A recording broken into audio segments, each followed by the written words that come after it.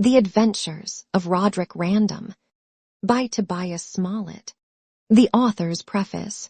Of all kinds of satire, there is none so entertaining and universally improving as that which is introduced, as it were occasionally, in the course of an interesting story, which brings every incident home to life, and by representing familiar scenes in an uncommon and amusing point of view, invests them with all the graces of novelty, while nature is appealed to in every particular. The reader gratifies his curiosity in pursuing the adventures of a person in whose favor he is prepossessed. He espouses his cause. He sympathizes with him in his distress. His indignation is heated against the authors of his calamity. The humane passions are inflamed. The contrast between dejected virtue and insulting vice appears with greater aggravation, and every impression having a double force on the imagination, the memory retains the circumstance, and the heart improves by the example. The attention is not tired with a bare catalogue of characters, but agreeably diverted with all the variety of invention, and the vicissitudes of life appear in their peculiar circumstances, opening an ample field for wit and humor. Romance, no doubt, owes its origin to ignorance, vanity, and superstition. In the dark ages of the world, when a man had rendered himself famous for wisdom or valor, his family and adherents availed themselves of his superior qualities, magnified his virtues, and represented his character and person as sacred and supernatural. The vulgar easily swallowed the bait, implored his protection, and yielded the tribute of homage and praise, even to adoration. His exploits were handed down to posterity with 1,000 exaggerations. They were repeated as incitements to virtue. Divine honors were paid, and altars erected to his memory, for the encouragement of those who attempted to imitate his example, and hence arose the heathen mythology, which is no other than a collection of extravagant romances. As learning advanced, and genius received cultivation, these stories were embellished with the graces of poetry, that they might the better recommend themselves to the attention. They were sung in public, at festivals, for the instruction and delight of the audience, and rehearsed before battle as incentives to deeds of glory. Thus tragedy and the epic muse were born, and in the progress of taste, arrived at perfection. It is no wonder that the ancients could not relish a fable in prose, after they had seen so many remarkable events celebrated in verse by their best poets. We therefore find no romance among them during the era of their excellence, unless the Cyropaedia of Xenophon may be so called. And it was not till arts and sciences began to revive after the irruption of the barbarians into Europe that anything of this kind appeared. But when the minds of men were debauched by the imposition of priestcraft to the most absurd pitch of credulity, the authors of romance arose, and losing sight of probability, filled their performances with the most monstrous hyperboles.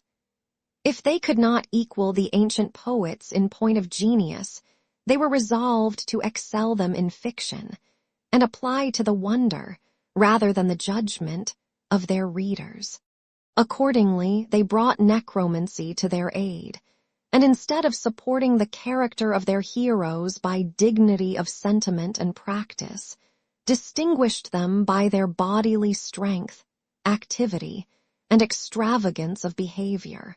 Although nothing could be more ludicrous and unnatural than the figures they drew, they did not want patrons and admirers, and the world actually began to be infected with the spirit of knight-errantry, when Cervantes, by an inimitable piece of ridicule, reformed the taste of mankind, representing chivalry in the right point of view, and converting romance to purposes far more useful and entertaining, by making it assume the sock and point out the follies of ordinary life.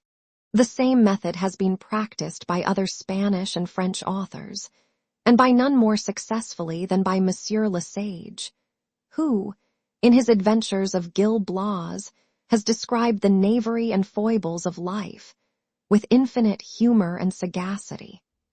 The following sheets I have modeled on his plan, taking me liberty, however, to differ from him in the execution, where I thought his particular situations were uncommon, extravagant, or peculiar to the country in which the scene is laid.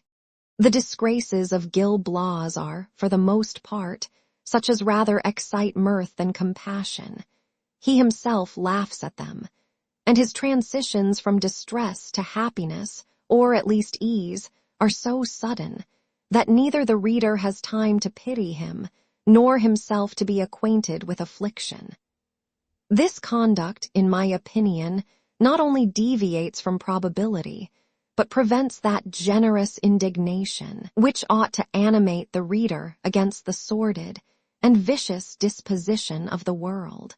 I have attempted to represent modest merit struggling with every difficulty to which a friendless orphan is exposed, from his own want of experience, as well as from the selfishness, envy, malice, and base indifference of mankind. To secure a favorable prepossession, I have allowed him the advantages of birth and education, which in the series of his misfortunes will, I hope, engage the ingenuous more warmly in his behalf. And though I foresee that some people will be offended at the mean scenes in which he is involved, I persuade myself that the judicious will not only perceive the necessity of describing those situations to which he must of course be confined in his low estate, but also find entertainment in viewing those parts of life where the humors and passions are undisguised by affectation, ceremony, or education, and the whimsical peculiarities of disposition appear as nature has implanted them. But I believe I need not trouble myself in vindicating a practice authorized by the best writers in this way, some of whom I have already named.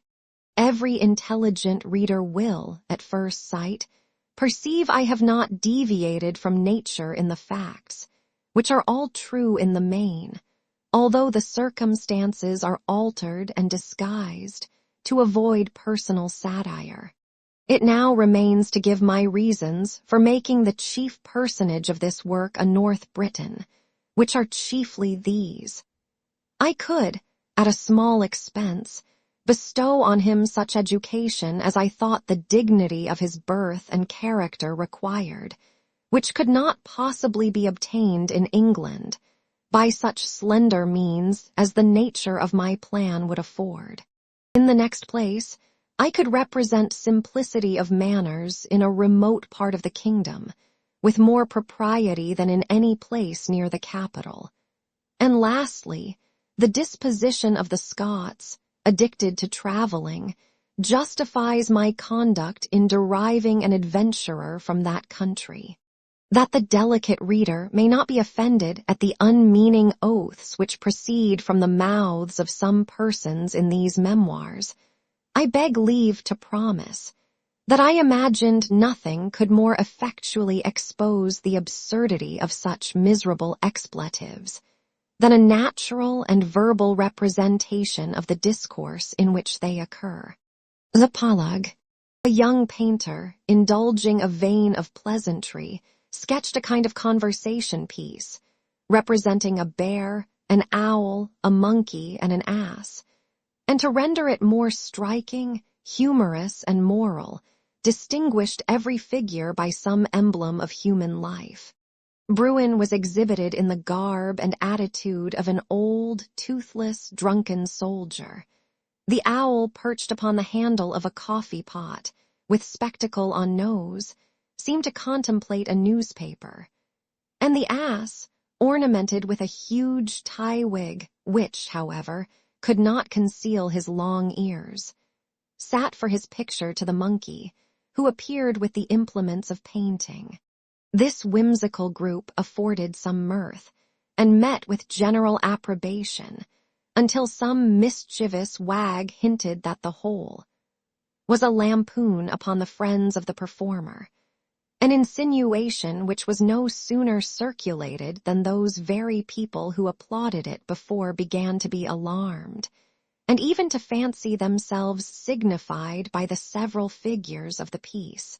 Among others, a worthy personage in years who had served in the army with reputation, being incensed at the supposed outrage, repaired to the lodging of the painter, and finding him at home, "Hark ye, Mr. Monkey," said he, "I have a good mind to convince you that though the bear has lost his teeth, he retains his paws, and that he is not so drunk but he can perceive your impertinence.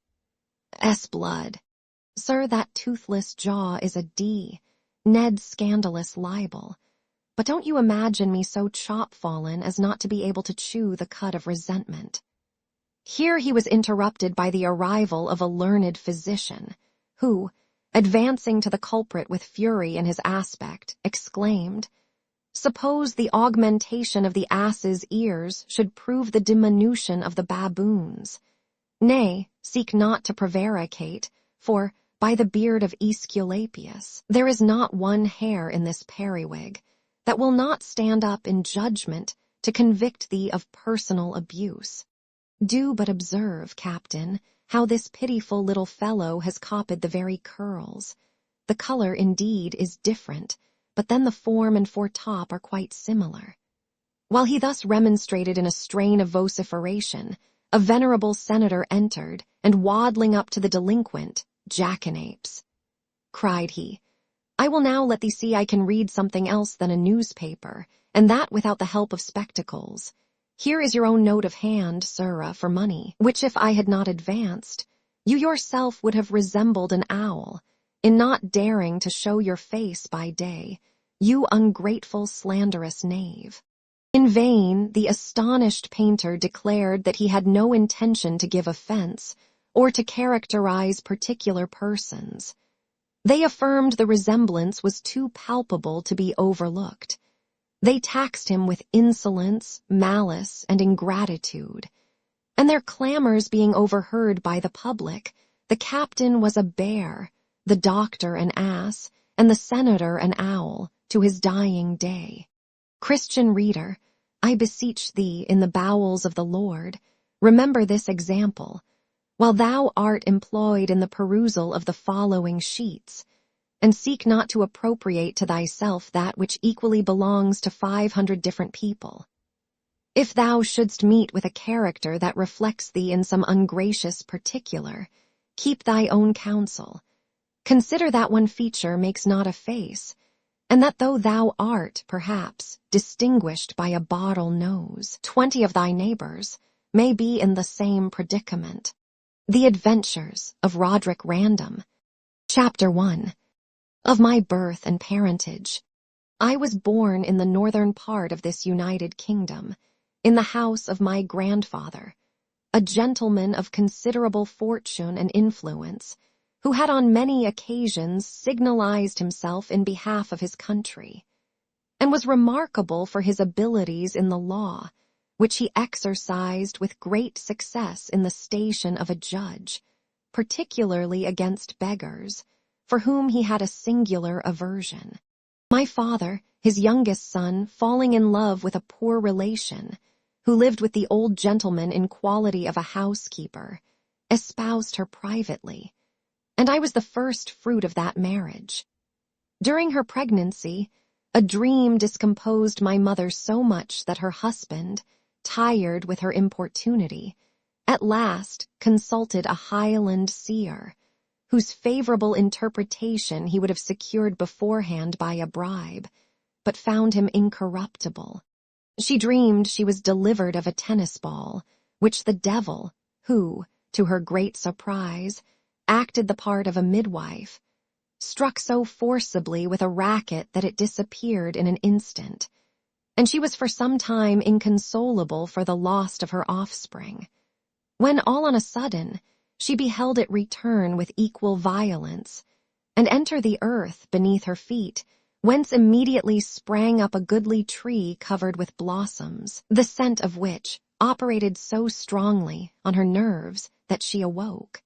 The attentive sage, after some deliberation, assured my parents that their firstborn would be a great traveler, that he would undergo many dangers and difficulties, and at last return to his native land, where he would flourish in happiness and reputation. How truly this was foretold will appear in the sequel. It was not long before some officious person informed my grandfather of certain familiarities that passed between his son and housekeeper, which alarmed him so much that, a few days after, he told my father it was high time for him to think of settling, and that he had provided a match for him, to which he could in justice have no objections.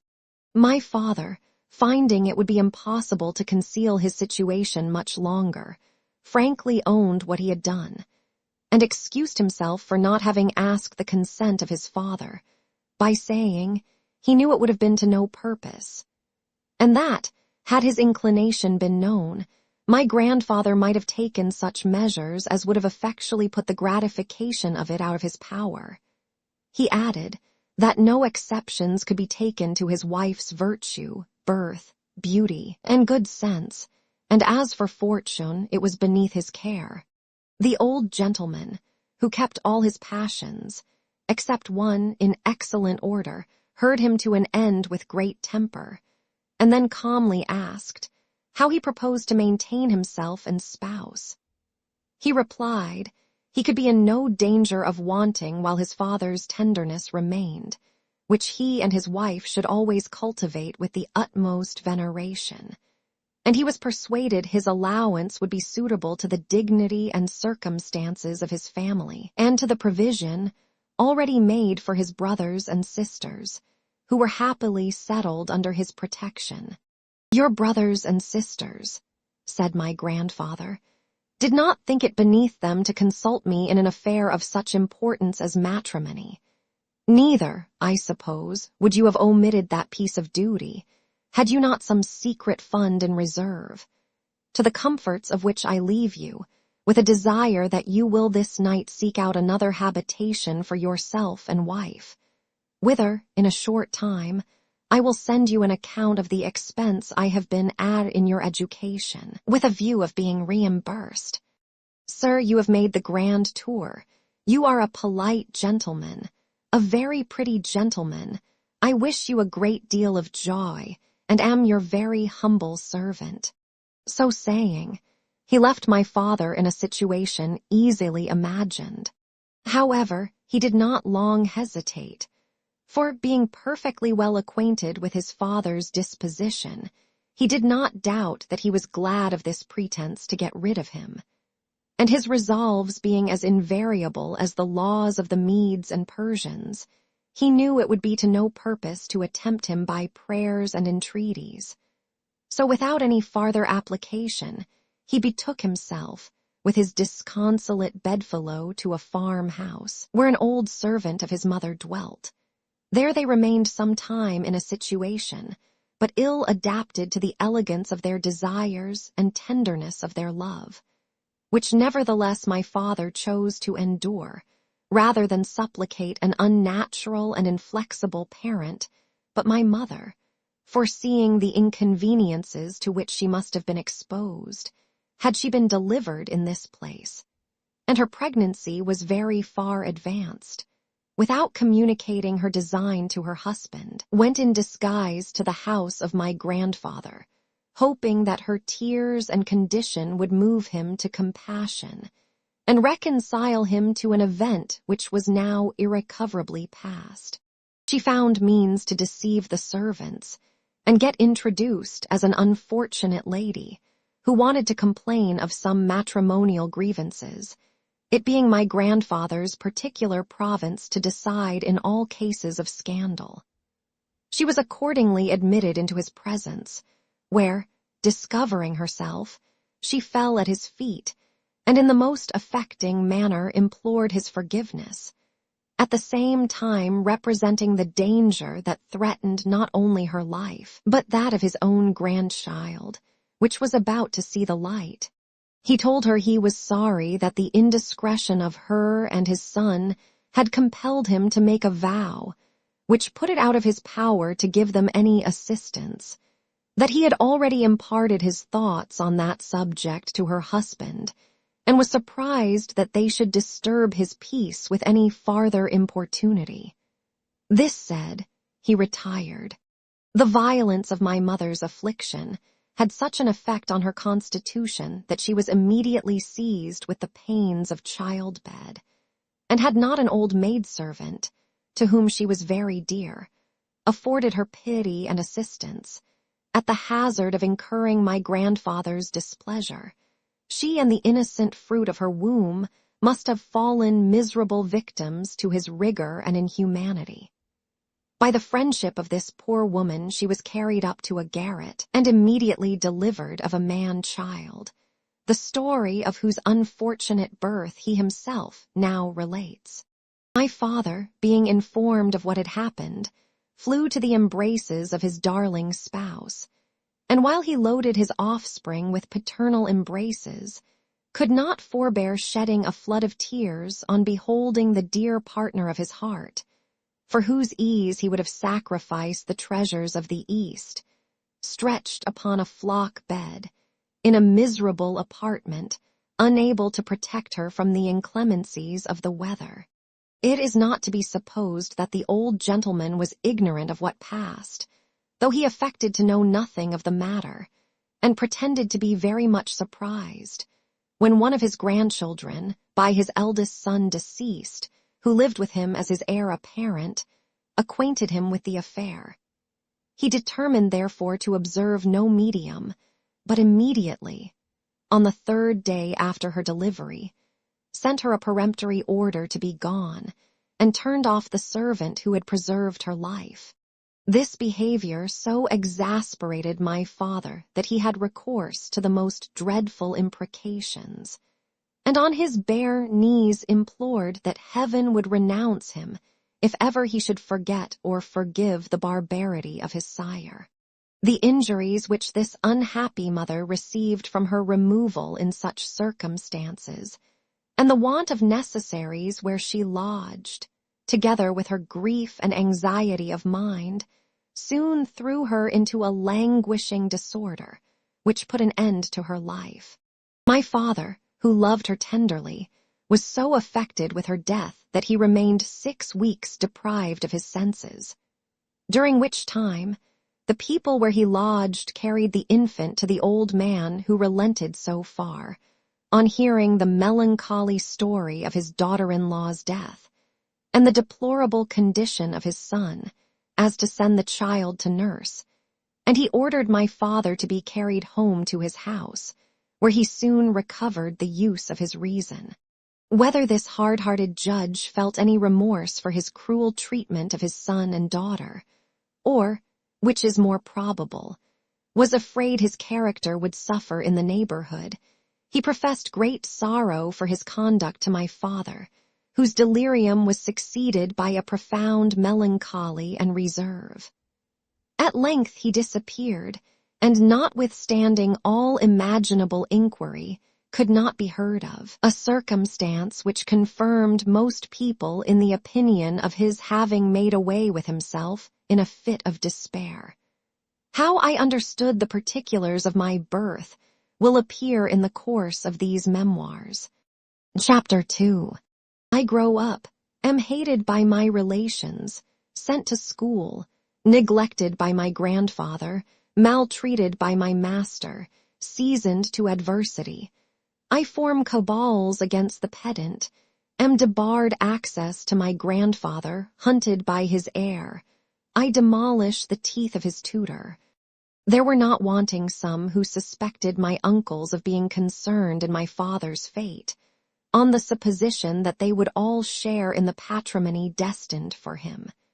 And this conjecture was strengthened by reflecting that in all his calamities they never discovered the least inclination to serve him.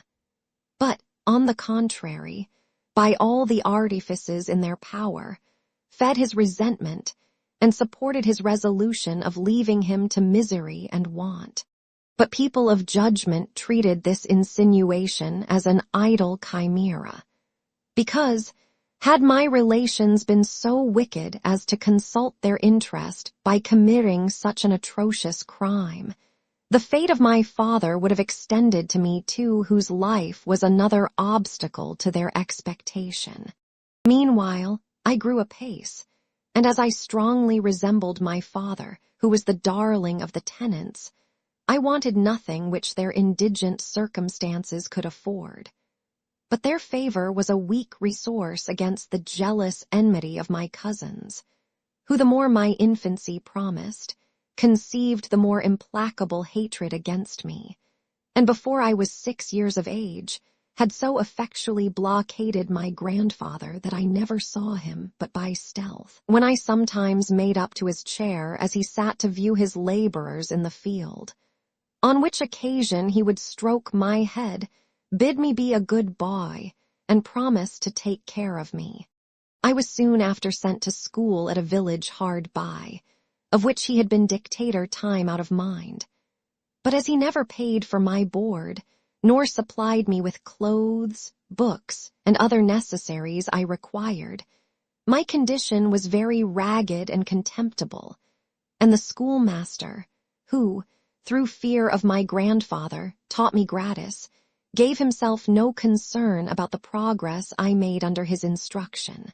In spite of all these difficulties and disgraces, I became a good proficient in the Latin tongue, and as soon as I could write tolerably, pestered my grandfather with letters to such a degree that he sent for my master, and chid him severely for bestowing such pains on my education, telling him that, if ever I should be brought to the gallows for forgery, which he had taught me to commit, my blood would lie on his head.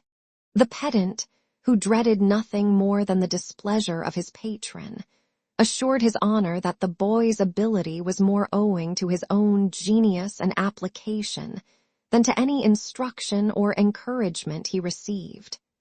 That, although he could not divest him of the knowledge he had already imbibed, unless he would empower him to disable his fingers, he should endeavor, with God's help, to prevent his future improvement.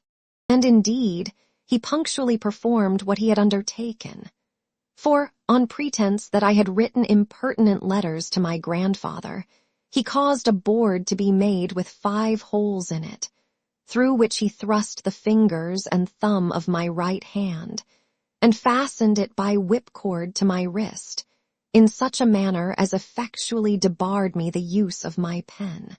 But this restraint I was freed from in a few days, by an accident which happened in a quarrel between me and another boy, who, taking upon him to insult my poverty, I was so incensed at his ungenerous reproach that with one stroke with my machine I cut him to the skull, to the great terror of myself and schoolfellows, who left him bleeding on the ground, and ran to inform the master of what had happened. I was so severely punished for this trespass that, were I to live to the age of Methusalem, the impression it made on me would not be effaced, the more than the antipathy and horror I conceived for the merciless tyrant who inflicted it. The contempt which my appearance naturally produced in all who saw me, the continual wants to which I was exposed, and my own haughty disposition, impatient of affronts, involved me in 1,000 troublesome adventures, by which I was at length inured in adversity, and emboldened to undertakings far above my years. I was often inhumanly scourged for crimes I did not commit, because, having the character of a vagabond in the village, every piece of mischief, whose author lay unknown, was charged upon me.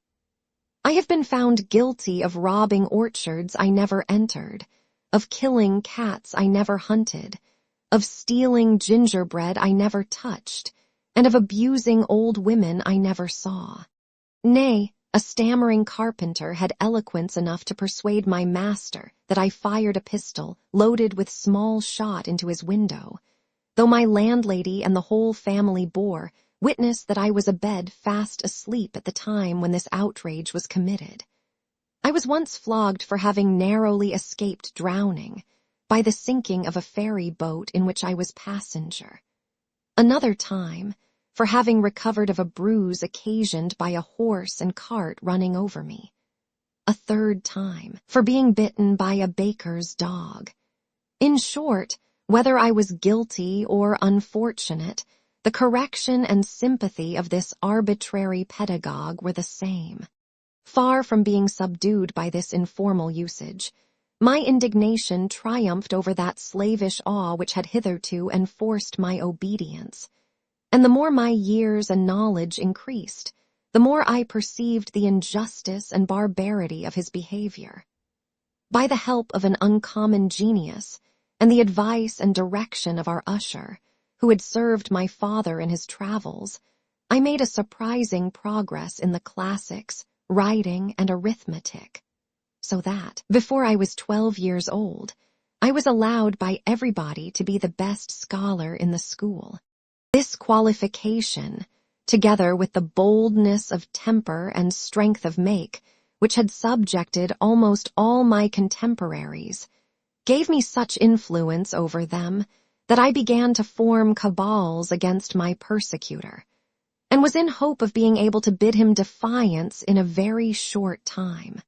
Being at the head of a faction, consisting of 30 boys, most of them of my own age, I was determined to put their mettle to trial, that I might know how far they were to be depended upon before I put my grand scheme in execution. With this view, we attacked a body of stout apprentices, who had taken possession of a part of the ground allotted to us for the scheme of our diversions, and who were then playing at ninepins on the spot. But I had the mortification to see my adherents routed in an instant, and a leg of one of them broke in his flight by the bowl, which one of our adversaries had detached in pursuit of us.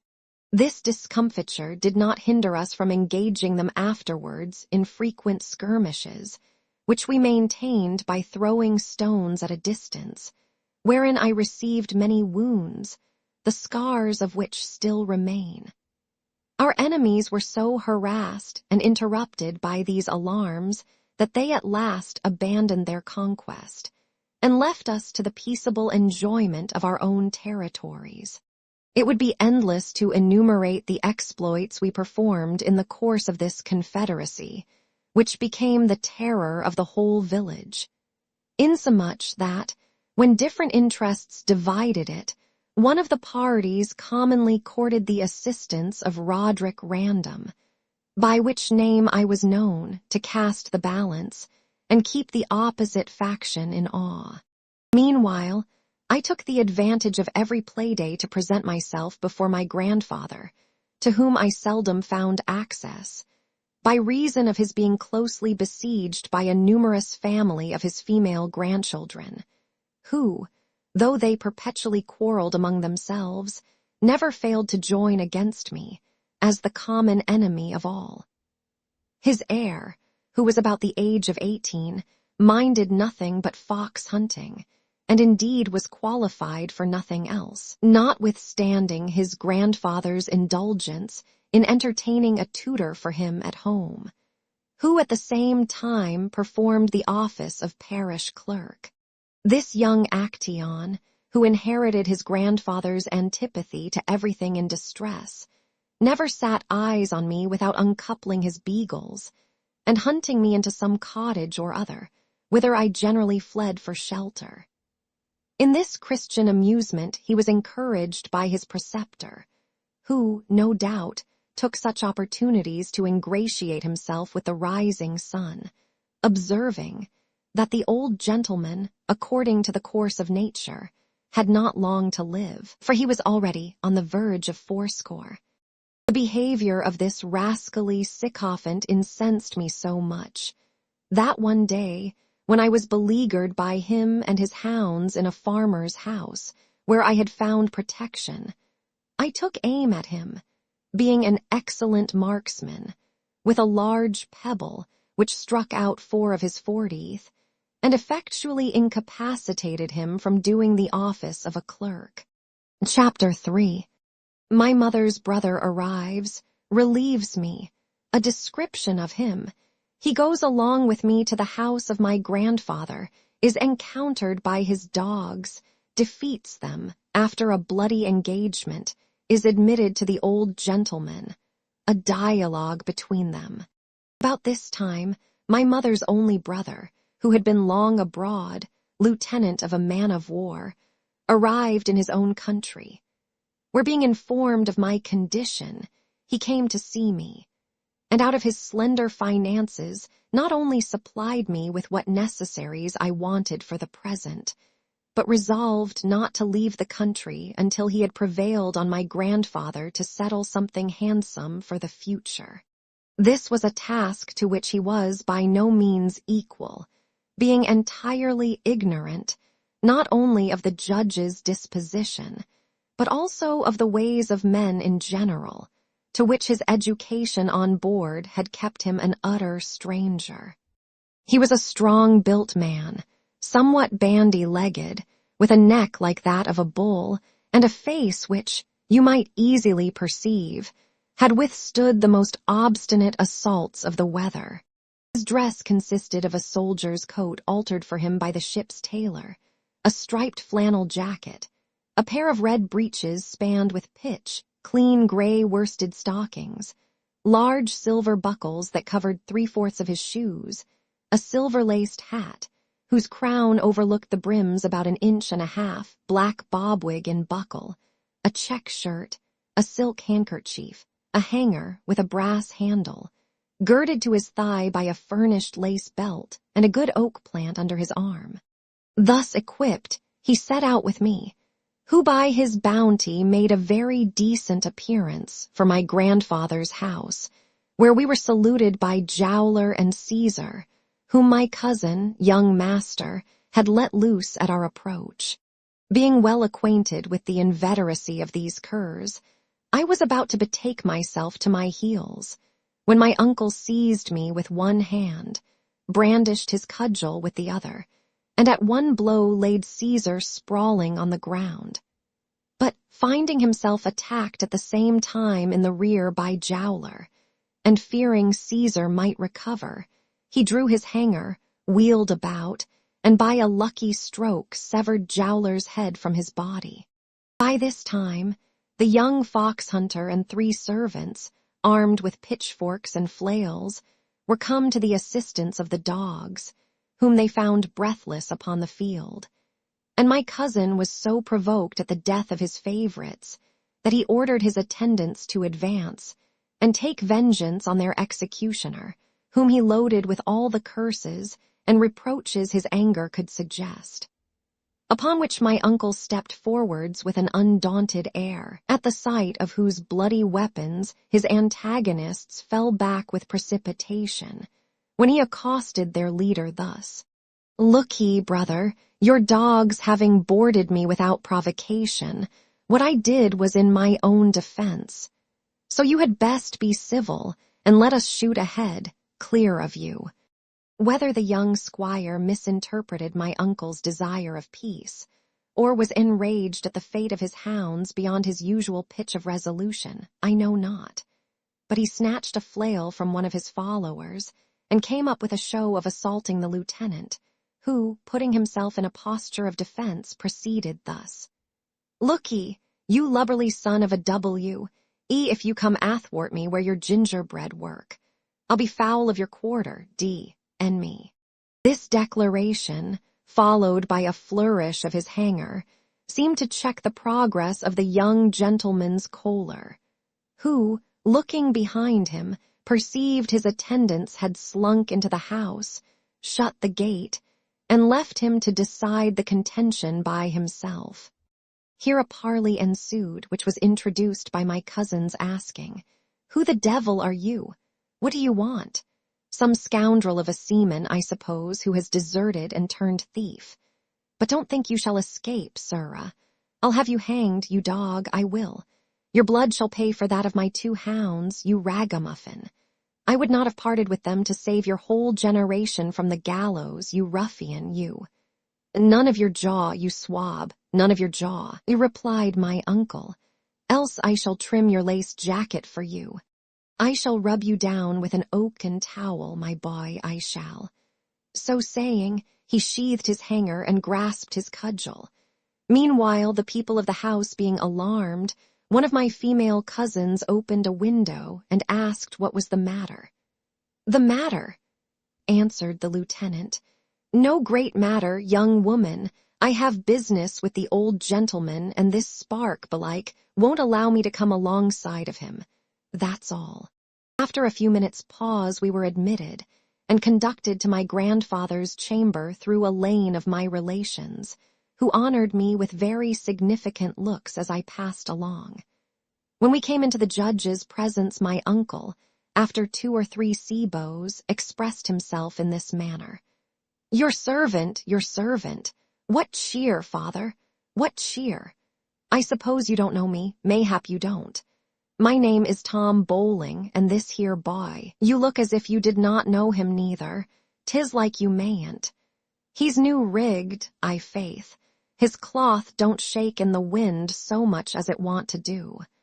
'Tis my nephew, Dic Roderick Random, your own flesh and blood old gentleman. Don't lay astern, you dog, pulling me forward. My grandfather, who was laid up with the gout, received this relation after his long absence with that coldness of civility which was peculiar to him, told him he was glad to see him, and desired him to sit down. Thank ye, sir, I had as lief stand, said my uncle. For my own part, I desire nothing of you, but if you have any conscience at all, do something for this poor boy, who has been used at a very unchristian rate. Unchristian do I call it. I am sure the Moors in Barbary have more humanity than to leave their little ones to want. I would fain know why my sister's son is more neglected than that their fair-weathered Jack, pointing to the young squire, who with the rest of my cousins had followed us into the room. Is not he as near akin to you as the other? Is he not much handsomer and better built than that great chucklehead? Come, consider, old gentleman, you are going in a short time to give an account of your evil actions. Remember the wrongs you did his father, and make all the satisfaction in your power before it be too late. The least thing you can do is to settle his father's portion on him. The young ladies, who thought themselves too much concerned to contain themselves any longer, set up their throats altogether against my protector. Scurvy companion, saucy tarpaulin, rude, impertinent fellow, did he think to prescribe to grandpapa? His sister's brat had been too well taken care of. Grandpapa was to just not make a difference between an unnatural, rebellious son and his dutiful, loving children, who took his advice in all things, and such expressions were vented against him with great violence, until the judge at length commanded silence. He calmly rebuked my uncle for his unmannerly behavior, which he said he would excuse on account of his education. He told him he had been very kind to the boy, whom he had kept at school 7 or 8 years. Although he was informed, he made no progress in his learning, but was addicted to all manner of vice, which he rather believed, because he himself was witness to a barbarous piece of mischief he had committed on the jaws of his chaplain. But however, he would see what the lad was fit for, and bind him apprentice to some honest tradesman or other, provided he would mend his manners and behave for the future as became him. The honest tar, whose pride and indignation boiled within him, answered my grandfather that it was true he had sent him to school, but it had cost him nothing, for he had never been at 1 shilling expense to furnish him with food, raiment, books, or other necessaries, so that it was not much to be wondered at if the boy made small progress, and yet whoever told him so was a lying, lubberly rascal, and deserved to be keel-hauled. For though he, the lieutenant, did not understand those matters himself, he was well informed as how Rory was the best scholar of his age in all the country, the truth of which he would maintain by laying a wager of his whole half-year's pay on the boy's head. With these words he pulled out his purse and challenged the company.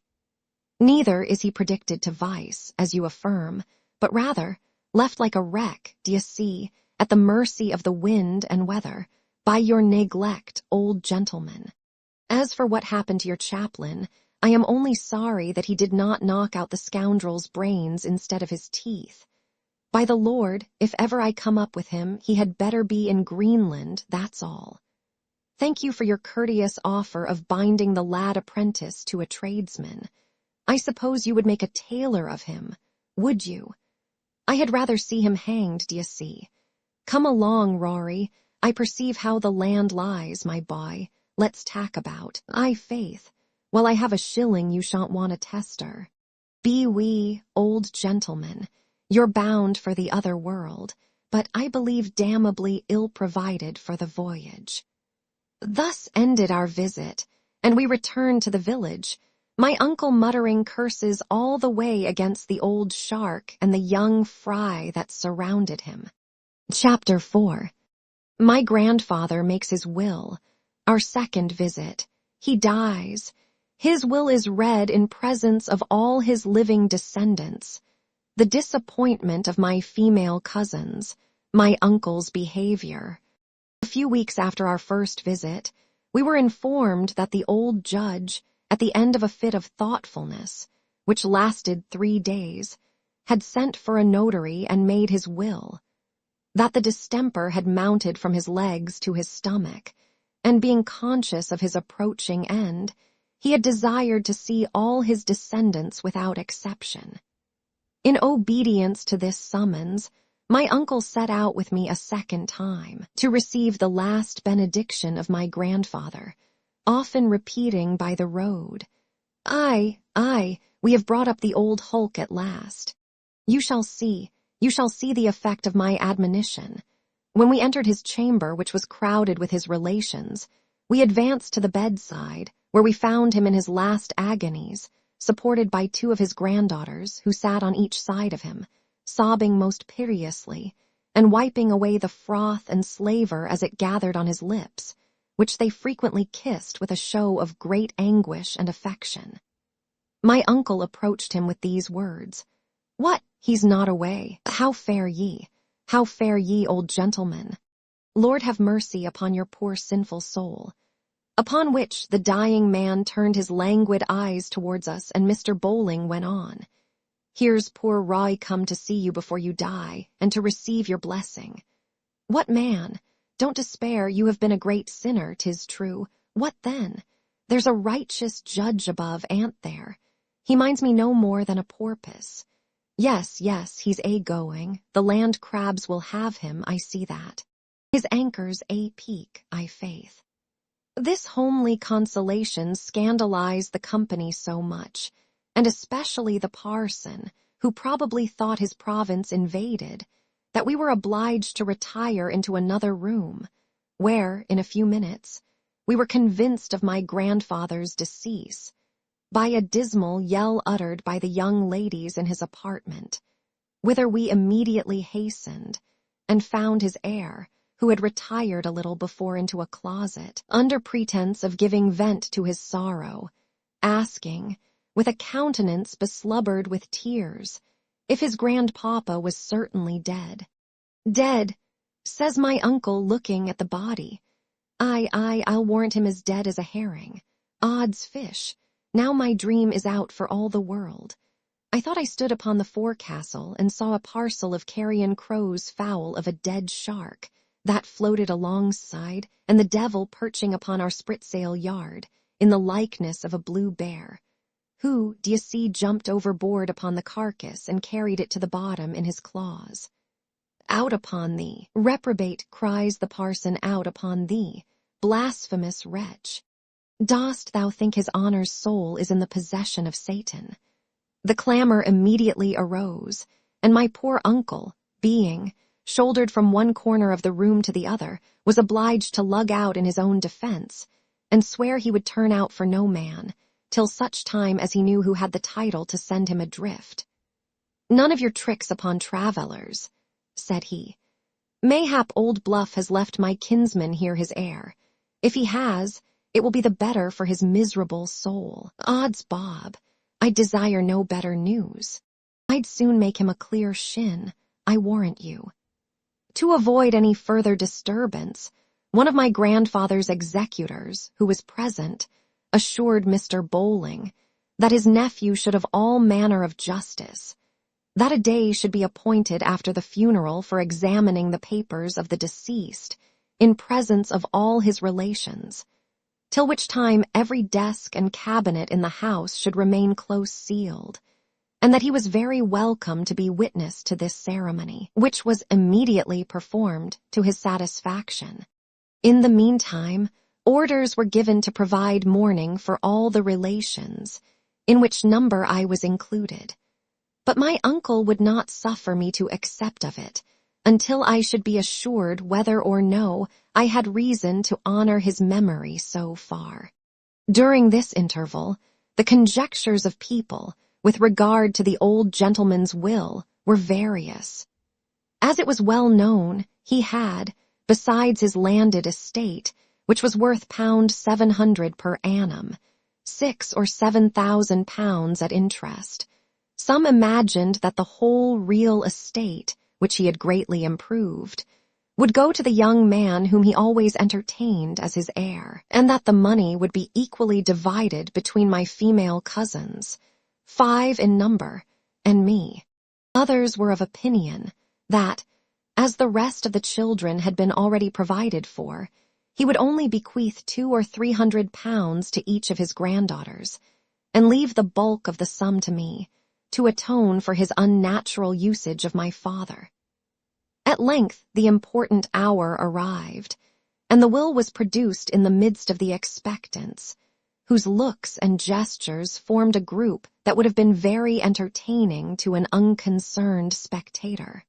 But the reader can scarce conceive the astonishment and mortification that appeared, when an attorney pronounced aloud, the young squire sole heir of all his grandfather's estate, personal and real. My uncle, who had listened with great attention, sucking the head of his cudgel all the while, accompanied these words of the attorney with a stare, and few, that alarmed the whole assembly. The eldest and pertest of my female competitors, who had been always very officious about my grandfather's person, inquired, with a faltering accent and visage as yellow as an orange, if there were no legacies, and was answered, none at all, upon which she fainted away. The rest, whose expectations, perhaps, were not so sanguine, supported their disappointment with more resolution, though not without giving evident marks of indignation, and grief at least as genuine as that which appeared in them at the old gentleman's death. My conductor, after having kicked with his heel for some time against the wainscot, began, "So there's no legacy, friend Ha. Here's an old succubus, but somebody's soul howls for it, me." The parson of the parish, who was one of the executors, and had acted as ghostly director to the old man, no sooner heard this exclamation than he cried out, "Avaunt, unchristian reviler! Avaunt! Wilt thou not allow the soul of his honor to rest in peace?" But this zealous pastor did not find himself so warmly seconded, as formerly, by the young ladies, who now joined my uncle against him, and accused him of having acted the part of a busybody with their grandpapa, whose ears he had certainly abused by false stories to their prejudice, or else he would not have neglected them in such an unnatural manner. The young squire was much diverted with this scene, and whispered to my uncle that if he had not murdered his dogs, he would have shown him glorious fun by hunting a black badger, so he termed the clergyman. The surly lieutenant, who was not in a humor to relish this amusement, replied, "You and your dogs may be damned. I suppose you'll find them with your old dad in the latitude of hell. Come, Rory. About ship, my lad, we must steer another course, I think. And away we went. Chapter 5. The schoolmaster uses me barbarously. I form a project of revenge, in which I am assisted by my uncle. I leave the village, am settled at a university by his generosity. On our way back to the village, my uncle spoke not a word during the space of a whole hour, but whistled with great vehemence the tune of Why Should We Quarrel for Riches, etc., his visage being contracted all the while into a most formidable frown. At length his pace increased to such a degree that I was left behind a considerable way. Then he waited for me, and when I was almost up with him, called out in a surly tone, "Bear a hand, damn. Must I bring to every minute for you, you lazy dog?" Then, laying hold of me by the arm, hauled me along until his good nature, of which he had a great share and reflection getting the better of his, he said, "Come, my boy, don't be cast down. The old rascal is in hell, that's some satisfaction. You shall go to sea with me, my lad. A light heart and a thin pair of breeches goes through the world, brave boys, as the song goes. Though this proposal did not at all suit my inclination, I was afraid of discovering my aversion to it, lest I should disoblige the only friend I had in the world. And he was so much a seaman that he never dreamt I could have had any objection to his design, consequently gave himself no trouble in consulting my approbation.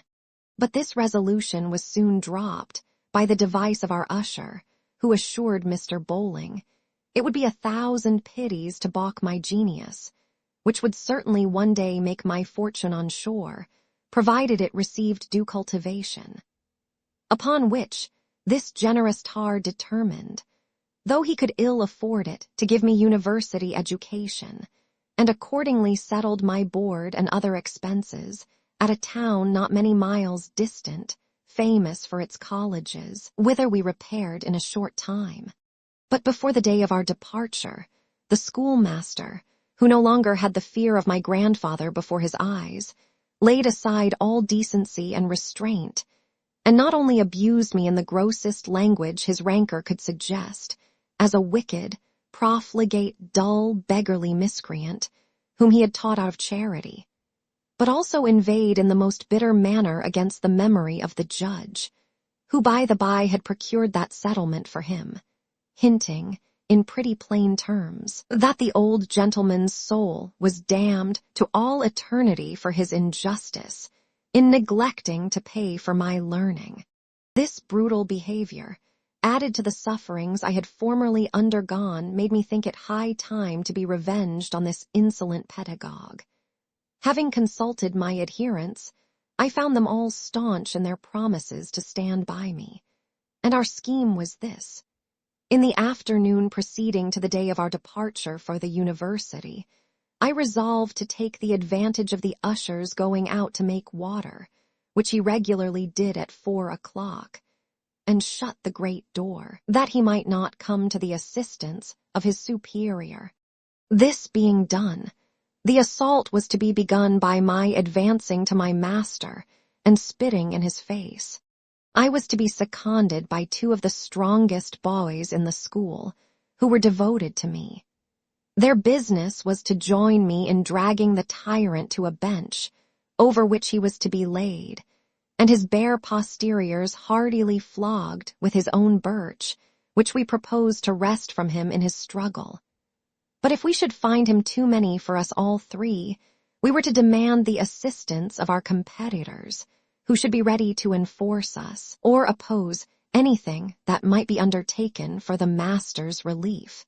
One of my principal assistants was called Jeremy Gawky, son and heir of a wealthy gentleman in the neighborhood, and the name of the other, Hugh Strap, the cadet of a family which had given shoemakers to the village time out of mind. I had once saved Gawky's life by plunging into a river and dragging him on shore when he was on the point of being drowned.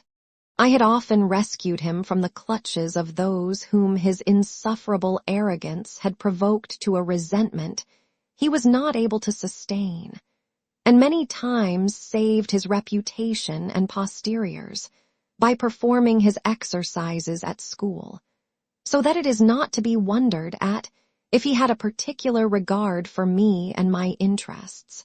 The attachment of Strap flowed from a voluntary, disinterested inclination, which had manifested itself on many occasions in my behalf, he having once rendered me the same service that I had rendered Gawky, by saving my life at the risk of his own, and often fathered offenses that I had committed, for which he suffered severely, rather than I should feel the weight of the punishment.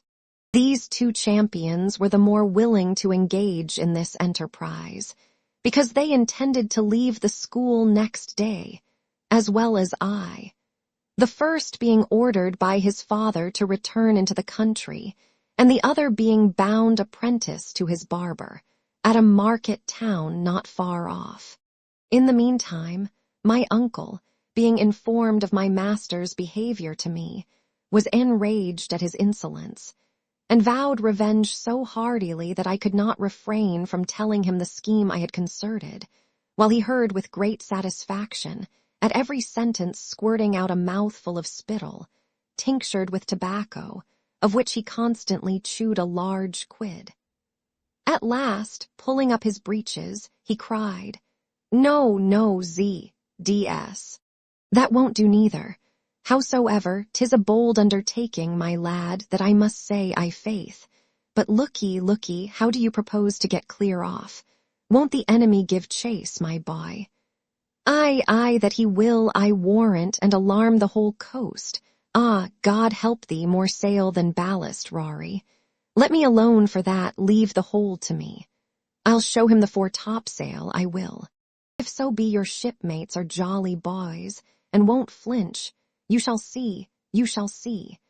Egad, I'll play him such a salt-water trick, I'll bring him to the gangway and anoint him with a cat-and-nine-tails.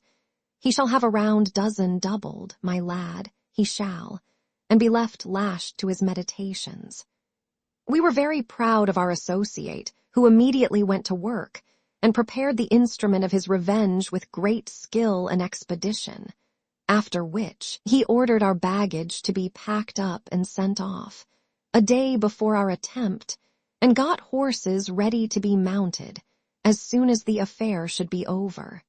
At length the hour arrived, when our auxiliary, seizing the opportunity of the usher's absence, bolted in, secured the door, and immediately laid hold of the pedant by his collar, who bawled out, "Murder, thieves," with the voice of a stentor.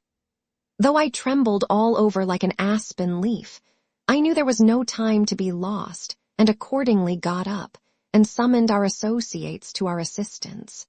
Strap, without any hesitation, obeyed the signal, and seeing me leap upon the master's back, ran immediately to one of his legs, which pulling with all his force, this dreadful adversary was humbled to the ground.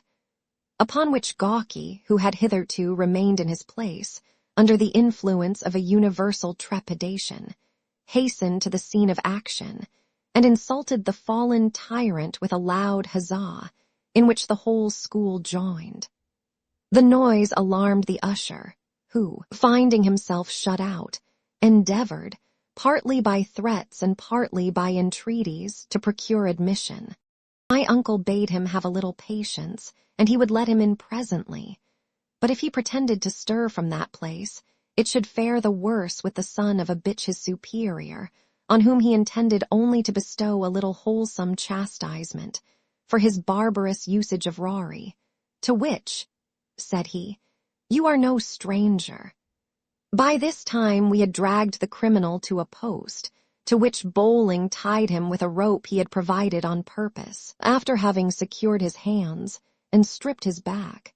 In this ludicrous posture he stood, to the no small entertainment of the boys who crowded about him, and shouted with great exultation at the novelty of the sight, venting bitter imprecations against the lieutenant, and reproaching his scholars with treachery and rebellion, when the usher was admitted, whom my uncle accosted in this manner.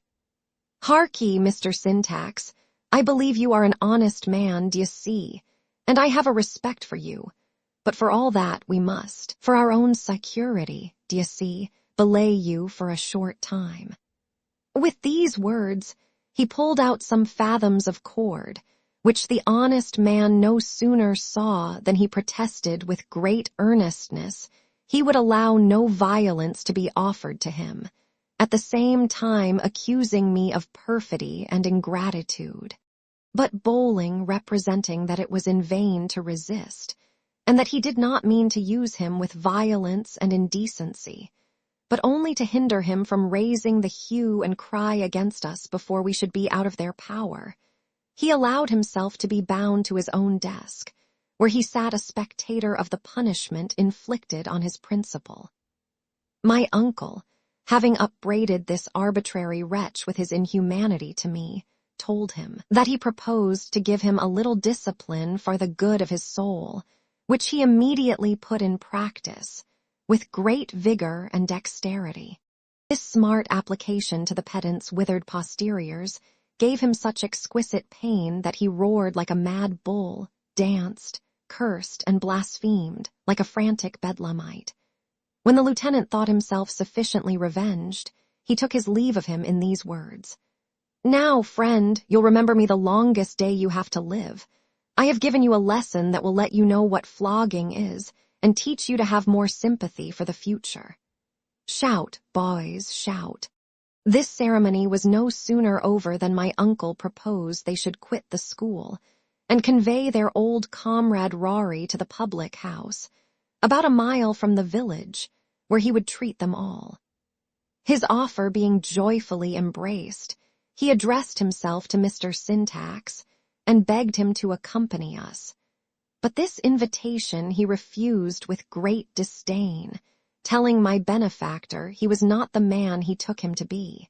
"Well, well, old Surly," replied my uncle, shaking his hand, "thou art an honest fellow notwithstanding, and if ever I have the command of a ship, thou shalt be our schoolmaster, I faith." So saying, he dismissed the boys, and locking the door, left the two preceptors to console one another, while we moved forwards on our journey, attended by a numerous retinue whom he treated according to his promise.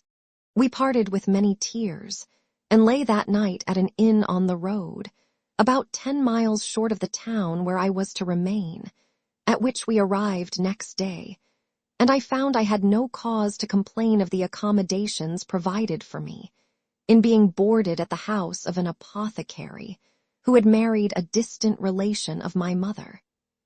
In a few days after, my uncle set out for his ship, having settled the necessary funds for my maintenance and education. Chapter 6.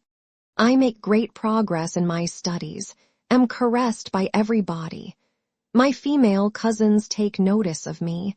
I reject their invitation. They are incensed and conspire against me. Am left destitute by a misfortune that befalls my uncle Gawky's treachery. My revenge. As I was now capable of reflection, I began to consider my precarious situation, that I was utterly abandoned by those whose duty it was to protect me, and that my sole dependence was on the generosity of one man, who was not only exposed by his profession to continual dangers, which might one day deprive me of him forever, but also, no doubt, subject to those vicissitudes of disposition which a change of fortune usually creates, or which a better acquaintance with the world might produce, for I always ascribed his benevolence to the dictates of a heart as yet undebauched by a commerce with mankind. Alarmed at these considerations, I resolved to apply myself with great care to my studies, and enjoy the opportunity in my power. This I did with such success that, in the space of 3 years, I understood Greek very well, was pretty far advanced in the mathematics, and no stranger to moral and natural philosophy. Logic I made no account of, but above all things I valued myself on my taste in the Bell's letters and a talent for poetry, which had already produced some pieces that had met with a favorable reception. These qualifications, added to a good face and shape, acquired the esteem and acquaintance of the most considerable people in town, and I had the satisfaction to find myself in some degree of favor with the ladies, an intoxicating piece of good fortune to one of my amorous complexion, which I obtained, or at least preserved, by gratifying their propensity to scandal, in lampooning their rivals. 2 of my female cousins lived in this place, with their mother, since the death of their father, who left his whole fortune equally divided between them, so that, if they were not the most beautiful, they were at least the richest toasts in town, and received daily the addresses of all the beaux and cavaliers of the country. Although I had hitherto been looked upon by them with the most supercilious contempt, my character now attracted their notice so much that I was given to understand I might be honored with their acquaintance, if I pleased. The reader will easily perceive that this condescension either flowed from the hope of making my poetical capacity subservient to their malice, or at least of screening themselves from the lash of my resentment, which they had effectually provoked. I enjoyed this triumph with great satisfaction, and not only rejected their offer with disdain, but in all my performances, whether satire or panegyric, industriously avoided mentioning their names, even while I celebrated those of their intimates. This neglect mortified their pride exceedingly, and incensed them to such a degree that they were resolved to make me repent of my indifference. The first stroke of their revenge consisted in their hiring a poor collegian to write verses against me, the subject of which was my own poverty, and the catastrophe of my unhappy parents. But, besides the badness of the composition, of which they themselves were ashamed, they did not find their account in endeavoring to reproach me with those misfortunes which they and their relations had brought upon me, and which consequently reflected much more dishonor on themselves than on me, who was the innocent victim of their barbarity and avarice. Finding this plan miscarry, they found means to irritate a young gentleman against me, by telling him I had lampooned his mistress, and so effectually succeeded in the quality of incendiaries that this enraged lover determined to seize me next night as I returned to my lodgings from a friend's house that I frequented. With this view, he waited in the street, attended by 2 of his companions, to whom he had imparted his design of carrying me down to the river, in which proposed to have me hardily ducked, notwithstanding the severity of the weather, it being then about the middle of December.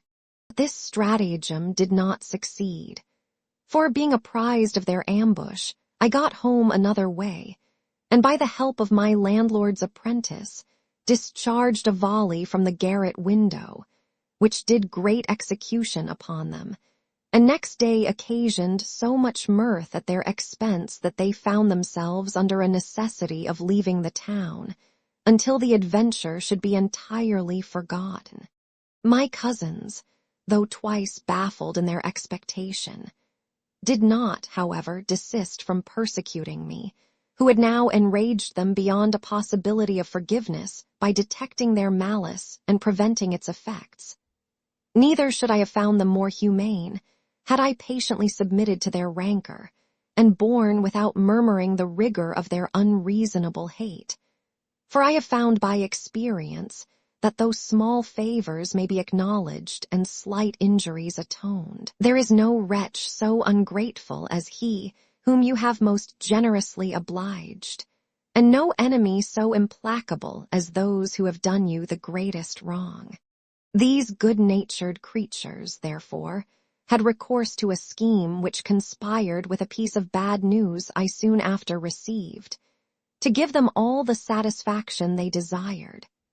This plan was to debauch the faith of my companion and confidant, who betrayed the trust I reposed in him, by imparting to them the particulars of my small amours, which they published with such exaggerations that I suffered very much in the opinion of everybody, and was utterly discarded by the dear creatures whose names had been called in question.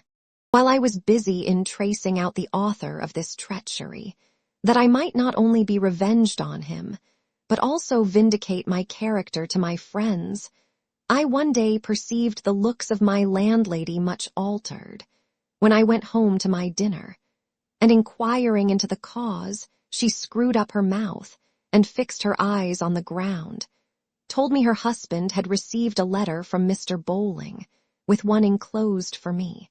She was very sorry for what had happened, both for my sake and his own. People should be more cautious of their conduct.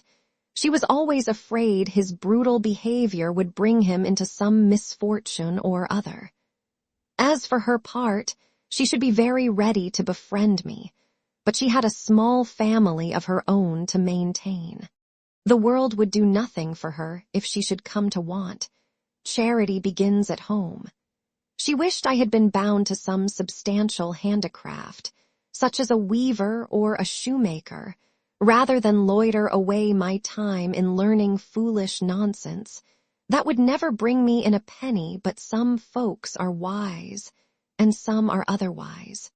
I was listening to this mysterious discourse with great amazement when her husband entered, and without speaking a syllable, put both the letters into my hand. I received them trembling, and read what follows. To Mr. Roger Potion. Sir, this is to let you know that I have quitted the Thunder Man of War, being obliged to sheer off for killing my captain, which I did fairly on the beach, at Cape Tybrune, in the island of Hispaniola, having received his fire and returned it, which went through his body. And I would serve the best man so that ever stepped between stem and stern, if so be that he struck me, as Captain Oakham did. I am, thank God, safe among the French, who are very civil, though I don't understand their lingo. And I hope to be restored in a little time, for all the great friends and parliamentary interest of the captain.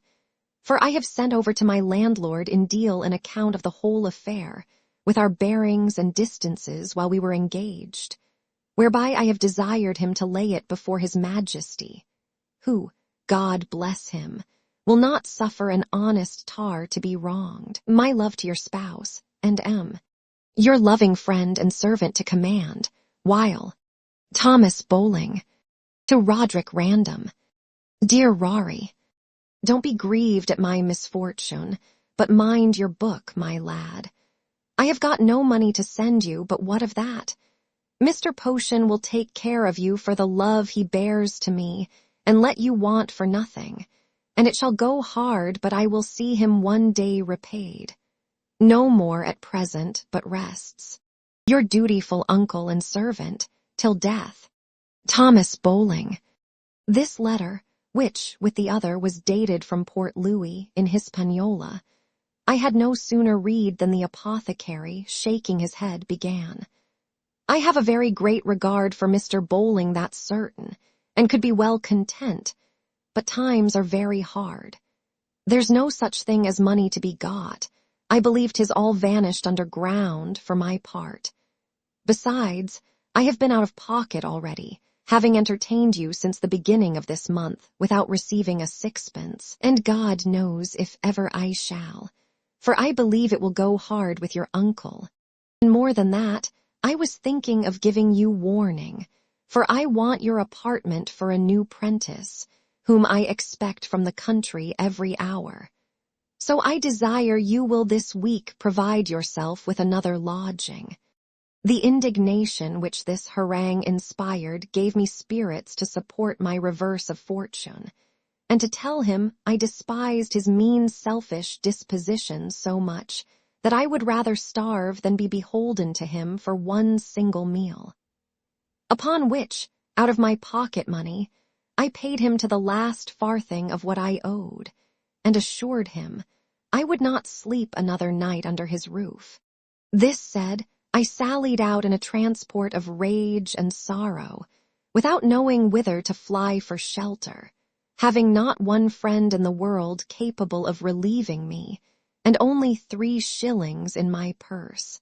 After giving way for a few minutes to the dictates of my rage, I went and hired a small bedroom, at the rate of 1 shilling and 6pence per week, which I was obliged to pay per advance, before the landlord would receive me. Thither I removed my luggage, and next morning got up, with a view of craving the advice and assistance of a person who had on all occasions loaded me with caresses and made frequent offers of friendship, while I was under no necessity of accepting them. He received me with his wonted affability, and insisted on my breakfasting with him, a favor which I did not think fit to refuse. But when I communicated the occasion of my visit, he appeared so disconcerted that I concluded him wonderfully affected with the misery of my condition, and looked upon him as a man of the most extensive sympathy and benevolence. He did not leave me long under this mistake, for, recovering himself from his confusion, he told me he was grieved at my misfortune, and desired to know what had passed between my landlord, Mr. Potion, and me.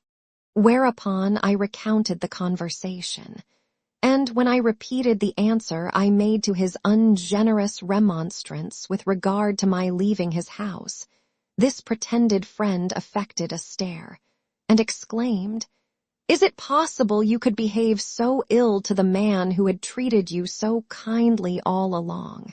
My surprise at hearing this was not at all affected, whatever his might be, and I gave to understand with some warmth that I did not imagine he would so unreasonably espouse the cause of a scoundrel who ought to be expelled from every social community. This heat of mine gave him all the advantage he desired over me, and our discourse, after much altercation, concluded in his desiring never to see me again in that place, to which desire I yielded my consent, assuring him that, had I been as well acquainted with his principles formerly as I was now, he never should have had an opportunity of making that request. And thus we parted.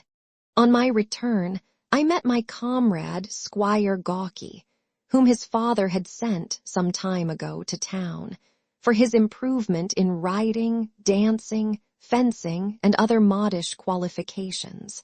As I had lived with him since his arrival on the footing of our old intimacy, I made no scruple of informing him of the lowness of my circumstances, and asking a small supply of money to answer my present expense, upon which he pulled out a handful of halfpence with 1 shilling or 2 among them, and swore that was all he had to keep his pocket till next quarter-day, he having lost the greatest part of his allowance the night before at billiards. Though this assertion might very well be true, I was extremely mortified at his indifference, for he neither expressed any sympathy for my mishap nor desire of alleviating my distress, and accordingly I left him without uttering one word. But when I afterwards understood that he was the person who had formerly betrayed me to the malice of my cousins, to whom likewise he had carried the tidings of my forlorn situation, which afforded them great matter of triumph and exultation, I determined with myself to call him to a severe account, for which purpose I borrowed a sword, and wrote a challenge, desiring him to meet me at a certain time and place, that I might have an opportunity of punishing his perfidy at the expense of his blood. He accepted the invitation, and I betook myself to the field, though not without feeling considerable repugnance to the combat, which frequently attacked me in cold sweats by the way. But the desire of revenge, the shame of retracting, and hope of conquest, conspired to repel these unmanly symptoms of fear, and I appeared on the plain with a good grace. There I waited an hour beyond the time appointed, and was not ill pleased to find he had no mind to meet me, because I should have an opportunity of exposing his cowardice, displaying my own courage, and of beating him soundly wheresoever I should find, without any dread of the consequence. Elevated with these suggestions, which entirely banished all thoughts of my deplorable condition, I went directly to Gawky's lodgings, where I was informed of his precipitate retreat, he having set out for the country in less than an hour after he had received my billet, and I was vain enough to have the whole story inserted in the news, although I was fain to sell a gold-laced hat to my landlord for less than half price, to defray the expenses and contribute to my subsistence. Chapter 7. I am entertained by Mr. Crabbe. A description of him. I acquire the art of surgery, consult Crabbe's disposition, become necessary to him. An accident happens. He advises me to launch out into the world, assists me with money. I set out for London. The fumes of my resentment being dissipated, as well as the vanity of my success, I found myself deserted to all the horrors of extreme want, and avoided by mankind as a creature of a different species, or rather as a solitary being, no ways comprehended within the scheme or protection of Providence. My despair had rendered me almost quite stupefied, when I was one day told that a gentleman desired to see me at a certain public house, whither immediately I repaired, and was introduced to one Mr. Launcelot Crabbe, a surgeon in town, who was engaged with two more in drinking a liquor called poppin, composed by mixing a quartern of brandy with a quart of small beer. Before I relate the occasion of this message, I believe it will not be disagreeable to the reader if I describe the gentleman who sent for me, and mention some circumstances of his character and conduct which may illustrate what follows, and account for his behavior to me. This member of the faculty was aged 50, about 5 feet high, and 10 round the belly. His face was as capacious as a full moon, and much of the complexion of a mulberry. His nose, resembling a powder horn, was swelled to an enormous size, and studded all over with carbuncles, and his little gray eyes reflected the rays in such an oblique manner that, while he looked a person full in the face, one would have imagined he was admiring the buckle of his shoe. He had long entertained an implacable resentment against Potion, who, though a younger practitioner, was better employed than he, and once had the assurance to perform a cure, whereby he disappointed and disgraced the prognostic of the said Crabbe.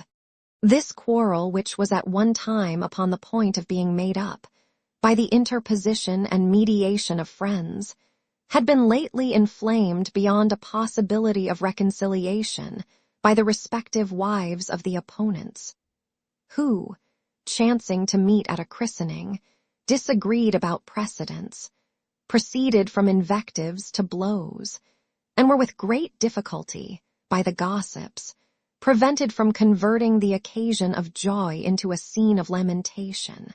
The difference between these rivals was in the height of rancor, when I received the message of Crabbe, who received me as civilly as I could have expected from one of his disposition, and after desiring me to sit, inquired into the particulars of my leaving the house of Potion, which when I had related, he said, with a malicious grin, "There's a sneaking dog.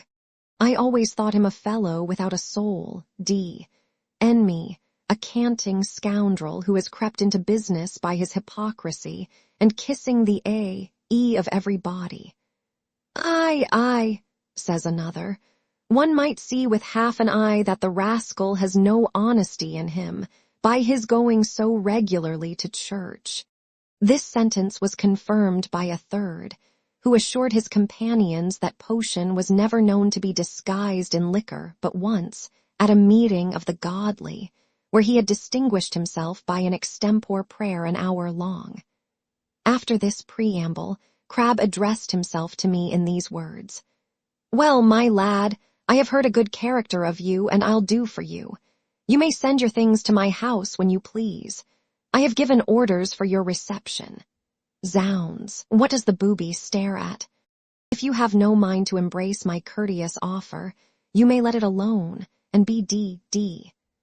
I answered with a submissive bow that I was far from rejecting his friendly offer, which I would immediately accept as soon as he should inform me on what footing I was to be entertained. "What footing? D and my blood," cried he. "Do you expect to have a footman and a couple of horses kept for you?" "No, sir," I replied. "My expectations are not quite so sanguine. That I may be as little burthensome as possible, I would willingly serve in your shop, by which means I may save you the expense of a journeyman or porter at least. For I understand a little pharmacy, having employed some of my leisure hours in the practice of that art, while I lived with Mr. Potion. Neither am I altogether ignorant of surgery, which I have studied with great pleasure and application." "Oh ho, you did," says Crabbe. "Gentlemen, here is a complete artist, studied surgery. What? In books, I suppose. I shall have you disputing with me one of these days on points of my profession. You can already account for muscular motion, I warrant, and explain the mystery of the brain and nerves. Ha, you are too learned for me, D.N. me. But let's have no more of this stuff. Can you blood and give a clister, spread a plaster, and prepare a potion?" Upon my answering in the affirmative, he shook his head, telling me he believed he should have little good of me for all my promises, but however, he would take me in for the sake of charity.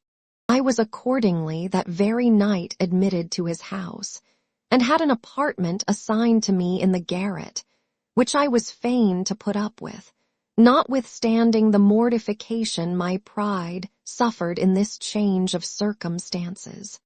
I was soon convinced of the real motives which induced Crabbe to receive me in this manner.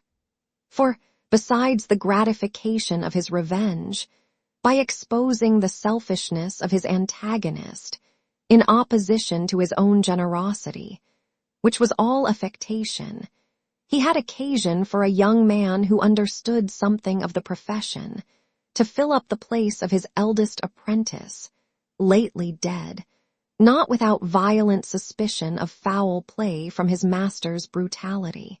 The knowledge of this circumstance, together with his daily behavior to his wife and the young apprentice, did not at all contribute to my enjoying my new situation with ease. However, as I did not perceive how I could bestow myself to better advantage, I resolved to study Crabbe's temper with all the application, and manage it with all the address in my power. And it was not long before I found out a strange peculiarity of humor, which governed his behavior towards all his dependents. I observed, when he was pleased, he was such a niggard of his satisfaction that, if his wife or servants betrayed the least symptom of participation, he was offended to an insupportable degree of choler and fury, the effects of which they seldom failed to feel.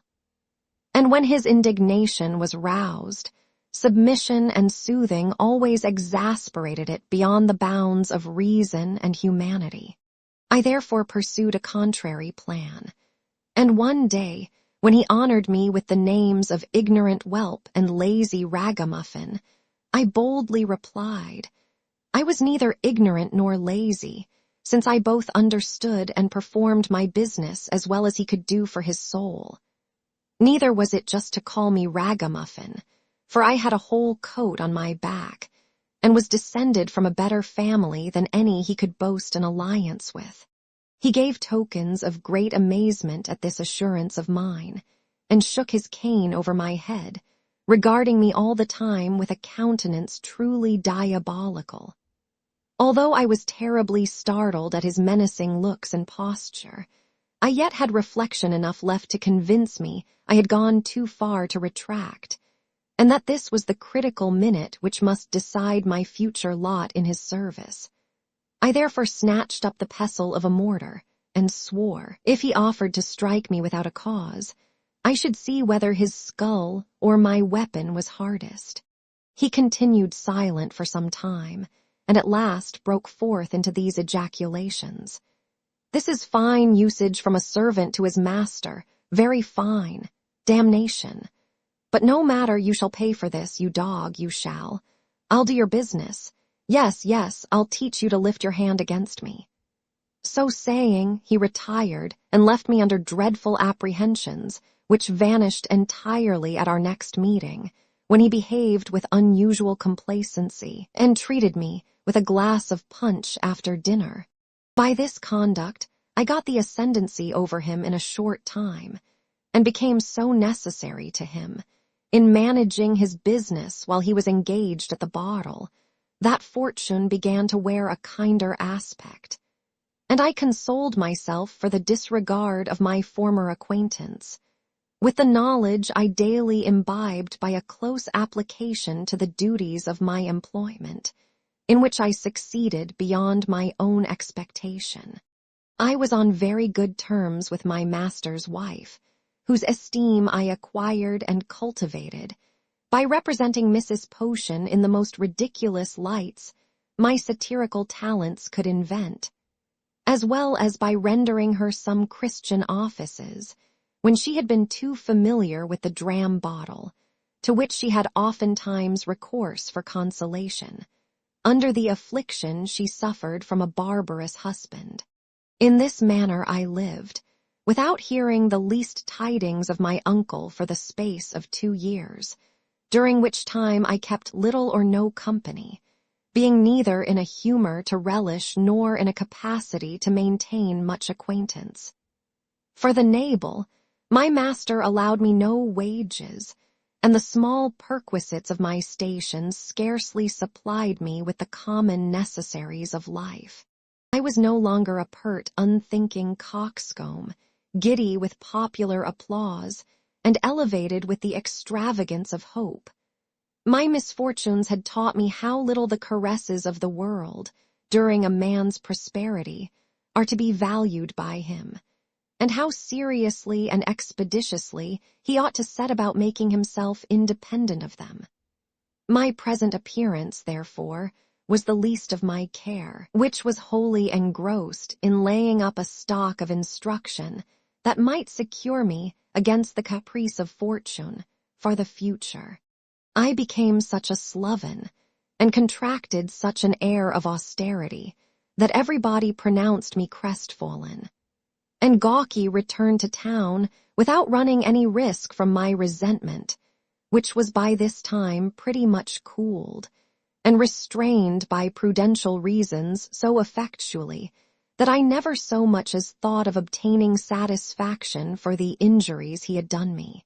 When I deemed myself sufficiently master of my business, I began to cast about for an opportunity of launching into the world, in hope of finding some provision that might make amends for the difficulties I had undergone. But, as this could not be effected without a small sum of money to equip me for the field, I was in the utmost perplexity how to raise it, well knowing that Crabbe, for his own sake, would never put me in a condition to leave him, when his interest was so much concerned in my stay. But a small accident, which happened about this time, determined him in my favor. This was no other than the pregnancy of his maidservant, who declared her situation to me, assuring me at the same time that I was the occasion of it. Although I had no reason to question the truth of this imputation, I was not ignorant of the familiarities which had passed between her master and her, taking the advantage of which I represented to her the folly of laying the burden at my door, when she might dispose of it to much better purpose with Mr. Crabbe. She listened to my advice, and next day acquainted him with the pretended success of their mutual endeavors. He was far from being overjoyed at this proof of his vigor, which he foresaw might have very troublesome consequences.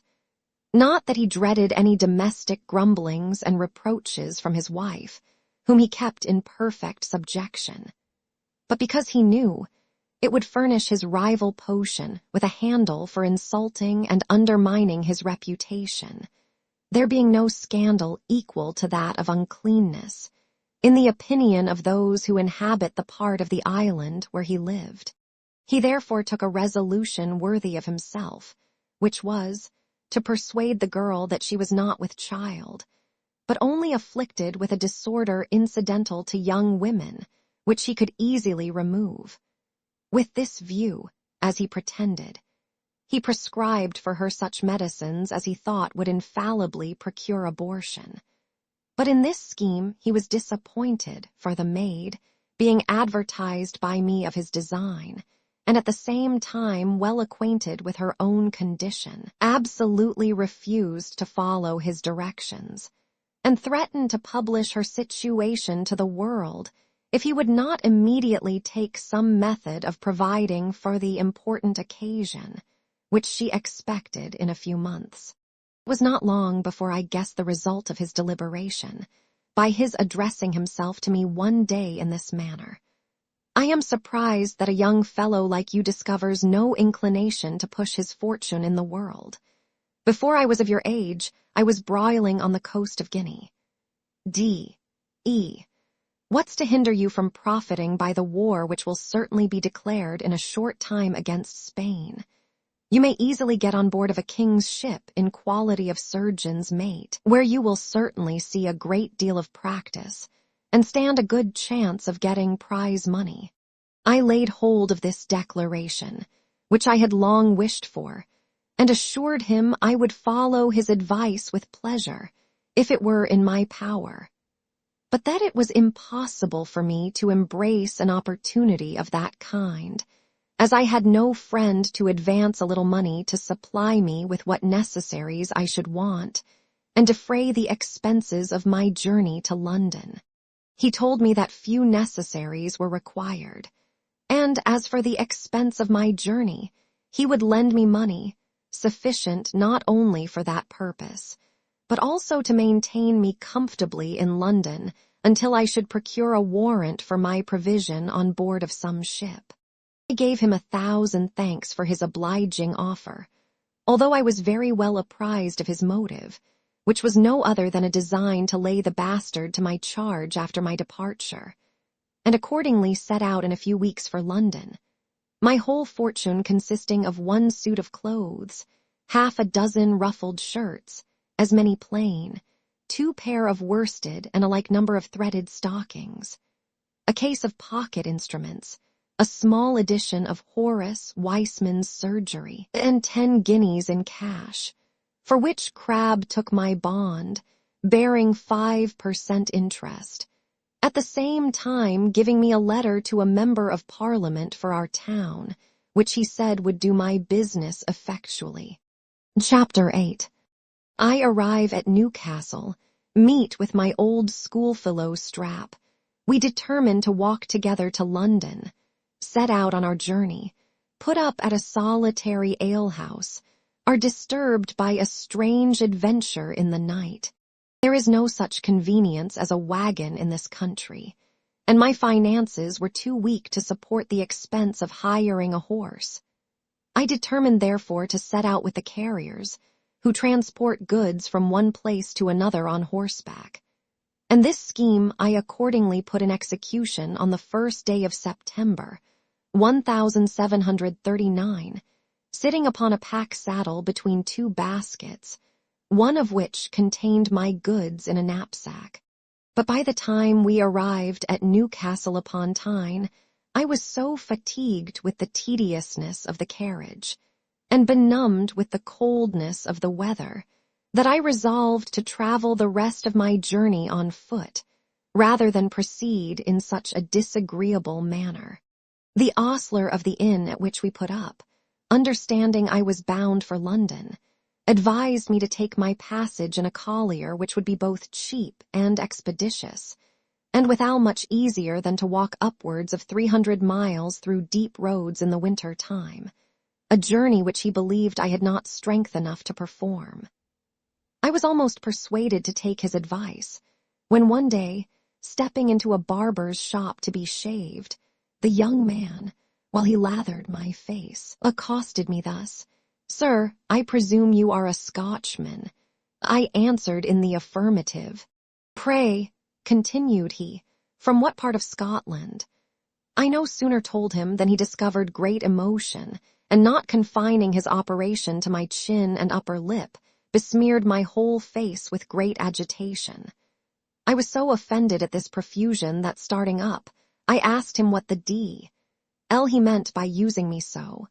He begged pardon, telling me his joy at meeting with a countryman had occasioned some confusion in him, and craved my name. But when I declared my name was Random, he exclaimed in rapture, "How, Rory Random?" "The same," I replied, looking at him with astonishment. "What?" cried he. "Don't you know your old schoolfellow, Hugh Strap?" At that instant, recollecting his face, I flew into his arms, and in the transport of my joy, gave him back one half of the suds he had so lavishly bestowed on my countenance, so that we made a very ludicrous appearance, and furnished a great deal of mirth for his master and shopmates, who were witnesses of this scene. When our mutual caresses were over, I sat down again to be shaved, but the poor fellow's nerves were so discomposed by this unexpected meeting that his hand could scarcely hold the razor, with which, nevertheless, he found means to cut me in 3 places in as many strokes. His master, perceiving his disorder, bade another supply his place, and after the operation was performed, gave Strap leave to pass the rest of the day with me. We retired immediately to my lodgings, where, calling for some beer, I desired to be informed of his adventures, which contained nothing more than that his master dying before his time was out. He had come to Newcastle about a year ago, in expectation of journey work, along with 3 young fellows of his acquaintance who worked in the keels. That he had the good fortune of being employed by a very civil master, with whom he intended to stay till the spring, at which time he proposed to go to London, where he did not doubt of finding encouragement. When I communicated to him my situation and design, he did not approve of my taking a passage by sea, by reason of the danger of a winter voyage, which is very hazardous along that coast, as well as the precariousness of the wind, which might possibly detain me a great while, to the no small detriment of my fortune. Whereas, if I would venture by land, he would bear me company, carry my baggage all the way, and if we should be fatigued before we could perform the journey, it would be no hard matter for us to find on the road either return horses or wagons, of which we might take the advantage for a very trifling expense. I was so ravished at this proposal that I embraced him affectionately, and assured him he might command my purse to the last farthing. But he gave me to understand he had saved money sufficient to answer his own occasions, and that he had a friend in London who would soon introduce him into business in that capital, and possibly have it in his power to serve me also. Having concerted the plan and settled our affairs that night, we departed next morning by daybreak, armed with a good cudgel each, my companion being charged with the furniture of us, both crammed into one knapsack, and our money sewed between the linings and waistbands of our breeches, except some loose silver for our immediate expenses on the road. We traveled all day at a round pace, but being ignorant of the proper stages, were benighted at a good distance from any inn, so that we were compelled to take up our lodging at a small hedge alehouse that stood on a by-road, about 1/2 mile from the highway. There we found a peddler of our own country, in whose company we regaled ourselves with bacon and eggs, and a glass of good ale, before a comfortable fire, conversing all the while very sociably with the landlord and his daughter, a hale, buxom lass, who entertained us with great good humor, and in whose affection I was vain enough to believe I had made some progress. About 8 o'clock we were all three, at our own desire, shown into an apartment furnished with 2 beds, in one of which Strap and I betook ourselves to rest, and the peddler occupied the other, though not before he had prayed a considerable time extempore, searched into every corner of the room, and fastened the door on the inside with a strong iron screw, which he carried about with him for that use. I slept very sound till midnight, when I was disturbed by a violent motion of the bed, which shook under me with a continual tremor. Alarmed at this phenomenon, I jogged my companion, whom, to my no small amazement, I found drenched in sweat and quaking through every limb. He told me with a low, faltering voice that we were undone, for there was a bloody highwayman, loaded with pistols, in the next room. Then, bidding me make as little noise as possible, he directed me to a small chink in the board partition through which I could see a thick-set, brawny fellow, with a fierce countenance, sitting at a table with our young landlady, having a bottle of ale and a brace of pistols before him. I listened with great attention, and heard him say in a terrible tone, "D, and that son of a B, H, smack the coachman, he has served me a fine trick indeed. But D, Ion sees me if I don't make him repent it.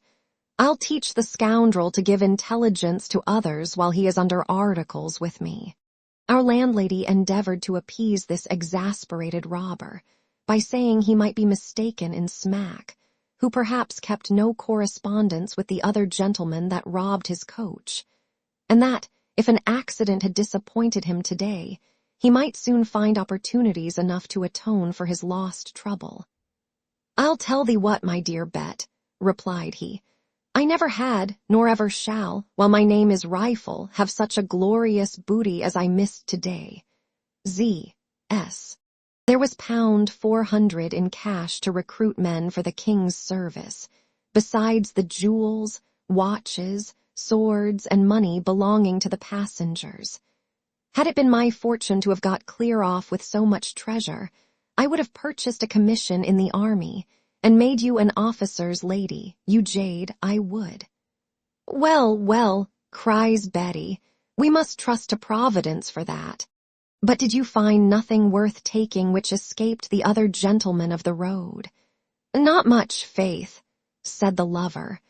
"I gleaned a few things, such as a pair of pops, silver mounted, here they are. I took them loaded from the captain who had the charge of the money, together with a gold watch which he had concealed in his breeches. I likewise found 10 Portugal pieces in the shoes of a Quaker, whom the spirit moved to revile me with great bitterness and devotion. But what I value myself mostly for is this here purchase, a gold snuff-box, my girl, with a picture on the inside of the lid, which I untied out of the tail of a pretty lady's smock." Here, as the devil would have it, the peddler snored so loud that the highwayman, snatching his pistols, started up, crying, "Hell and DNN, I am betrayed. Who's that in the next room?" Mrs. Betty told him he need not be uneasy. There were only 3 poor travellers who, missing the road, had taken up their lodgings in the house and were asleep long ago. "Travellers," says he, "spies you be, CH. No matter. I'll send them all to hell in an instant." He accordingly ran towards our door, when his sweetheart interposing, assured him there was only a couple of poor young Scotchmen, who were too raw and ignorant to give him the least cause of suspicion, and the third was a Presbyterian peddler of the same nation, who had often lodged in the house before. This declaration satisfied the thief, who swore he was glad there was a peddler, for he wanted some linen. Then, in a jovial manner, he put about the glass, mingling his discourse to Betty with caresses and familiarities that spoke him very happy in his amours. During that part of the conversation which regarded this, Strap had crept under the bed, where he lay in the agonies of fear, so that it was with great difficulty I persuaded him our danger was over, and prevailed on him to awake the peddler, and inform him of what he had seen and heard. The itinerant merchant no sooner felt somebody shaking him by the shoulder than he started up, called as loud as he could, "Thieves, thieves! Lord have mercy upon us!" And Rifle, alarmed at this exclamation, jumped up, cocked one of his pistols, and turned towards the door to kill the first man that should enter. For he verily believed himself beset, when his Dulcinea, after an immoderate fit of laughter, persuaded him that the poor peddler, dreaming of thieves, had only cried out in his sleep. Meanwhile, my comrade had undeceived our fellow lodger, and informed him of his reason for disturbing him. Upon which, getting up softly, he peeped through the hole, and was so terrified with what he saw, that, falling down on his bare knees, he put up a long petition to heaven to deliver him from the hands of that ruffian, and promised never to defraud a customer for the future of the value of a pin's point, provided he might be rescued from the present danger. Whether or not his disburthening his conscience afforded him any ease I knew not, but he slipped into bed again, and lay very quiet until the robber and his mistress were asleep, and snored in concert. Then, rising softly, he untied a rope that was round his pack, which making fast to one end of it, he opened the window with as little noise as possible, and lowered his goods into the yard with great dexterity.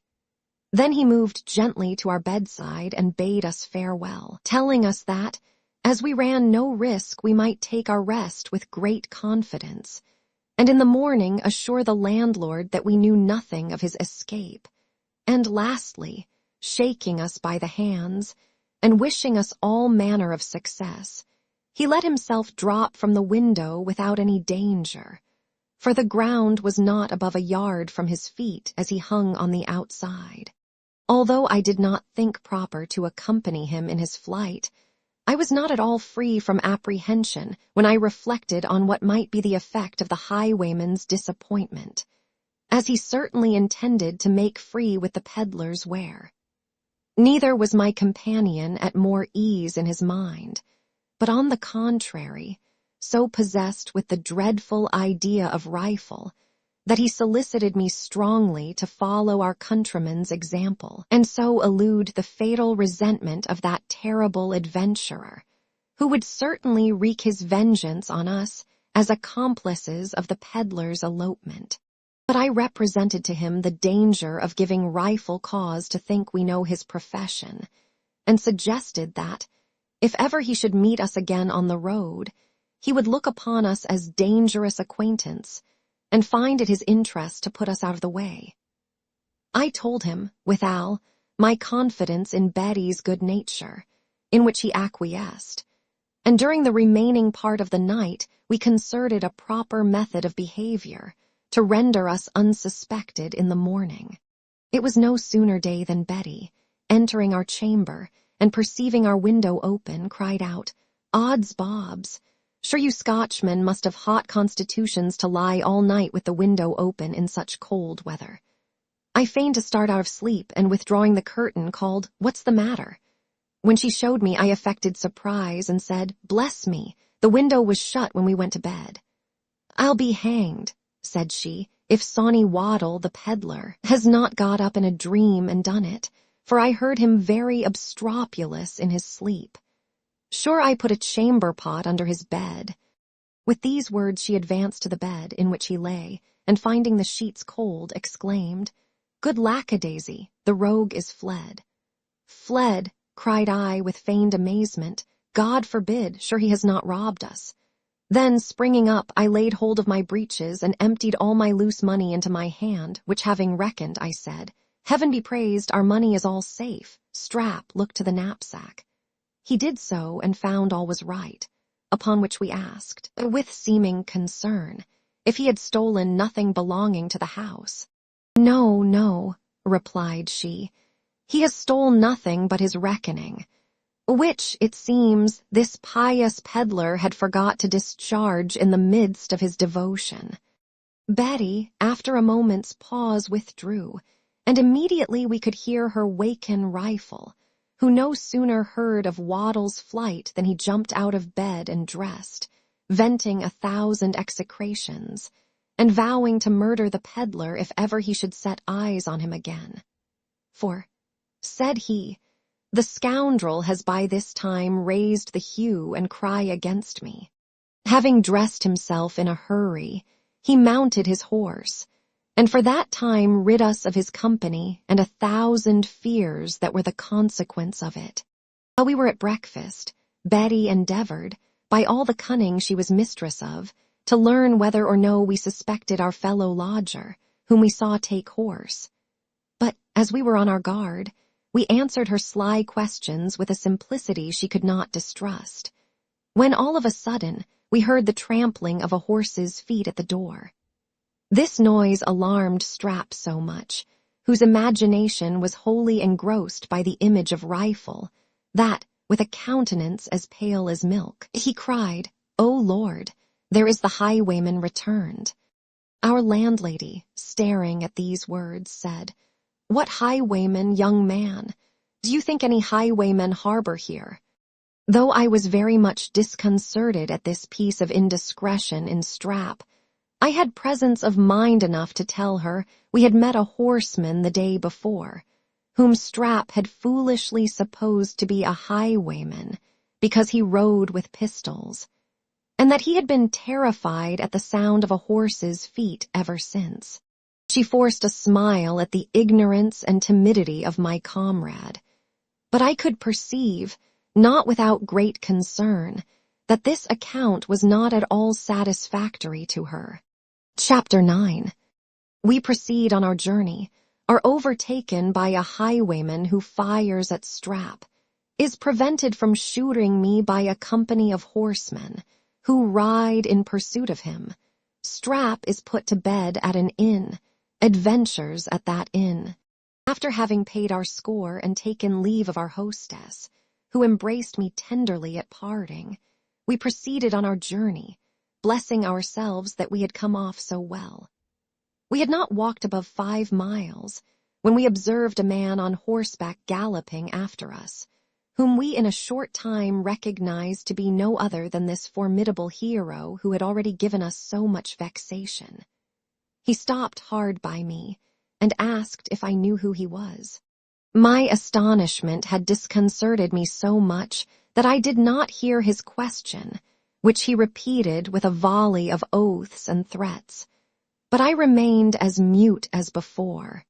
Strap, seeing my discomposure, fell upon his knees in the mud, uttering with a lamentable voice these words, "For Christ's sake, have mercy upon us, Mr. Rifle, we know you very well."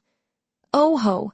cried the thief, "you do, but you never shall be evidence against me in this world, you dog." So saying, he drew a pistol and fired it at the unfortunate shaver, who fell flat upon the ground without speaking one word. My comrade's fate and my own situation riveted me to the place where I stood, deprived of all sense and reflection, so that I did not make the least attempt either to run away or deprecate the wrath of this barbarian, who snapped a second pistol at me. But before he had time to prime again, perceiving a company of horsemen coming up, he rode off, and left me standing motionless as a statue, in which posture I was found by those whose appearance had saved my life. This company consisted of 3 men in livery, well armed, with an officer, who, as I afterwards learned, was the person from whom Rifle had taken the pocket pistols the day before, and who, making known his misfortune to a nobleman he met on the road, and assuring him his non-resistance was altogether owing to his consideration for the ladies in the coach, procured the assistance of his lordship's servants to go in quest of the plunderer. This holiday captain scampered up to me with great address, and asked who fired the pistol which he had heard. As I had not yet recovered my reason, he, before I could answer, observed a body lying on the ground, at which sight his color changed, and he pronounced, with a faltering tongue, "Gentlemen, here's murder committed. Let us alight." "No, no," said one of his followers. "Let us rather pursue the murderer. Which way went he, young man?" By this time I had recollected myself so far as to tell them that he could not be a quarter of a mile before, and to beg one of them to assist me in conveying the corpse of my friend to the next house, in order to it being interred.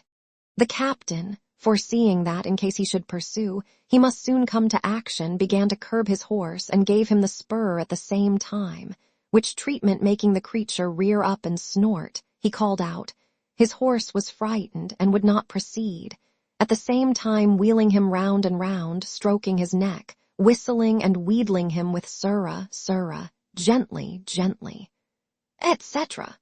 "ZDS," cried one of the servants, "sure my Lord Sorrel is not Ristai." With these words he bestowed a lash on his buttocks, and Sorrel, disdaining the rein, sprang forward with the captain at a pace that would have soon brought him up with the robber, had not the girth, happily for him, given way, by which means he landed in the dirt, and two of his attendants continued their pursuit without minding his situation. Meanwhile, one of the three who remained at my desire, turning the body of Strap, in order to see the wound which had killed him, found him still warm and breathing, upon which I immediately let him blood, and saw him, with inexpressible joy, recover, he having received no other wound than what his fear had inflicted. Having raised him upon his legs, we walked together to an inn, about half a mile from the place, where Strap, who was not quite recovered, went to bed. And in a little time the third servant returned with the captain's horse and furniture, leaving him to crawl after as well as he could. This gentleman of the sword, upon his arrival, complained grievously of the bruise occasioned by his fall, and, on the recommendation of the servant, who warranted my ability, I was employed to bleed him, for which service he rewarded me with 1/2 crown. The time between this event and dinner I passed in observing a game at cards between two farmers, an exciseman, and a young fellow in a rusty gown and cassock, who, as I afterwards understood, was curate of a neighboring parish. It was easy to perceive that the match was not equal, and that the two farmers, who were partners, had to do with a couple of sharpers, who stripped them of all their cash in a very short time. But what surprised me very much was to hear this clergyman reply to one of the countrymen, who seemed to suspect foul play, in these words: "D. N. me, friend, d'ye question my honor."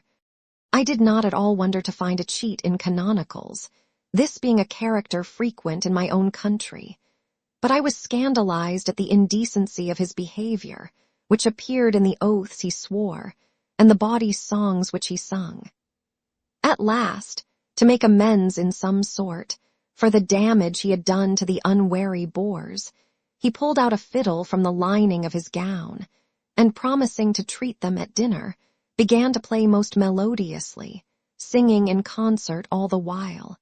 This good humor of this parson inspired the company with so much glee that the farmers soon forgot their losses, and all present went to dancing in the yard. While we were agreeably amused in this manner, our musician, spying a horseman a-riding towards the inn, stopped all of a sudden, crying out, "Gadso! Gentlemen, I beg your pardon, there's our dog of a doctor coming into the inn." He immediately commended his instrument, and ran towards the gate, where he took hold of the vicar's bridle and helped him off, inquiring very cordially into the state of his health. This rosy son of the church, who might be about the age of 50, having alighted and entrusted the curate with his horse, stalked with great solemnity into the kitchen, where, sitting down by the fire, He called for a bottle of ale and a pipe, scarce deigning an answer to the submissive questions of those who inquired about the welfare of his family. While he indulged himself in this state, amidst a profound silence, the curate, approaching him with great reverence, asked him if he would not be pleased to honor him with his company at dinner, to which interrogation he answered in the negative, saying he had been to visit Squire Bumpkin, who had drank himself into a high fever at the last assizes, and that he had, on leaving his own house, told Betty he should dine at home.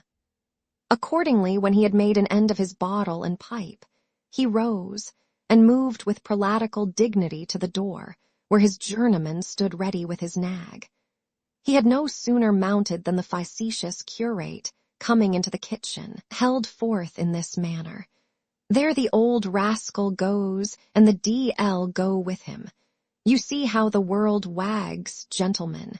By gad, this rogue of a vicar does not deserve to live, and yet he has 2 livings worth £400 per annum, while poor I am fain to do all his drudgery, and ride 20 miles every Sunday to preach. For what? Why, truly, for £20 a year. I scorn to boast of my own qualifications, but comparisons are odious. I should be glad to know how this wag-bellied doctor deserves to be more at ease than me. He can loll in his elbow chair at home, indulge himself in the best of victuals and wine, and enjoy the conversation of Betty, his housekeeper. You understand me, gentlemen. Betty is the doctor's poor kinswoman, and a pretty girl she is. But no matter for that. I, and dutiful girl to her parents, whom she visits regularly every year, though I must own I could never learn in what county they live, my service T.I., gentlemen." By this time, dinner being ready, I waked my companion, and we ate all together with great cheerfulness. When our meal was ended, and every man's share of the reckoning adjusted, the curate went out on pretense of some necessary occasion, and mounting his house, left the 2 farmers to satisfy the host in the best manner they could. We were no sooner informed of this piece of finesse than the exciseman, who had been silent hitherto, began to open with a malicious grin. Aye, this is an old trick of Shuffle. I could not help smiling when he talked of treating. You must know this is a very curious fellow. He picked up some scraps of learning while he served young Lord Trift at the university. But what he most excels in is pimping. No one knows his talents better than I, for I was valet-de-chamber to Squire Tattle, an intimate companion of Shuffle's lord. He got himself into a scrape by pawning some of his lordship's clothes, on which account he was turned away. But, as he was acquainted with some particular circumstances of my lord's conduct, he did not care to exasperate him too much, and so made interest for his receiving orders, and afterwards recommended him to the curacy which he now enjoys. However, the fellow cannot be too much admired for his dexterity in making a comfortable livelihood, in spite of such a small allowance. You hear he plays a good stick, and is really diverting company. These qualifications make him agreeable wherever he goes, and as for playing at cards, there is not a man within 3 counties for him. The truth is, he is a able cheat, and can shift a card with such address that it is impossible to discover him. Here he was interrupted by one of the farmers, who asked why he had not justice enough to acquaint them with these particulars before they engaged in play. The exciseman replied, without any hesitation, that it was none of his business to intermeddle between man and man. Besides, he did not know they were ignorant of Shuffle's character, which was notorious to the whole country. This did not satisfy the other, who taxed him with abetting and assisting the curate's knavery, and insisted on having his share of the winnings returned.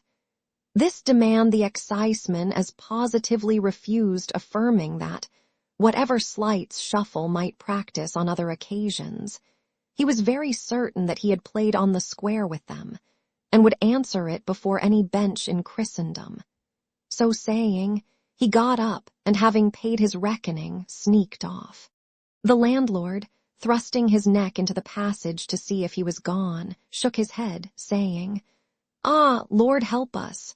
If every sinner was to have his deserts, well, we victuallers must not disoblige the excisemen. But I know what, if parsons shuffle and he were weighed together, a straw thrown into either scale would make the balance kick the beam. But masters, this is under the rose," continued Boniface with a whisper. Chapter 10. The highwayman is taken. We are detained as evidence against him. Proceed to the next village. He escapes. We arrive at another inn, where we go to bed.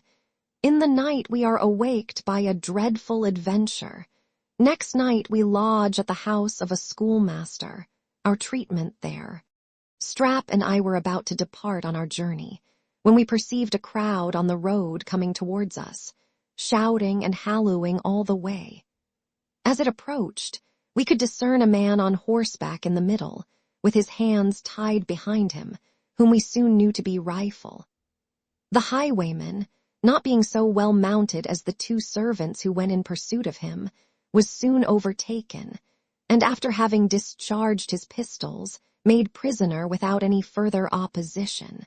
They were carrying him in triumph, amidst the acclamations of the country people, to a justice of peace in a neighboring village, but stopped at our inn to join their companions and take refreshment. When Rifle was dismounted and placed in the yard, within a circle of peasants, armed with pitchforks, I was amazed to see what a pitiful, dejected fellow he now appeared, who had but a few hours before filled me with such terror and confusion. My companion was so much encouraged by this alteration in his appearance that, going up to the thief, he presented his clenched fists to his nose, and declared he would either cudgel or box with the prisoner for a guinea, which he immediately produced, and began to strip, but was dissuaded from this adventure by me, who represented to him the folly of the undertaking, as Rifle was now in the hands of justice, which would, no doubt, give us all satisfaction enough. But what made me repent of our impertinent curiosity was our being detained by the captors, as evidence against him, when we were just going to set forward. However, there was no remedy. We were obliged to comply, and accordingly joined in the cavalcade, which luckily took the same road that we had proposed to follow.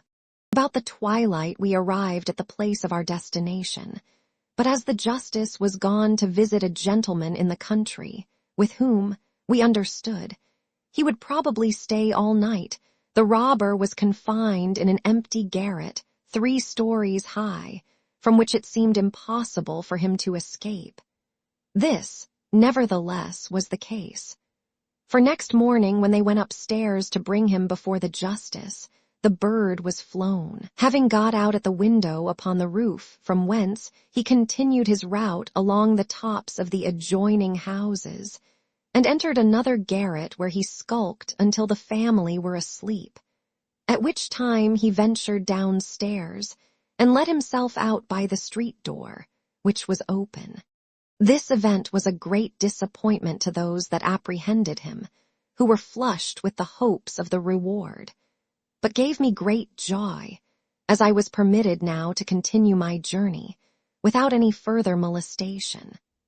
Resolving to make up for the small progress we had hitherto made, we this day traveled with great vigor, and before night reached a market town 20 miles from the place from whence we set out in the morning, without meeting any adventure worth notice.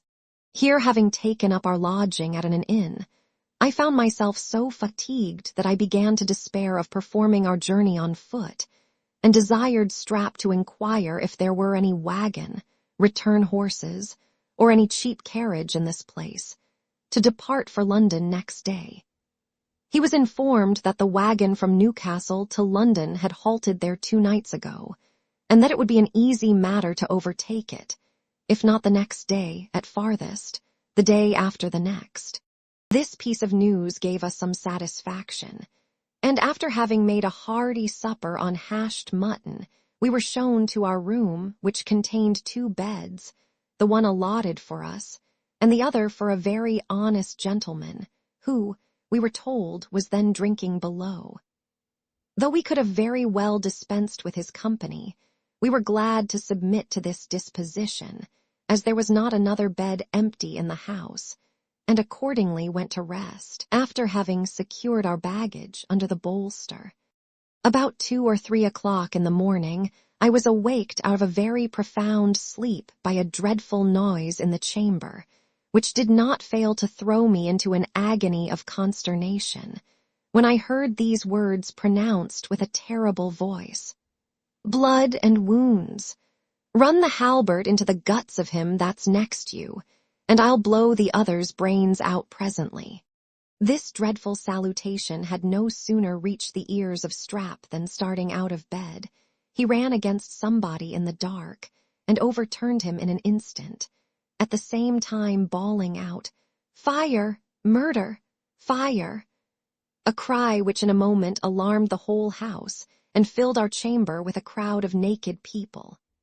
When lights were brought, the occasion of all this disturbance soon appeared, which was no other than a fellow lodger, whom we found lying on the floor, scratching his head, with a look testifying the utmost astonishment at the concourse of apparitions that surrounded him.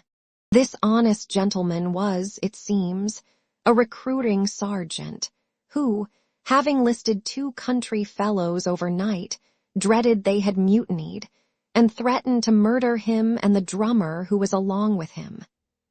This made such an impression on his imagination that he got up in his sleep and expressed himself as above. When our apprehension of danger vanished, the company beheld one another with great surprise and mirth. But what attracted the notice of everyone was our landlady, with nothing on her but her shift and a large pair of buckskin breeches, with the backside before, which she had slipped on in the hurry, and her husband with her petticoat about his shoulders. One had wrapped himself in a blanket, another was covered with a sheet, and the drummer, who had given his only shirt to be washed, appeared in cuipo, with a bolster rolled about his middle. When this affair was discussed, everybody retired to his own apartment, the sergeant slipped into bed, and my companion and I slept without any further disturbance till morning, when we got up, went to breakfast, paid our reckoning, and set forward in expectation of overtaking the wagon, in which hope, however, we were disappointed for that day. As we exerted ourselves more than usual, I found myself quite spent with fatigue when we entered a small village in the twilight. We inquired for a public house, and were directed to one of a very sorry appearance. At our entrance, the landlord, who seemed to be a venerable old man, with long gray hair, rose from a table placed by a large fire in a very neat paved kitchen, and with a cheerful countenance accosted us in these words: "Salvete puri, ingredimini." I was not a little pleased to hear our host speak Latin, because I was in hope of recommending myself to him by my knowledge in that language. I therefore answered without hesitation, "Dissolve frigus ligna super foco, large reponens." I had no sooner pronounced these words than the old gentleman, running towards me, shook me by the hand, crying, "Fili my dioctosime, unde venis, a superise nigh faller." In short, finding we were both read in the classics, he did not know how to testify his regard enough, but ordered his daughter, a jolly rosy-cheeked damsel who was his sole domestic, to bring us a bottle of his quadrimum, repeating from Horace at the same time, "Diprom quadrimum Sabina, o tholiarch merum deota." This was excellent ale of his own brewing, of which he told us he had always an amphora 4 years old, for the use of himself and friends. In the course of our conversation, which was interlarded with scraps of Latin, We understood that this facetious person was a schoolmaster, whose income being small, he was fain to keep a glass of good liquor for the entertainment of passengers, by which he made shift to make the two ends of the year meet. "I am this day," said he, "the happiest old fellow in his Majesty's dominions. My wife, rest her soul, is in heaven. My daughter is to be married next week, but the two chief pleasures of my life are these," pointing to the bottle, and a large edition of Horace that lay on the table. "I am old, 'tis true. What then? The more reason I should enjoy the small share of life that remains, as my friend Flaccus advises. Tuni quisiris, sire nefas, quem mihi, quem tibi finum dii dederent. Carp diem, quam minimum credula postero." As he was very inquisitive about our affairs, we made no scruple of acquainting him with our situation, which when he had learned, he enriched us with advices how to behave in the world, telling us that he was no stranger to the deceits of mankind.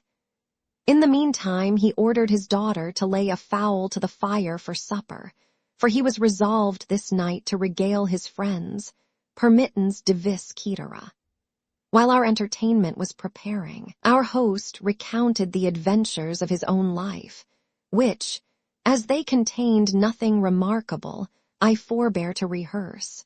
When we had fared sumptuously, and drunk several bottles of his, I expressed a desire of going to rest, which was with some difficulty complied with, after he had informed us that we should overtake the wagon by noon next day, and that there was room enough in it for half a dozen, for there were only 4 passengers as yet in that convenience.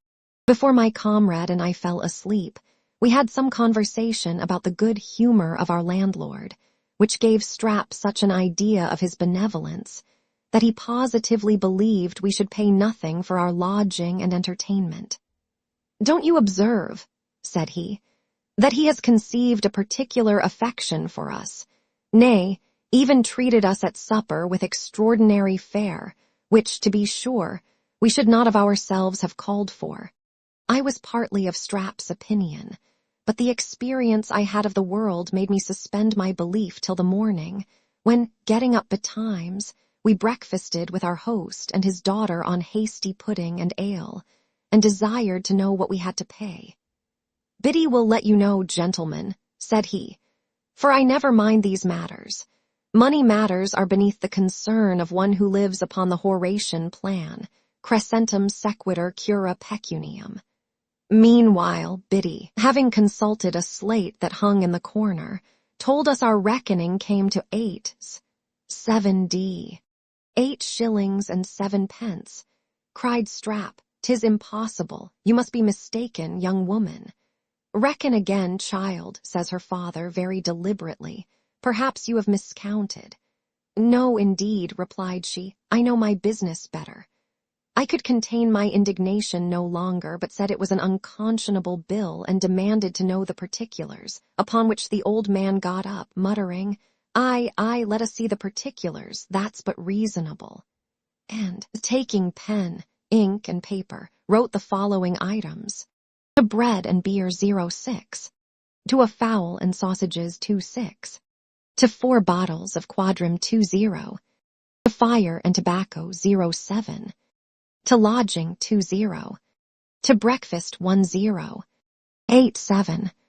As he had not the appearance of a common publican, and had raised a sort of veneration in me by his demeanor the preceding night, it was not in my power to upbraid him as he deserved. Therefore, I contented myself with saying I was sure he did not learn to be an extortioner from Horace.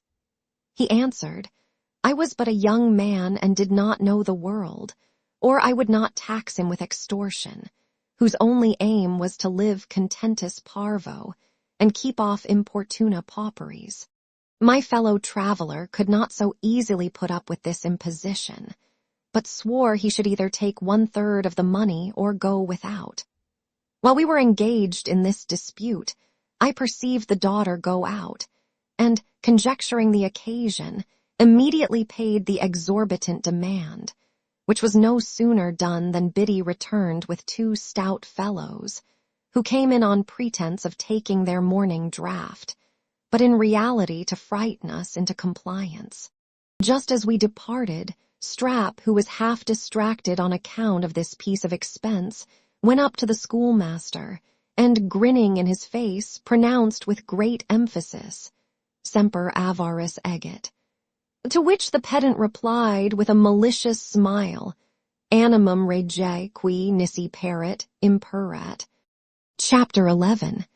We descry the wagon, get into it, arrive at an inn, our fellow travelers described. A mistake is committed by Strap, which produces strange things. We traveled half a mile without exchanging one word, my thoughts being engrossed by the knavery of the world, to which I must be daily exposed, and the contemplation of my finances, which began sensibly to diminish. At length, Strap, who could hold no longer, addressed me thus: "Well, fools and their money are soon parted. If my advice had been taken, that old skinflint should have been D-end before he had got more than the third of his demand. 'Tis a sure sign you came easily by your money, when you squander it away in this manner. Ah, God help you, how many bristly beards must I have mowed before I earned 4 shillings and 3 halfpenny, which is all thrown to the dogs? How many days have I sat weaving hair till my toes were numbed by the cold, my fingers cramped, and my nose as blue as the sign of the periwig that hung over the door? What the devil was you afraid of? I would have engaged to box with any one of those fellows who came in for a guinea. I'm sure I have beat stouter men than either of them. And, indeed, my companion would have fought anybody when his life was in no danger, but he had a mortal aversion to firearms and all instruments of death. In order to appease him, I assured him no part of this extraordinary expense should fall upon his shoulders, at which declaration he was affronted, and told me he would have me to know that, although he was a poor barber's boy, yet he had a soul to spend big money with the best squire of the land. Having walked all day at a great pace, without halting for a refreshment, we descried, toward the evening, to our inexpressible joy, the wagon about 1/4 of a mile before us. And by that time we reached it, were both of us so weary that I verily believe it would have been impracticable for us to have walked 1 mile farther. We, therefore, bargained with the driver, whose name was Joey, to give us a cast to the next stage for 1 shilling, at which place we should meet the master of the wagon, with whom we might agree for the rest of the journey. Accordingly the convenience stopped, and Joey, having placed the ladder, Strap, being loaded with our baggage, mounted first. But just as he was getting in, a tremendous voice assailed his ears in these words: "God's fury! There shall no passengers come here." The poor shaver was so disconcerted at this exclamation, which both he and I imagined proceeded from the mouth of a giant, that he descended with great velocity and a countenance as white as paper. Joey, perceiving our astonishment, called with an arch sneer, "Wans, Copton, way won't yow suffer the poor wagoner to make a penny? Coom, young man, get oop, never mind the Copton. I said not afeard of the Copton." This was not encouragement sufficient to Strap, who could not be prevailed upon to venture up again, upon which I attempted, though not without a quaking heart, when I heard the same voice muttering, like distant thunder, "Hell and the devil confound me, if I don't make you smart for this." However, I crept in, and by accident got an empty place in the straw, which I immediately took possession of, without being able to discern the faces of my fellow travelers in the dark. Strap, following with the knapsack on his back, chanced to take the other side, and by a jolt of the carriage pitched directly upon the stomach of the captain, who bellowed out in a most dreadful manner, "Blood and thunder! Where's my sword?" At these words my frighted comrade started up, and at one spring bounced against me with such force that I thought he was the supposed son of Anak, who intended to press me to death. In the meantime, a female voice cried, "Bless me, what is the matter, my dear?" "The matter," replied the captain's and my blood. "My guts are squeezed into a pancake by that Scotchman's hump."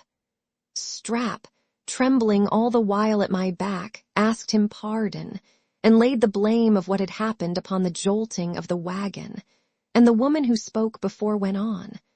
Aye, my dear, it is our own fault. We may thank ourselves for all the inconveniences we meet with. I thank God I never traveled so before. I am sure if my lady or Sir John were to know where we are, they would not sleep this night for vexation. I wish to God we had writ for the chariot. I know we shall never be forgiven." Come, my dear," replied the captain. "It don't signify fretting now.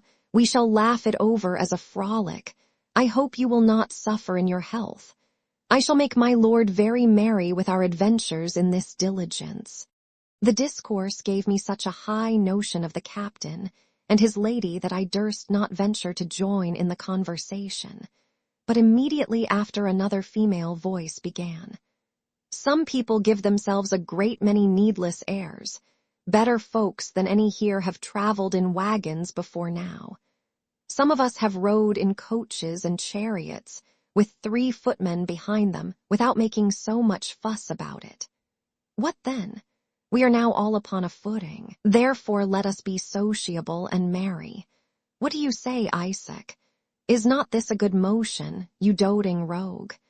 Speak, you old cent-per-cent fornicator. What desperate debt are you thinking of? What mortgage are you planning? Well, Isaac, positively you shall never gain my favor till you turn over a new leaf, grow honest and live like a gentleman. In the meantime, give me a kiss, you old fumbler." These words, accompanied with a hearty smack, enlivened the person to whom they were addressed to such a degree that he cried in transport, though with a faltering voice, "Ah, you wanton baggage. Upon my credit, you are a waggish girl. He. This laugh introduced a fit of coughing, which almost suffocated the poor usurer. Such we afterwards found was the profession of this our fellow traveler. About this time I fell asleep, and enjoyed a comfortable nap till such time as we arrived at the inn where we put up. Here, having alighted from the wagon, I had an opportunity of viewing the passengers in order as they entered. The first who appeared was a brisk, airy girl, about 20 years old, with a silver-laced hat on her head instead of a cap, a blue stuff riding suit, trimmed with silver very much tarnished, and a whip in her hand. After her came, limping, an old man with a worsted nightcap buttoned under his chin, and a broad-brimmed hat slouched over it, an old rusty blue cloak tied about his neck, under which appeared a brown surtout, that covered a threadbare coat and waistcoat, and as he afterwards discerned, a dirty flannel jacket. His eyes were hollow, bleared, and gummy. His face was shriveled into 1,000 wrinkles, his gums were destitute of teeth, his nose sharp and drooping, his chin peaked and prominent, so that, when he mumped or spoke, they approached one another like a pair of nutcrackers. He supported himself on an ivory-headed cane, and his whole figure was a just emblem of winter, famine, and avarice. But how was I surprised when I beheld the formidable captain in the shape of a little thin creature, about the age of 40, with a long withered visage, very much resembling that of a baboon, through the upper part of which 2 little gray eyes peeped. He wore his own hair in a queue that reached to his rump, which immoderate length, I suppose, was the occasion of a baldness that appeared on the crown of his head, when he deigned to take off his hat, which was very much of the size and cock of pistols. Having laid aside his greatcoat, I could not help admiring the extraordinary make of this man of war. He was about 5 feet and 3 inches high, 16 inches of which went to his face and long, scraggy neck. His thighs were about 6 inches in length, his legs resembling spindles or drumsticks, 5 feet and a half, and his body, which put me in mind of extension without substance, engrossed the remainder. So that on the whole, he appeared like a spider or grasshopper erect, and was almost a vox et praeterea nihil. His dress consisted of a frock of what is called bearskin, the skirts of which were about 1/2 foot long, an hussar waistcoat, scarlet breeches reaching halfway down his thighs, worsted stockings rolled up almost to his groin, and shoes with wooden heels at least 2 inches high. He carried a sword very near as long as himself in one hand, and with the other conducted his lady, who seemed to be a woman of his own age, and still retained some remains of an agreeable person, but so ridiculously affected that, had I not been a novice in the world, I might have easily perceived in her the deplorable vanity and second-hand airs of a lady's woman. We were all assembled in the kitchen, when Captain Weasel, for that was his name, desired a room with a fire for himself and spouse, and told the landlord they would up by themselves. The innkeeper replied that he could not afford them a room by themselves, and as for supping, he had prepared victuals for the passengers in the wagon, without respect of persons, but if he could prevail on the rest to let him have his choice in a separate manner, he should be very well pleased. This was no sooner said than all of us declared against the proposal, and Miss Jenny, our other female passenger, observed that, if Captain Weasel and his lady had a mind to sup by themselves, they might wait until we should have done. At this hint the captain put on a martial frown and looked very big without speaking, while his yoke-fellow, with a disdainful toss of her nose, muttered something about creature, which Miss Jenny, overhearing, stepped up to her, saying, "None of your names, good Mrs. Abigail. Creature, quotha, I'll assure you no such creature as you neither, no 10-pound sneaker, no quality coupler." Here the captain interposed with a D.E. Madam, what do you mean by that? D.N. you, sir, who are you? Replied Miss Jenny. Who made you a captain, you pitiful, trencher-scraping, pimping curler? Death. The army is come to a fine pass when such fellows as you get commissions. What, I suppose you think I don't know you? Egghead, you and your helpmate are well met. A cast-off mistress and a bald valet de chamber are well yoked together. Blood and wounds. Cried Weasel, d'ye question the honor of my wife, madam? Hell and D-ion. No man in England durst say so much. I would flay him, carbonado him. Fury and destruction. I would have his liver for my supper. So saying, he drew his sword and flourished with it to the great terror of Strap, while Miss Jenny, snapping her fingers, told him she did not value his resentment a louse. In the midst of this quarrel the master of the wagon alighted, who, understanding the cause of the disturbance, and fearing the captain and his lady would take umbrage and leave his carriage, was at great pains to have everything made up, which he at last accomplished, and we sat down to supper all together. At bedtime we were shown to our apartments, the old usurer, Strap, and I to one room, the captain, his wife, and Miss Jenny to another.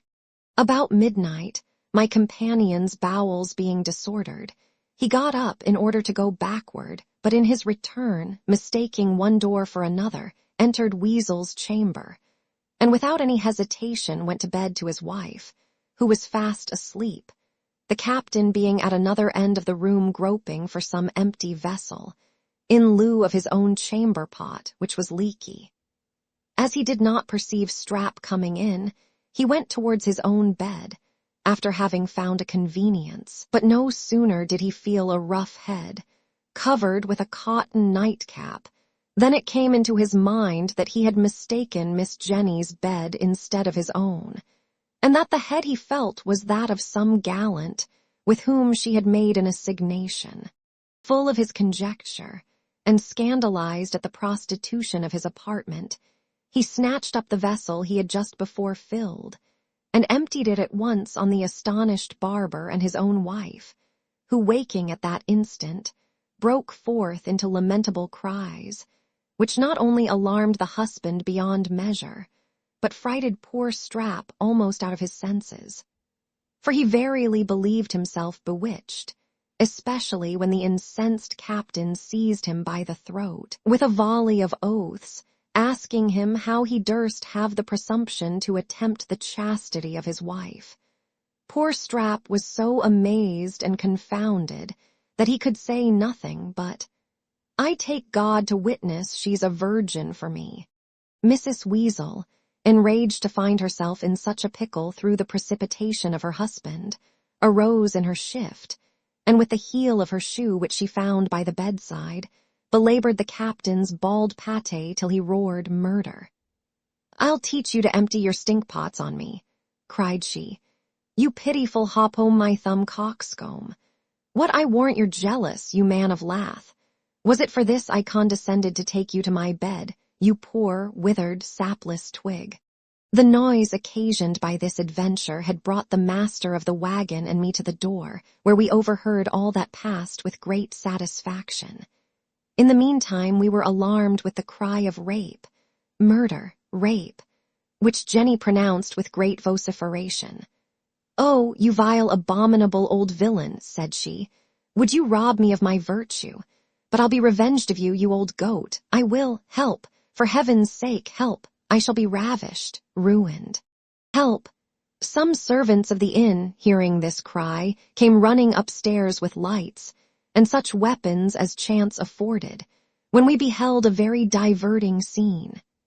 In one corner stood the poor captain shivering in his shirt, which was all torn to rags, with a woeful visage, scratched all over by his wife, who had by this time wrapped the counterpane about her, and sat sobbing on the side of her bed.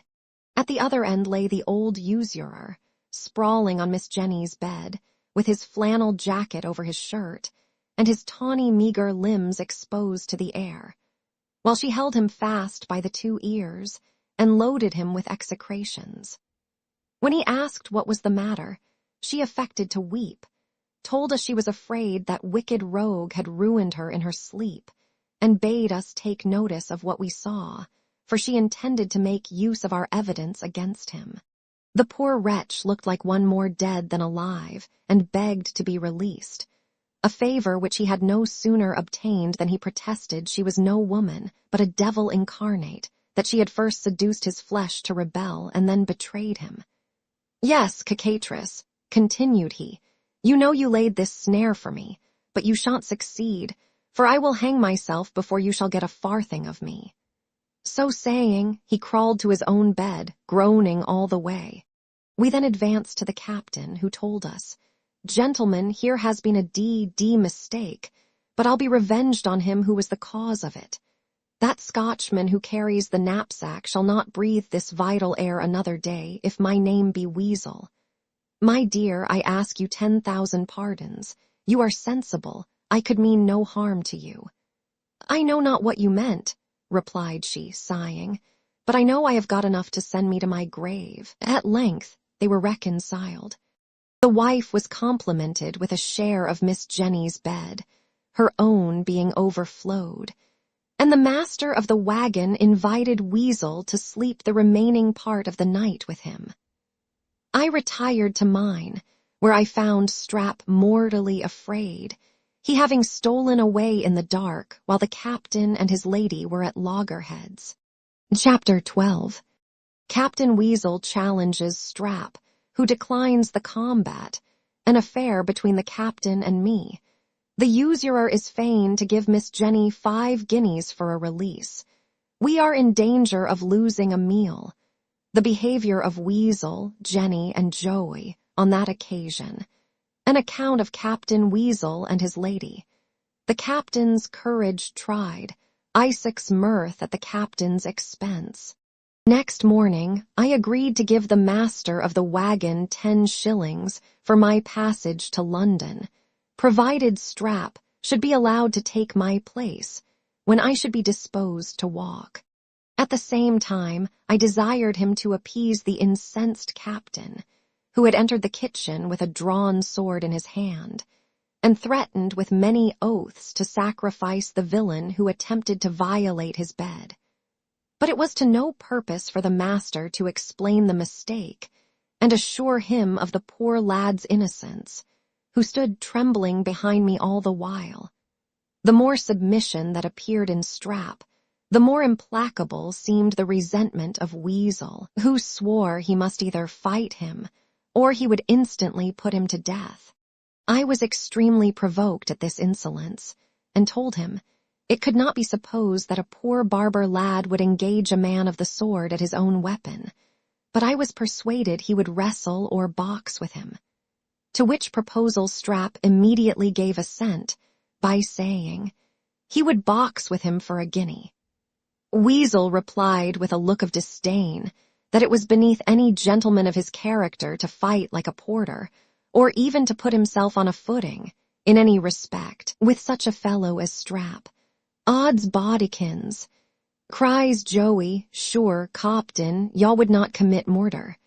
Here's a poor lad that is willing to make atonement for his offense, and that won't satisfy yaw, offers to fight yaw fairly. And yaw won't box, I dare say, he will cudgel with yaw. Won't yaw, my lad? Strap, after some hesitation, answered, Yes, I'll cudgel with him. But this expedient being also rejected by the captain, I began to smell his character, and tipping Strap the wink, told the captain that I had always heard it said, the person who receives a challenge should have the choice of the weapons. This therefore being the rule in point of honor, I would venture to promise on the head of my companion that he would even fight Captain Weasel at sharps, but it should be with such sharps as Strap was best acquainted with, namely, razors. At my mentioning razors, I could perceive the captain's color change while Strap, pulling me by the sleeve, whispered with great eagerness, No, for the love of God, don't make any such bargain. At length, Weasel, recovering himself, turned towards me, and with a ferocious countenance asked, Who the devil are you? Will you fight me? With these words, putting himself in a posture, I was grievously alarmed at seeing the point of a sword within half a foot of my breast, and springing to one side, snatched up a spit that stood in the chimney corner, with which I kept my formidable adversary at bay, who made a great many half-lunges, skipping backward at every push, till at last I pinned him up in a corner, to the no small diversion of the company. While he was in this situation, his wife entered, and seeing her husband in these dangerous circumstances, uttered a dreadful scream. In this emergency, Weasel demanded a cessation, which was immediately granted, and at last was contented with the submission of Strap, who, falling on his knees before him, protested the innocence of his intention, and asked pardon for the mistake he had committed. This affair being ended without bloodshed, we went to breakfast, but missed two of our company, namely, Miss Jenny and the usurer. As for the first, Mrs. Weasel informed us that she had kept her awake all night with her groans, and that when she rose in the morning, Miss Jenny was so much indisposed that she could not proceed on her journey.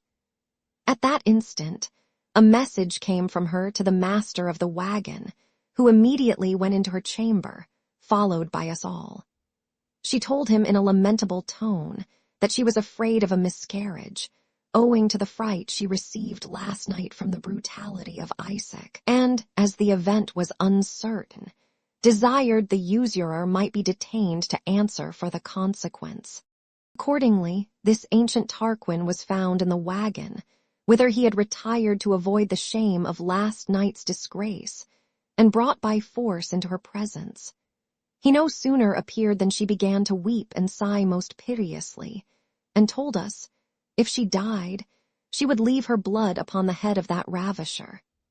Poor Isaac turned up his eyes and hands to heaven, prayed that God would deliver him from the machinations of that Jezebel, and assured us, with tears in his eyes, that his being found in bed with her was the result of her own invitation.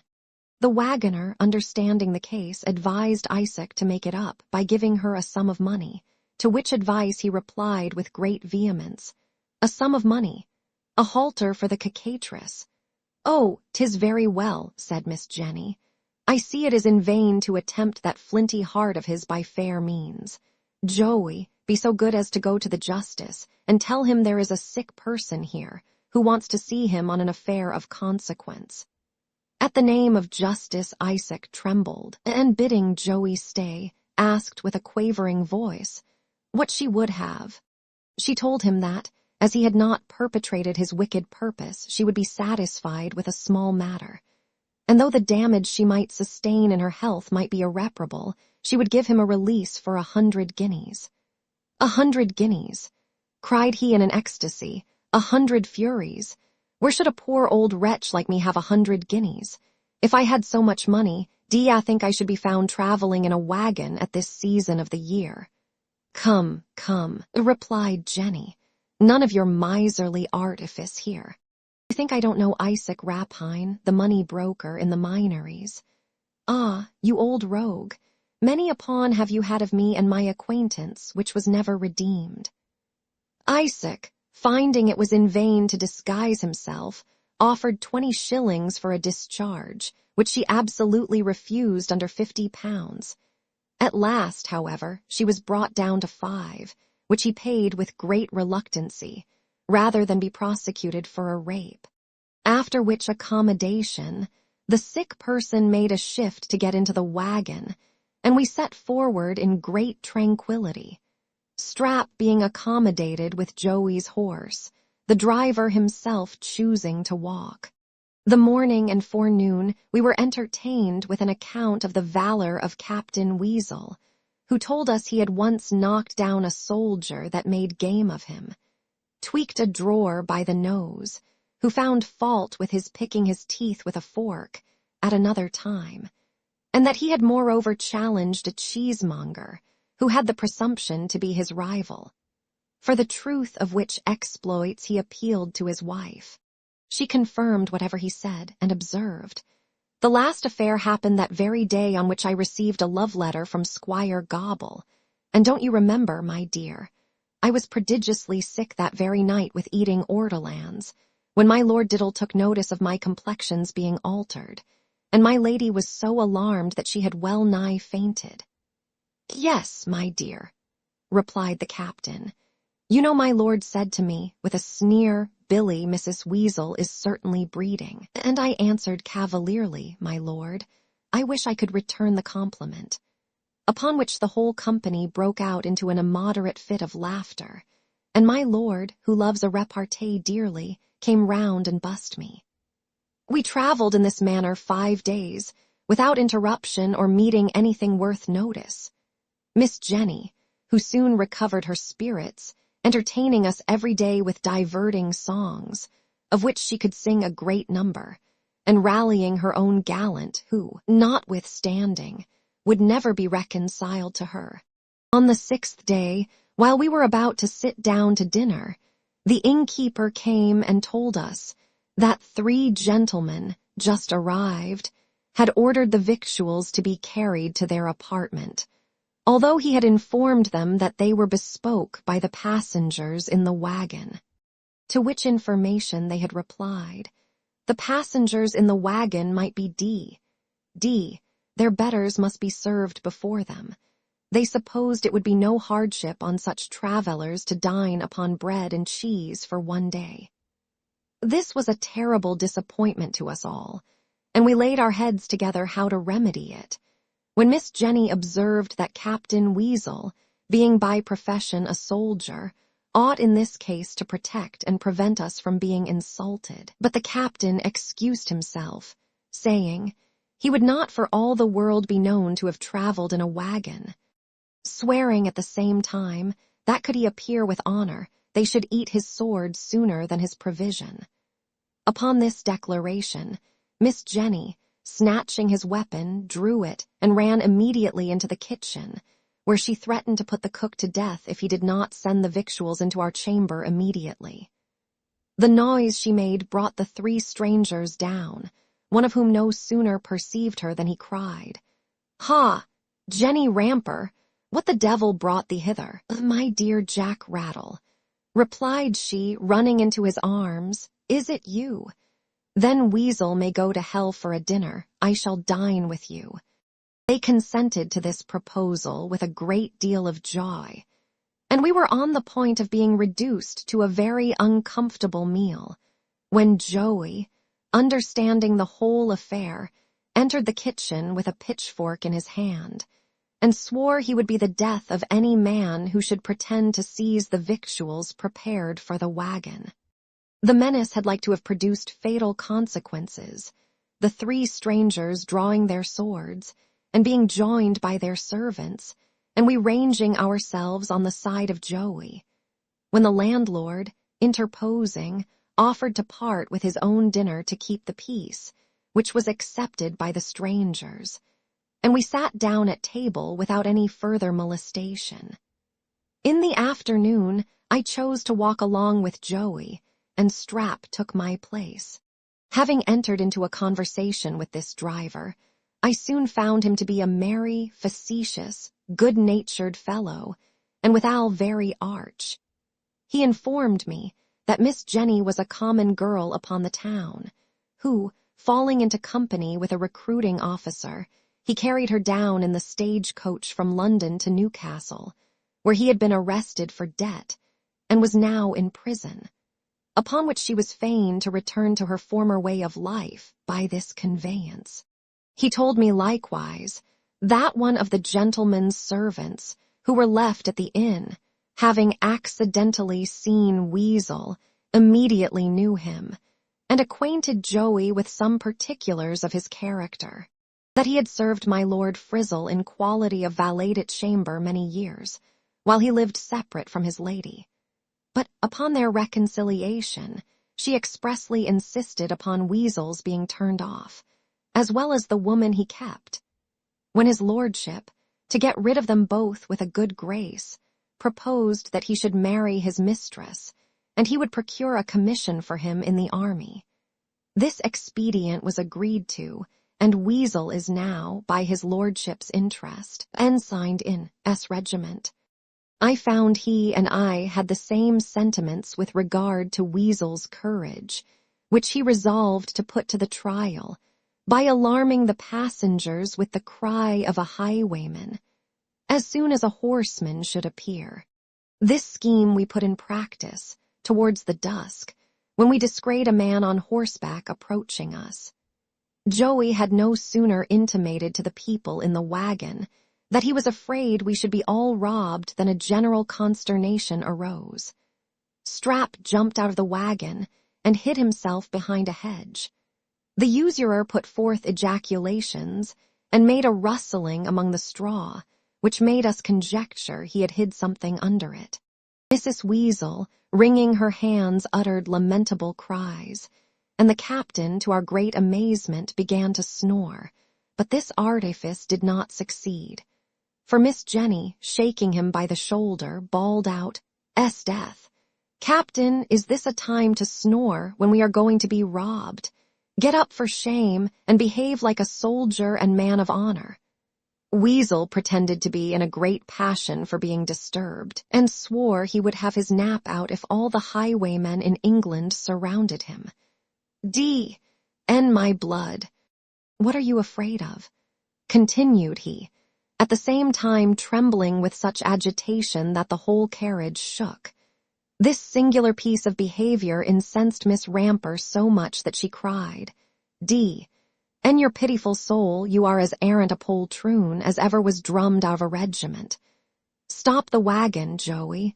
Let me out, and by G, if I have rhetoric enough, the thief shall not only take your purse, but your skin also." So saying, she leaped out with great agility. By this time the horseman came up, and happened to be a gentleman's servant well known to Joey, who communicated the scheme, and desired him to carry it on a little further, by going into the wagon, and questioning those within. The stranger, consenting for the sake of diversion, approached it, and in a terrible tone demanded, "Who have we got here?"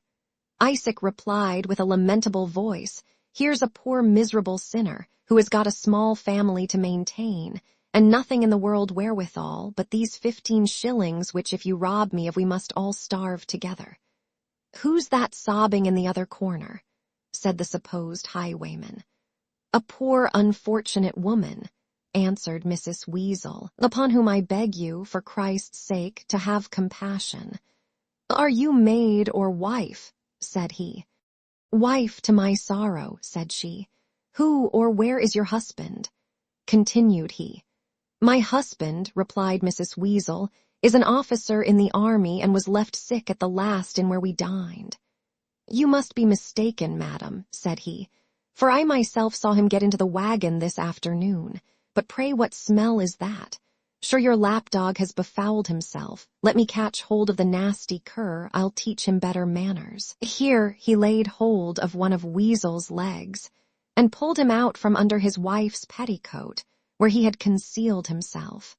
The poor trembling captain, being detected in his inglorious situation, rubbed his eyes, and affecting to wake out of sleep, cried, "What's the matter? What's the matter?" "The matter is not much," answered the horseman. "I only called in to inquire after your health, and so adieu, most noble captain." He clapped spurs to his horse, and was out of sight in a moment. It was some time before Weasel could recollect himself, but at length, reassuming the big look, he said, "D.N. the fellow. Why did he ride away before I had time to ask him how his lord and lady do? Don't you remember Tom, my dear?" addressing himself to his wife. "Yes," replied she, "I think I do remember something of the fellow, but you know I seldom converse with people of his station." "Hey day," cried Joey, "do yaw know the young mon Copton?" "Know him," said Weasel. "Many a time has he filled a glass of Burgundy for me at my Lord Trippett's table." "And what may his name be, Copton?" said Joey. His name, replied Weasel, "is Tom Rinser." "Wands," cried Joey, has changed his own name then. For I say lay a wager he was christened John Trotter. This observation raised a laugh against the captain, who seemed very much disconcerted, when Isaac broke silence and said, "It is no matter who or what he was, since he has not proved the robber we suspected, and we ought to bless God for our narrow escape." "Bless God," said Weasel. "Bless the devil, for what? Had he been a highwayman, I should have eaten his blood, body, and guts, before he had robbed me, or anyone in this diligence." "Ha, ha, ha," cried Miss Jenny. "I believe you will eat all you kill, indeed, Captain." The usurer was so well pleased at the event of this adventure, that he could not refrain from being severe, and took notice that Captain Weasel seemed to be a good Christian, for he had armed himself with patience and resignation instead of carnal weapons, and worked out his salvation with fear and trembling. This piece of satire occasioned a great deal of mirth at Weasel's expense, who muttered a great many oaths, and threatened to cut Isaac's throat. The usurer, taking hold of this menace, said, "Gentlemen and ladies, I take you all to witness that my life is in danger from this bloody-minded officer. I'll have him bound over to the peace." This second sneer produced another laugh against him, and he remained crestfallen during the remaining part of our journey. Chapter 13. Strap and I are terrified by an apparition. Strap's conjecture. The mystery explained by Joey. We arrive in London. Our dress and appearance described. We are insulted in the street. An adventure in an alehouse. We are imposed upon by a waggish footman. Set to rights by a tobacconist. Take lodgings, dive for a dinner. An accident at our ordinary. We arrived at our inn, supped, and went to bed. But Strap's distemper continuing, he was obliged to rise in the middle of the night, and taking the candle in his hand, which he had left burning for the purpose, he went down to the house of office, whence in a short time he returned in a great hurry, with his hair standing on end, and a look betokening horror and astonishment.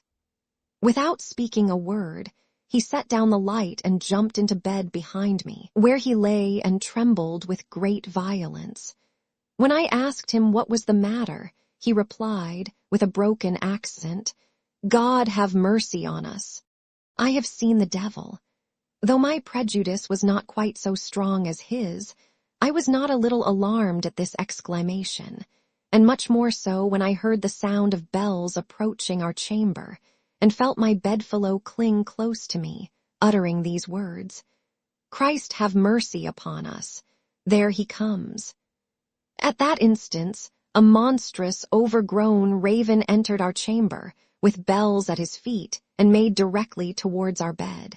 As this creature is reckoned in our country a common vehicle for the devil and witches to play their pranks in, I verily believed we were haunted, and, in a violent fright, shrank under the bedclothes. This terrible apparition leaped upon the bed, and after giving us several severe dabs with its beak through the blankets, hopped away and vanished. Strap and I recommended ourselves to the protection of heaven with great devotion, and when we no longer heard the noise, ventured to peep up and take breath. But we had not been long freed from this phantom, when another appeared, that had well nigh deprived us both of our senses. We perceived an old man enter the room, with a long white beard that reached to his middle. There was a certain wild peculiarity in his eyes and countenance that did not savor of this world, and his dress consisted of a brown stuff coat, buttoned behind and at the wrists, with an odd-fashioned cap of the same stuff upon his head. I was so amazed that I had not power to move my eyes from such a ghastly object, but lay motionless and saw him come straight up to me. When he reached the bed, he wrung his hands and cried with a voice that did not seem to belong to a human creature, "Where is Ralph?" I made no reply, upon which he repeated in an accent still more preternatural, "Where is Ralpho?" He had no sooner pronounced these words than I heard the sound of the bells at a distance, which the apparition, having listened to, tripped away, and left me almost petrified with fear. It was a good while before I could recover myself so far as to speak, and when at length I turned to Strap, I found him in a fit, which, however, did not last long. When he came to himself, I asked his opinion of what had happened, and he assured me that the first must certainly be the soul of some person damned, which appeared by the chain about his legs, for his fears had magnified the creature to the bigness of a horse, and the sound of small Morris bells to the clanking of massy chains. As for the old man, he took it to be the spirit of somebody murdered long ago in this place, which had power granted to torment the assassin in the shape of a raven, and that Ralpho was the name of the said murderer. Although I had not much faith in this interpretation, I was too much troubled to enjoy any sleep, and in all my future adventures never passed a night so ill. In the morning Strap imparted the whole affair to Joey, who, after an immoderate fit of laughter, explained the matter, by telling him that the old man was the landlord's father, who had been an idiot some years, and diverted himself with a tame raven, which, it seems, had hopped away from his apartment in the night, and induced him to follow it to our chamber, where he had inquired after it under the name of Ralpho. Nothing remarkable happened during the remaining part of our journey, which continued 6 or 7 days longer. At length we entered the great city, and lodged all night at the inn where the wagon put up. Next morning all the passengers parted different ways, while my companion and I sallied out to inquire for the Member of Parliament, to whom I had a letter of recommendation from Mr. Crabbe. As we had discharged our lodging at the inn, Strap took up our baggage and marched behind me in the street with the knapsack on his back, as usual, so that we made a very whimsical appearance. I had dressed myself to the greatest advantage, that is, put on a clean ruffled shirt and my best thread stockings. My hair, which was of the deepest red, hung down upon my shoulders, as lank and straight as a pound of candles, and the skirts of my coat reached to the middle of my leg. My waistcoat and breeches were of the same piece and cut in the same taste, and my hat very much resembled a barber's basin, in the shallowness of the crown and narrowness of the brim. Strap was habited in a much less awkward manner, but a short crop-eared wig that very much resembled Scrub's in the play, and the knapsack on his back added to what is called a queer fizz, occasioned by a long chin, a hook nose, and high cheek-bones, rendered him, on the whole, a very fit subject of mirth and pleasantry.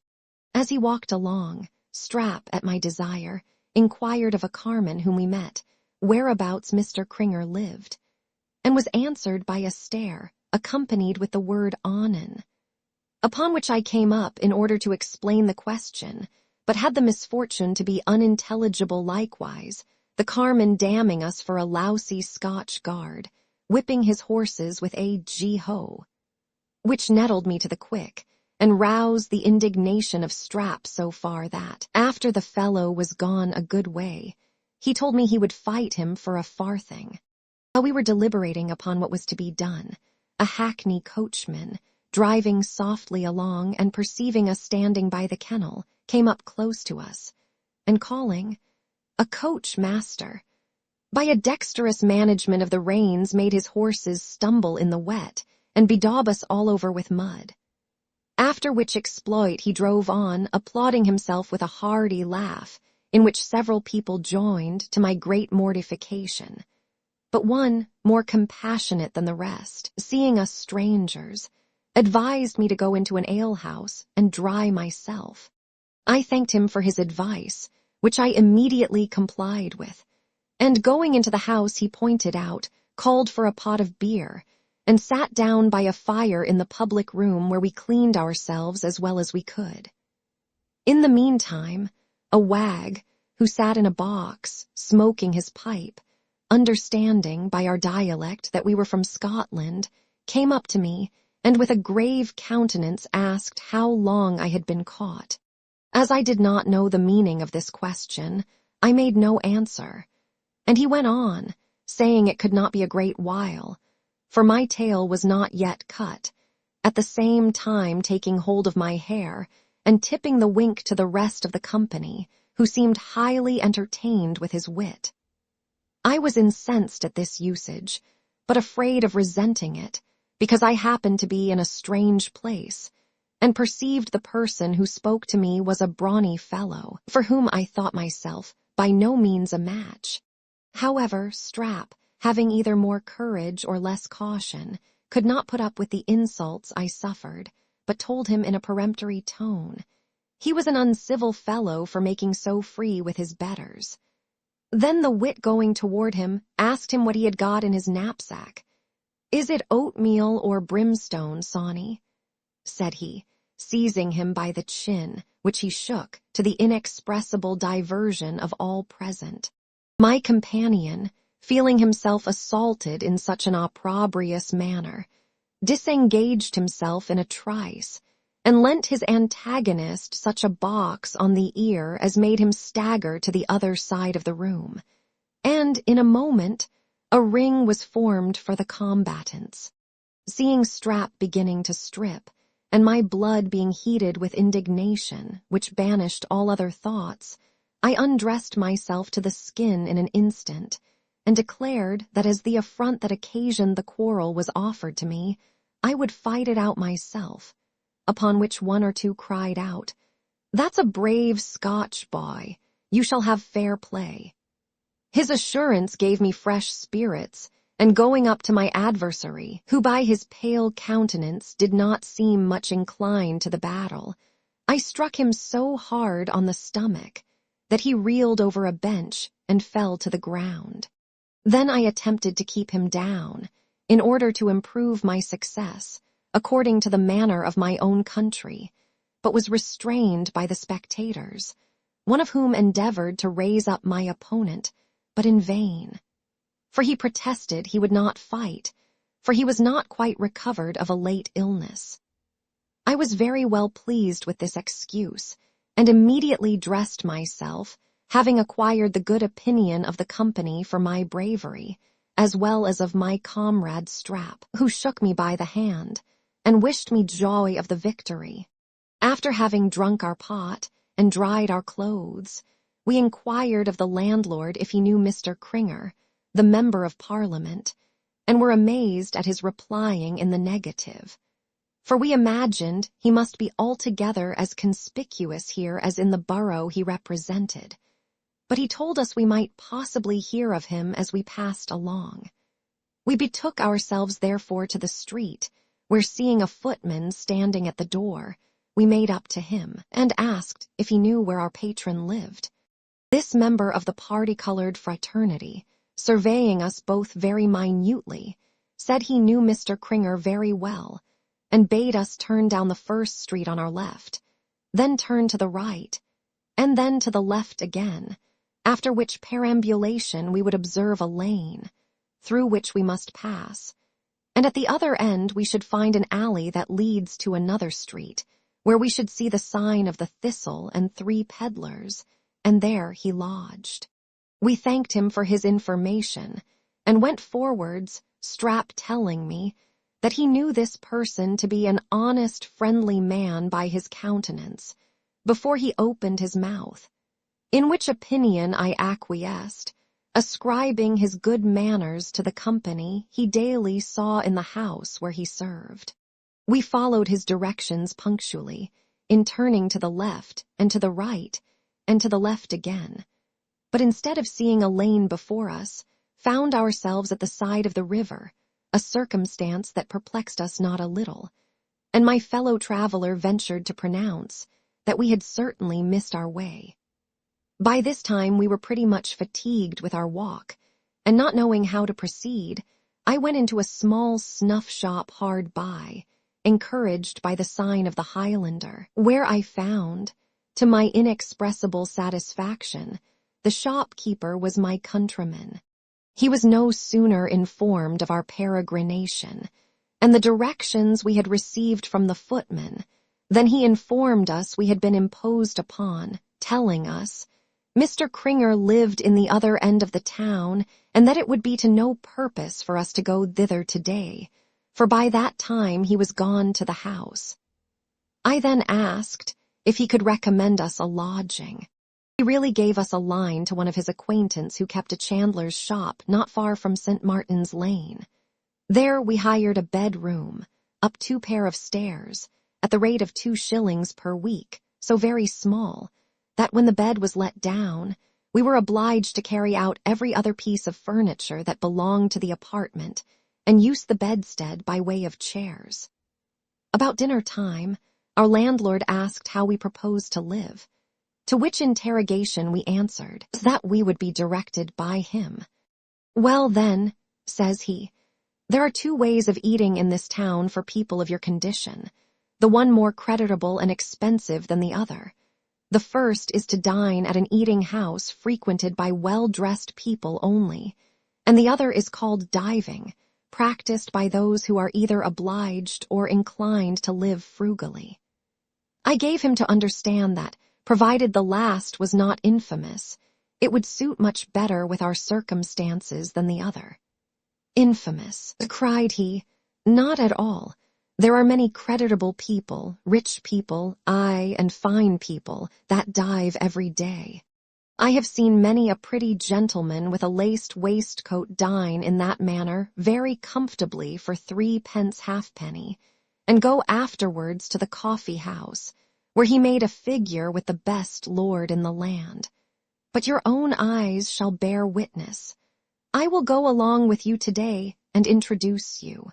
He accordingly conducted us to a certain lane, where stopping, he bade us observe him, and do as he did, and walking a few paces, dived into a cellar and disappeared in an instant.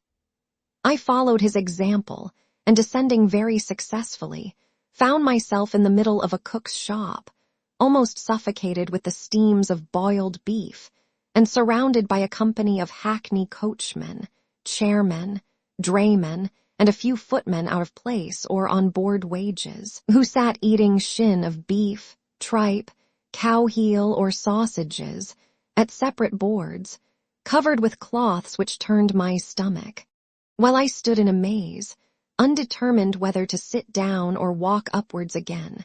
Strap, in his descent, missing one of the stops, tumbled headlong into this infernal ordinary, and overturned the cook as she carried a porringer of soup to one of the guests. In her fall, she dashed the whole mess against the legs of a drummer belonging to the foot guards, who happened to be in her way, and scalded him so miserably that he started up and danced up and down, uttering a volley of execrations that made my hair stand on end. While he entertained the company in this manner, with an eloquence peculiar to himself, the cook got up, and after a hearty curse on the poor author of this mischance, who lay under the table with a woeful countenance, emptied a salt-cellar in her hand, and stripping down the patient's stocking, which brought the skin along with it, applied the contents to the sore. This poultice was scarce laid on, when the drummer, who had begun to abate of his exclamations, broke forth into such a hideous yell as made the whole company tremble. Then, seizing a pewter pint-pot that stood by him, squeezed the sides of it together, as if it had been made of pliant leather, grinding his teeth at the same time with a most horrible grin. Guessing the cause of this violent transport, I bade the woman wash off the salt, and bathe the part with oil, which she did, and procured him immediate ease. Here another difficulty occurred, which was no other than the landlady's insisting on his paying for the pot he had rendered useless. He said he would pay for nothing but what he had eaten, and bade her be thankful for his moderation, or else he would prosecute her for damages. Strap, foreseeing the whole affair would lie at his door, promised to satisfy the cook, and called for a dram of gin to treat the drummer, which entirely appeased him and composed all animosities.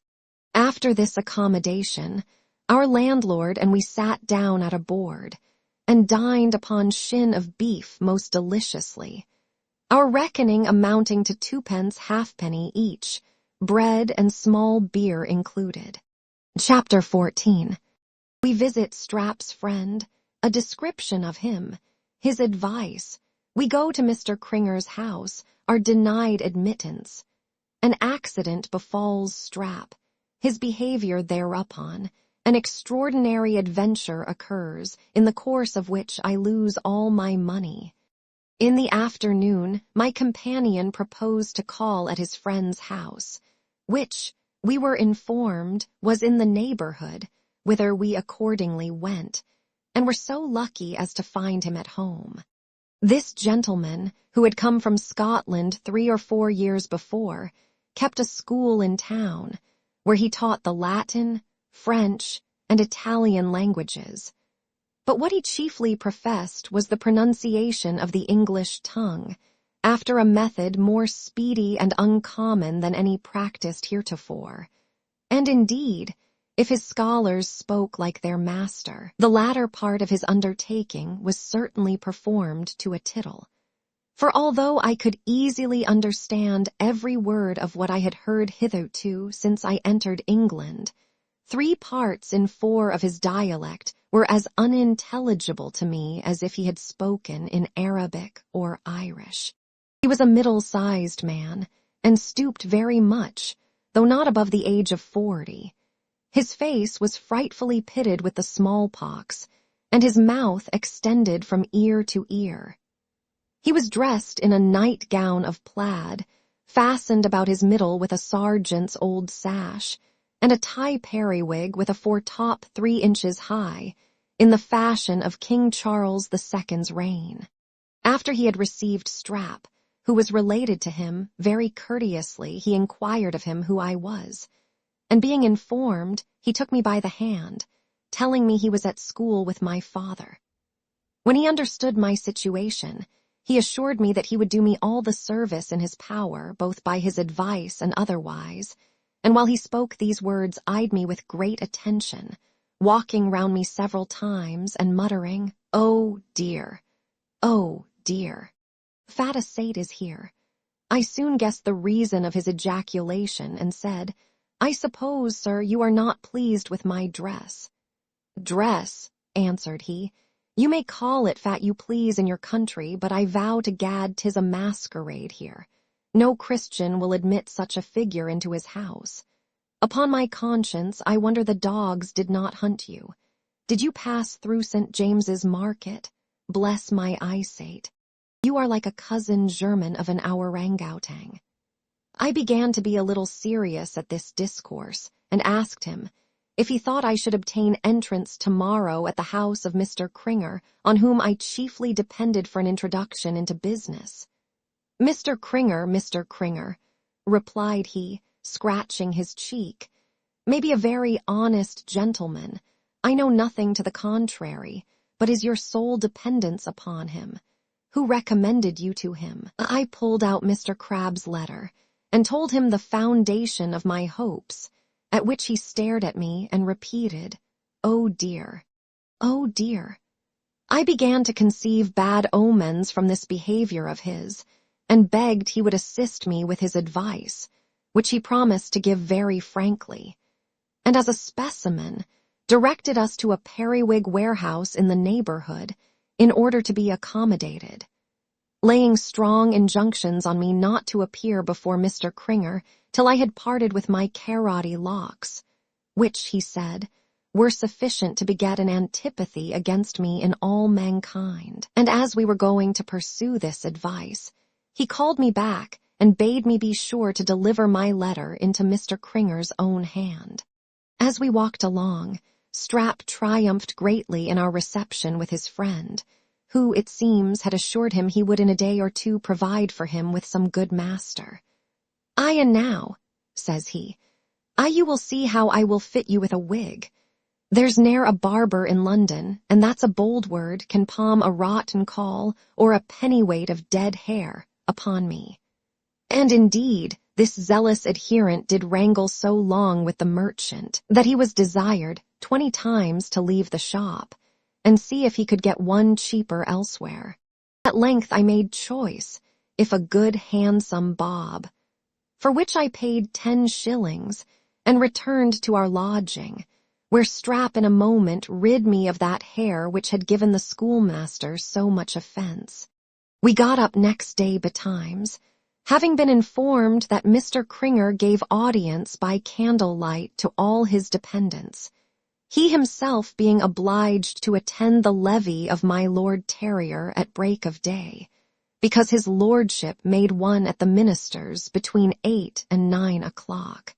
When we came to Mr. Cringer's door, Strap, to give me all instance of his politeness, ran to the knocker, which he employed so loud and so long that he alarmed the whole street, and a window opening in the 2nd story of the next house, a vessel was discharged upon him so successfully that the poor barber was wet to the skin, while I, being luckily at some distance, escaped the unsavory deluge. In the meantime, a footman opening the door, and seeing nobody in the street but us, asked with a stern countenance if it was I who made such a noise, and what I wanted. I told him I had business with his master, whom I desired to see, upon which he slapped the door in my face, telling me I must learn better manners before I could have access to his master.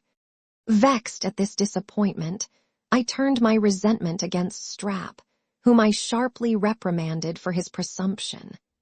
But he, not in the least regarding what I said, wrung the wet out of his periwig, and lifting up a large stone, flung it with such force against the street door of that house from whence he had been bedewed, that the lock giving way, it flew wide open, and he took to his heels, leaving me to follow him as I could. Indeed, there was no time for deliberation. I therefore pursued him with all the speed I could exert, until we found ourselves about the dawn in a street we did not know. Here, as we wandered along gaping about, a very decent sort of a man, passing by me, stopped of a sudden and took up something, which having examined, he turned and presented to me with these words: "Sir, you have dropped half a crown." I was not a little surprised at this instance of honesty, and told him it did not belong to me, but he bade me recollect and see if all my money was safe, upon which I pulled out my purse, for I had bought one since I came to town, and reckoning my money in my hand, which was now reduced to 5 guineas 7 shillings and 2 pence, assured him I had lost nothing. "Well then," says he, "so much the better. This is a godsend, and as you two were present when I picked it up, you are entitled to equal shares with me." I was astonished at these words, and looked upon this person to be a prodigy of integrity, but absolutely refused to take any part of the sum. "Come, gentlemen," said he, "you are too modest. I see you are strangers, but you shall give me leave to treat you with a wet this cold, raw morning." I would have declined the invitation, but Strap whispered to me that the gentleman would be affronted, and I complied. "Where shall we go?" said the stranger. "I am quite ignorant of this part of the town." I informed him that we were in the same situation, upon which he proposed to go into the first public house we should find open, and as we walked together, he began in this manner: "I find by your tongues you are from Scotland, gentlemen. My grandmother by the father's side was of your country, and I am so prepossessed in its favor that I never meet a Scotchman. But my heart warmeth, the Scots are very brave people. There is scarce a great family in the kingdom that cannot boast of some exploits performed by its ancestors many 100 years ago. There's your Douglases, Gordons, Campbells, Hamiltons. We have no such ancient families here in England. Then you are all very well educated. I have known a peddler talk in Greek and Hebrew as well as if they had been his mother tongue. And for honesty, I once had a servant, his name was Gregor MacGregor. I would have trusted him with untold gold. This eulogium of my native country gained my affections so strongly that I believe I could have gone to death to serve the author, and Strap's eyes swam in tears. At length, as we passed through a dark, narrow lane, we perceived a public house, which we entered, and found a man sitting by the fire, smoking a pipe, with a pint of purl before him. Our new acquaintance asked us if ever we had drunk egg flip, to which question we answering in the negative, he assured us of a regale, and ordered a quart to be prepared, calling for pipes and tobacco at the same time. We found this composition very palatable, and drank heartily. The conversation, which was introduced by the gentleman, turning upon the snares that young, inexperienced people are exposed to in this metropolis. He described 1,000 cheats that are daily practiced upon the ignorant and unwary, and warned us of them with so much good nature and concern that we blessed the opportunity which threw us in his way. After we had put the can about for some time, our new friend began to yawn, telling us he had been up all night with a sick person, and proposed we should have recourse to some diversion to keep him awake. "Suppose," said he, "we should take a hand at whist for pastime. But let me see. That won't do, there's only 3 of us, and I cannot play at any other game. The truth is, I seldom or never play but out of complaisance or at such a time as this, when I am in danger of falling asleep." Although I was not much inclined to gaming, I felt no aversion to pass an hour or 2 at cards with a friend, and knowing that Strap understood as much of the matter as I, made no scruple of saying, "I wish we could find a 4th hand." While we were in this perplexity, the person whom we found in the house at our entrance, overhearing our discourse, took the pipe from his mouth very gravely, and accosted us thus: "Gentlemen, my pipe is out, you see," shaking the ashes into the fire, "and rather than you should be balked, I don't care if I take a hand with you for a trifle, but remember I won't play for anything of consequence." We accepted his proffer with pleasure. Having cut for partners, it fell to my lot to play with him against our friend and Strap for 3p a game. We were so successful that in a short time I was half a crown gainer. When the gentleman whom we had met in the street, observing he had no luck today, proposed to leave off or change partners. By this time I was inflamed with my good fortune and the expectation of improving it, as I perceived the two strangers played but indifferently. Therefore I voted for giving him his revenge. And cutting again, Strap and I, to our mutual satisfaction, happened to be partners. My good fortune attended me still, and in less than an hour we had got 30 shillings of their money, for as they lost they grew the keener, and doubled stakes every time. At last the inconstant goddess began to veer about, and we were very soon stripped of all our gains, and about 40 shillings of our own money. This loss mortified me extremely, and had a visible effect on the muscles of Strap's face, which lengthened apace. But our antagonists, perceiving our condition, kindly permitted us to retrieve our loss, and console ourselves with a new acquisition.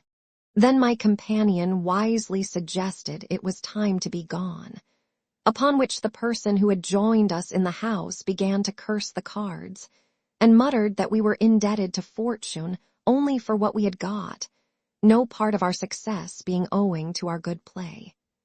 This insinuation nettled me so much that I challenged him to a game at piquet for a crown, and he was with difficulty persuaded to accept the invitation. This contest ended in less than an hour to my inexpressible affliction, who lost every shilling of my own money, Strap absolutely refusing to supply me with a 6p. The gentleman at whose request we had come in, perceiving by my disconsolate looks the situation of my heart, which well-nigh burst with grief and resentment, when the other stranger got up, and went away with my money, began in this manner. I am truly afflicted at your bad luck, and would willingly repair it, were it in my power. But what in the name of goodness could provoke you to tempt your fate so long? It is always a maxim with gamesters to pursue success as far as it will go, and to stop whenever fortune shifts about. You are a young man, and your passions are too impetuous. You must learn to govern them better. However, there is no experience like that which is bought. You will be the better for this the longest day you have to live. As for the fellow who has got your money, I don't half like him. Did not you see me tip you the wink to leave off in time? I answered, no. No, continued he, you was too eager to mind anything but the game. But hark ye, said he in a whisper, are you satisfied of that young man's honesty? His looks are a little suspicious, but I may be mistaken. He made a great many grimaces while he stood behind you. This is a very wicked town. I told him I was very well convinced of my comrade's integrity, and that the grimaces he mentioned were doubtless owing to his anxiety of my loss. Oh ho! If that be the case, I ask his pardon. Landlord, see what's to pay. The reckoning amounted to 18p, which, having discharged, the gentleman shook us both by the hand, and, saying he should be very glad to see us again, departed. Chapter 15.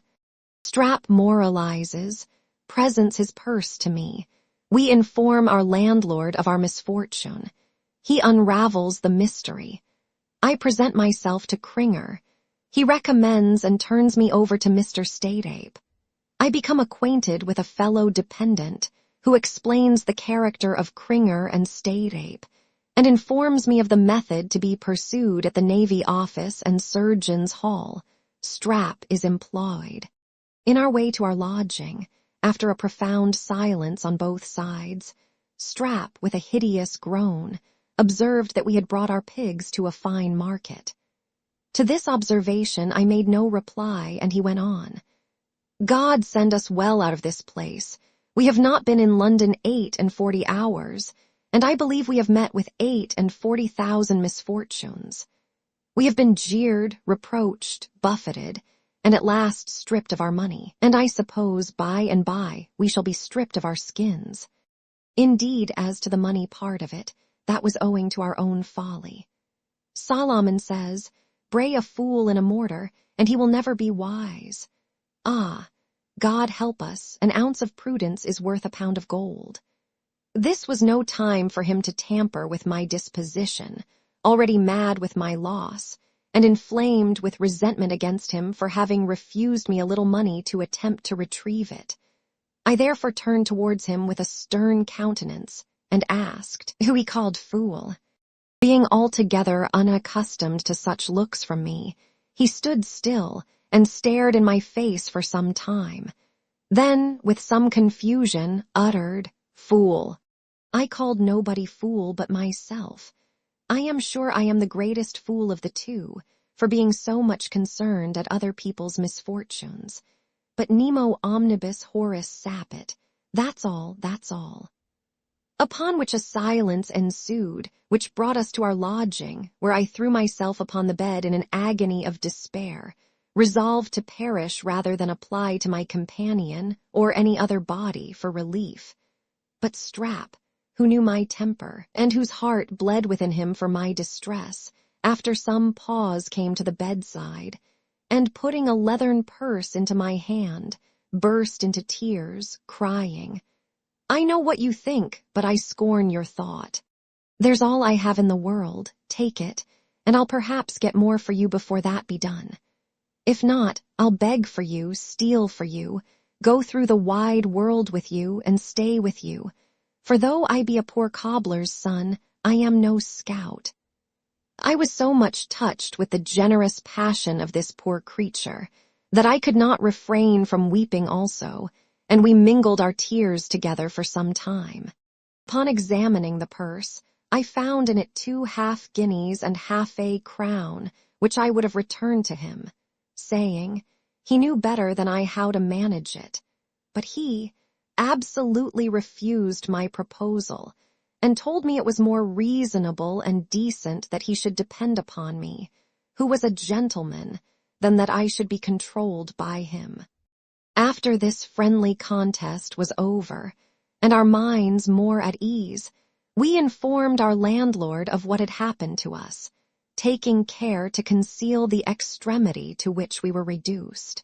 He no sooner heard the story than he assured us we had been grievously imposed upon by a couple of sharpers, who were associates, and that this polite, honest, friendly, humane person, who had treated us so civilly, was no other than a rascally money-dropper, who made it his business to decoy strangers in that manner to one of his own haunts, where an accomplice or two were always waiting to assist in pillaging the prey he had run down. Here the good man recounted a great many stories of people who has been seduced, cheated, pilfered, beat, nay, even murdered by such villains. I was confounded at the artifice and wickedness of mankind, and Strap, lifting up his eyes and hands to heaven, prayed that God would deliver him from such scenes of iniquity, for surely the devil had set up his throne in London. Our landlord being curious to know what reception we had met with at Mr. Cringer's, we acquainted him with the particulars, at which he shook his head, and told us we had not gone the right way to work, that there was nothing to be done with a member of Parliament without a bribe, that the servant was commonly infected with the master's disease, and expected to be paid for his work, as well as his betters. He therefore advised me to give the footman a shilling the next time I should desire admittance to my patron, or else I should scarce find an opportunity to deliver my letter. Accordingly, next morning, when the door was opened, I slipped a shilling into his hand, and told him I had a letter for his master. I found the good effect of my liberality, for the fellow let me in immediately, and, taking the letter out of my hand, desired me to wait in a kind of passage for an answer. In this place I continued standing for 3/4 of an hour, during which time I saw a great many young fellows whom I formerly knew in Scotland pass and repass, with an air of familiarity, in their way to and from the audience chamber, while I was fain to stand shivering in the cold, and turn my back to them that they might not perceive the lowness of my condition. At length, Mr. Cringer came out to see a young gentleman to the door, who was no other than Squire Gawky, dressed in a very gay suit of clothes. At parting, Mr. Cringer shook him by the hand and told him he hoped to have the pleasure of his company at dinner. Then, turning about towards me, asked what were my commands. When he understood I was the person who had brought the letter from Mr. Crabbe, he affected to recollect my name, which, however, he pretended he could not do till he had consulted the letter again. To save him the trouble, I told him my name was Random. Upon which he went on, Random. I think I remember the name. And very well he might, for this very individual, Mr. Cringer, had many a time rode before my grandfather's cloak-bag in quality of a footman. "Well," says he, "you propose to go on board a man-of-war as surgeon's mate." I replied by a low bow, "I believe it will be a difficult matter." Continued he, "to procure a warrant, there being already such a swarm of Scotch surgeons at the Navy Office, in expectation of the next vacancy, that the commissioners are afraid of being torn to pieces, and have actually applied for a guard to protect them. However, some ships will soon be put in commission, and then we shall see what's to be done." So saying, he left me, exceedingly mortified at the different reception Mr. Gawky and I had met with from this upstart, proud, mean member, who, I imagined, would have been glad of an opportunity to be grateful for the obligations he owed to my family. At my return, I was surprised with the agreeable news of Strap's being employed, on the recommendation of his friend, the schoolmaster, by a periwig maker in the neighborhood, who allowed him 5 shillings per week besides bed and board. I continued to dance attendance every other morning at the levee of Mr. Cringer during a fortnight, in which time I became acquainted with a young fellow of my own country and profession, who also depended on the member's interest, but was treated with much more respect than I, both by the servants and master, and often admitted into a parlor, where there was a fire for the convenience of the better sort of those who waited for him. Thither I was never permitted to penetrate, on account of my appearance, which was not at all fashionable, but was obliged to stand blowing my fingers in a cold lobby, and take the first opportunity of Mr. Cringer's going to the door to speak with him. One day, while I enjoyed this occasion, a person was introduced, whom Mr. Cringer no sooner saw, than running towards him, he saluted him with a low bow to the very ground, and afterwards shaking him by the hand with great heartiness and familiarity, called him his good friend, and asked very kindly after Mrs. Stayrape and the young ladies.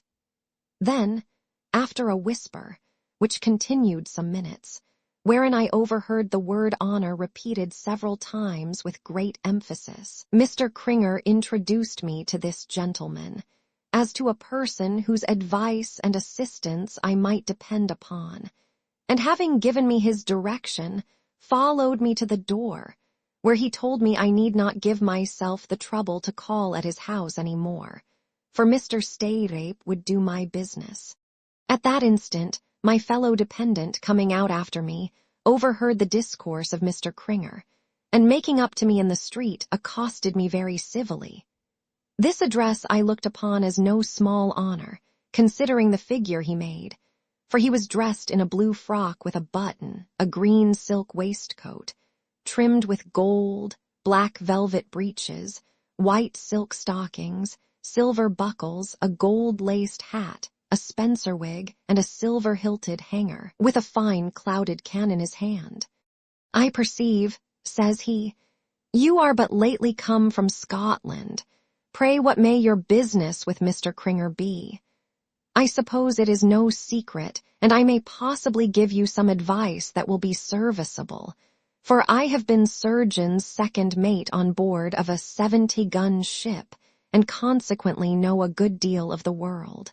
I made no scruple to disclose my situation, which, when he had learned, he shook his head, and told me he had been pretty much in the same circumstances about a year ago, that he had relied on Cringer's promises until his money, which was considerable as well as his credit, was quite exhausted, and when he wrote to his relations for a fresh supply, instead of money he received nothing but reproaches, and the epithets of idle, debauched fellow, that after he had waited at the Navy office many months for a warrant to no purpose, he was fain to pawn some of his clothes, which raised a small sum wherewith he bribed the secretary, who soon procured a warrant for him, notwithstanding he had affirmed the same day that there was not one vacancy.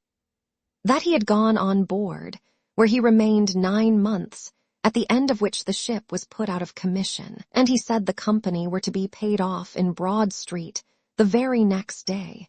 That relations being reconciled to him, had charged him to pay his devoirs regularly to Mr. Cringer, who had informed them by letter that his interest alone had procured the warrant, in obedience to which command he came to his levee every morning, as I saw, though he looked upon him to be a very pitiful scoundrel.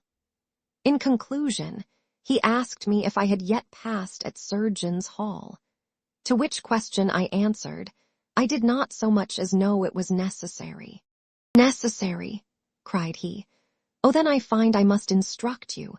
Come along with me, and I'll give you information about that matter."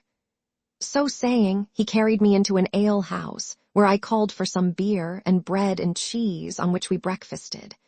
While we sat in this place, he told me I must first go to the Navy office and write to the board, desiring them to order a letter for me to Surgeon's Hall, that I might be examined, touching my skill in surgery.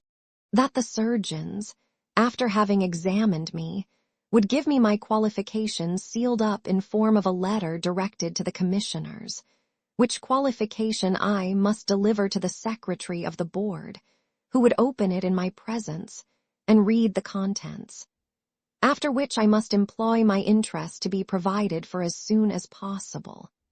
That the expense of his qualification for second mate of a third rate amounted to 13 shillings, exclusive of the warrant, which cost him half a guinea and half a crown, besides a present to the secretary, which consisted of a £3 12 piece. This calculation was like a thunderbolt to me, whose whole fortune did not amount to 12 shillings. I accordingly made him acquainted with this part of my distress, after having thanked him for his information and advice.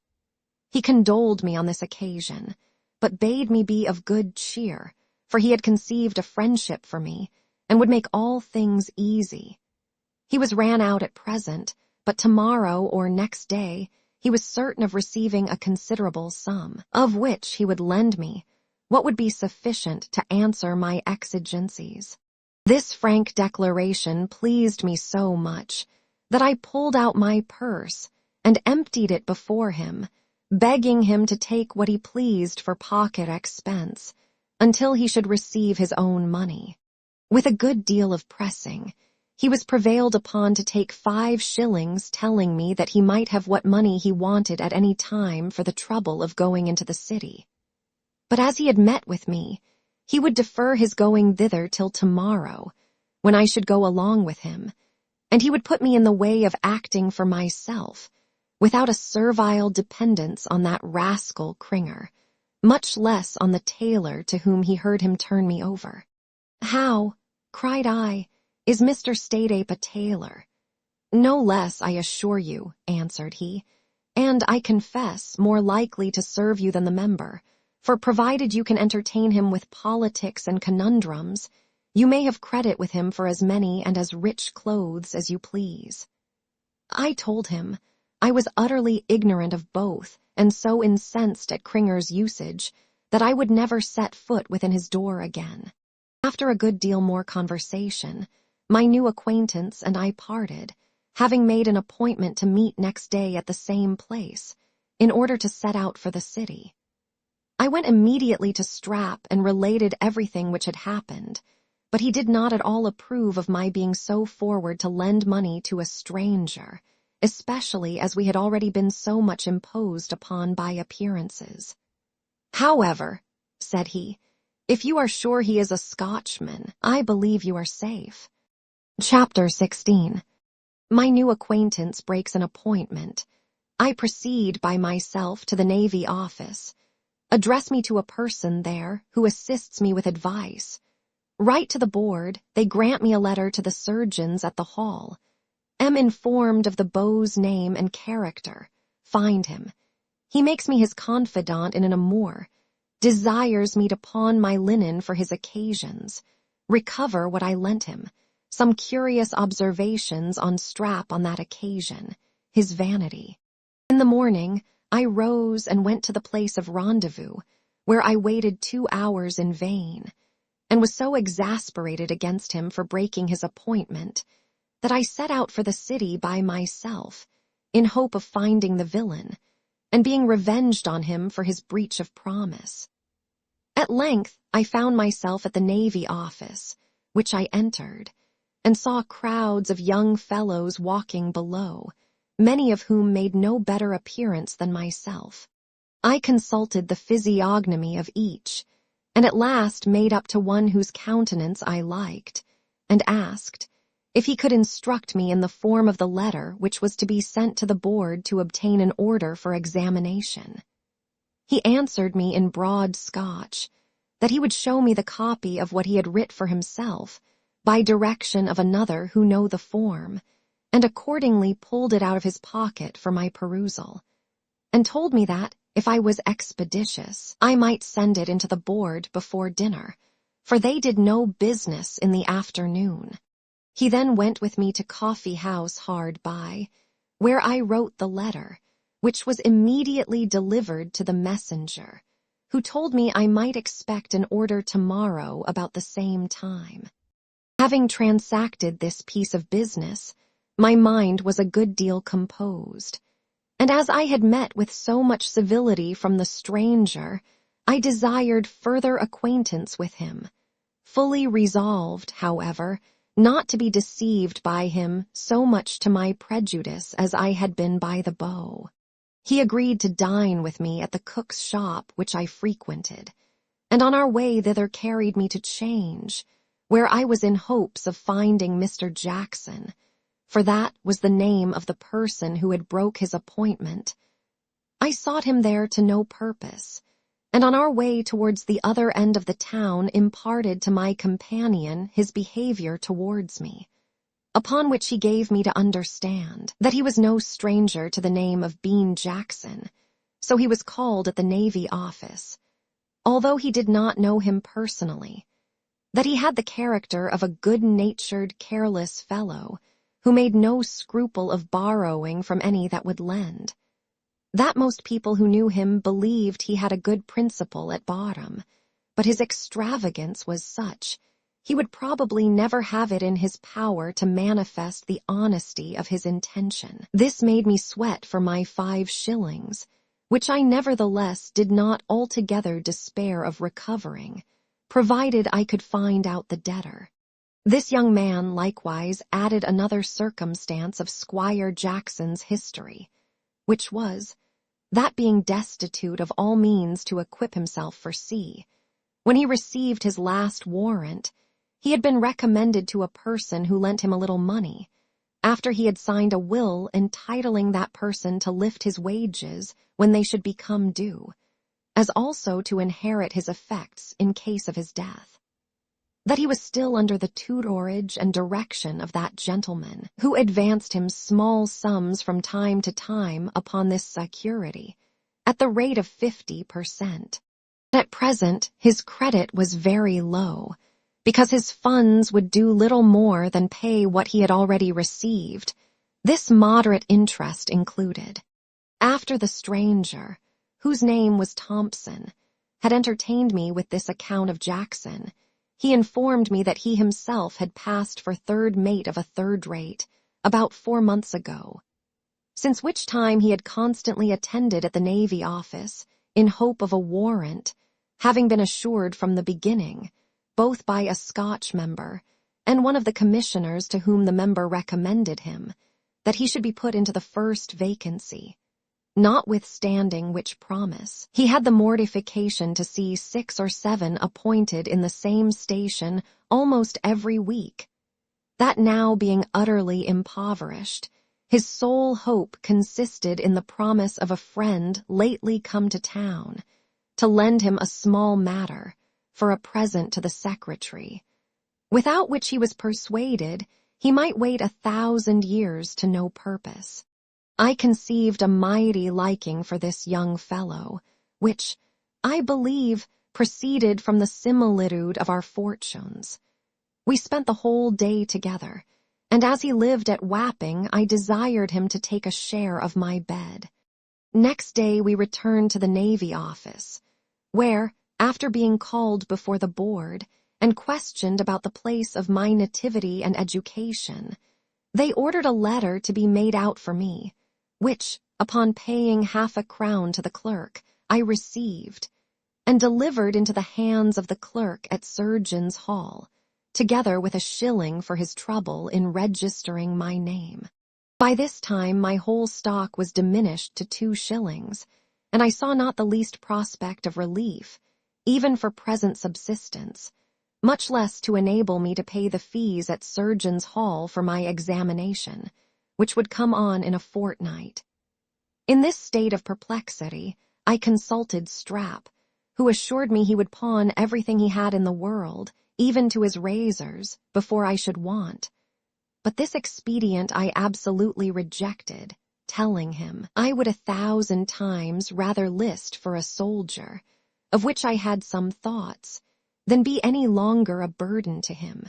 At the word soldier, he grew pale as death, and begged on his knees I would think no more of that scheme.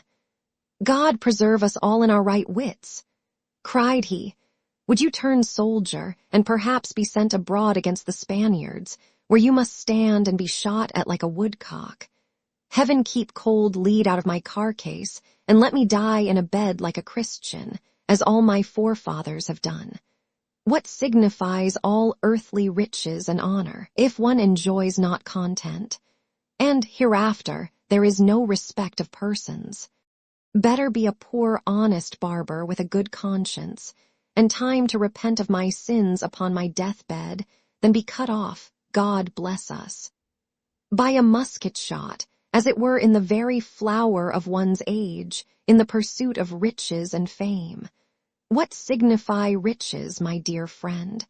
Do they not make unto themselves wings and fly away, as the wise man saith? I could also mention many other sayings in contempt of riches, both from the Bible and other good books. But I know you are not very fond of those things. I shall only assure you that if you take on to be a soldier, I will do the same. And then if we should both be slain, you will not only have your own blood to answer for, but mine also, and peradventure the lives of all those whom we shall kill in battle. Therefore, I pray you, consider whether you will sit down contented with small things and share the fruits of my industry in peace, till Providence shall send better tidings, or, by your despair, plunge both our souls and bodies into everlasting perdition, which God of his infinite mercy forbid. I could not help smiling at this harangue, which was delivered with great earnestness, the tears standing in his eyes all the time, and promised to do nothing of that sort without his consent and concurrence. He was much comforted with this declaration, and told me in a few days he should receive a week's wages, which should be at my service, but advised me in the meantime to go in quest of Jackson, and recover, if possible, what he had borrowed of me.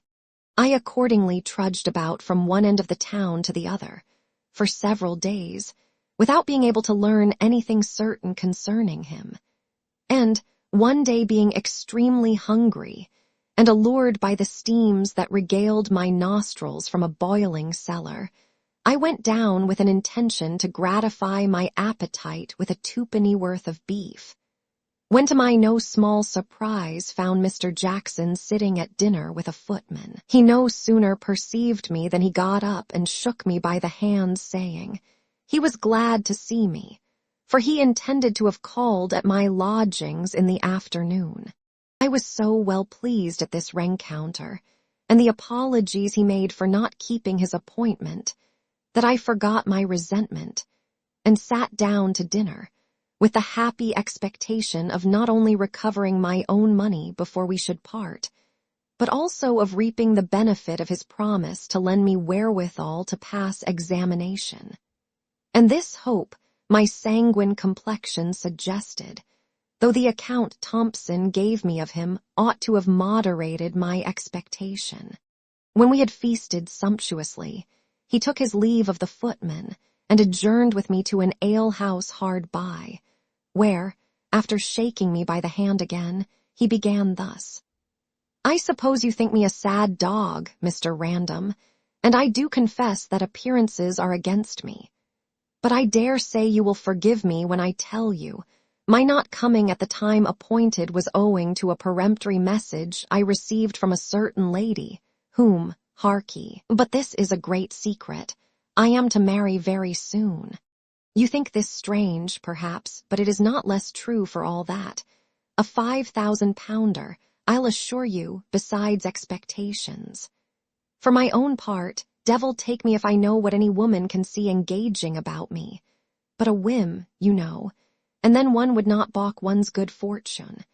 You saw that footman who dined with us. He's one of the honestest fellows that ever wore livery. You must know it was by his means I was introduced to her, for he made me first acquainted with her woman, who is his mistress. Aye, many a crown has he and his sweetheart had of my money, but what of that? Things are now brought to a bearing. I have come a little this way, I have proposed marriage, and the day is fixed. She's a charming creature, and writes like an angel. She can repeat all the English tragedies as well as ever a player in Drury Lane, and indeed is so fond of plays that to be near the stage she has taken lodgings in a court hard by the theatre. But you shall see, you shall see. Here's the last letter she sent me. With these words, he put it into my hand, and I read, to the best of my remembrance, as follows.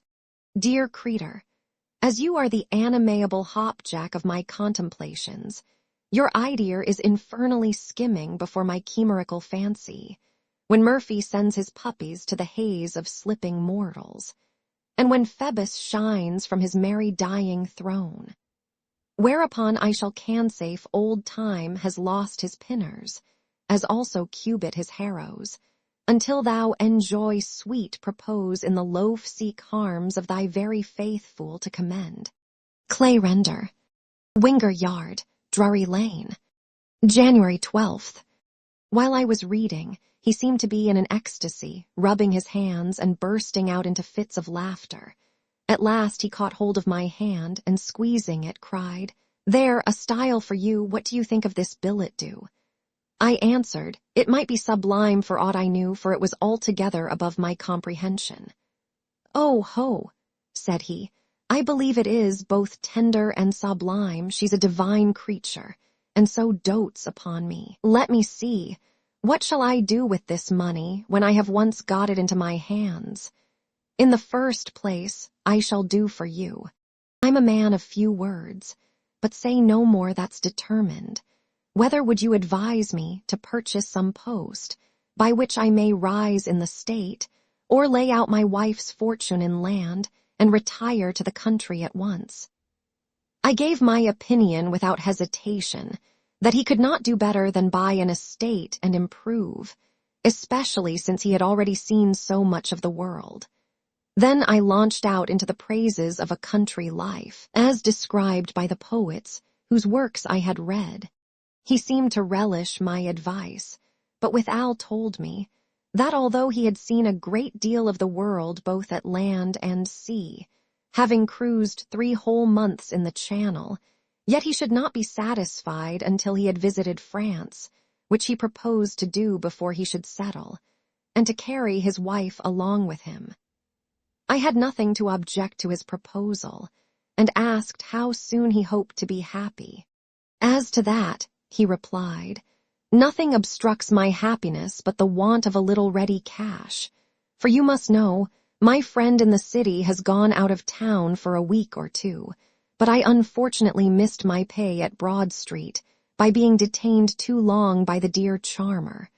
But there will be a recall at Chatham next week, whither the ship's books are sent, and I have commissioned a friend in that place to receive the money. If that be all, said I, there's no great harm in deferring your marriage a few days. Yes, faith, but there is, said he. You don't know how many rivals I have who would take all advantages against me. I would not balk the impatience of her passion for the world. The least appearance of coldness or indifference would ruin all, and such offers don't occur every day. I acquiesced in this observation and inquired how he intended to proceed.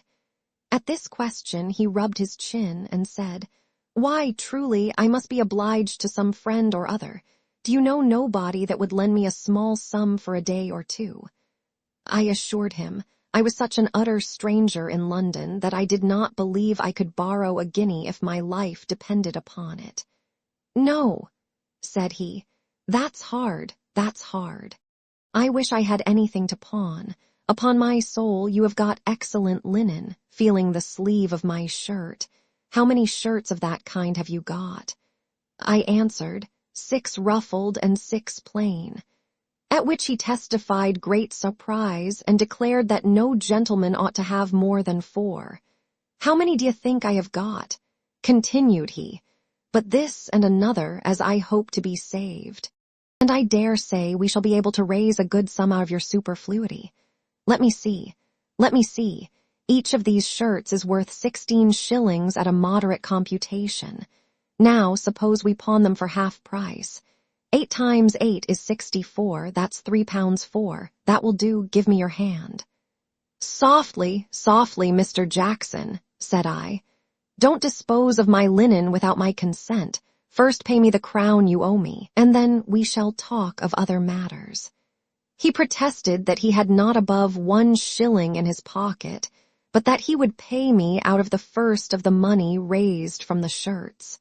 This piece of assurance incensed me so much that I swore I would not part with him until I had received satisfaction for what I had lent him. And as for the shirts, I would not pawn one of them to save him from the gallows. At this expression he laughed aloud, and then complained it was very hard that I should refuse him a trifle that would infallibly enable him not only to make his own fortune, but mine also. You talk of pawning my shirts, said I. Suppose you should sell this hanger, Mr. Jackson. I believe it would fetch a good round sum. No, hang it, said he. I can't appear decently without my hanger, lest it should go. However, seeing me inflexible with regard to my linen, he at length unbuckled his hanger, and, showing me the 3 blue balls, desired me to carry it thither and pawn it for 2 guineas.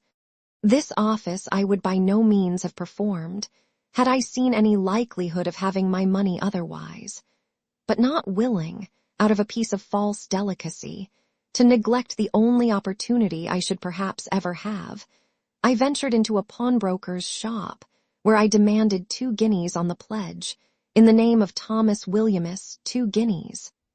Said the pawnbroker, looking at the hanger, This piece of goods has been here several times before for 30 shillings. However, since I believe the gentleman to whom it belongs will redeem it, he shall have what he wants.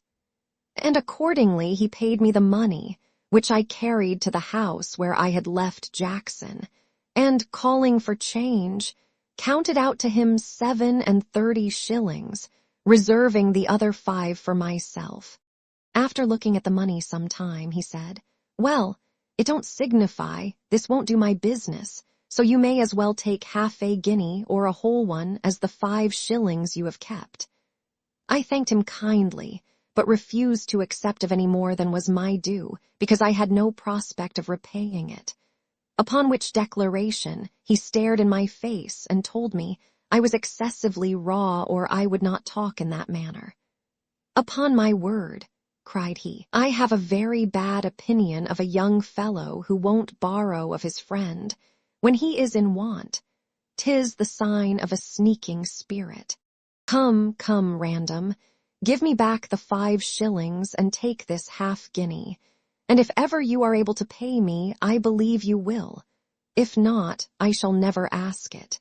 When I reflected upon my present necessity, I suffered myself to be persuaded, and after making my acknowledgments to Mr. Jackson, who offered to treat me with a play, I returned to my lodgings with a much better opinion of this gentleman than I had in the morning, and at night imparted my day's adventure to Strap, who rejoiced at my good luck, saying, "I told you if he was a Scotchman you was safe enough, and who knows but this marriage may make us all.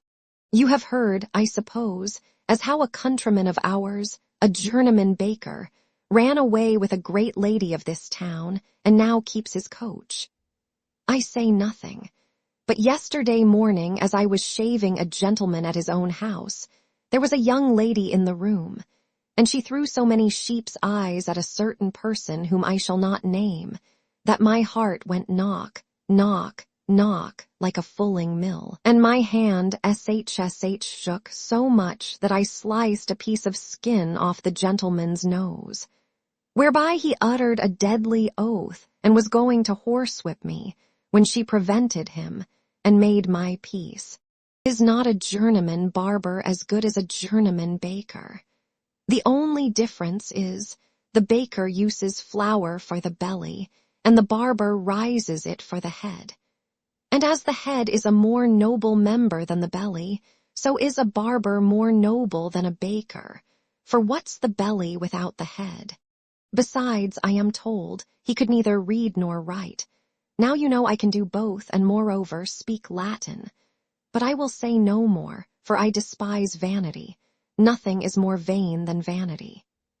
With these words, he pulled out of his pocket a wax candle's end, which he applied to his forehead, and upon examination I found had combed his own hair over the toupee of his wig, and was, indeed, in his whole dress become a very smart shaver. I congratulated him on his prospect with a satirical smile, which he understood very well, and, shaking his head, observed, I had very little faith, but the truth would come to light in spite of my incredulity. Chapter 17. I go to Surgeon's Hall, when I meet Mr. Jackson, am examined. A fierce dispute arises between 2 of the examiners. Jackson disguises himself to attract respect, irises himself to attract respect, is detected, in hazard of being sent to Bridewell. He treats us at a tavern, carries us to a night house. A troublesome adventure there, we are committed to the round house, carried before a justice. His behavior, with the assistance of this faithful adherent, who gave me almost all the money he earned, I preserved my half-guinea entire till the day of examination, when I went with a quaking heart to Surgeon's Hall, in order to undergo that ceremony.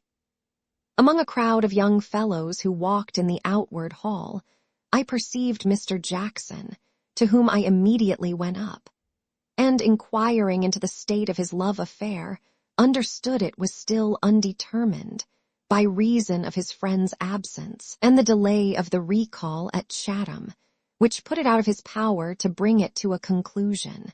I then asked what his business was in this place. He replied, he was resolved to have 2 strings to his bow, that in case the one failed he might use the other, and with this view he was to pass that night for a higher qualification. At that instant, a young fellow came out from the place of examination, with a pale countenance, his lip quivering, and his looks as wild as if he had seen a ghost. He no sooner appeared, than we all flocked about him with the utmost eagerness to know what reception he had met with, which, after some pause he described, recounting all the questions they had asked, with the answers he made. In this manner we obliged no less than 12 to recapitulate, which now the danger was past, they did with pleasure, before it fell to my lot. At length the beadle called my name, with a voice that made me tremble. However, there was no remedy. I was conducted into a large hall, where I saw about a dozen of grim faces sitting at a long table, one of whom bade me come forward in such an imperious tone that I was actually for a minute or two bereft of my senses. The first question he put to me was, "Where was you born?" To which I answered, "In Scotland." "In Scotland," said he, "I know that very well. We have scarce any other countrymen to examine here. You Scotchmen have overspread us of late, as the locusts did Egypt. I ask you, in what part of Scotland was you born?" I named the place of my nativity, which he had never heard of. He then proceeded to interrogate me about my age, the town where I served my time, with the term of my apprenticeship. And when I informed him that I served 3 years only, he fell into a violent passion, swore it was a shame and a scandal to send such raw boys into the world as surgeons, that it was great presumption in me, and an affront upon the English, to pretend sufficient skill in my business, having served so short a time, when every apprentice in England was bound 7 years at least. That my friends would have done better if they had made me a weaver or shoemaker. But their pride would have me a gentleman, he supposed, at any rate, and their poverty could not afford the necessary education. This exordium did not at all contribute to the recovery of my spirits, but on the contrary, reduced me to such a situation that I was scarcely able to stand, which being perceived by a plump gentleman who sat opposite to me with a skull before him, he said, Mr. Snarler was too severe upon the young man, and turning towards me, told me I need not be afraid, for nobody would do me any harm. Then, bidding me take time to recollect myself, he examined me, touching the operation of the trepan, and was very well satisfied with my answers. The next person who questioned me was a wag, who began by asking if I had ever seen amputation performed, and I replying in the affirmative, he shook his head and said, "What? Upon a dead subject, I suppose. If," continued he, "during an engagement at sea, a man should be brought to you with his head shot off, how would you behave?" After some hesitation, I owned such a case had never come under my observation, neither did I remember to have seen any method of care proposed for such an accident in any of the systems of surgery I had perused. Whether it was owing to the simplicity of my answer, or the archness of the question, I know not, but every member at the board deigned to smile, except Mr. Snarler, who seemed to have very little of the animal risible in his constitution. The facetious member, encouraged by the success of his last joke, went on thus, "Suppose you was called to a patient of a plethoric habit, who has been bruised by a fall, what would you do?" I answered, "I would bleed him immediately." "What?" said he, "before you had tied up his arm?" But this stroke of wit not answering his expectation, he desired me to advance to the gentleman who sat next him, and who, with a pert air, asked, what method of cure I would follow in wounds of the intestines.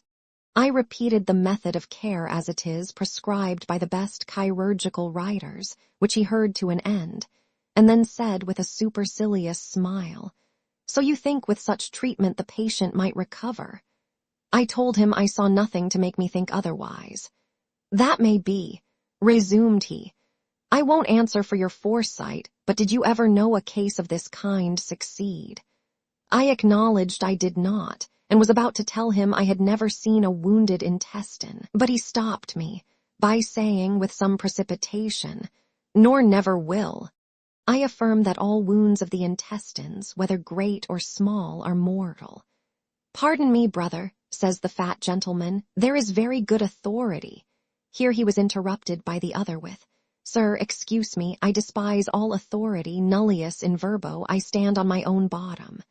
"But sir," replied his antagonist, "the reason of the thing shows." "A fig for reason," cries this sufficient member.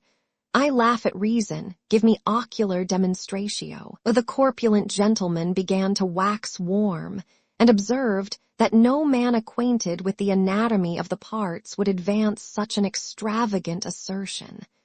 This innuendo enraged the other so much that he started up, and in a furious tone exclaimed, "What, sir? Do you question my knowledge in anatomy?" By this time, all the examiners had espoused the opinion of one or other of the disputants, and raised their voices all together, when the chairman commanded silence, and ordered me to withdraw. In less than a quarter of an hour, I was called in again, received my qualifications scaled up, and was ordered to pay 5 shillings. I laid down my half-guinea upon the table, and stood some time, until one of them bade me begone. To this I replied, "I will when I have got my change." Upon which another threw me 5 shillings and 6pence, saying I should not be a true Scotchman if I went away without my change. I was afterwards obliged to give 3 shillings and 6pence to the beadles, and a shilling to an old woman who swept the hall. This disbursement sank my finances to 13 pence halfpenny, with which I was sneaking off, when Jackson, perceiving it, came up to me, and begged I would tarry for him, and he would accompany me to the other end of the town, as soon as his examination should be over. I could not refuse this to a person that was so much my friend, but I was astonished at the change of his dress, which was varied in half an hour from what I have already described to a very grotesque fashion. His head was covered with an old smoke tie-wig that did not boast one crooked hair, and a slouched hat over it, which would have very well become a chimney-sweeper or a dustman. His neck was adorned with a black crape, the ends of which he had twisted, and fixed in the buttonhole of a shabby greatcoat that wrapped up his whole body. His white silk stockings were converted into black worsted hose, and his countenance was rendered venerable by wrinkles, and a beard of his own painting. When I expressed my surprise at this metamorphosis, he laughed, and told me it was done by the advice and assistance of a friend who lived over the way, and would certainly produce something very much to his advantage, for it gave him the appearance of age, which never fails of attracting respect. I applauded his sagacity, and waited with impatience for the effects of it. At length he was called in, but whether the oddness of his appearance excited a curiosity more than small in the board, or his behavior was not suitable to his figure, I know not, he was discovered to be an impostor, and put into the hands of the beadle in order to be sent to Bridewell, so that instead of seeing him come out with a cheerful countenance, and a surgeon's qualification in his hand, I perceived him led through the outer hall as a prisoner, and was very much alarmed, and anxious to know the occasion, when he called with a lamentable voice, and a piteous aspect to me, and some others who know him, "For God's sake, gentlemen, bear witness that I am the same individual John Jackson who served as surgeon's second mate on board the Elizabeth, or else I shall go to Bridewell." It would have been impossible for the most austere hermit that ever lived to have refrained from laughing at his appearance and address.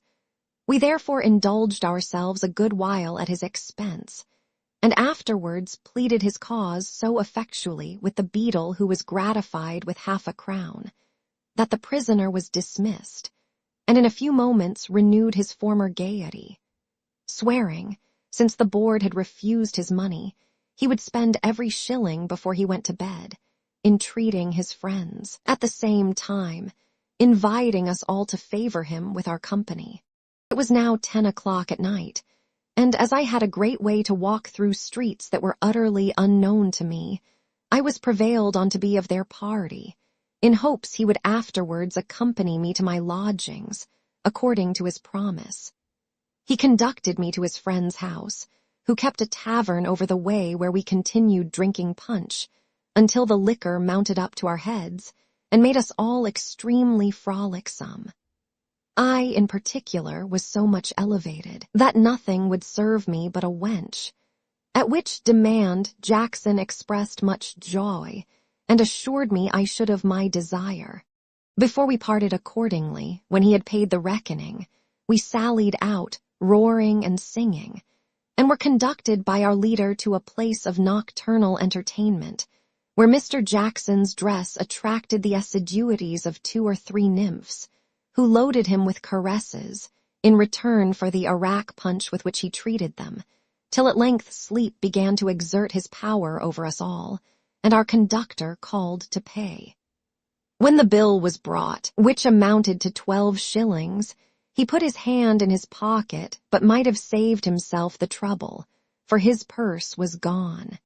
This accident disconcerted him a good deal at first, but after some recollection, he seized the 2 ladies who sat by him, one in each hand, and swore if they did not immediately restore his money he would charge a constable with them.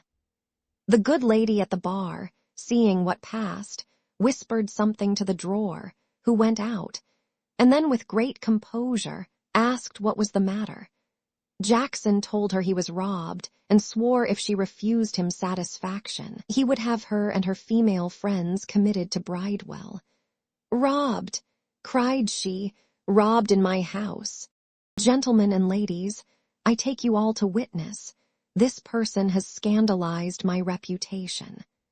At that instant, seeing the constable and watch enter, she proceeded, "What? You must not only endeavor by your false aspersions to ruin my character, but even commit an assault upon my family. Mr. Constable, I charge you with this uncivil person, who has been guilty of a riot here. I shall take care and bring an action against him for defamation." While I was reflecting on this melancholy event, which had made me quite sober, one of the ladies, being piqued at some repartee that passed between us, cried, "They are all concerned," and desired the constable to take us all into custody, an arrest which was performed instantly, to the utter astonishment and despair of us all, except Jackson, who, having been often in such scrapes, was very little concerned, and charged the constable, in his turn, with the landlady and her whole bevy. Upon which we were carried altogether prisoners to the round-house, where Jackson, after a word of comfort to us, informed the constable of his being robbed, to which he said he would swear next morning before the justice. In a little time the constable, calling Jackson into another room, spoke to him thus: "I perceive that you and your company are strangers, and am very sorry for your being involved in such an ugly business. I have known this woman a great while. She has kept a notorious house in the neighborhood this many years, and although often complained of as a nuisance, still escapes through her interest with the justices, to whom she, and all of her employment, pay contribution quarterly for protection.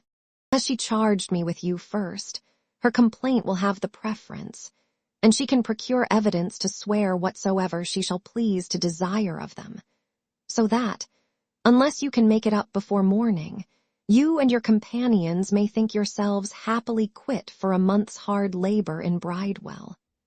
Nay, if she should swear a robbery or an assault against you, you will be committed to Newgate and tried at the next session at the Old Bailey for your life." This last piece of information had such an effect upon Jackson that he agreed to make it up, provided his money might be restored. The constable told him that, instead of retrieving what he had lost, he was pretty certain it would cost him some more before they could come to any composition. But, however, he had compassion on him, and would, if he pleased, sound them about a mutual release. The unfortunate beau thanked him for his friendship, and returning to us, acquainted us with the substance of this dialogue, while the constable, desiring to speak in private with our adversary, carried her into the next room and pleaded our cause so effectually that she condescended to make him umpire. He accordingly proposed an arbitration, to which we gave our assent, and he fined each party in 3 shillings to be laid out in a bowl of punch, wherein we drowned all animosities, to the inexpressible joy of my 2 late acquaintances and me, who had been extremely uneasy ever since Jackson mentioned Bridewell and Newgate. By the time we had finished our bowl, to which, by the by, I had contributed my last shilling, it was morning, and I proposed to move homeward when the constable gave me to understand he could discharge no prisoners but by order of the justice before whom we must appear. This renewed my chagrin, and I cursed the hour in which I had yielded to Jackson's invitation. About 9 o'clock, we were escorted to the house of a certain justice not many miles distant from Covent Garden, who no sooner saw the constable enter with a train of prisoners at his heels than he saluted him as follows. "So, Mr. Constable, you are a diligent man. What den of rogues have you been scouring?" Then looking at us, who appeared very much dejected, he continued, Aye, thieves, I see, old offenders. Oh, your humble servant, Mrs. Harridan. I suppose these fellows have been taken robbing your house." Yes, here's an old acquaintance of mine. "You have used expedition," said he to me, "in returning from transportation, but we shall save you that trouble for the future. The surgeons will fetch you from your next transportation at their expense." I assured his worship he was mistaken in me, for he had never seen me in his life before. To this declaration he replied, "How, you impudent rascal, dare you say so to my face? Do you think I am to be imposed upon by that northern accent which you have assumed? But it shan't avail you. You shall find me too far north for you. Here, clerk, write this fellow's mittimus. His name is Patrick Gaghagan." Here Mr. Jackson interposed, and told him I was a Scotchman lately come to town, descended of a good family, and that my name was Random. The justice looked upon this assertion as an outrage upon his memory, on which he valued himself exceedingly, and strutting up to Jackson with a fierce countenance, put his hands in his side, and said, "Who are you, sir? Do you give me the lie? Take notice, gentlemen. Here's a fellow who affronts me upon the bench, but I'll lay you fast, sirrah, I will, for notwithstanding your laced jacket, I believe you are a notorious felon." My friend was so much abashed at this menace, which was thundered out with great vociferation, that he changed color and remained speechless. This confusion his worship took for a symptom of guilt, and to complete the discovery continued his threats. "Now I am convinced you are a thief. Your face discovers it, you tremble all over, your conscience won't lie still. You'll be hanged, sirrah," raising his voice. "You'll be hanged. And happy had it been for the world, as well as for your own miserable soul, if you had been detected and cut off in the beginning of your career. Come hither, clerk, and take this man's confession." I was in an agony of consternation, when the constable, going into another room with his worship, acquainted him with the truth of the story, which having learned, he returned with a smiling countenance, and addressing himself to us all, said it was always his way to terrify young people when they came before him, that his threats might make a strong impression on their minds, and deter them from engaging in scenes of riot and debauchery, which commonly ended before the judge. Thus, having cloaked his own want of discernment under the disguise of paternal care, we were dismissed, and I found myself as much lightened as if a mountain had been lifted off my breast. Chapter 18. I carry my qualification to the Navy Office. The nature of it, the behavior of the secretary, Strap's concern for my absence, a battle betwixt him a blacksmith, the troublesome consequences of it, his harangue to me. His friend the schoolmaster recommends me to a French apothecary, who entertains me as a journeyman. I would most willingly have gone home to sleep, but was told by my companions that we must deliver our letters of qualification at the Navy office before 1 o'clock. Accordingly, we went thither and gave them to the secretary, who opened and read them, and I was mightily pleased to find myself qualified for second mate of a third rate. When he had stuck them all together on a file, one of our company asked if there were any vacancies, to which interrogation he answered, no. Then I ventured to inquire if many ships were to be put in commission soon, at which question he surveyed me with a look of ineffable contempt, and, pushing us out of his office, locked the door without deigning us another word. We went downstairs and conferred together on our expectations, when I understood that each of them had been recommended to one or other of the commissioners, and each of them promised the first vacancy that should fall, but that none of them relied solely upon that interest, without a present to the secretary, with whom some of the commissioners went snacks, for which reason each of them had provided a small purse, and I was asked what I proposed to give. This was a vexatious question to me who, far from being in a capacity to gratify a ravenous secretary, had not wherewithal to purchase a dinner.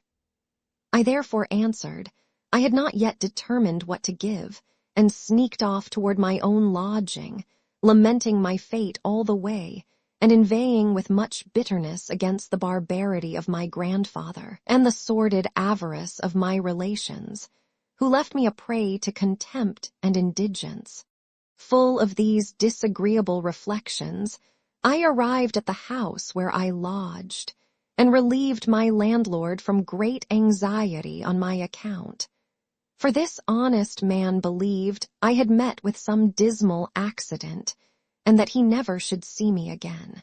Strap, who had come to visit me in the morning, understanding I had been abroad all night, was almost distracted, and after having obtained leave of his master, had gone in quest of me, though he was even more ignorant of the town than I. Not being willing to inform the landlord of my adventure, I told him I had met an acquaintance at Surgeons' Hall, with whom I spent the evening and night. But being very much infested with bugs, I had not slept much, and therefore intended to take a little repose. So saying, I went to bed, and desired to be awakened if Strap should happen to come while I should be asleep. I was accordingly roused by my friend himself, who entered my chamber about 3 o'clock in the afternoon, and presented a figure to my eyes that I could scarce believe real. In short, this affectionate shaver, setting out towards Surgeons' Hall, had inquired for me there to no purpose, from whence he found his way to the Navy office, where he could hear no tidings of me, because I was unknown to everybody then present. He afterwards went upon 'Change, in hopes of seeing me upon the Scotch walk, but without success. At last, being almost in despair of finding me, he resolved to ask everybody he met in the street if perchance anyone could give him information about me, and actually put his resolution in practice, in spite of the scoffs, curses, and reproaches with which he was answered, until a blacksmith's prentice, seeing him stop a porter with a burden on his back, and hearing his question, for which he received a hearty curse, called to him, and asked if the person he inquired after was not a Scotchman. Strap replied with great eagerness, yes, and had on a brown coat with long skirts. The same, said the blacksmith. I saw him pass by an hour ago, did you so? Cried Strap, rubbing his hands. Odd, I am very glad of that. Which way went he? Towards Tyburn in a cart, said he. If you make good speed, you may get thither time enough to see him hanged. This piece of wit incensed my friend to such a degree that he called the blacksmith scoundrel, and protested he would fight him for half a farthing. "No, no," said the other, stripping.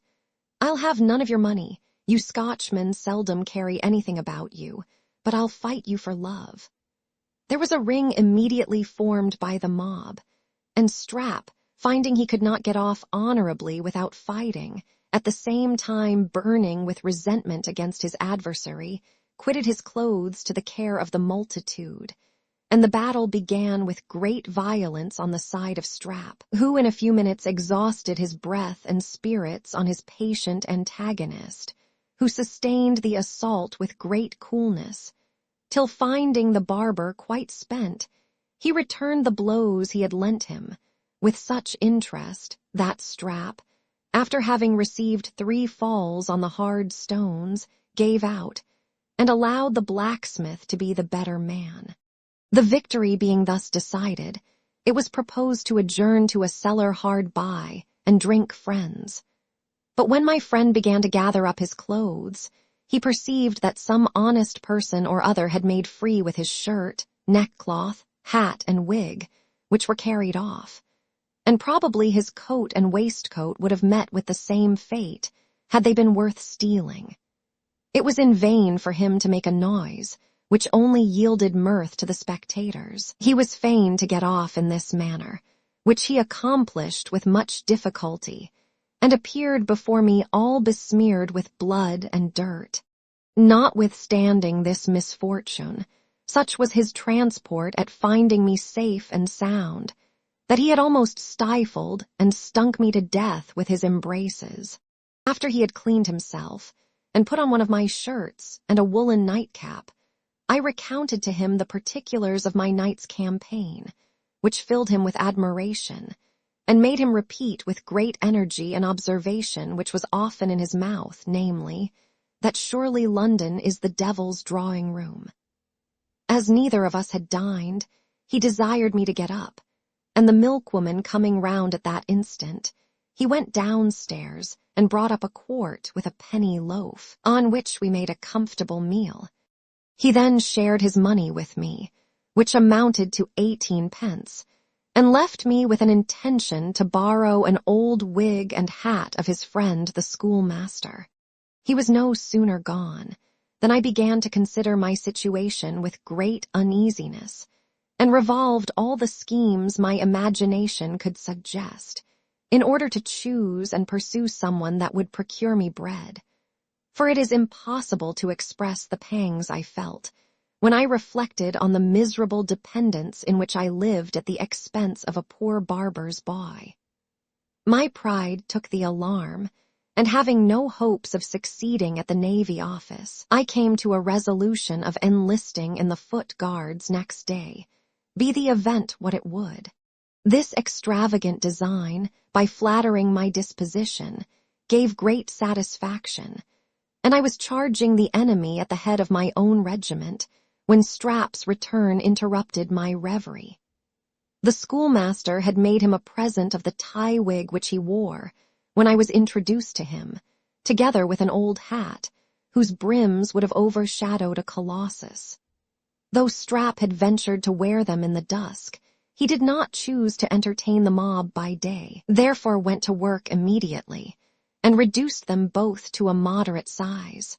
While he was employed in this office, he addressed me thus: "To be sure, Mr. Random, you are born a gentleman and have a great deal of learning, and indeed look like a gentleman, for as to person, you may hold up your head with the best of them. On the other hand, I am a poor but honest cobbler's son. My mother was as industrious a woman as ever broke bread, till such time as she took to drinking, which you very well know. But everybody has failings. Humanum est error. Now myself, I am a poor journeyman barber, tolerably well made and understand some Latin, and have a smattering of Greek. But what of that? Perhaps I might also say that I know a little of the world, but that is to no purpose. Though you be gentle, and I simple, it does not follow but that I who am simple may do a good office to you who are gentle. Now this is the case. My kinsman, the schoolmaster, Perhaps you did not know how nearly he is related to me. I'll satisfy you in that presently. His mother and my grandmother's sister's nephew. No, that's not it. My grandfather's brother's daughter, Rabbit it. I have forgot the degree. This I know.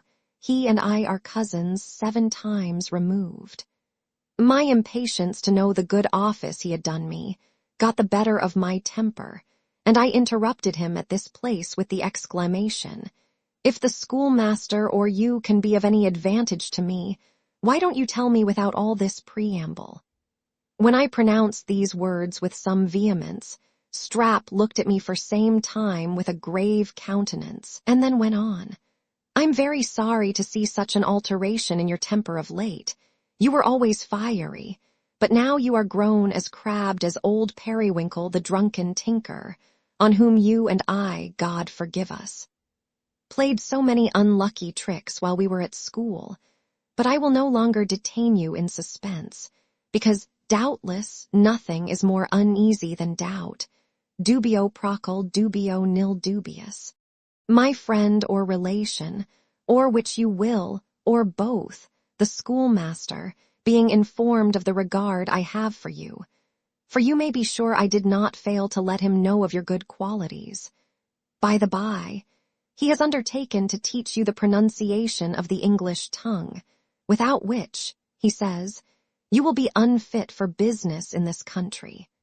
I say my relation has spoke in your behalf to a French apothecary who wants a journeyman, and on his recommendation, you may have £15 a year, bed and board, whenever you please." I was too much interested in this piece of news to entertain it with indifference, but jumping up, insisted on Strap's immediately accompanying me to the house of his friend, that I might not lose this opportunity through the least delay or neglect on my part. We were informed that the schoolmaster was in company at a public house in the neighborhood, whither we repaired, and found him drinking with the very individual apothecary in question. When he was called to the door at our desire, and observed my impatience, he broke out into his usual term of admiration. "Oh, I suppose, when you heard of this offer, you did not take leisure enough to come downstairs, but leaped out of the window. Did you overturn no porter nor oyster woman in your way? It was a mercy of God you did not knock your brains out against some post in your career. Oh, my conscience! I believe, had I been in the inmost recesses of my habitation, the very penetralia, your eagerness would have surmounted bolts, bars, decency, and everything. The den of Cacus, or sanctum sanctorum, could not have hid me from you. But come along, the gentleman of whom I spoke is in the house. I will present you to him forthwith." When I entered the room, I perceived 4 or 5 people smoking, one of whom the schoolmaster accosted thus, "Mr. Lavement, here's the young man of whom I spoke to you." The apothecary, who was a little old withered man, with a forehead about an inch high, a nose turned up at the end, large cheekbones that helped to form a pit for his little gray eyes, a great bag of loose skin hanging down on each side in wrinkles, like the alforjos of a baboon, and a mouth so much accustomed to that contraction which produces grinning, that he could not pronounce a syllable without discovering the remains of his teeth, which consisted of 4 yellow fangs, not improperly, by anatomists, called canine. This person, I say, after having eyed me some time, said, "Oh-ho, 'tis ver well, Monsieur Concordance. Young man, you are ver welcome. Take 1 coupe of bière and come to mine house tomorrow morning. Monsieur Concordance will show you the way." Upon this I made my bow, and as I went out of the room could hear him say, "Ma foi, c'est un beau garçon, c'est un gaillard," as I had by my own application, while I served crab, acquired the French tongue well enough to read authors written in that language, and understand anything that occurred in conversation. I determined to pretend ignorance to my new master, that he and his family, whom I supposed to be of the same country, not being on the reserve before me, I might possibly discover something in discourse, which would either yield me amusement or advantage. Next morning, Mr. Concordance carried me to the apothecary's house, where the bargain was made, and orders given to provide an apartment for me immediately. But before I entered upon business, the schoolmaster recommended me to his tailor, who gave me credit for a suit of clothes, to be paid out of the first moiety of my wages, and they were begun upon that very day. He afterwards accommodated me with a new hat on the same term, so that in a few days I hoped to make a very fashionable appearance. In the meantime, Strap conveyed my baggage to the place allotted for me, which was a back room up 2 pair of stairs, furnished with a pallet for me to lie upon, a chair without a back, a bottle by way of candlestick, and a triangular piece of glass instead of a mirror. The rest of its ornaments having been lately removed to one of the garrets, for the convenience of the servant of an Irish captain, who lodged in the first floor. Chapter 19. The character of Mr. Lavement, his wife and daughter, some anecdotes of the family, the mother and daughter rivals. I am guilty of a mistake that gives me present satisfaction, but is attended with troublesome consequences. Next day, while I was at work in the shop, a bouncing damsel well-dressed came on pretense of finding a vial for some use or other, and taking an opportunity, when she thought I did not mind her, of observing me narrowly, went away with a silent look of disdain. I easily guessed her sentiments, and my pride took the resolution of entertaining the same indifference and neglect towards her. At dinner, the maids, with whom I dined in the kitchen, gave me to understand that this was my master's only daughter, who would have a very handsome fortune, on account of which, and her beauty, a great many young gentlemen made their addresses to her, that she had been twice on the brink of marriage, but disappointed by the stinginess of her father, who refused to part with a shilling to promote the match, for which reason the young lady did not behave to her father with all the filial veneration that might be expected. In particular, she harbored the most perfect hatred for his countrymen, in which disposition she resembled her mother, who was an English woman, and by the hints they dropped, I learned the grey mare was the better horse, that she was a matron of a high spirit, which was often manifested at the expense of her dependents, that she loved diversions, and looked upon Miss as her rival in all parties, which was indeed the true cause of her disappointments, for had the mother been hardy in her interest, the father would not have ventured to refuse her demands. Over and above this intelligence, I, of myself, soon made more discoveries. Mr. Lavement's significant grins at his wife, while she looked another way, convinced me that he was not at all content with his lot, and his behavior in presence of the captain made me believe his chief torment was jealousy.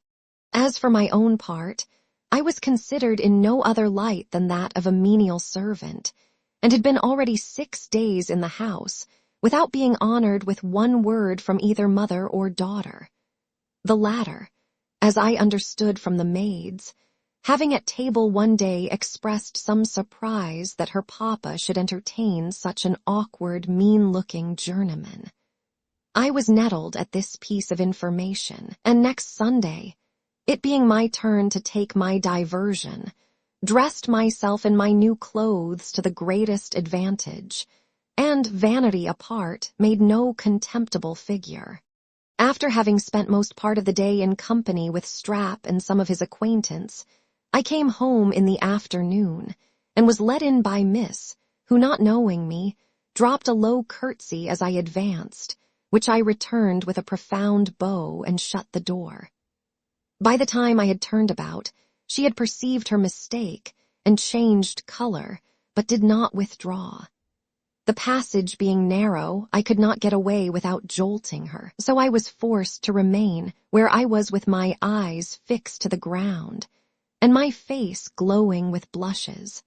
At length, her vanity coming to her assistance, she went away tittering, and I could hear her pronounce the word creature. From this day forward, she came into the shop 50 times, every day upon various pretenses, and put in practice so many ridiculous airs that I could easily perceive her opinion of me was changed, and that she did not think me altogether an unworthy conquest. But my heart was so steeled against her charms by pride and resentment, which were two chief ingredients in my disposition, that I remained insensible to all her arts, and notwithstanding some advances she made, could not be prevailed upon to yield her the least attention. This neglect soon banished all the favorable impressions she felt for me, and the rage of a slighted woman took place in her heart. This she manifested not only in all the suggestions her malice could invent to my prejudice with her father, but also in procuring for me such servile employments as she hoped would sufficiently humble my spirit. One day in particular, she ordered me to brush my master's coat, but I refusing, a smart dialogue ensued, which ended in her bursting into tears of rage, when her mother interposing and examining into the merits of the cause, determined it in my favor. And this good office I owed not to any esteem or consideration she had for me, but solely to the desire of mortifying her daughter, who on this occasion observed that let people be never so much in the right, there were some folks who would never do them justice, but to be sure, they had their reasons for it, which some people were ignorant of, although they despised their little arts. This insinuation of some people and some folks put me upon observing the behavior of my mistress more narrowly for the future. And it was not long before I had reason to believe that she looked upon her daughter as a rival in the affections of Captain O'Donnell, who lodged in the house. In the meantime, my industry and knowledge gained me the goodwill of my master, who would often say in French, "Marty, c'est un bon garçon." He had a great deal of business, but he was mostly employed among his fellow refugees. His profits were small. However, his expense for medicines was not great, for he was the most expert man at a succedaneum of any apothecary in London, so that I have been sometimes amazed to see him, without the least hesitation, make up a physician's prescription, though he had not in his shop one medicine mentioned in it.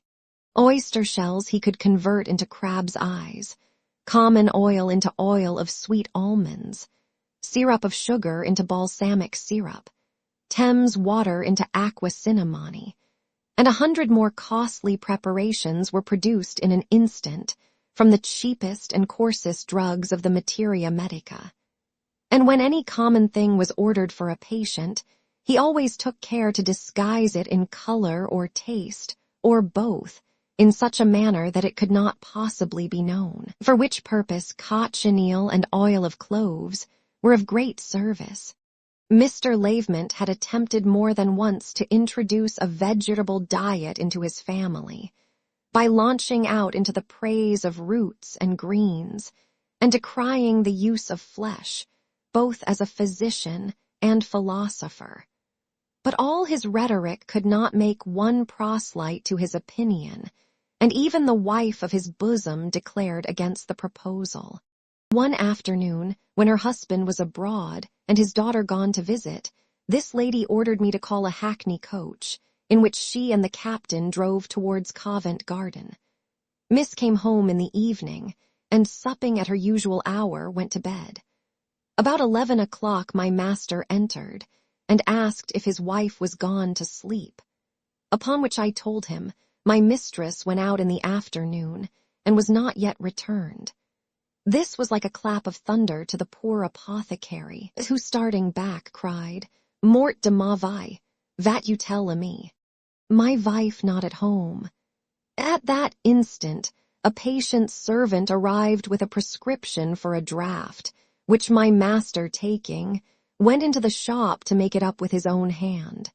While he rubbed the ingredients in a glass mortar, he inquired of me whether or no his wife went out alone, and no sooner heard that she was in company with the captain than with one blow he split the mortar into 1,000 pieces, and grinning like the head of a bass viol, exclaimed, "Ah, traitress!" It would have been impossible for me to have preserved my gravity a minute longer, when I was happily relieved by a rap at the door, which I opened, and perceived my mistress coming out of the coach. She flounced immediately into the shop, and addressed her husband thus: "I suppose you thought I was lost, my dear. Captain O'Donnell has been so good as to treat me with a play." The reply, it may be supposed, was anything but courteous, but the captain, who had been all the time at the door discharging the coach, entered, and Mr. Lavement, changing his tone, saluted him with all the usual politesse of a Frenchman. Shortly after this event, by the knowledge which I acquired of the family secrets, my life became much more agreeable, and as I every day improved in my knowledge of the town, I shook off my awkward air by degrees, and acquired the character of a polite journeyman apothecary. Chapter 20. I am assaulted and dangerously wounded, suspect O'Donnell, and am confirmed in my opinion, concert a scheme of revenge, and put it into execution. O'Donnell robs his own servant and disappears, make my addresses to a lady, and am miraculously delivered from her snare. One night, at about 12 o'clock, as I returned from visiting a patient at Chelsea, I received a blow on my head from an unseen hand that stretched me senseless on the ground, and was left for dead with 3 stabs of a sword in my body. The groans I uttered when I recovered the use of my reason alarmed the people of a solitary alehouse that stood near the spot where I lay, and they were humane enough to take me in and send for a surgeon, who dressed my wounds and assured me they were not mortal. One of them penetrated through the skin and muscles of one side of my belly in such a manner that doubtless the assassin imagined he had run me through the entrails. The second slanted along one of my ribs, and the last, which was intended for the finishing stroke, having been directed to my heart, the sword snapped upon my breastbone, and the point remained sticking in the skin.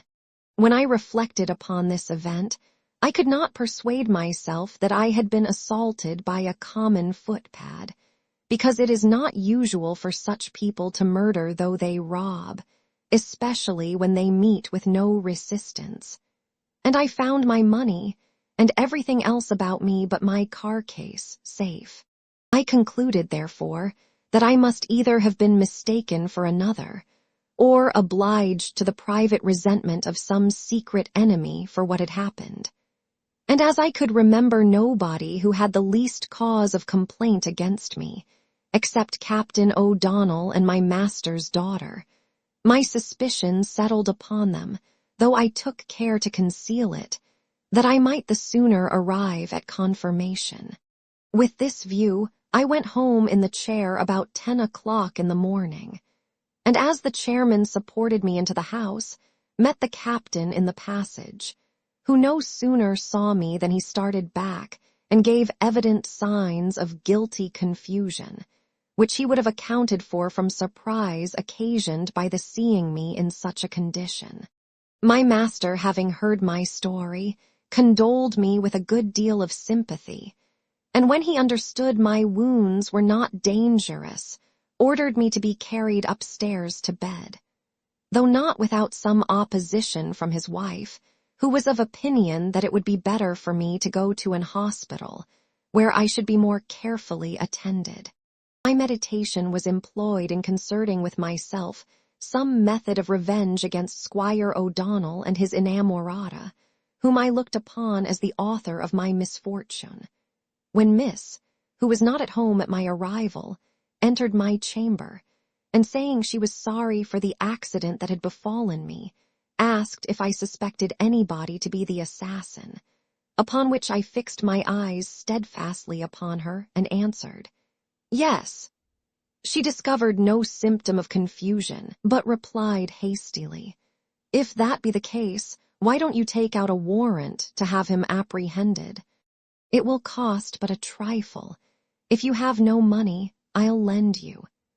This frankness not only cured me of my suspicion with respect to her, but even staggered my belief with regard to the captain, of whose guilt I resolved to have further proof before I should enterprise anything in the way of revenge. I thanked her kindly for her generous offer, which, however, I had no occasion to accept, being determined to do nothing rashly. For though I could plainly perceive the person who attacked me to be a soldier, whose face I thought was familiar to me, I could not swear with a safe conscience to any particular man, and, granting I could, my prosecution of him would not much avail. This uncertainty I pretended, lest the captain, hearing from her that I knew the person who wounded me, might think proper to withdraw before I could be in a condition to requite him. In 2 days I was up and able to do a little business, so that Mr. Lavement made shift to carry on his practice without hiring another journeyman in my room. The first thing I attempted towards a certain discovery of my secret enemy was to get into O'Donnell's apartment, while he was abroad in an undress, and examine his sword, the point of which being broken off. I applied the fragment that was found sticking in my body, and found it answered the fractured part exactly. There was no room left for doubt, and all that remained was to fix upon a scheme of revenge, which almost solely engrossed my thoughts during the space of 8 nights and days. Sometimes I was tempted to fall upon him in the same manner as he had practiced upon me, and kill him outright.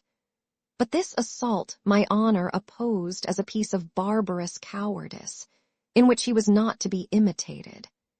At other times I entertained thoughts of demanding satisfaction in an honorable way, but was diverted from this undertaking by considering the uncertainty of the event and the nature of the injury he had done me, which did not entitle him to such easy termis. At last I determined to pursue a middle course, and actually put my design in execution after this manner.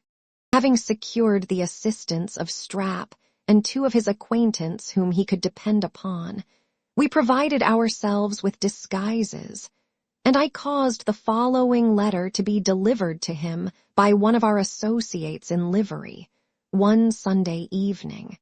"Sir, if I may be allowed to judge from appearance, it will not be disagreeable for you to hear that my husband is gone to Bagshot to visit a patient, and will not return till tomorrow night. So that, if you have anything to propose to me, as your behavior on many occasions has seemed to insinuate, you will do well to embrace the present opportunity of seeing. Yours, etc." This letter was signed with the name of an apothecary's wife who lived in Chelsea, of whom I had heard O'Donnell was an admirer. Everything succeeded to our wish. The hero hastened towards the place of appointment, and was encountered by us in the very place where he had assaulted me. We rushed upon him all at once, secured his sword, stripped off his clothes even to the skin, which was scourged with nettles till he was blistered from head to foot, notwithstanding all the eloquence of his tears and supplications. When I was satisfied with the stripes I had bestowed, we carried off his clothes, which we hid in a hedge near the place, and left him stark naked to find his way home in the best manner he could, while I took care to be there before him. I afterwards understood that, in his way to the lodgings of a friend who lived in the skirts of the town, he was picked up by the watch, who carried him to the roundhouse, from whence he sent for clothes to his lodgings, and next morning arrived at the door in a chair, wrapped up in a blanket he had borrowed. For his body was so sore and swelled that he could not bear to be confined in his wearing apparel. He was treated with the utmost tenderness by my mistress and her daughter, who vied with each other in their care and attendance of him. But Lavement himself could not forbear expressing his joy by several malicious grins, while he ordered me to prepare an unguent for his sores. As to myself, nobody can doubt my gratification when I had every day an opportunity of seeing my revenge protracted on the body of my adversary, by the ulcers of which I had been the cause. And indeed, I not only enjoyed the satisfaction of having fleed him alive, but another also which I had not foreseen. The story of his being attacked and stripped in such a place having been inserted in the news, gave information to those who found his clothes next day, whither to bring them, and accordingly he retrieved everything he had lost except a few letters, among which was that which I had writ to him in the name of the apothecary's wife. This and the others, which were all on the subject of love, for this Hibernian hero was one of those people who are called fortune hunters, fell into the hands of a certain female author, famous for the scandal she has published, who, after having embellished them with some ornaments of her own invention, gave them to the town in print. I was very much shocked on reflection that I might possibly be the occasion of a whole family's unhappiness on account of the letter I had written, but was eased of that apprehension when I understood that the Chelsea apothecary had commenced a lawsuit against the printer for defamation, and looked upon the whole as a piece of forgery committed by the author, who had disappeared. But whatever might be his opinion of the matter, our two ladies seemed to entertain a different idea of it. For as soon as the pamphlet appeared, I could perceive their care of their patient considerably diminish, till at last it ended in a total neglect. It was impossible for him to be ignorant of this change, any more than of the occasion of it. But as he was conscious to himself of having deserved worse than contempt at their hands, he was glad to come off so cheaply, and contented himself with muttering curses and threats against the apothecary, who, as he imagined, having got an inkling of the appointment with his wife, had taken revenge of him in the manner described.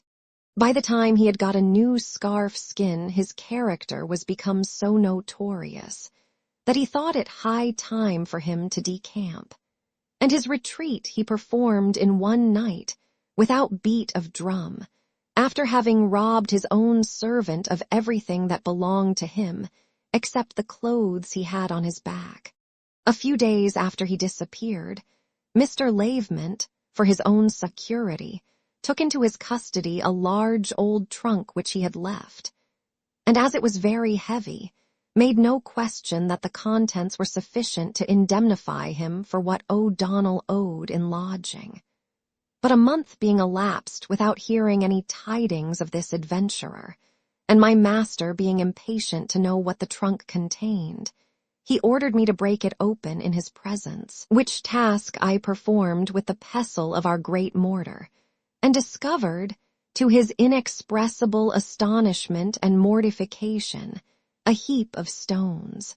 About this time, my friend Strap informed me of an offer he had to go abroad with a gentleman in quality of valet de chamber, and at the same time assured me that, whatever advantage he might propose to himself from this prospect, he could not bear the thoughts of parting from me, so much was he attached to my fortune.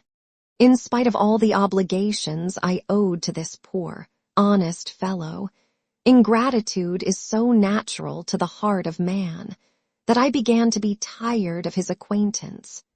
And now that I had contracted other friendships which appeared more creditable, was even ashamed to see a journeyman barber inquiring after me with the familiarity of a companion. I therefore, on pretense of consulting his welfare, insisted upon his accepting the proposal, which he at last determined to embrace with great reluctance, and in a few days took his leave of me, shedding a flood of tears, which I could not behold without emotion. I now began to look upon me as of a gentleman in reality, learned to dance, frequented plays during the holidays, became the oracle of an alehouse, where every dispute was referred to my decision, and at length contracted an acquaintance with a young lady who found means to make a conquest of my heart, and upon whom I prevailed, after much attendance and solicitation, to give me a promise of marriage. As this beautiful creature passed for a rich heiress, I blessed my good fortune, and was actually on the point of crowning all my wishes by matrimony, when I made such a discovery as effectually turned me from my design, and I abandoned all thoughts of marriage for the future. Chapter 21. Squire Gawky comes to lodge with my master, is involved in a troublesome affair, out of which he is extricated by me. He marries my master's daughter. They conspire against me. I am found guilty of theft, discharged, deserted by my friends. I hire a room in St. Giles, where by accident I find the lady to whom I paid my addresses in a miserable condition. I relieve her. When I enjoyed myself at large in this temper of mind, Lavement let his first floor to my countryman and acquaintance, Squire Gawky, who by this time had got a lieutenancy in the army, and such a martial ferocity in his appearance that I was afraid he would remember what happened between us in Scotland, and atone for his breach of appointment then by his punctuality now. But whether he had actually forgot me, or was willing to make me believe so, he betrayed not the least symptom of recognition at sight of me, and I remained quite cured of my apprehension, though I had occasion not long after to be convinced that howsoever his externals might be altered, he was at bottom the same individual Gawky, whom I have already described. For coming home late one night from the house of a patient, I heard a noise in the street, and as I approached, perceived 2 gentlemen in custody of 3 watchmen.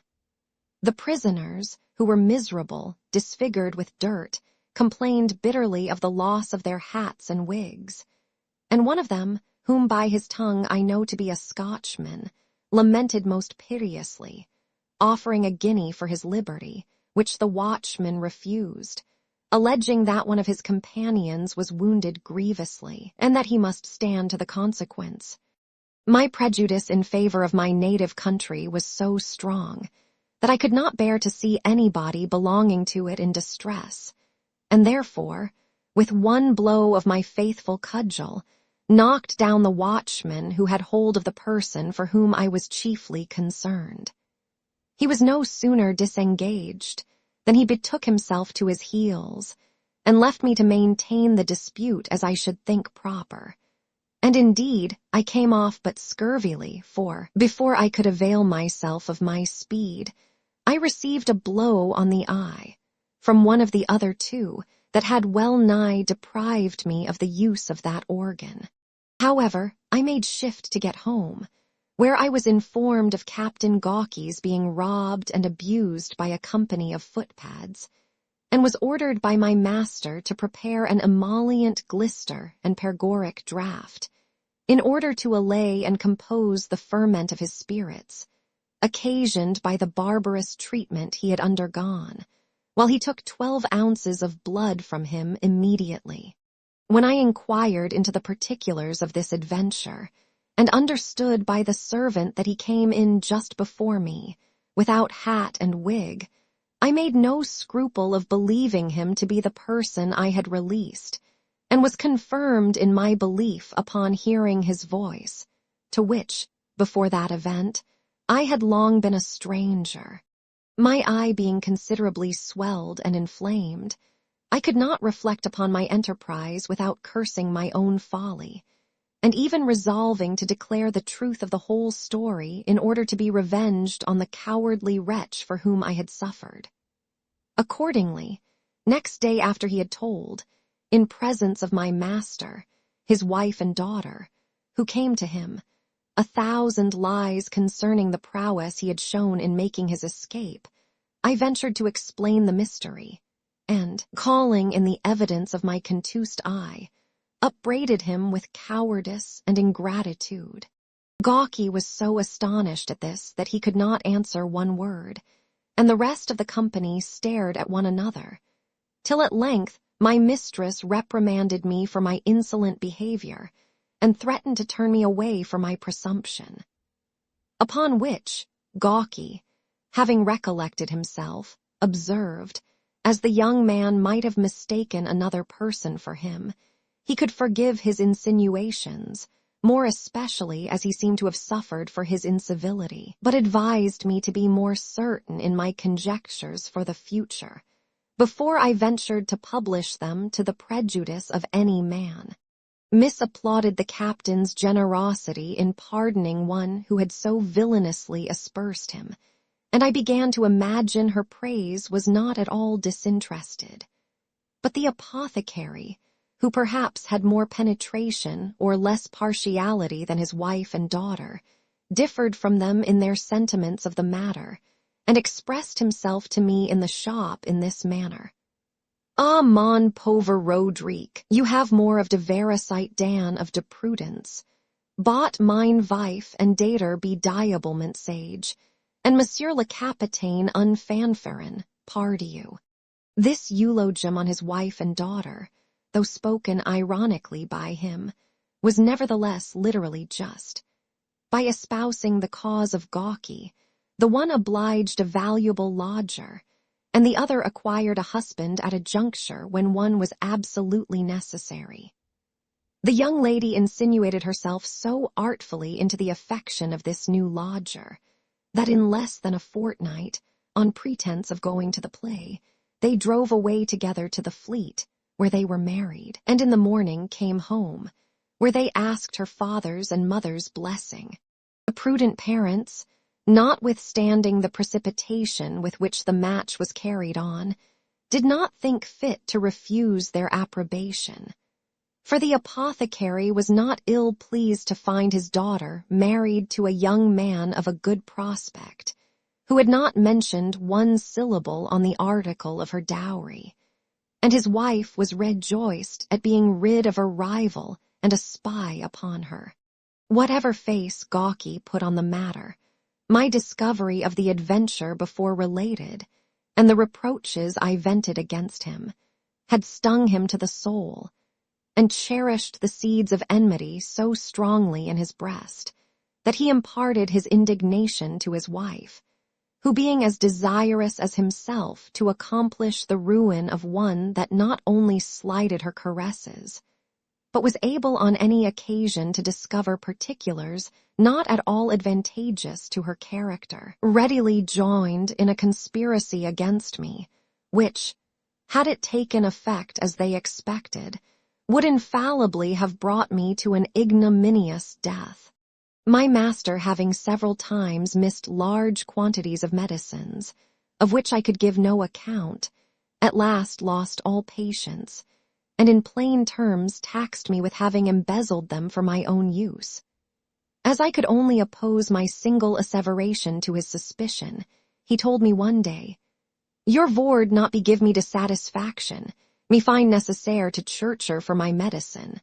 Pardonnez-moi, ill faut churcher, me demand le clef of your coffer a set hura." Then, raising his voice to conceal the fright he was in lest I should make any opposition, he went on, "Oui, I charge you rendez le clef of your coffer.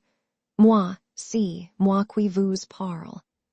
I was fired with so much resentment and disdain at this accusation that I burst into tears, which he took for a sign of guilt, and pulling out my key, told him he might satisfy himself immediately, though he would not find it so easy to satisfy me for the injury. My reputation had suffered from his unjust suspicion. I took the key and mounted up to my chamber, attended by the whole family, saying, "A by N, news verans." But what was my horror and amazement when, opening my chest, he pulled out a handful of the very things that were missing, and pronounced, "Aha, vous eats bienvenue, mardi mons. Roderick, you be fort innocent." I had not power to utter one word in my own vindication, but stood motionless and silent, while everybody present made their respective remarks on what appeared against me. The servants said they were sorry for my misfortune, and went away repeating, "Who would have thought it?"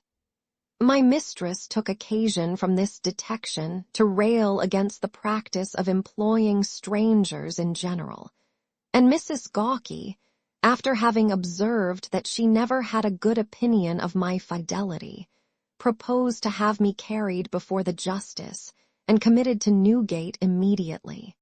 Her husband was actually upon the stairs in his way for a constable, when Mr. Lavement, knowing the cost and trouble of a prosecution to which he must bind himself, and at the same time dreading lest some particulars of my confession might affect his practice, called out, "Restez, mon fils." Restez, it be veritablement one grand crime which dis pauvre diable have committed. Bot putitred to good God, give him to penitence, and me will not have upon mine head de blood of one sinner.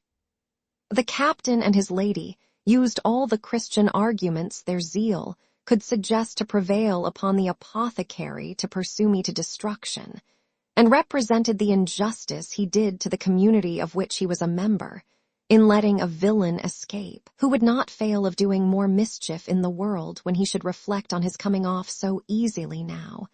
But their eloquence made no impression on my master, who turning to me said, "Go, miserable, go from mine house quick, quick, and make reparation for your mauvais actions." By this time my indignation had roused me from the stupefaction in which I had hitherto remained, and I began in this manner. "Sir, appearances I own condemn me, but you are imposed upon as much as I am abused.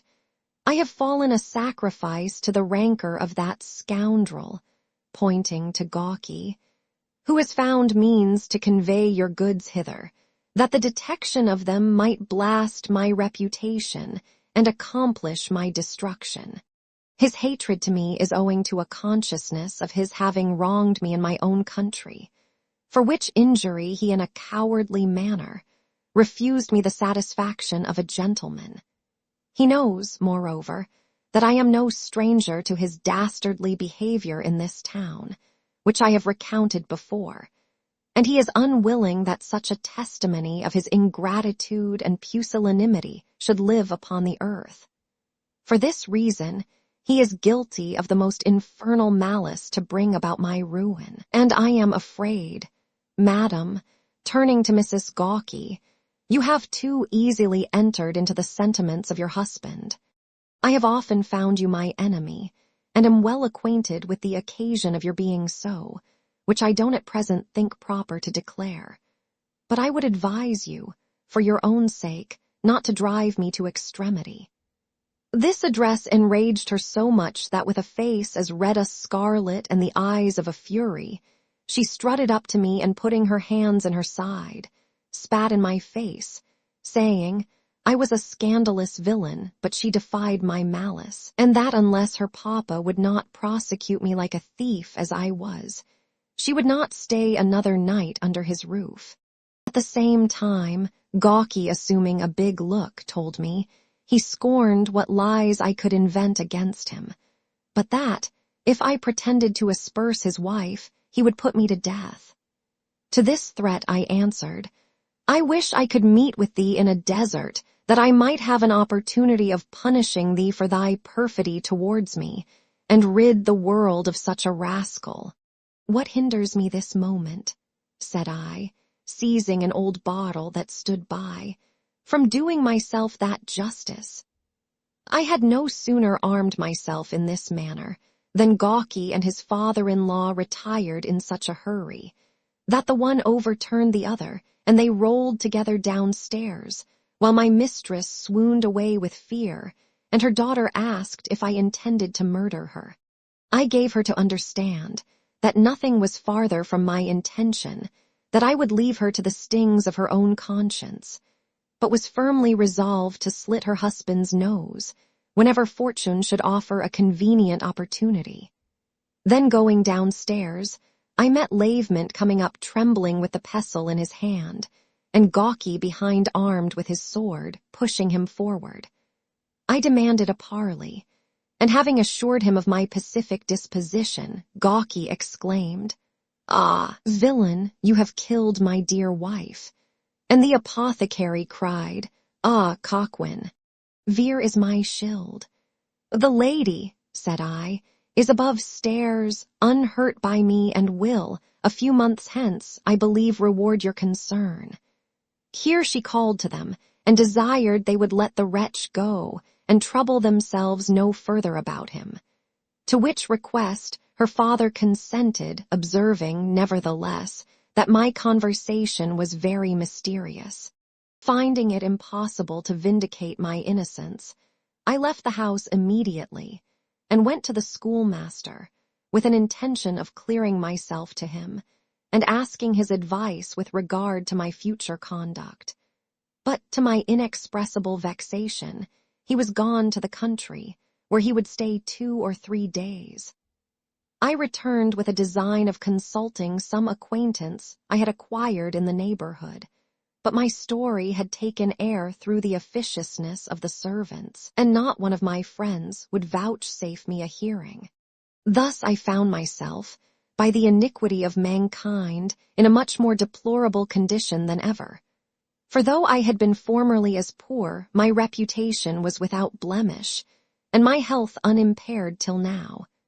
But at present my good name was lost, my money gone, my friends were alienated, my body was infected by an odious distemper, and my faithful Strap, who alone could yield me pity and assistance, absent I knew not where. The first resolution I could take in this melancholy conjuncture was to remove my clothes to the house of the person with whom I had formerly lodged, where I remained 2 days in hopes of getting another place by the interest of Mr. Concordance, to whom I made no doubt of being able to vindicate my character. But in this supposition I reckoned without my best, for Lavement took care to be beforehand with me, and when I attempted to explain the whole affair to the schoolmaster, I found him so prepossessed against me that he would scarce hear me to an end. But when I had finished my justification, shook his head, and beginning with his usual exclamation said, "That won't go down with me. I am very sorry I should have the misfortune of being concerned in the affair, but however shall be more cautious for the future. I will trust no man from henceforward, no, not my father who begat me, nor the brother who lay with me in my mother's womb. Should Daniel rise from the dead, I would think him an impostor, and were the genius of truth to appear, would question its veracity." I told him that one day it was possible he might be convinced of the injury I had suffered, and repent of his premature determination. To which remark he answered, the proof of my innocence would make his bowels vibrate with joy. "But till that shall happen," continued he, "I must beg to have no manner of connection with you. My reputation is at stake. I shall be looked upon as your accomplice and abettor. People will say Jonathan Wild was but a type of me. Boys will hoot at me as I pass along, and the cinder wenches belch forth reproaches wafted in a gale impregnated with gin. I shall be notorious, the very butt of slander, and sink of infamy." I was not in a humor to relish the climax of expressions upon which this gentleman valued himself in all his discourses, but without any ceremony took my leave, cursed with every sentiment of horror which my situation could suggest. I considered, however, in the intervals of my despondence, that I must, in some shape, suit my expense to my calamitous circumstances, and with that view hired an apartment in a garret near St. Giles's at the rate of 9 pence per week. I one day, when I sat in this solitary retreat musing upon the unhappiness of my fate, was alarmed by a groan that issued from a chamber contiguous to mine, into which I immediately ran, and found a woman stretched on a miserable truckle bed, without any visible signs of life. Having applied a smelling bottle to her nose, the blood began to revisit her cheeks, and she opened her eyes. But, good heaven, what were the emotions of my soul when I discovered her to be the same individual lady who had triumphed over my heart, and to whose fate I had almost been inseparably joined. Her deplorable situation filled my breast with compassion. She knew me immediately, and straining me gently in her arms, shed a torrent of tears, which I could not help increasing. At length, casting a languishing look at me, she pronounced with a feeble voice, "Dear Mr. Random, I do not deserve this concern at your hands. I am a vile creature who had a base design upon your person. Suffer me to expiate that and all my other crimes by a miserable death, which will not fail to overtake me in a few hours." I encouraged her as much as I could, told her I forgave all her intentions with regard to me, and that, although my circumstances were extremely low, I would share my last farthing with her. I begged in the meantime to know the immediate cause of that fit from which she had just recovered, and said I would endeavor by my skill to prevent any more such attacks. She seemed very much affected with this expression, took my hand and pressed it to her lips, saying, "You are too generous. I wish I could live to express my gratitude, but alas, I perish for want." Then, shutting her eyes, she relapsed into another swoon. Such extremity of distress must have waked the most obdurate heart to sympathy and compassion. What effect, then, must it have had on mine, that was naturally prone to every tender passion? I ran downstairs, and sent my landlady to a chemist's shop for some cinnamon water, while I, returning to this unfortunate creature's chamber, used all the means in my power to bring her to herself. This aim with much difficulty I accomplished, and made her drink a glass of the cordial to recruit her spirits. Then I prepared a little mulled red wine and a toast, which having taken, she found herself thoroughly revived, and informed me that she had not tasted food for 48 hours before. As I was impatient to know the occasion and nature of her calamity, she gave me to understand that she was a woman of the town by profession, that in the course of her adventures she found herself dangerously infected with a distemper, to which all of her class are particularly subject, that her malady gaining ground every day, she became loathsome to herself and offensive to others, when she resolved to retire to some obscure corner where she might be cured with as little noise and expense as possible, that she had accordingly chosen this place of retreat, and put herself into the hands of an advertising doctor, who having fleeced her of all the money she had, or could procure, left her 3 days ago in a worse condition than that in which he found her. That except the clothes on her back, she had pawned or sold everything that belonged to her to satisfy that rapacious quack, and quiet the clamor of her landlady, who still persisted in her threats to turn her out into the street. After having moralized upon these particulars, I proposed that she should lodge in the same room with me, an expedient that would save some money, and assured her I would undertake to cure her as well as my own, during which she should partake of all the conveniences that I could afford to myself. She embraced my offer with unfeigned acknowledgment, and I began to put it in practice immediately. I found her not only an agreeable companion, whose conversation greatly alleviated my chagrin, but also a careful nurse, who served me with the utmost fidelity and affection. One day, while I testified my surprise that a woman of her beauty, good sense, and education, for she had a large portion of each, could be reduced to such an infamous and miserable way of life. She answered with a sigh, "These very advantages were the cause of my undoing." This remarkable reply inflamed my curiosity to such a degree that I begged she would favor me with the particulars of her story, and she complied in these words. Chapter 22. The History of Miss Williams. My father was an eminent merchant in the city who, having, in the course of trade, suffered very considerable losses, retired in his old age with his wife to a small estate in the country, which he had purchased with the remains of his fortune.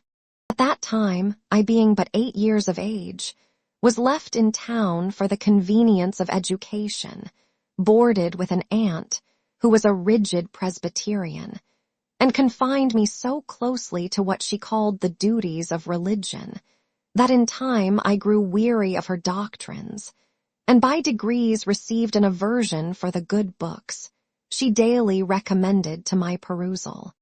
As I increased in age, and appeared with a person not disagreeable, I contracted a good deal of acquaintance among my own sex, one of whom, after having lamented the restraint I was under from the narrowness of my aunt's sentiments, told me I must now throw off the prejudices of opinion imbibed under her influence and example, and learn to think for myself, for which purpose she advised me to read Shaftesbury, Tyndall, Hobbes, and all the authors that are remarkable for their deviation from the old way of thinking, and by comparing one with the other, I should soon be able to form a system of my own.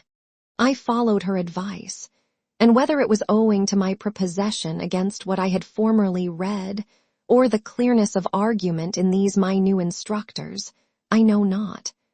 But I studied them with pleasure, and in a short time became a professed freethinker. Proud of my improvement, I argued in all companies, and that with such success that I soon acquired the reputation of a philosopher, and few people durst undertake me in a dispute. I grew vain upon my good fortune, and at length pretended to make my aunt a proselyte to my opinion. But she no sooner perceived my drift than, taking the alarm, she wrote to my father an account of my heresy, and conjured him, as he tendered the good of my soul, to remove me immediately from the dangerous place where I had contracted such sinful principles. Accordingly, my father ordered me into the country, where I arrived in the 15th year of my age, and, by his command, gave him a detail of all the articles of my faith, which he did not find so unreasonable as they had been represented. Finding myself suddenly deprived of the company and pleasures of the town, I grew melancholy, and it was some time before I could relish my situation. But solitude became every day more and more familiar to me, and I consoled myself in my retreat with the enjoyment of a good library, at such times as were not employed in the management of the family, for my mother had been dead 3 years, in visiting, or some other party of rural diversion. Having more imagination than judgment, I addicted myself too much to poetry and romance, and, in short, was looked upon as a very extraordinary person by everybody in the country where I resided. I had one evening strayed, with a book in my hand, into a wood that bordered on the high road, at a little distance from my father's house, when a certain drunken squire, riding by, perceived me and crying, "Halloa, there's a charming creature," alighted in a moment, caught me in his arms, and treated me so rudely that I shrieked as loud as I could, and in the meantime opposed his violence with all the strength that rage and resentment could inspire. During this struggle, another horseman came up, who, seeing a lady so unworthily used, dismounted and flew to my assistance. The squire, mad with disappointment, or provoked with the reproaches of the other gentleman, quitted me, and running to his horse, drew a pistol from the saddle, and fired it at my protector, who, happily receiving no damage, went up, and with the butt end of his whip laid him prostrate on the ground before he could use the other, which his antagonist immediately seized, and clapping to the squire's breast, threatened to put him to death for his cowardice and treachery. In this dilemma I interposed and begged his life, which was granted to my request, after he had asked pardon, and swore his intention was only to obtain a kiss. However, my defender thought proper to unload the other pistol and throw away the flints before he gave him his liberty.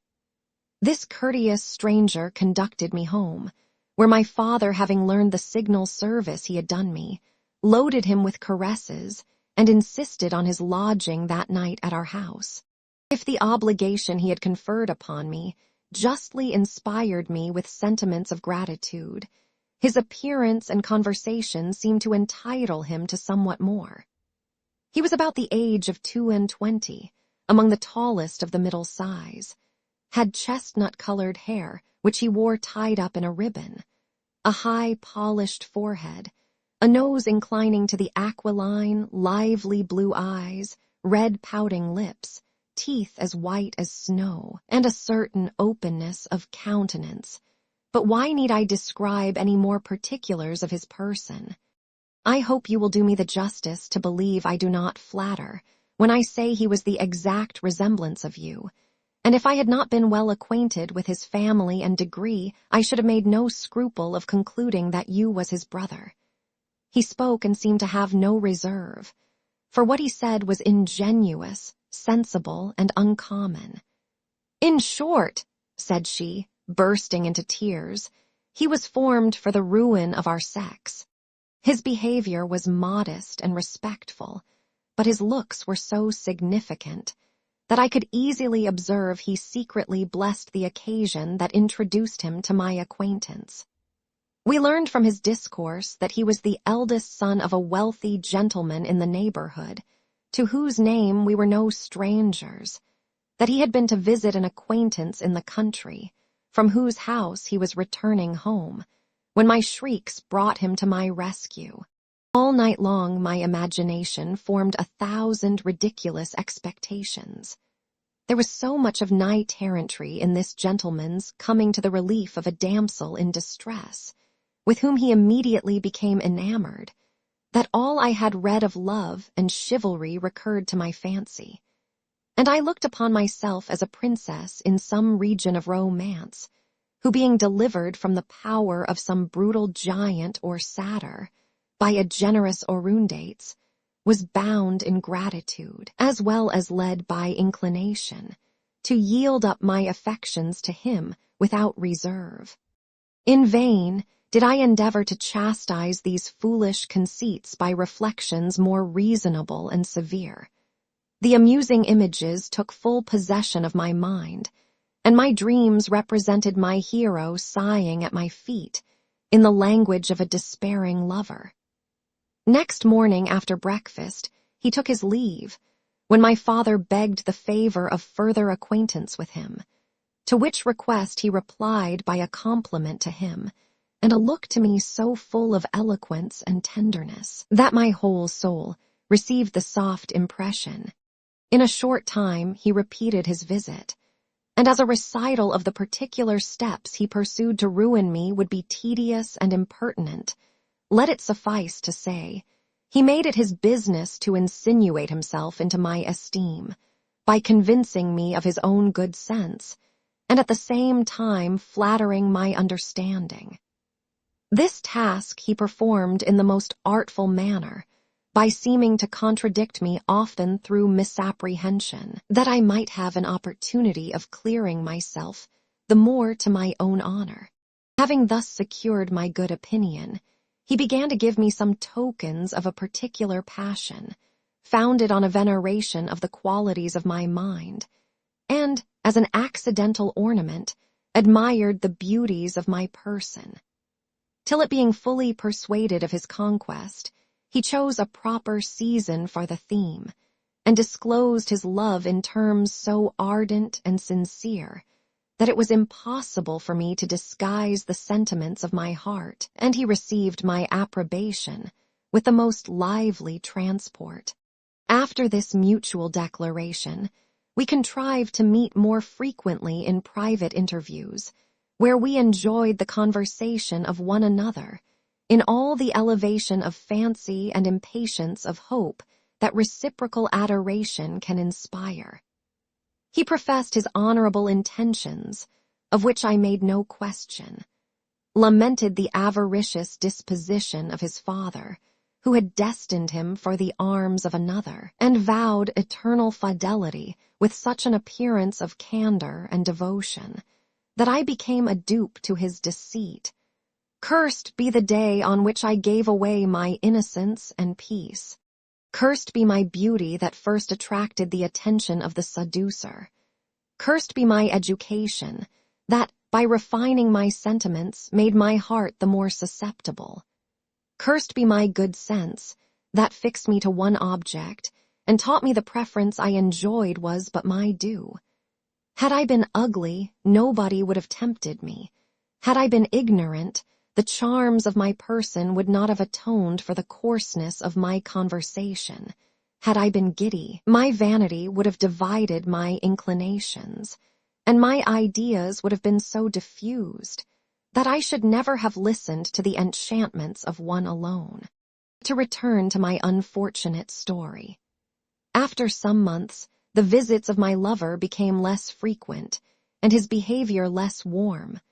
I perceived his coldness, my heart took the alarm, my tears reproached him, and I insisted upon the performance of his promise to espouse me, that, whatever should happen, my reputation might be safe. He seemed to acquiesce in my proposal, and left me on pretense of finding a proper clergyman to unite us in the bands of wedlock. But alas, the inconstant had no intention to return. I waited a whole week with the utmost impatience, sometimes doubting his honor, at other times inventing excuses for him, and condemning myself for harboring suspicions of his faith. At length, I understood from a gentleman who dined at our house that this perfidious wretch was on the point of setting out for London with his bride, to buy clothes for their approaching nuptials. This information distracted me. Rage took possession of my soul. I denounced 1,000 imprecations, and formed as many schemes of revenge against the traitor who had undone me. Then my resentment would subside to silent sorrow. I recalled the tranquility I lost. I wept over my infatuation, and sometimes a ray of hope would intervene, and for a moment cheer my drooping heart. I would revolve all the favorable circumstances of his character, repeat the vows he made, ascribe his absence to the vigilance of a suspicious father who compelled him to a match his soul abhorred, and comfort myself with the expectation of seeing him before the thing should be brought to any terms of agreement. But how vain was my imagination! That villain left me without remorse, and in a few days the news of his marriage were spread all over the country. My horror was then inconceivable, and had not the desire of revenge diverted the resolution, I should infallibly have put an end to my miserable life. My father observed the symptoms of my despair, and though I have good reason to believe he guessed the cause, was at a great deal of pains to seem ignorant of my affliction, while he endeavored with parental fondness to alleviate my distress. I saw his concern, which increased my anguish, and raised my fury against the author of my calamity to an implacable degree. Having furnished myself with a little money, I made an elopement from this unhappy parent in the night time, and about break of day arrived at a small town, from whence a stage-coach set out for London, in which I embarked, and next day alighted in town. The spirit of revenge having supported me all the way against every other reflection, my first care was to hire a lodging, in which I kept myself very retired, assumed a feigned name, that my character and situation might be better concealed. It was not long before I found out the house of my lover, whither I immediately repaired in a transport of rage, determined to act some desperate deed for the satisfaction of my despair, though the hurry of my spirits would not permit me to concert or resolve upon a particular plan.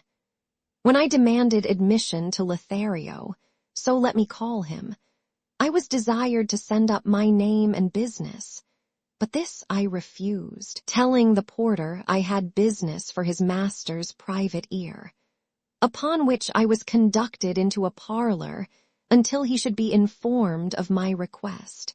There I remained about a quarter of an hour, when a servant entered and told me his master was engaged with company, and begged to be excused at that time. My temper could hold out no longer. I pulled out a poniard from my bosom, where I had concealed it, and rushing out flew upstairs like a fury, exclaiming, "Where's this perfidious villain? Could I plunge this dagger into his false heart, I should then die satisfied." The noise I made alarmed not only the servants, but the company also, who hearing my threats came forward to the staircase to see what was the matter. I was seized, disarmed, and withheld by 2 footmen, and in this situation felt the most exquisite torture in beholding my undoer approach with his young wife. I could not endure the sight, was deprived of my senses, and fell into a severe fit, during which I know not how I was treated. But when I recovered the use of reflection, found myself on a bed in a paltry apartment, where I was attended by an old woman, who asked 1,000 impertinent questions relating to my condition, and informed me that my behavior had thrown the whole family into confusion, that Lothario affirmed I was mad, and proposed to have me sent to Bedlam. But my lady persuaded herself there was more in my conduct than he cared should be known, and had taken to her bed on bare suspicion, having first ordered that I should be narrowly looked to. I heard all she said without making any other reply than desiring she would do me the favor to call a chair. But this, she told me, could not be done without her master's consent, which, however, was easily procured, and I was conveyed to my lodgings in a state of mind that baffles all description. The agitation of my thoughts produced a fever, which brought on a miscarriage, and I believe it is well for my conscience that heaven thus disposed of my burden. For let me own to you with penitence and horror, if I had brought a living child into the world, my frenzy would have prompted me to sacrifice the little innocent to my resentment of the father's infidelity. After this event my rage abated, and my hate became more deliberate and calm, when one day my landlady informed me that there was a gentleman below who desired to see me, he having something of consequence to impart, which he was sure would contribute to my peace of mind.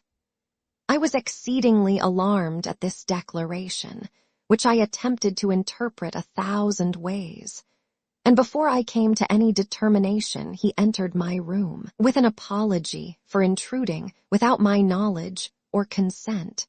I surveyed him some time, and not being able to recollect his face, demanded, with a faltering accent, what his business was with me.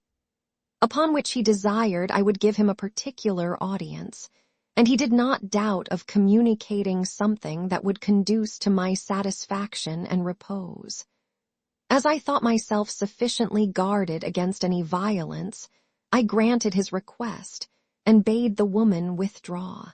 The stranger, then advancing, gave me to understand that he was well acquainted with the particulars of my story, having been informed of them from Lothario's own mouth. That from the time he knew my misfortunes he had entertained a detestation for the author of them, which had of late been increased and inflamed to a desire of revenge by a piece of dishonorable conduct towards him. that hearing of my melancholy situation, he had come with an intention of offering his assistance and comfort, and was ready to espouse my quarrel, and forthwith take vengeance on my seducer, provided I would grant him one consideration, which he hoped I should see no reason to refuse. Had all the artifice of hell been employed in composing a persuasive, it could not have had a more instantaneous or favorable effect than this discourse had upon me. I was transported with a delirium of gloomy joy. The contract was made. He devoted himself to my revenge, undertook to murder Lothario that very night, and to bring me an account of his death before morning. Accordingly, about 2 o'clock, he was introduced to my chamber, and assured me that my perfidious lover was no more. That although he was not entitled to such an honorable proceeding, he had fairly challenged him to the field, where he upbraided him with his treachery towards me, for whom, he told me, his sword was drawn, and after a few passes left him weltering in his blood. I was so savaged by my wrongs that I delighted in the recital of this adventure, made him repeat the particulars, and feasted my eyes on the blood that remained on his clothes and sword. My imagination was so engrossed by these ideas that in my sleep I dreamed Lothario appeared before me pale, mangled, and bloody, blamed my rashness, protested his innocence, and pleaded his cause so pathetically that I was convinced of his fidelity and waked in a fit of horror and remorse. I dropped asleep again, and the same apparition recurred to my fancy. In short, I passed the night in great misery, and looked upon my avenger with such abhorrence, that in the morning, perceiving my aversion, he insinuated there was still a possibility of Lothario's recovery. It was quite true he left him wounded on the ground, but not quite dead, and perhaps his hurts might not be mortal. At these words I started up, bade him fly for intelligence, and if he could not bring me tidings of Lothario's safety, at least consult his own, and never return. For I was resolved to surrender myself to justice, and declare all I knew of the affair, that, if possible, I might expiate my own guilt, by incurring the rigors of a sincere repentance and ignominious death. He very coolly represented the unreasonableness of my prejudice against him, who had done nothing but what his love of me inspired, and honor justified. That now he had, at the risk of his life, been subservient to my revenge, I was about to discard him as an infamous agent, occasionally necessary. And that, even if he should be so lucky as to bring news of Lothario's safety, it was probable my former resentment might revive, and I would upbraid him with having failed in his undertaking. I assured him that on the contrary he should be dearer to me than ever, as I then should be convinced he acted more on the principles of a man of honor than on those of a mercenary assassin, and scorned to take away the life of an adversary, how inveterate soever, which fortune had put in his power. "Well, then, madam," said he, "whatever may have happened, I shall find it no difficult matter to acquit myself in point of honor," and took his leave, in order to inquire into the consequences of his duel. I was now more sensible than ever of the degrees of guilt and misery. All the affliction I had suffered hitherto was owing to my own credulity and weakness, and my conscience could only accuse me of venial crimes. But now that I looked upon myself as a murderer, it is impossible to express the terrors of my imagination, which was incessantly haunted by the image of the deceased, and my bosom stung with the most exquisite agonies, of which I saw no end. At length Horatio, for so I shall call my new friend, returned, and telling me I had nothing to fear, delivered into my hands a billet containing these words: "Madam, as I understand it is of consequence to your peace, I take this liberty to inform you that the wounds I received from Horatio are not mortal. This satisfaction my humanity could not deny, even to a person who has endeavored to disturb the repose as well as the life of Lothario. Being well acquainted with this hand, I had no reason to suspect an imposition in this letter, which I read over and over with a transport of joy, and caressed Horatio so much that he appeared the happiest man alive. Thus was I won from despair by the menaces of a greater misfortune than that which depressed me. Griefs are like usurpers. The most powerful deposes all the rest. But my raptures were not lasting. That very letter which in a manner re-established my tranquillity, in a little time banished my peace. His unjust reproaches, while they waked my resentment, recalled my former happiness, and filled my soul with rage and sorrow. Horatio, perceiving the situation of my mind, endeavored to divert my chagrin by treating me with all the amusements and entertainments of the town. I was gratified with every indulgence I could desire, introduced into the company of women in my own situation, by whom an uncommon deference was paid to me, and I began to lose all remembrance of my former condition, when an accident brought it back to my view with all its interesting circumstances. Diverting myself one day with some newspapers, which I had not before perused, the following advertisement attracted my attention. Whereas a young gentlewoman disappeared from her father's house in the county of, about the end of September, on account, as is supposed, of some uneasiness of mind, and has not been as yet heard of. Whoever will give any information about her to Mr. of Gray's Inn shall be handsomely rewarded. Or if she will return to the arms of her disconsolate parent, she will be received with the utmost tenderness, whatever reason she may have to think otherwise, and may be the means of prolonging the life of a father, already weighed down almost to the grave with age and sorrow. This pathetic remonstrance had such an effect on me that I was fully resolved to return, like the prodigal son, and implore the forgiveness of him who gave me life. But alas!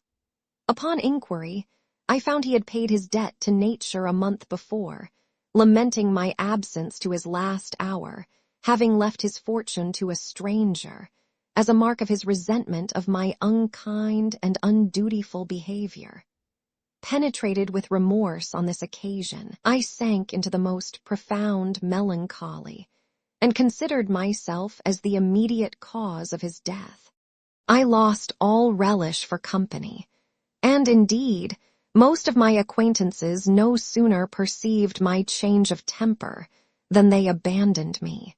Horatio, disgusted at my insensibility, or from some other cause, became colder and colder every day, till at last he left me altogether, without making any apology for his conduct, or securing me against the miseries of want, as a man of honor ought to have done, considering the share he had in my ruin. For I afterwards learned that the quarrel between Lothario and him was a story trumped up to rid the one of my importunities, and give the other a recommendation to me, which, it seems, he desired, upon seeing me at the house of my seducer. Reduced to this extremity, I cursed my own simplicity, uttered horrid imprecations against the treachery of Horatio, and, as I became every day more and more familiarized to the loss of innocence, resolved to be revenged on the sex in general, by practicing their own arts upon themselves. Nor was an opportunity long wanting. An old gentlewoman, under pretense of sympathizing, visited me, and after having condoled me on my misfortunes and professed a disinterested friendship, began to display the art of her occupation in encomiums on my beauty and invectives against the wretch who had forsaken me, insinuating withal that it would be my own fault if I did not still make my fortune by the extraordinary qualifications with which nature had endowed me. I soon understood her drift and gave her such encouragement to explain herself that we came to an agreement immediately to divide whatever profits might accrue from such gallants as she should introduce to my acquaintance. The first stroke of my dissimulation was practiced upon a certain judge, to whom I was recommended by this matron as an innocent creature just arrived from the country. Chapter 23. Miss Williams interrupted by a bailiff, who carries her to the Marshalsea. I accompany her, prove she is not the person named in the writ. The bailiff is fain to discharge her. We shift our lodging, her story, and my reflections thereupon. Progress of a common woman of the town, resolves to quit that way of life. Her story was here interrupted by a rap at the door, which I no sooner opened than 3 or 4 terrible fellows rushed in, one of whom accosted my fellow lodger thus: "Madam, your servant, you must do me the favor to come along with me. I have a writ against you." While the bailiff, for so he was, spoke thus, his followers surrounded the prisoner and began to handle her very roughly. This treatment incensed me so much that I snatched up the poker and would certainly have used it in defense of the lady, without any regard to the strength and number of her adversaries, had she not begged me, with a composure of countenance for which I could not account, to use no violence on her behalf, which could be of no service to her, but might be very detrimental to myself. Then turning to the leader of this formidable troop, she desired to see the writ, and having perused it, said with a faltering voice, "I am not the person whose name is here mentioned. Arrest me at your peril." Aye, madam," replied the catchpole. "We shall prove your identity. In the meantime, whither will you be pleased to be carried, to my house or to jail?" "If I must be confined," said she, "I would rather be in your house than in a common jail." Well, answered he, "if you have money enough in your pocket, you shall be entertained like a princess." But when she acquainted him with her poverty, he swore he never gave credit, and ordered one of his myrmidons to call a coach to carry her to the Marshalsea at once. While they waited for the convenience, she took me aside and bade me be under no concern on her account, for she knew how to extricate herself from this difficulty very soon, and perhaps gain something by the occasion. Although her discourse was a mystery to me, I was very well pleased with her assurance, and when the coach came to the door, I offered to accompany her to prison, to which proposal, after much entreaty, she consented. When we arrived at the gate of the Marshalsea, our conductor alighted, and having demanded entrance, presented the writ to the turnkey, who no sooner perceived the name of Elizabeth Carey than he cried, Ah, my old acquaintance Bet, I'm glad to see thee with all my heart." So saying, he opened the coach door and helped her to dismount, but when he observed her face, he started back, saying, "Who have we got here?" The bailiff, alarmed at this interrogation, cried with some emotion, "Who should it be but the prisoner Elizabeth Carey?" The turnkey replied, "That Elizabeth Carey. I'll be hanged if that's Elizabeth Carey more than my grandmother." Here the lady thought fit to interpose and tell the catchpole, if he had taken her word for it at first, he might have saved himself and her a great deal of trouble. "It may be so," answered he, "but I'll have further evidence that you are not the person before you and I part." Yes, said she, "you shall have further evidence to your cost."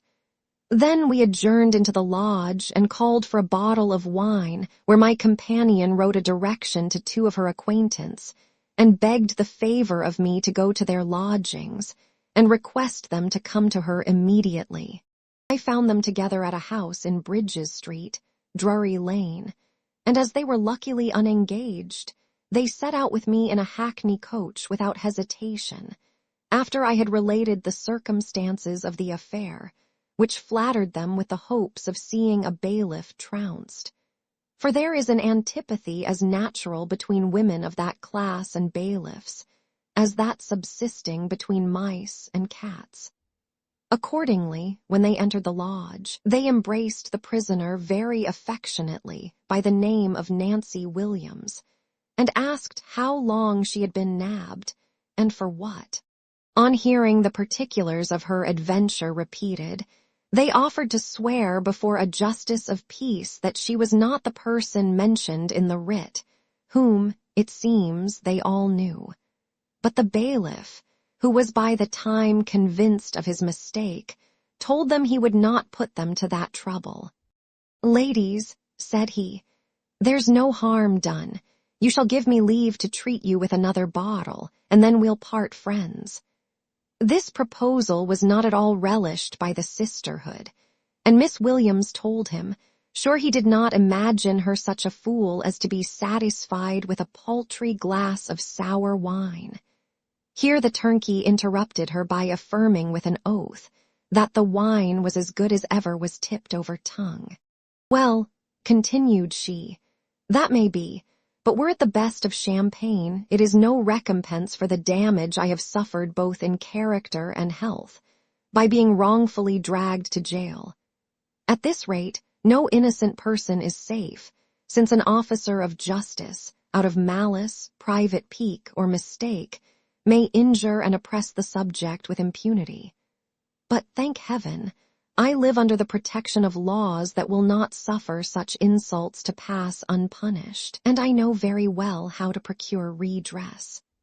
Mr. Vulture, for that was the bailiff's name, finding he had to deal with one who would not be imposed upon, began to look very sullen and perplexed, and leaning his forehead on his hand, entered into a deliberation with himself, which lasted a few minutes, and then broke out in a volley of dreadful curses against the old jade, our landlady, as he called her, for having misinformed him.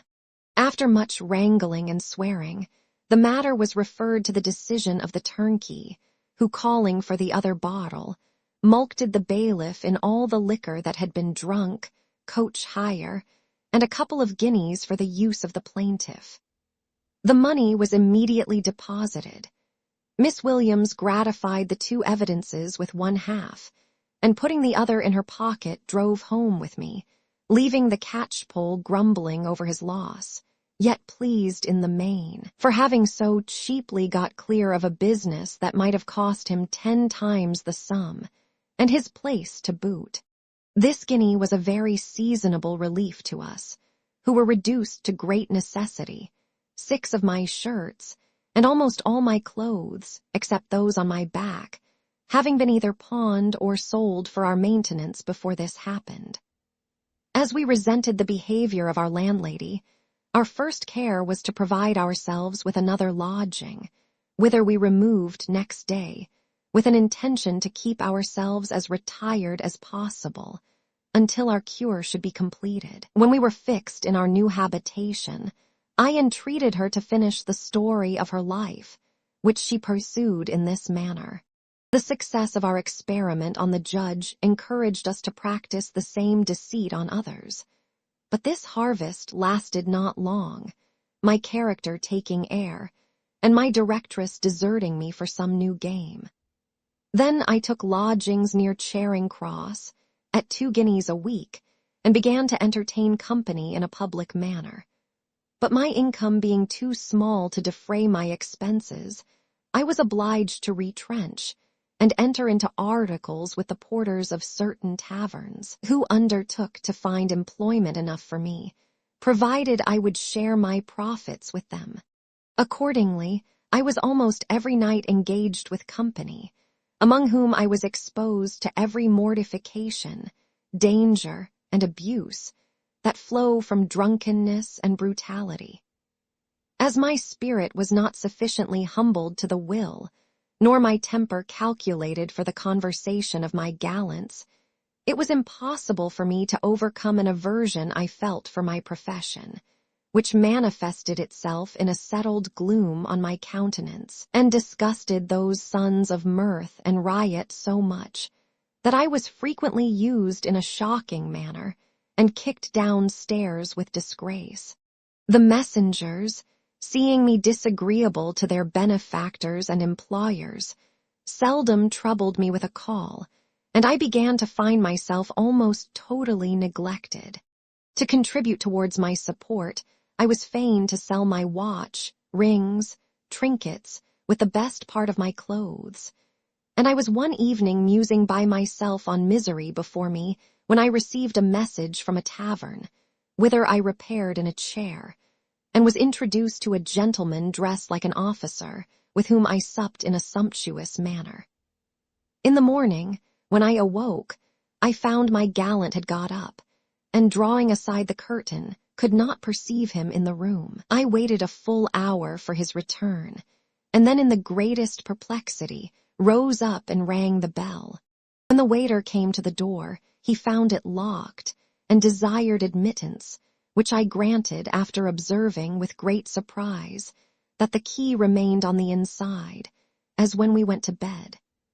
I no sooner inquired for the captain than the fellow, staring with a distracted look, cried, "How, madam, is he not abed?" And when he was satisfied as to that particular, ran into a closet adjoining to the chamber, the window of which he found open. Through this the adventurer had got upon a wall, from whence he dropped down into a court and escaped, leaving me to be answerable not only for the reckoning, but also for a large silver tankard and posset bowl, which he had carried off with him. It is impossible to describe the consternation I was under when I saw myself detained as a thief's accomplice, for I was looked upon in that light and carried before a justice, who, mistaking my confusion for a sign of guilt, committed me, after a short examination, to Bridewell, having admonished me, as the only means to save my life, to turn evidence and impeach my confederate. I now concluded the vengeance of heaven had overtaken me, and that I must soon finish my career by an ignominious death.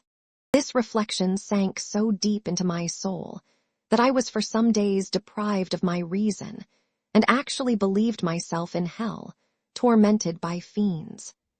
Indeed, there needs not a very extravagant imagination to form that idea, for of all the scenes on earth that of Bridewell approaches nearest the notion I had always entertained of the regions. Here I saw nothing but rage, anguish, and impiety, and heard nothing but groans, curses, and blasphemy. In the midst of this hellish crew, I was subjected to the tyranny of a barbarian, who imposed upon me tasks that I could not possibly perform, and then punished my incapacity with the utmost rigor and inhumanity. I was often whipped into a swoon and lashed out of it, during which miserable interval I was robbed by my fellow prisoners of everything about me, even to my cap, shoes, and stockings. I was not only destitute of necessaries, but even of food, so that my wretchedness was extreme. Not one of my acquaintance to whom I imparted my situation would grant me the least succor or regard, on pretense of my being committed for theft, and my landlord refused to part with some of my own clothes which I sent for, because I was indebted to him for a week's lodging. Overwhelmed with calamity, I grew desperate, and resolved to put an end to my grievances and life together. For this purpose I got up in the middle of the night, when I thought everybody around me asleep, and fixing one end of a large hook in the ceiling, that supported the scales on which the hemp is weighed, I stood upon a chair, and making a noose on the other end, put my neck into it, with an intention to hang myself. But before I could adjust the knot I was surprised and prevented by two women, who had been awake all the while and suspected my design. In the morning, my attempt was published among the prisoners and punished with 30 stripes, the pain of which, cooperating with my disappointment and disgrace, bereft me of my senses, and threw me into an ecstasy of madness, during which I tore the flesh from my bones with my teeth, and dashed my head against the pavement, so that they were obliged to set a watch over me, to restrain me from doing further mischief to myself and others. This fit of frenzy continued 3 days, at the end of which I grew calm and sullen. But as the desire of making away with myself still remained, I came to a determination of starving myself to death, and with that view refused all sustenance. Whether it was owing to the want of opposition, or to the weakness of nature, I know not. But on the 2nd day of my fast, I found my resolution considerably impaired, and the calls of hunger almost insupportable. At this critical conjuncture, a lady was brought into the prison, with whom I had contracted an acquaintance while I lived with Horatio. She was then on the same footing as I was, but afterwards quarreling with her gallant, and not finding another to her mind, altered her scheme of life, and set up a coffee house among the hundreds in Drury, where she entertained gentlemen with claret, arrack, and the choice of half a dozen damsels who lived in her house. This serviceable matron, having neglected to gratify a certain justice for the connivance she enjoyed, was indicted at the quarter sessions, in consequence of which her bevy was dispersed, and herself committed to Bridewell. She had not been long there before she learned my disaster, and coming up to me, after a compliment of condolence, inquired into the particulars of my fate. While we were engaged in discourse together, the master came and told me that the fellow on whose account I had suffered was taken, that he had confessed the theft, and cleared me of any concern in the affair. For which reason he, the master, had orders to discharge me, and that I was from that moment free. This piece of news soon banished all thoughts of death, and had such an instantaneous effect on my countenance, that Mrs. Coupler, the lady then present, hoping to find her account in me, very generously offered to furnish me with what necessaries I wanted, and take me into her own house as soon as she could compromise matters with the justices. The conditions of her offer were, that I should pay 3 guineas weekly for my board, and a reasonable consideration besides, for the use of such clothes and ornaments as she should supply me with, to be deducted from the first profits of my occupation. These were hard terms, but not to be rejected by one who was turned out helpless and naked into the wide world, without a friend to pity or assist her. I therefore embraced her proposal, and she being bailed in a few hours, took me home with her in a coach. As I was by this time conscious of having formerly disgusted my admirers by my reserved, loud, haughty behavior, I now endeavored to conquer that disposition, and the sudden change of my fortune giving me a flow of spirits, I appeared in the most winning and gay manner I could assume. Having the advantage of a good voice and education, I exerted my talents to the uttermost, and soon became the favorite with all company. This success alarmed the pride and jealousy of Mrs. Coupler, who could not bear the thoughts of being eclipsed.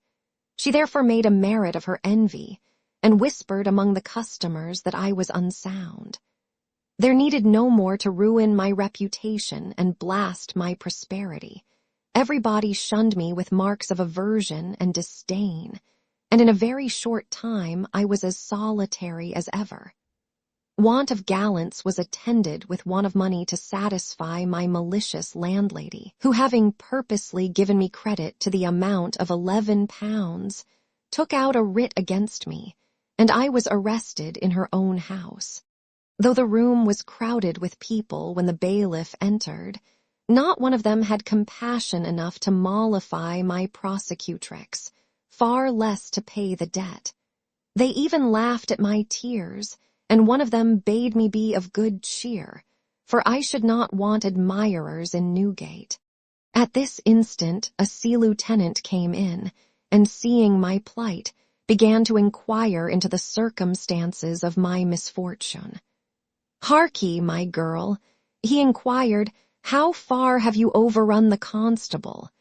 I told him that the debt amounted to £11, besides the expenses of the writ. "And that be all," said he.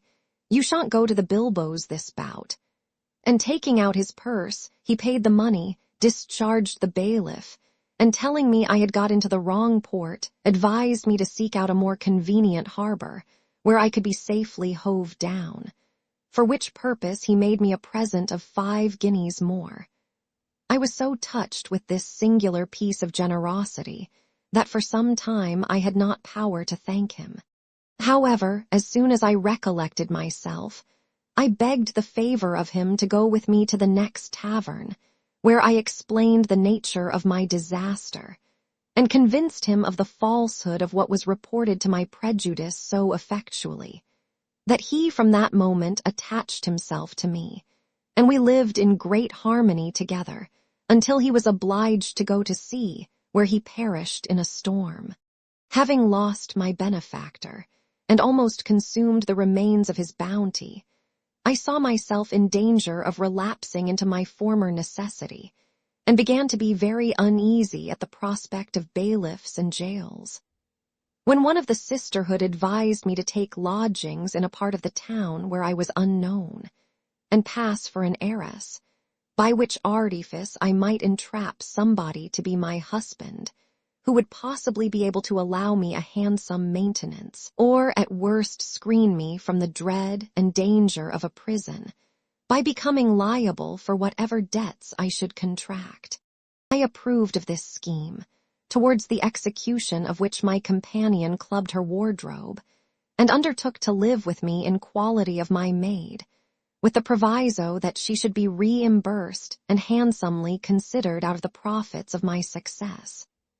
She was immediately detached to look out for a convenient place, and that very day hired a genteel apartment in Park Street, whither I moved in a coach loaded with her baggage and my own.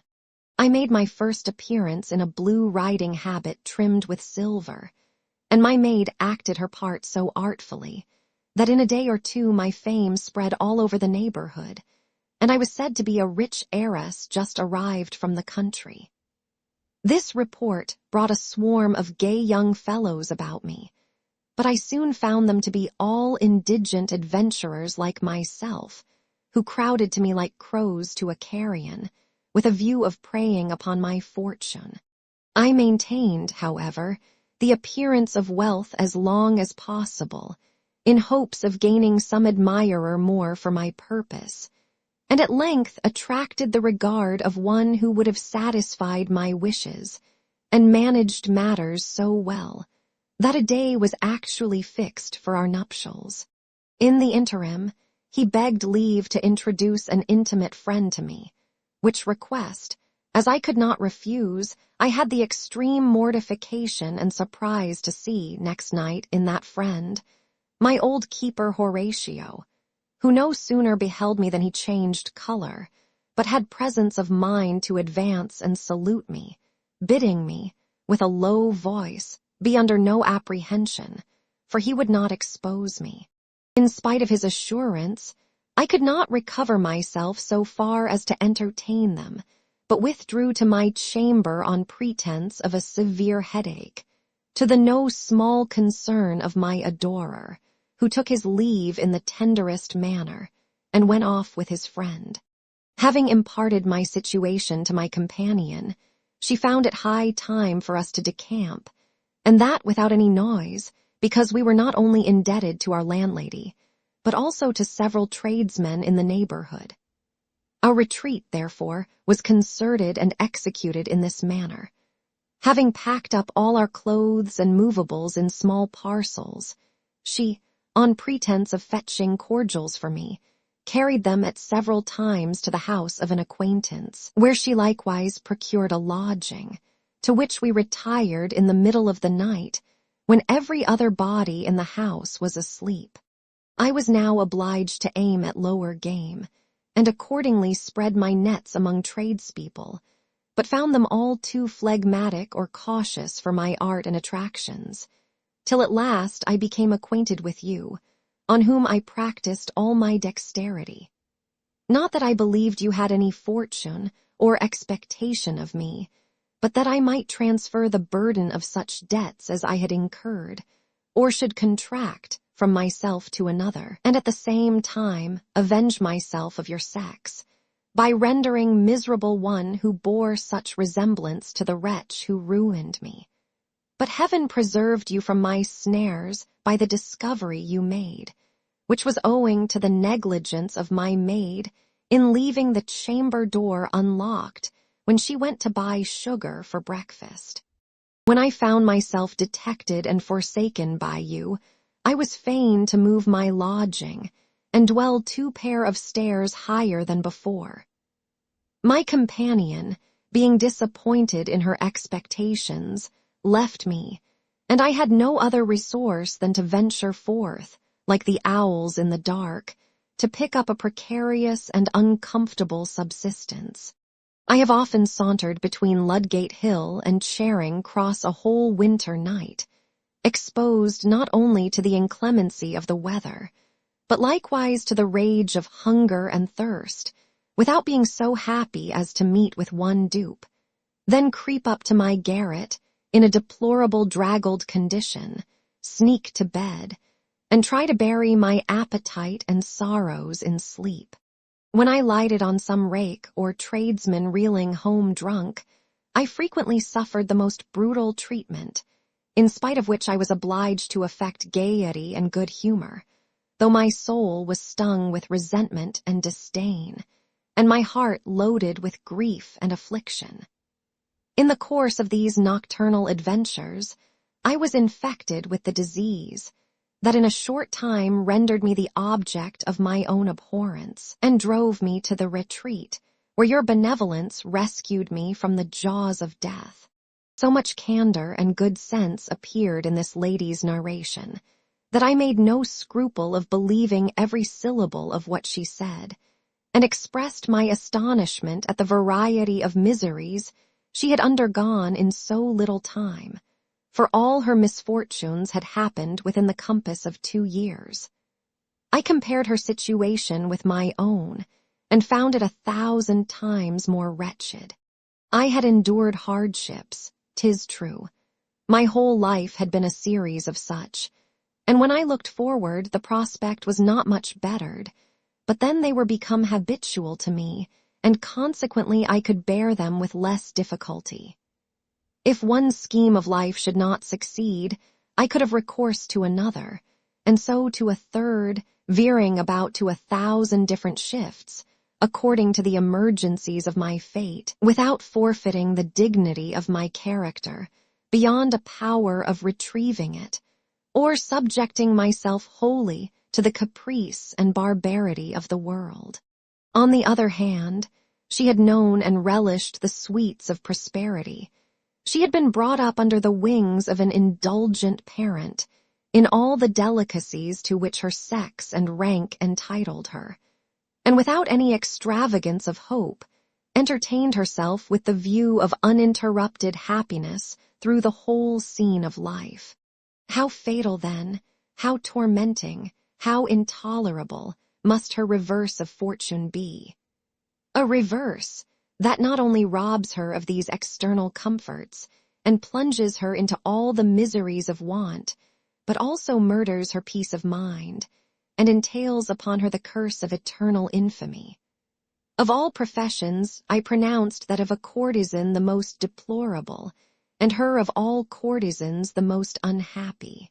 She allowed my observation to be just in the main, but at the same time affirmed that notwithstanding the disgraces which had fallen to her share, she had not been so unlucky in the condition of a prostitute as many others of the same community.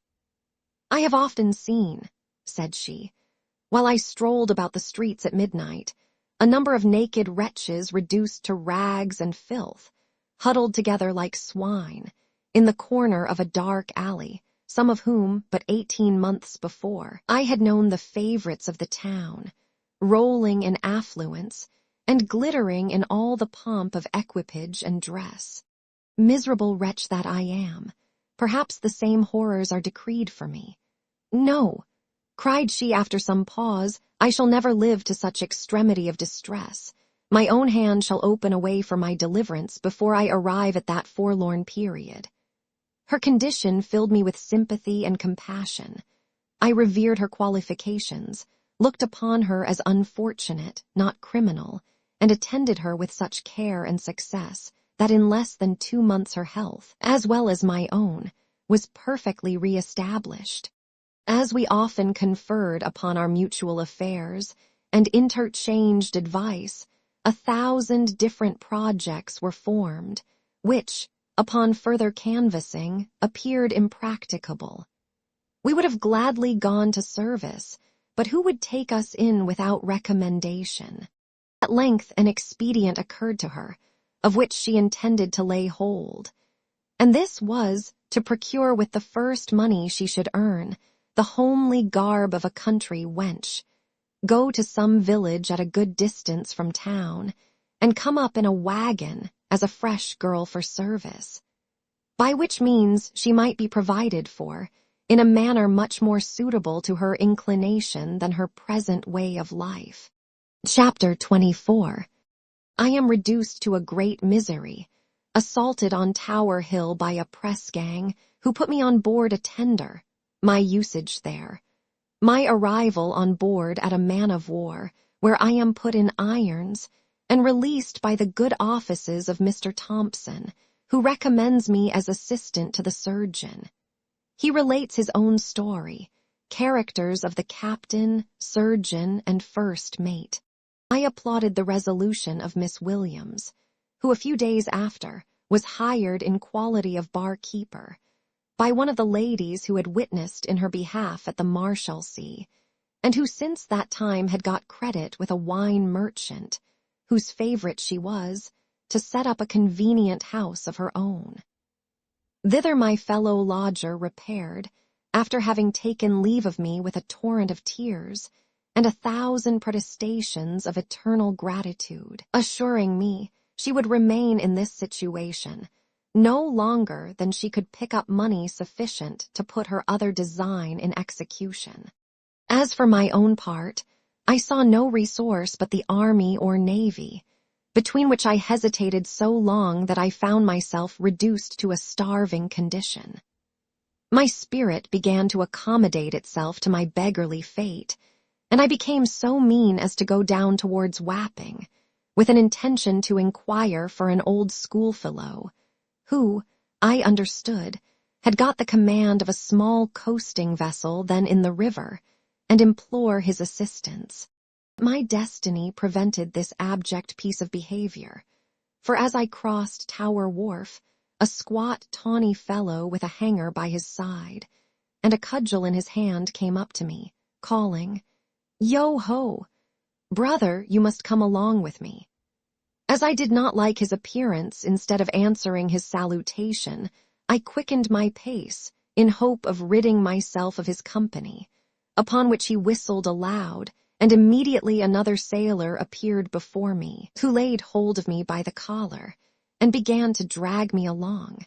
Not being in a humor to relish such treatment, I disengaged myself of the assailant, and with one blow of my cudgel, laid him motionless on the ground, and perceiving myself surrounded in a trice by 10 or a dozen more, exerted myself with such dexterity and success that some of my opponents were fain to attack me with drawn cutlasses. And after an obstinate engagement, in which I received a large wound on my head and another on my left cheek, I was disarmed, taken prisoner, and carried on board a pressing tender, where, after being pinioned like a malefactor, I was thrust down into the hold among a parcel of miserable wretches, the sight of whom well-nigh distracted me. As the commanding officer had not humanity enough to order my wounds to be dressed, and I could not use my own hands, I desired one of my fellow captives who was unfettered to take a handkerchief out of my pocket and tie it round my head to stop the bleeding.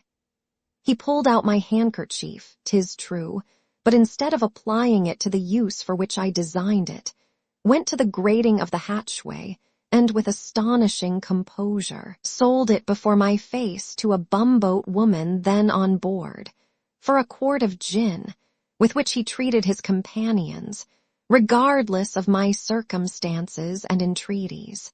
A bumboat woman is one who sells bread, cheese, greens, liquor, and fresh potatoes to the sailors, in a small boat that lies alongside the ship. I complained bitterly of this robbery to the midshipman on deck, telling him at the same time that unless my hurts were dressed, I should bleed to death. But compassion was a weakness of which no man could justly accuse this person, who, squirting a mouthful of dissolved tobacco upon me through the gratings, told me I was a mutinous dog, and that I might die for anything he cared. Finding there was no other remedy, I appealed to patience, and laid up this usage in my memory, to be called at a more fitting opportunity. In the meantime, loss of blood, vexation, and want of food contributed with the noisome stench of the place to throw me into a swoon, out of which I was recovered by a tweak of the nose, administered by the tar who stood sentinel over us, who at the same time regaled me with a draught of flip, and comforted me with the hopes of being put on board of the Thunder next day, where I should be freed of my handcuffs and cured of my wounds by the doctor. I no sooner heard him name the Thunder than I asked if he had belonged to that ship long, and be giving me to understand he had belonged to her 5 years, I inquired if he knew Lieutenant Bowling. "No Lieutenant Bowling," said he, "odds my life, and that I do, and a good seaman he is as ever stepped upon forecastle, and a brave fellow as ever cracked biscuit. None of your guinea pigs, nor your fresh water, wish-washy, fair-weather fowls. Many a taut gale of wind have honest Tom Bowling and I weathered together. Here's his health with all my heart.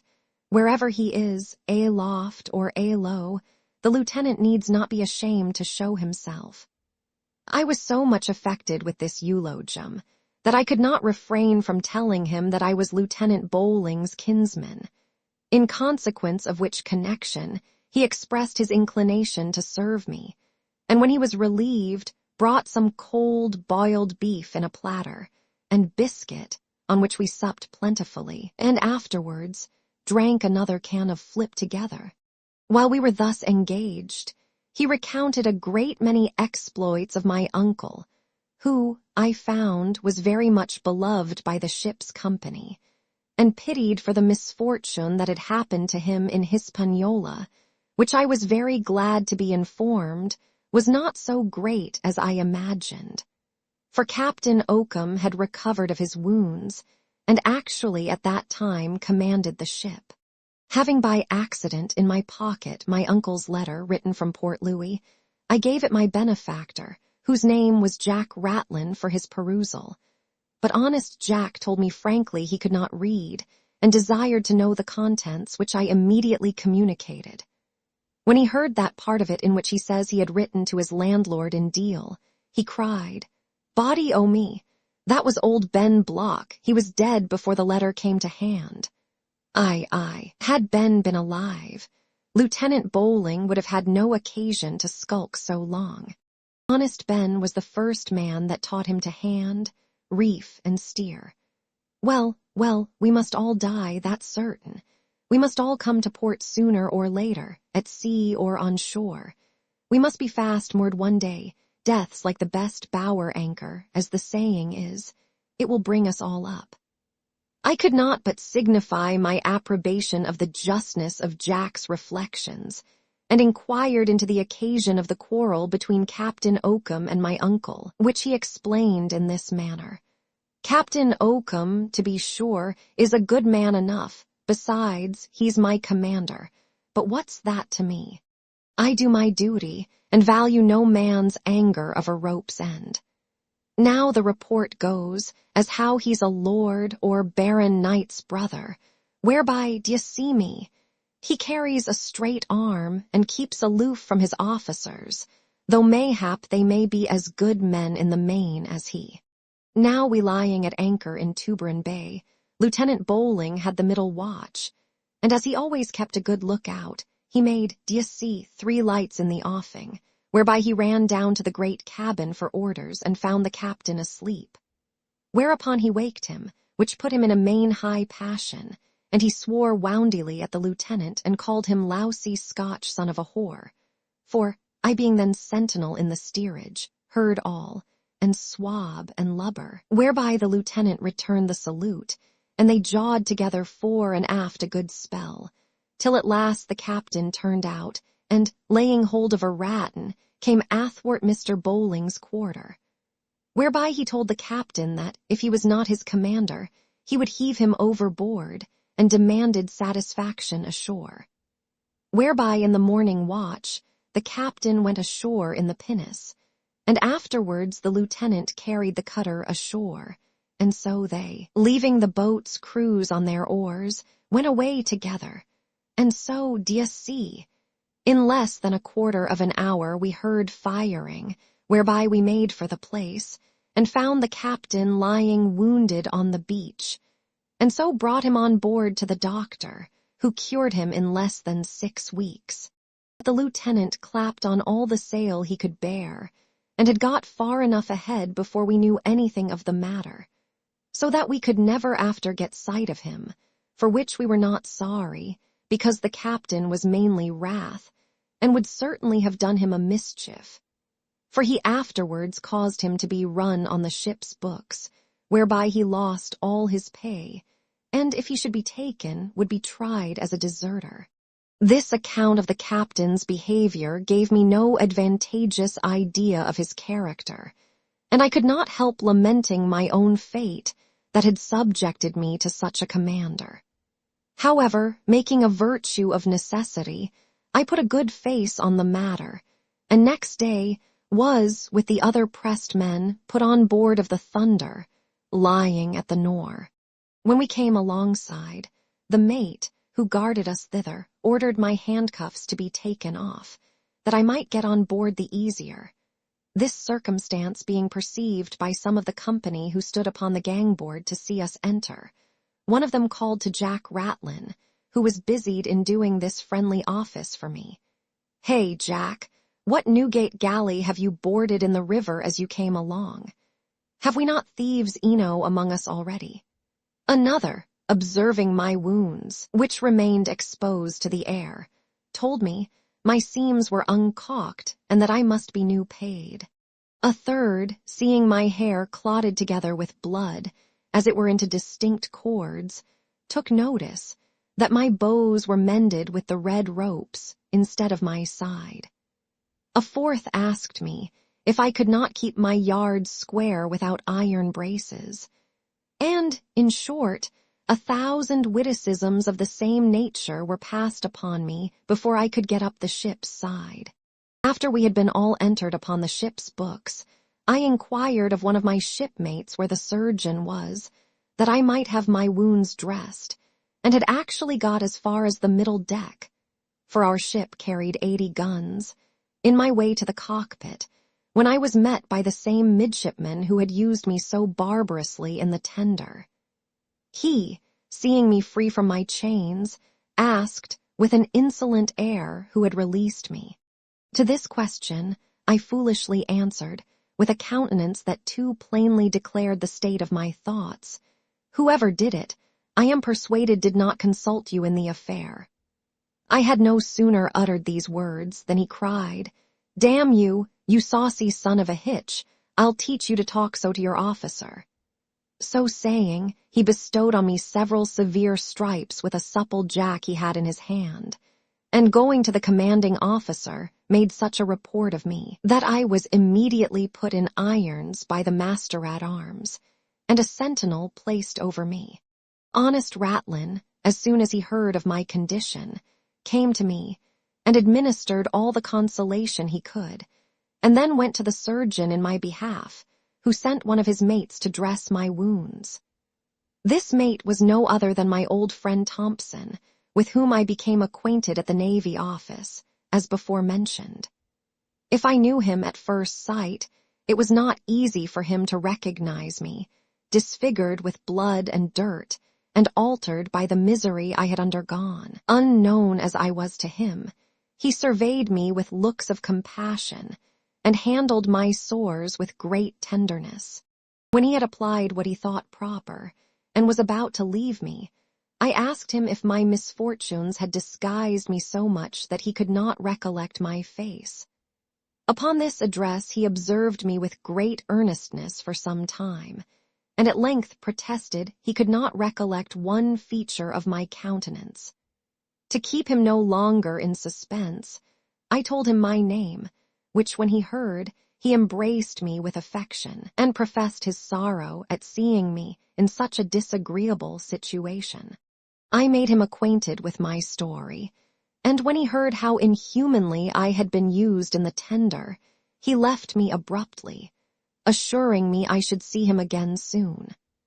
I had scarce time to wonder at his sudden departure, when the master-at-arms came to the place of my confinement and bade me follow him to the quarter-deck, where I was examined by the first lieutenant, who commanded the ship in the absence of the captain, touching the treatment I had received in the tender from my friend, the midshipman, who was present to confront me.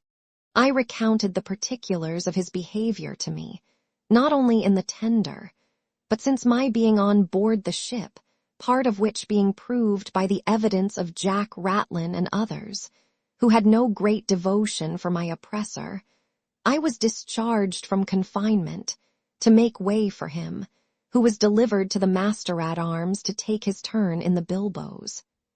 And this was not the only satisfaction I enjoyed, for I was, at the request of the surgeon, exempted from all other duty than that of assisting his mates in making and administering medicines to the sick. This good office I owed to the friendship of Mr. Thompson, who had represented me in such a favorable light to the surgeon, that he demanded me of the lieutenant to supply the place of his third mate, who was lately dead. When I had obtained this favor, my friend Thompson carried me down to the cockpit, which is the place allotted for the habitation of the surgeon's mates, and when he had shown me their berth, as he called it, I was filled with astonishment and horror. We descended by divers ladders to a space as dark as a dungeon, which, I understood, was immersed several feet under water, being immediately above the hold. I had no sooner approached this dismal gulf than my nose was saluted with an intolerable stench of putrefied cheese and rancid butter that issued from an apartment at the foot of the ladder, resembling a chandler's shop, where, by the faint glimmering of a candle, I could perceive a man with a pale, meager countenance, sitting behind a kind of desk, having spectacles on his nose and a pen in his hand. This, I learned of Mr. Thompson, was the ship's steward, who sat there to distribute provision to the several messes, and to mark what each received. He therefore presented my name to him, and desired I might be entered in his mess. Then, taking a light in his hand, conducted me to the place of his residence, which was a square of about 6 feet, surrounded with the medicine chest, that of the first mate, his own, and a board by way of table fastened to the after powder room. It was also enclosed with canvas nailed round to the beams of the ship, to screen us from the cold, as well as from the view of the midshipmen and quartermaster, who lodged within the cable tiers on each side of us. In this gloomy mansion he entertained me with some cold salt pork, which he brought from a sort of locker, fixed above the table, and calling for the boy of the mess, sent for a can of beer, of which he made excellent flip to crown the banquet. By this time I began to recover my spirits, which had been exceedingly depressed with the appearance of everything about me, and could no longer refrain from asking the particulars of Mr. Thompson's fortune since I had seen him in London. He told me that being disappointed in his expectations of borrowing money to gratify the rapacious S.T. Rye at the Navy Office, he found himself utterly unable to subsist any longer in town, and had actually offered his service in quality of mate to the surgeon of a merchant ship, bound to Guinea on the slaving trade. When, one morning, a young fellow, of whom he had some acquaintance, came to his lodgings and informed him that he had seen a warrant made out in his name at the Navy office, for surgeon's second mate of a third rate. This unexpected piece of good news he could scarcely believe to be true, more especially as he had been found qualified at Surgeon's Hall for third mate only. But that he might not be wanting to himself, he went thither to be assured, and actually found it so. Whereupon, demanding his warrant, it was delivered to him, and the oaths administered immediately. That very afternoon he went to Gravesend in the tilt boat, from whence he took place in the tide coach for Rochester. Next morning got on board the Thunder, for which he was appointed, then lying in the harbor at Chatham, and the same day was mustered by the clerk of the check. And well it was for him that such expedition was used, for in less than 12 hours after his arrival, another William Thompson came on board, affirming that he was the person for whom the warrant was expedited, and that the other was an impostor. My friend was grievously alarmed at this accident, the more so, as his namesake had very much the advantage over him both in assurance and dress. However, to acquit himself of the suspicion of imposture, he produced several letters written from Scotland to him in that name, and recollecting that his indentures were in a box on board, he brought them up, and convinced all present that he had not assumed a name which did not belong to him. His competitor, enraged that they should hesitate in doing him justice, for to be sure the warrant had been designed for him, behaved with so much indecent heat that the commanding officer, who was the same gentleman I had seen, and the surgeon were offended at his presumption, and making a point of it with their friends in town, in less than a week got the first confirmed in his station. "I have been on board," said he, "ever since, and as this way of life is becoming familiar to me, I have no cause to complain of my situation. The surgeon is a good-natured, indolent man. The first mate, who is now on shore on duty, is indeed a little proud and choleric, as all Welshmen are, but in the main a friendly, honest fellow. The lieutenants I have no concern with, and as for the captain, he is too much of a gentleman to know a surgeon's mate, even by sight." Chapter 25. The behavior of Mr. Morgan, his pride, displeasure, and generosity, the economy of our mess described, Thomson's further friendship, the nature of my duty explained, the situation of the sick. While he was thus discoursing to me, we heard a voice on the cockpit ladder pronounce with great vehemence, in a strange dialect, "The devil and his dam blow me from the top of Monchdenny, if I go to him before there is something in my pelly. Let his nose be as yellow as saffron, or as blue as a pell, look you, or as green as a leek, 'tis all one." To this declaration somebody answered, "So it seems my poor messmate must part his cable for want of a little assistance. His foretopsail is loose already, and besides the doctor ordered you to overhaul him, but I see you don't mind what your master says." Here he was interrupted with, "Splutter and cons, you lousy tog, who do you call my master? Get you gone to the doctor, and tell him my birth and education and my abilities, and moreover my behavior is as good as his, or any gentleman's, no disparagement to him, in the whole world. Cot bless my soul, I does he think, or conceive, or imagine, that I am a horse, or an ass, or a goat, to trudge backwards and forwards, and upwards and downwards, and by sea and by land, at his will and pleasure.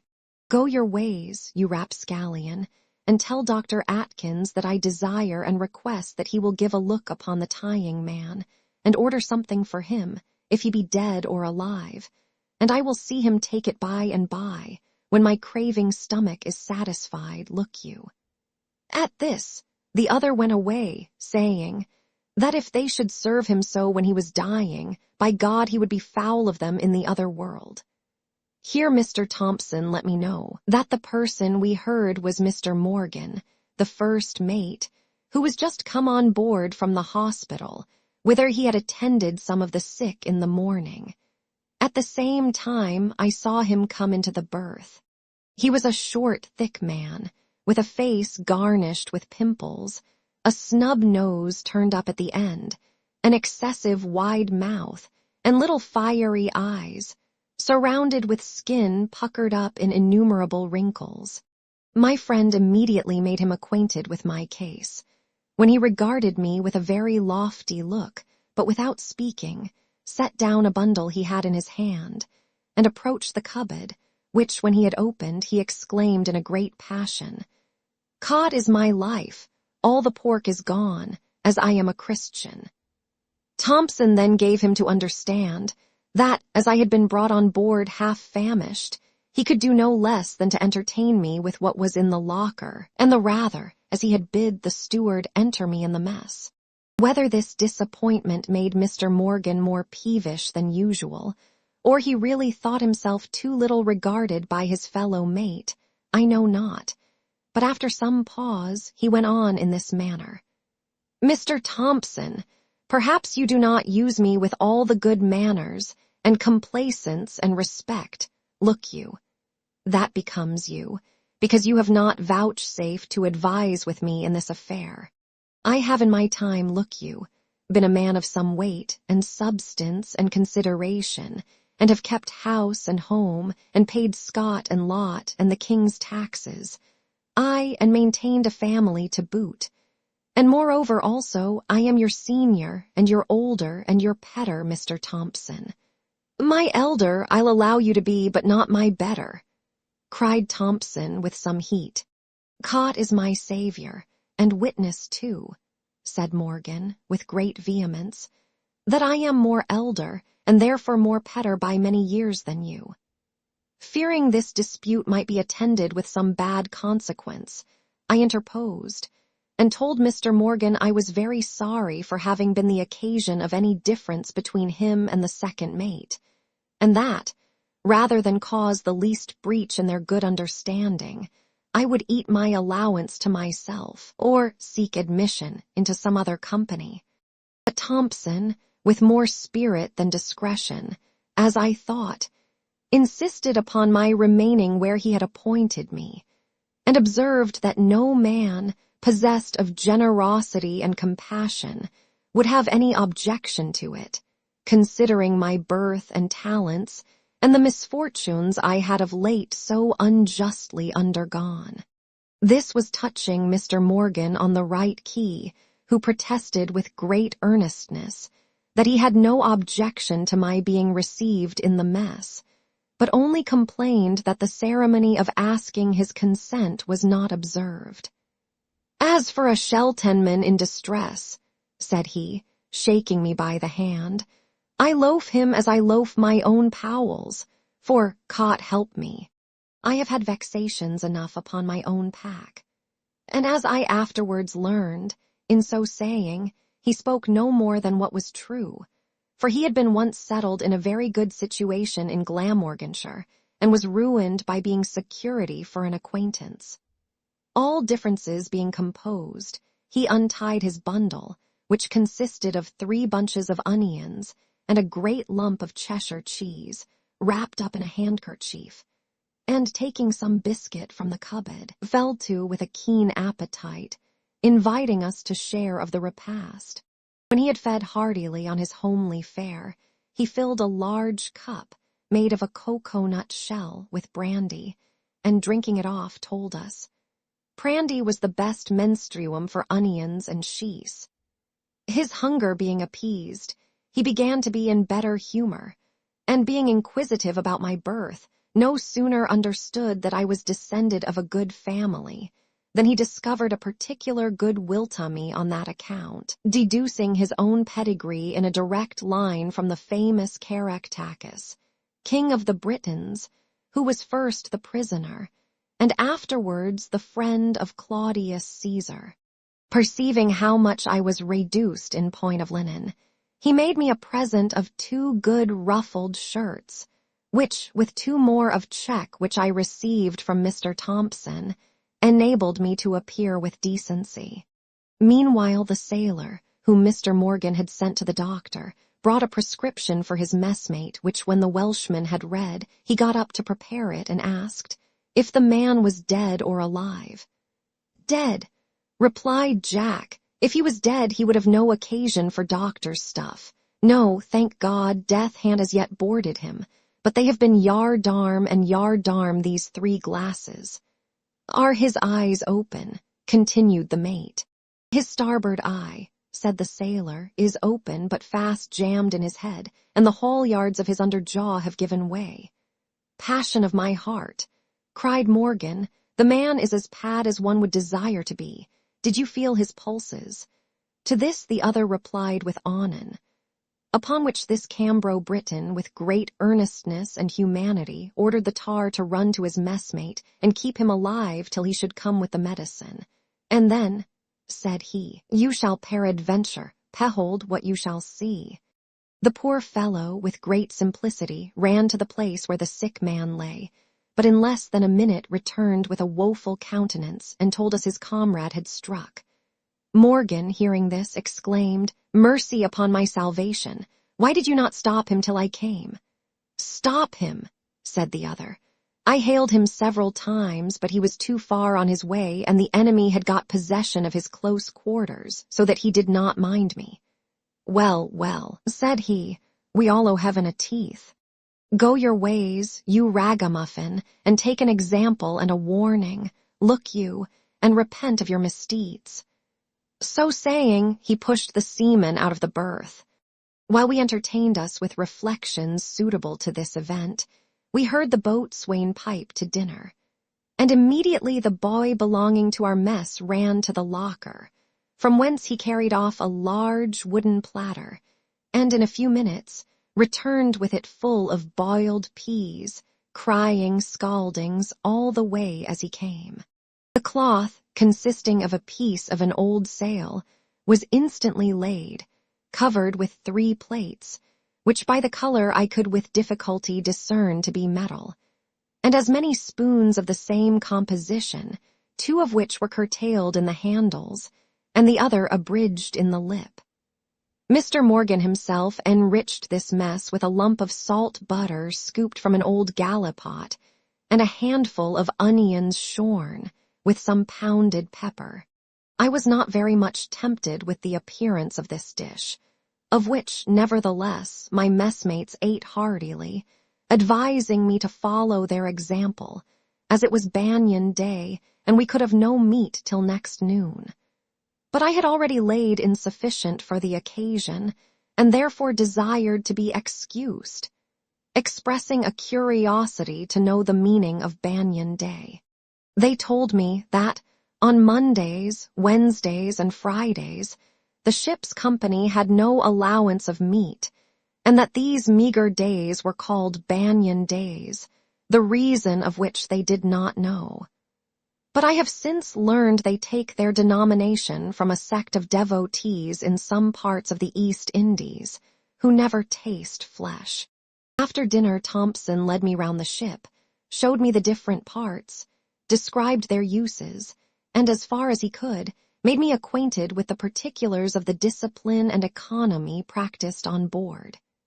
He then demanded of the boatswain a hammock for me, which was slung in a very neat manner by my friend Jack Ratlin, and as I had no bed clothes, procured credit for me with the purser, for a mattress and 2 blankets. At 7 o'clock in the evening, Morgan visited the sick, and having ordered what was proper for each, I assisted Thompson in making up his prescriptions. But when I followed him with the medicines into the sick berth, or hospital, and observed the situation of the patients, I was much less surprised that people should die on board than that a sick person should recover. Here I saw about 50 miserable distempered wretches, suspended in rows, so huddled one upon another, that not more than 14 inches space was allotted for each with his bed and bedding, and deprived of the light of the day, as well as of fresh air, breathing nothing but a noisome atmosphere of the morbid steams exhaling from their own excrements and diseased bodies, devoured with vermin hatched in the filth that surrounded them, and destitute of every convenience necessary for people in that helpless condition. Chapter 26. A disagreeable accident happens to me in the discharge of my office. Morgan's nose is offended. A dialogue between him and the ship's steward. Upon examination, I find more causes of complaint than one. My hair is cut off, Morgan's cookery, the manner of sleeping on board. I am waked in the night by a dreadful noise. I could not comprehend how it was possible for the attendants to come near those who hung on the inside towards the sides of the ship, in order to assist them, as they seemed barricadoed by those who lay on the outside, and entirely out of the reach of all visitation. Much less could I conceive how my friend Thompson would be able to administer clysters, that were ordered for some, in that situation. When I saw him thrust his wig in his pocket, and strip himself to his waistcoat in a moment, then creep on all fours under the hammocks of the sick, and, forcing up his bare pate between two, keep them asunder with one shoulder, until he had done his duty. Eager to learn the service, I desired he would give me leave to perform the next operation of that kind, and he consenting, I undressed myself after his example, and crawling along, the ship happened to roll. This motion alarming me, I laid hold of the first thing that came within my grasp with such violence, that I overturned it, and soon found, by the smell that issued upon me, that I had unlocked a box of the most delicious perfume. It was well for me that my nose was none of the most delicate, else I know not how I might have been affected by this vapor, which diffused itself all over the ship, to the utter discomposure of everybody who tarried on the same dock. Neither was the consequence of this disgrace confined to my sense of smelling only, for I felt my misfortune more ways than one. That I might not, however, appear altogether disconcerted in this my first essay, I got up, and pushing my head with great force between two hammocks, towards the middle, where the greatest resistance was, I made an opening indeed, but not understanding the knack of dexterously turning my shoulder to maintain my advantage, had the mortification to find myself stuck up, as it were, in a pillory, and the weight of 3 or 4 people bearing on each side of my neck, so that I was in danger of strangulation. While I remained in this defenseless posture, one of the sick men, rendered peevish by his distemper, was so enraged at the smell I had occasioned, and the rude shock he had received from me in my elevation, that, with many bitter reproaches, he seized me by the nose, which he tweaked so unmercifully, that I roared with anguish. Thompson, perceiving my condition, ordered one of the waiters to my assistance, who, with much difficulty, disengaged me from this situation, and hindered me from taking vengeance on the sick man, whose indisposition would not have screened him from the effects of my indignation. After having made an end of our ministry for that time, we descended to the cockpit, my friend comforting me for what had happened with a homely proverb, which I do not choose to repeat. When we had descended halfway down the ladder, Mr. Morgan, before he saw us, having intelligence by his nose of the approach of something extraordinary, cried, "God have mercy upon my senses! I believe the enemy has poured at us in a stink-pot." Then, directing his discourse to the steward, from whence he imagined the odor proceeded, He reprimanded him severely for the freedoms he took among gentlemen of birth, and threatened to smoke him like a padger with sulphur, if ever he should presume to offend his neighbors with such smells for the future. The steward, conscious of his own innocence, replied with some warmth, "I know of no smells but those of your own making."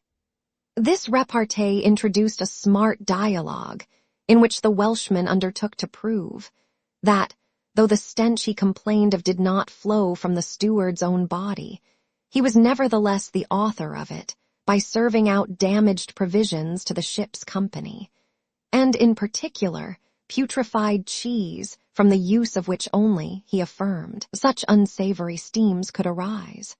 Then he launched out into the praise of good cheese, of which he gave the analysis, explained the different kinds of that commodity, with the methods practiced to make and preserve it, concluded in observing that, in yielding good cheese, the county of Glamorgan might vie with Cheshire itself, and was much superior to it in the produce of goats and putter. I gathered from this conversation that, if I entered in my present pickle, I should be no welcome guest, and therefore desired Mr. Thompson to go before, and represent my calamity. At which the first mate, expressing some concern, went upon deck immediately, taking his way through the cable tier and the main hatchway, to avoid encountering me, desiring me to clean myself as soon as possible, for he intended to regale himself with a dish of salmagundy and a pipe. Accordingly, I set about this disagreeable business, and soon found I had more causes of complaint than I at first imagined. For I perceived some guests had honored me with their company, whose visit I did not think seasonable, neither did they seem inclined to leave me in a hurry, for they were in possession of my chief quarters, where they fed without reserve at the expense of my blood. But considering it would be easier to extirpate the ferocious colony in the infancy of their settlement, than after they should be multiplied and naturalized to the soil, I took the advice of my friend, who, to prevent such misfortunes, went always close-shaved, and made the boy of our mess cut off my hair, which had been growing since I left the service of lavement, and the second mate lent me an old bobwig to supply the loss of that covering. This affair being ended, and everything adjusted in the best manner my circumstances would permit, the descendant of Caractacus returned, and ordering the boy to bring a piece of salt beef from the brine, cut off a slice, and mixed it with an equal quantity of onions, which seasoning with a moderate proportion of pepper and salt, he brought it to a consistence with oil and vinegar. Then, tasting the dish, assured us it was the best salmagundy that ever he made, and recommended it to our palate with such heartiness that I could not help doing honor to his preparation. I had no sooner swallowed a mouthful than I thought my entrails were scorched, and endeavored with a deluge of small beer to allay the heat it occasioned. Supper being over, Mr. Morgan having smoked a couple of pipes, and supplied the moisture he had expended with as many cans of flip, of which we all partook, a certain yawning began to admonish me that it was high time to repair by sleep the injury I had suffered from want of rest the preceding night, which being perceived by my companions, whose time of repose was now arrived, they proposed we should turn in, or in other words, go to bed. Our hammocks, which hung parallel to one another on the outside of the berth, were immediately unlashed, and I beheld my messmates spring with great agility into their respective nests, where they seemed to lie concealed, very much at their ease. But it was some time before I could prevail upon myself to trust my carcase at such a distance from the ground, in a narrow bag, out of which, I imagined, I should be apt, on the least motion in my sleep, to tumble down at the hazard of breaking my bones. I suffered myself, however, to be persuaded, and taking a leap to get in, threw myself quite over with such violence that had I not luckily got hold of Thompson's hammock, I should have pitched upon my head on the other side, and in all likelihood fractured my skull. After some fruitless efforts, I succeeded at last, but the apprehension of the jeopardy in which I believed myself withstood all the attacks of sleep till towards the morning watch, when, in spite of my fears, I was overpowered with slumber, though I did not long enjoy this comfortable situation, being aroused with a noise so loud and shrill that I thought the drums of my ears were burst by it. This was followed by a dreadful summons pronounced by a hoarse voice, which I could not understand. While I was debating with myself whether or not I should wake my companion and inquire into the occasion of this disturbance, I was informed by one of the quartermasters who passed by me with a lantern in his hand that the noise which alarmed me was occasioned by the boatswain's mates who called up the larboard watch, and that I must lay my account with such an interruption every morning at the same hour.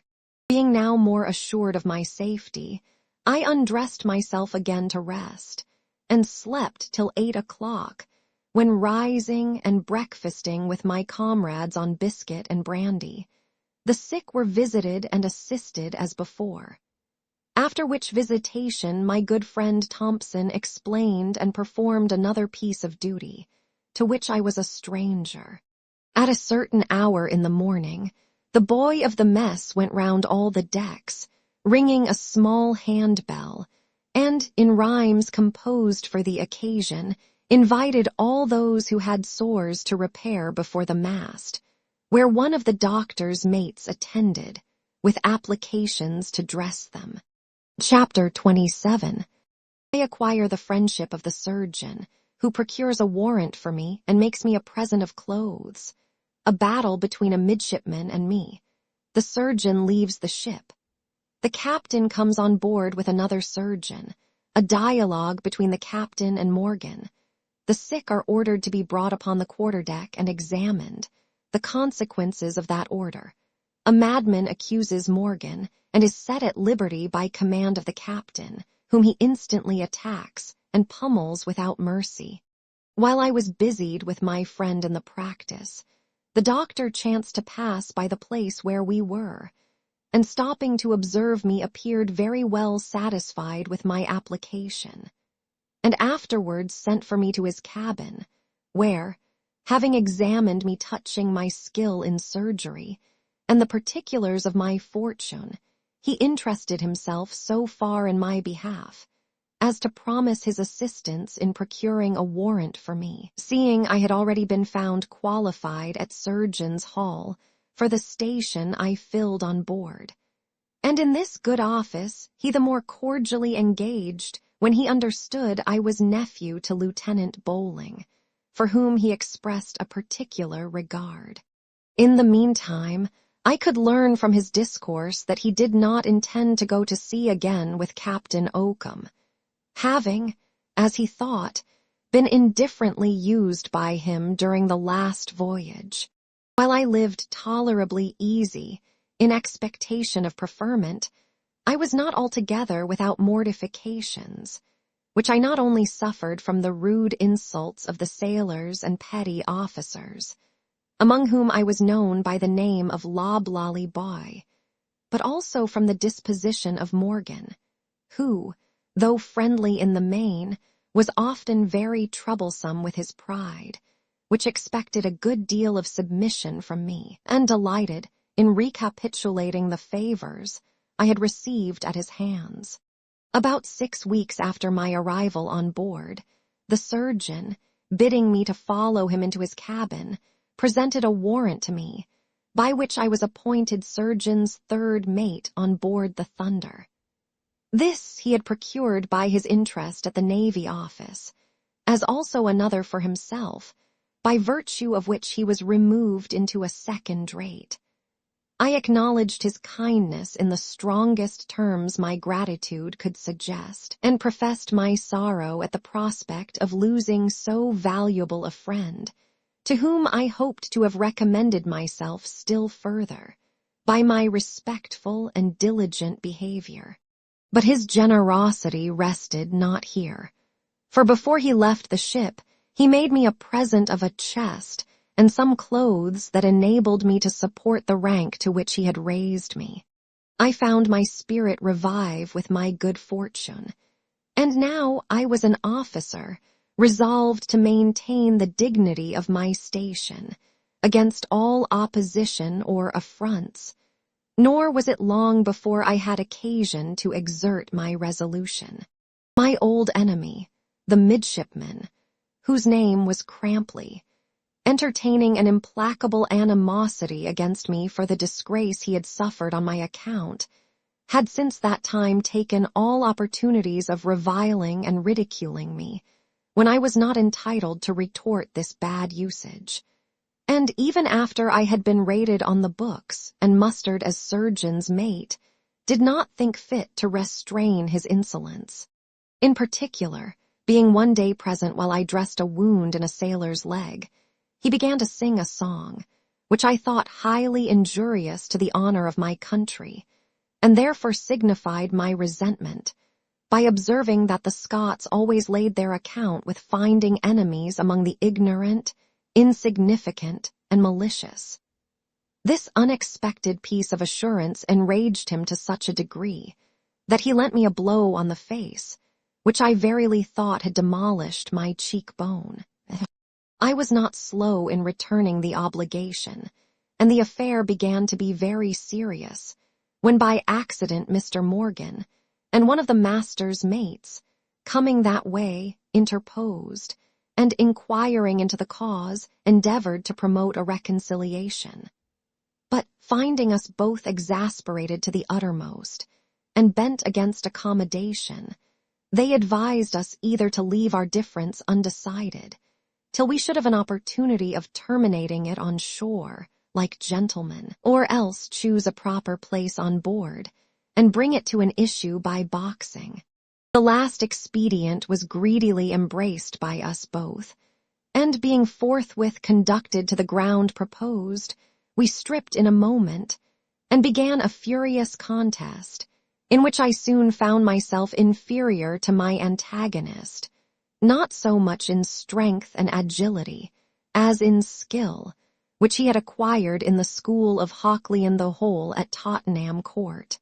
Many cross buttocks did I sustain, and pegs on the stomach without number, till at last my breath being quite gone as well as my vigor wasted, I grew desperate, and collecting all my strength in one effort, threw in at once head, hands, and feet with such violence, that I drove my antagonist 3 paces backward into the main hatchway, down which he fell, and pitching upon his head and right shoulder, remained without sense and motion. Morgan, looking down, and seeing him lie in that condition, cried, "Upon my conscience, as I am a Christian sinner, look you, I believe his paddles are all over, but I take you all to witness that there was no treachery in the case, and that he has suffered by the chance of war." So saying, he descended to the deck below, to examine into the situation of my adversary, and left me very little pleased with my victory, as I found myself not only terribly bruised, but likewise in danger of being called to account for the death of Crampley. But this fear vanished when my fellow mate having, by bleeding him in the jugular, brought him to himself, and inquired into the state of his body, called up to me to be under no concern. For the midshipman had received no other damage than as pretty a luxation of the os humeri as one would desire to see on a summer's day. Upon this information, I crawled down to the cockpit, and acquainted Thompson with the affair, who, providing himself with bandages, etc., necessary for the occasion, went up to assist Mr. Morgan in the reduction of the dislocation. When this was successfully performed, they wished me joy of the event of the combat, and the Welshman, after observing that, in all likelihood, the ancient Scots and Britons were the same people, bade me praise Cot for putting mettle in my pelly, and strength in my limbs to support it. I acquired such reputation by this rencontre, which lasted 20 minutes, that everybody became more cautious in behavior towards me, though Crampley, with his arm in a sling, talked very high, and threatened to seize the first opportunity of retrieving on shore the honor he had lost by an accident, from which I could justly claim no merit. About this time, Captain Oakham, having received sailing orders, came on board, and brought along with him a surgeon of his own country, who soon made us sensible of the loss we suffered in the departure of Dr. Atkins. For he was grossly ignorant, and intolerably assuming, false, vindictive, and unforgiving, a merciless tyrant to his inferiors, an abject sycophant to those above him. In the morning after the captain came on board, our first mate, according to custom, went to wait on him with a sick list, which, when this grim commander had perused, he cried with a stern countenance, "Blood and cons! 61 sick people on board of my ship. Hark ye, you sir, I'll have no sick in my ship, by G.D. The Welshman replied, he should be very glad to find no sick people on board, but while it was otherwise, he did no more than his duty in presenting him with a list. You and your list may be D.N.'d, said the captain, throwing it at him. I say there shall be no sick in this ship while I have the command of her. Mr. Morgan, being nettled at this treatment, told him his indignation ought to be directed to Cot Almighty, who visited his people with distempers, and not to him, who contributed all in his power towards their cure. The Bashaw, not being used to such behavior in any of his officers, was enraged to fury at this satirical insinuation, and, stamping with his foot, called him insolent scoundrel, threatening to have him pinioned to the deck if he should presume to utter another syllable. The blood of Caractacus, being thoroughly heated, disdained to be restricted by such a command, and began to manifest itself in, Captain Oakham, I am a gentleman of birth and parentage, look you, and peradventure I am moreover. Here his harangue was broken off by the captain's steward, who, being Morgan's countryman, hurried him out of the cabin before he had time to exasperate his master to a greater degree, and this would certainly have been the case, for the indignant Welshman could hardly be hindered by his friend's arguments and entreaties from re-entering the presence chamber, and defying Captain Oakham to his teeth. He was, however, appeased at length, and came down to the berth, where, finding Thompson and me at work preparing medicines, he bade us leave off our lapper to go to play, for the captain, by his sole word, and power, and command, had driven sickness a-pegging to the Tevil, and there was no more malady on board. So saying, he drank off a gill of brandy, sighed grievously 3 times, poured forth an ejaculation of "Cot bless my heart, liver, and lungs," and then began to sing a Welsh song with great earnestness of visage, voice, and gesture. I could not conceive the meaning of this singular phenomenon, and saw by the looks of Thompson, who at the same time shook his head, that he suspected poor Cadwallader's brains were unsettled. He, perceiving our amazement, told us he would explain the mystery, but at the same time bade us take notice that he had lived poy, patcheller, married man, and widower almost 40 years, and in all that time there was no man, nor mother's son in the whole world, who durst use him so ill as Captain Oakham had done. Then he acquainted us with the dialogue that passed between them, as I have already related it, and had no sooner finished this narration than he received a message from the surgeon to bring the sick list to the quarter-deck, for the captain had ordered all the patients thither to be reviewed. This inhuman order shocked us extremely, as we knew it would be impossible to carry some of them on the deck, without imminent danger of their lives.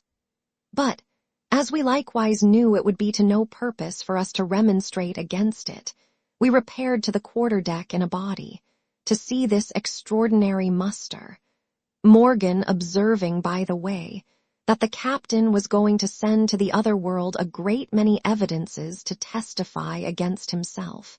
When we appeared upon deck, the captain bade the doctor, who stood bowing at his right hand, look at these lazy, lubberly sons of bitches, who were good for nothing on board, but to eat the king's provision, and encourage idleness in the skulkers.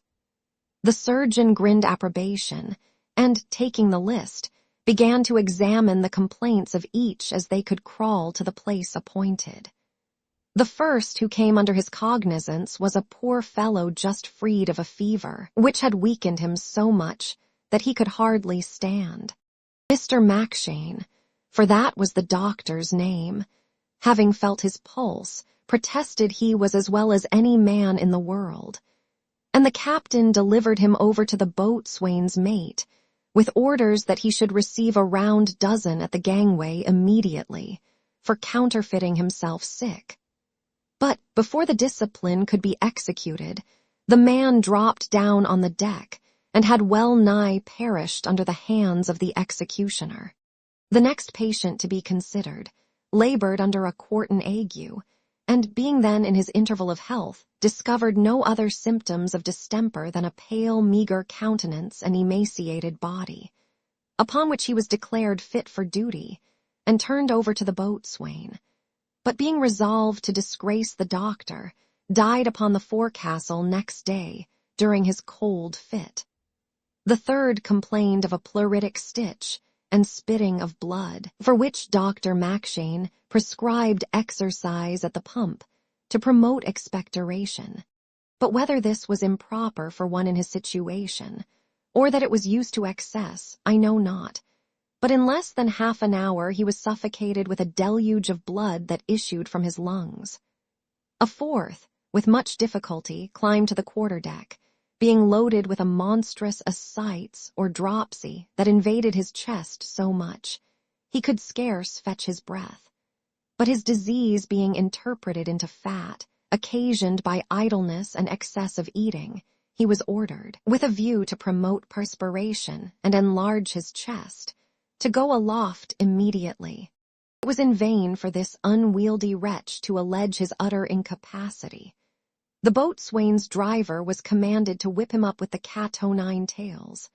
The smart of this application made him exert himself so much that he actually arrived at the puttock shrouds.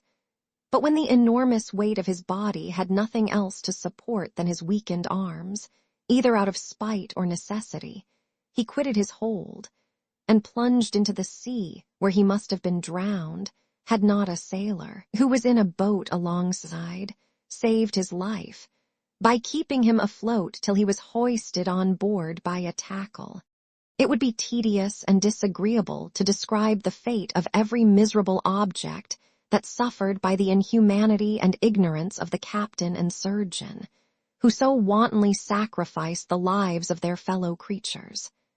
Many were brought up in the height of fevers, and rendered delirious by the injuries they received in the way.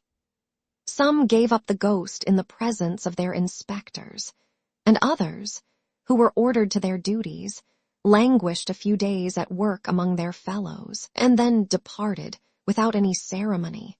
On the whole, the number of the sick was reduced to less than a dozen, and the authors of this reduction were applauding themselves for the services they had done to their king and country, when the boatswain's mate informed his honor that there was a man below lashed to his hammock, by direction of the doctor's mate, and that he begged hard to be released, affirming he had been so maltreated only for a grudge Mr. Morgan bore him, and that he was as much in his senses as any man aboard.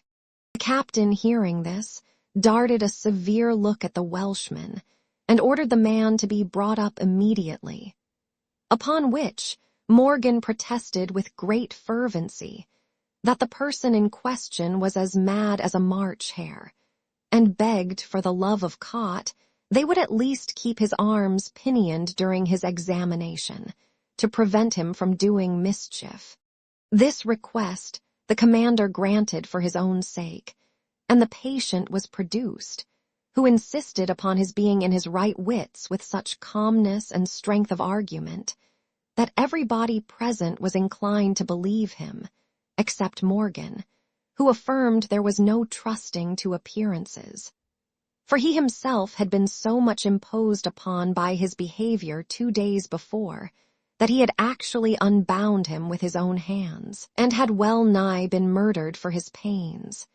This was confirmed by the evidence of one of the waiters, who declared he had pulled this patient from the doctor's mate, whom he had gotten down, and almost strangled.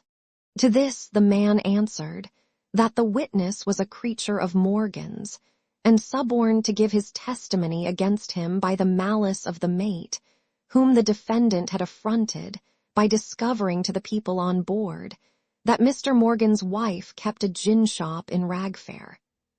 This anecdote produced a laugh at the expense of the Welshman, who, shaking his head with some emotion, said, Aye, 'tis no matter. Pot knows, it is an arrant falsehood.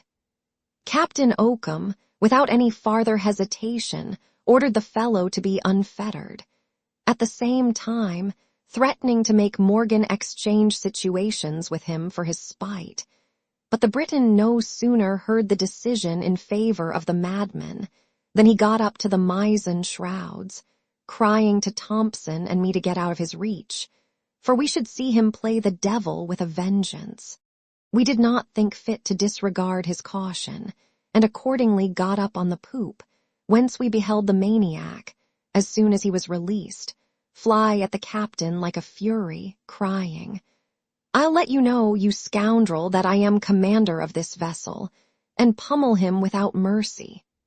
The surgeon, who went to the assistance of his patron, shared the same fate, and it was with the utmost difficulty that he was mastered at last, after having done great execution among those who opposed him. Chapter 28. The captain, enraged, threatens to put the madman to death with his own hand, is diverted from that resolution by the arguments and persuasion of the first lieutenant and surgeon. We set sail for St. Helens, join the fleet under the command of Sir C. O. Glee, and proceed for the West Indies, are overtaken by a terrible tempest. My friend Jack Ratlin has his leg broke by a fall from the mainyard. The behavior of Mr. Mackshane. Jack opposes the amputation of his limb, in which he is seconded by Morgan and me. We undertake the cure and perform it successfully. The captain was carried into his cabin, so enraged with the treatment he had received, that he ordered the fellow to be brought before him, that he might have the pleasure of pistoling him with his own hand, and would certainly have satisfied his revenge in this manner, had not the first lieutenant remonstrated against it, by observing that, in all appearances, the fellow was not mad, but desperate, that he had been hired by some enemy of the captain's to him, and therefore ought to be kept in irons till he could be brought to a court-martial, which, no doubt, would sift the affair to the bottom, by which means important discoveries might be made, and then sentence the criminal to a death according to his demerits. This suggestion, improbable as it was, had the desired effect upon the captain, being exactly calculated for the meriton of his intellects, more especially as Dr. Mackshane espoused this opinion, in consequence of his previous declaration that the man was not mad. Morgan, finding there was no more damage done, could not help discovering by his countenance the pleasure he enjoyed on this occasion, and while he bathed the doctor's face with an imprecation, ventured to ask him whether he thought there were more fools or madmen on board. But he would have been wiser in containing this sally, which his patient carefully laid up in his memory, to be taken notice of at a more fit season.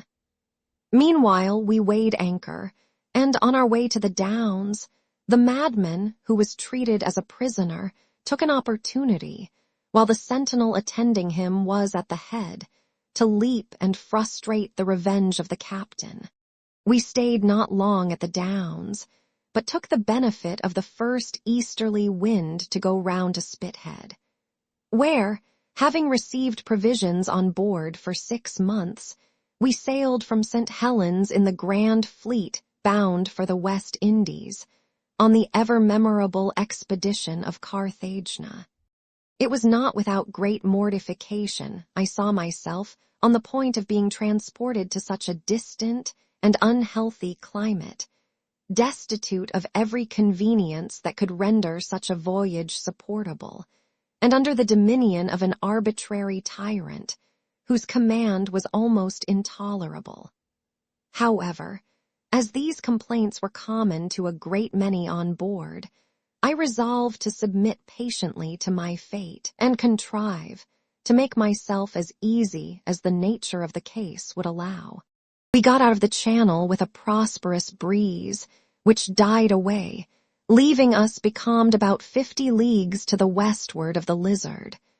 But this state of inaction did not last long, for next night our main topsail was split by the wind, which in the morning increased to a hurricane. I was awakened by a most horrible din, occasioned by the play of the gun carriages upon the decks above, the cracking of cabins, the howling of the wind through the shrouds, the confused noise of the ship's crew, the pipes of the boatswain and his mates, the trumpets of the lieutenants, and the clanking of the chain pumps. Morgan, who had never been at sea before, turned out in a great hurry, crying, "Caught, have mercy and compassion upon us." I believe we have caught upon the confines of Lucifer and the D.End. While poor Thompson lay quaking in his hammock, putting up petitions to heaven for our safety, I rose and joined the Welshman, with whom, after having fortified ourselves with brandy, I went above. But if my sense of hearing was startled before, how must my sight have been appalled in beholding the effects of the storm? The sea was swelled into billows mountain high, on the top of which our ship sometimes hung, as if it were about to be precipitated to the abyss below. Sometimes we sank between 2 waves that rose on each side higher than our topmast head, and threatened by dashing together to overwhelm us in a moment. Of all our fleet, consisting of 150 sail, scarce 12 appeared, and these driving under their bare poles at the mercy of the tempest. At length the mast of one of them gave way, and tumbled overboard with a hideous crash. Nor was the prospect in our own ship much more agreeable. A number of officers and sailors ran backward and forward with distraction in their looks, hallooing to one another, and undetermined what they should attend to first. Some clung to the yards, endeavoring to unbend the sails that were split into 1,000 pieces flapping in the wind. Others tried to furl those which were yet whole, while the masts, at every pitch, bent and quivered like twigs, as if they would have shivered into innumerable splinters. While I considered this scene with equal terror and astonishment, one of the main braces broke, by the shock whereof 2 sailors were flung from the yard's arm into the sea, where they perished, and poor Jack Ratlin thrown down upon the deck, at the expense of a broken leg. Morgan and I ran immediately to his assistance, and found a splinter of the shin bone thrust by the violence of the fall through the skin. As this was a case of too great consequence to be treated without the authority of the doctor, I went down to his cabin to inform him of the accident, as well as to bring up dressings which we always kept ready prepared. I entered his apartment without any ceremony, and, by the glimmering of a lamp, perceived him on his knees before something that very much resembled a crucifix. But this I will not insist upon, that I may not seem too much a slave to common report, which indeed assisted my conjecture on this occasion, by representing Dr. Mackshane as a member of the Church of Rome.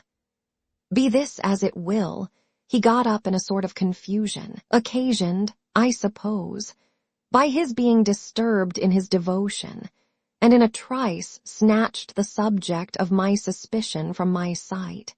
After making an apology for my intrusion, I acquainted him with the situation of Ratlin, but could by no means prevail upon him to visit him on deck where he lay. He bade me desire the boatswain to order some of the men to carry him down to the cockpit, and in the meantime, said he, I will direct Thompson to get ready the dressings. When I signified to the boatswain the doctor's desire, he swore a terrible oath that he could not spare one man from deck, because he expected the mast would go by the board every minute. This piece of information did not at all contribute to my peace of mind. However, as my friend Ratlin complained very much, with the assistance of Morgan I supported him to the lower deck, whither Mr. Mackshane, after much entreaty, ventured to come, attended by Thompson, with a box full of dressings, and his own servant, who carried a whole set of capital instruments. He examined the fracture and the wound, and concluding, from a livid color extending itself upon the limb, that mortification would ensue, resolved to amputate the leg immediately.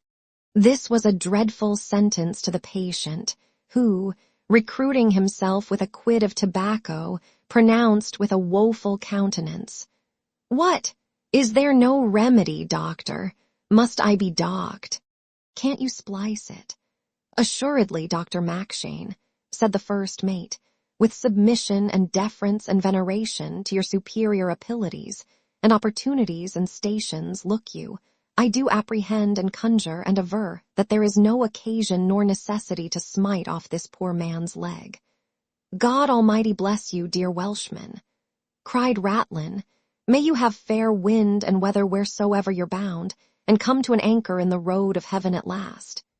Mackshane, very much incensed at his mates differing in opinion from him, so openly answered that he was not bound to give an account of his practice to him, and in a peremptory tone ordered him to apply the tourniquet, at the sight of which Jack, starting up, cried, "Avast, avast, D, and my heart if you clap your nippers on me till I know wherefore. Mr. Random, won't you lend a hand towards saving my precious limb? Odds heart, if Lieutenant Bowling was here, he would not suffer Jack Ratlin's leg to be chopped off like a piece of old junk." This pathetic address to me, joined to my inclination to serve my honest friend, and the reasons I had to believe there was no danger in delaying the amputation, induced me to declare myself of the first mate's opinion, and affirm that the preternatural color of the skin was owing to an inflammation, occasioned by a contusion, and common in all such cases, without any indication of an approaching gangrene. Morgan, who had a great opinion of my skill, manifestly exulted in my fellowship, and asked Thompson's sentiments in the matter, in hopes of strengthening our association with him too.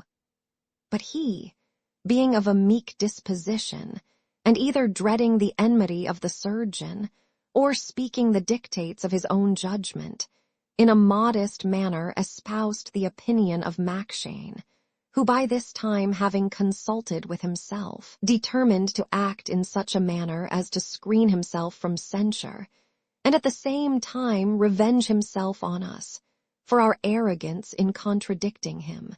With this view, he asked if we would undertake to cure the leg at our peril, that is, be answerable for the consequence. To this question, Morgan replied that the lives of his creatures are at the hands of Cot alone, and it would be great presumption in him to undertake for an event that was in the power of his Maker, no more than the doctor could promise to cure all the sick to whom he administered his assistance. But if the patient would put himself under our direction, we would do our endeavor to bring his distemper to a favorable issue, to which at present we saw no obstruction.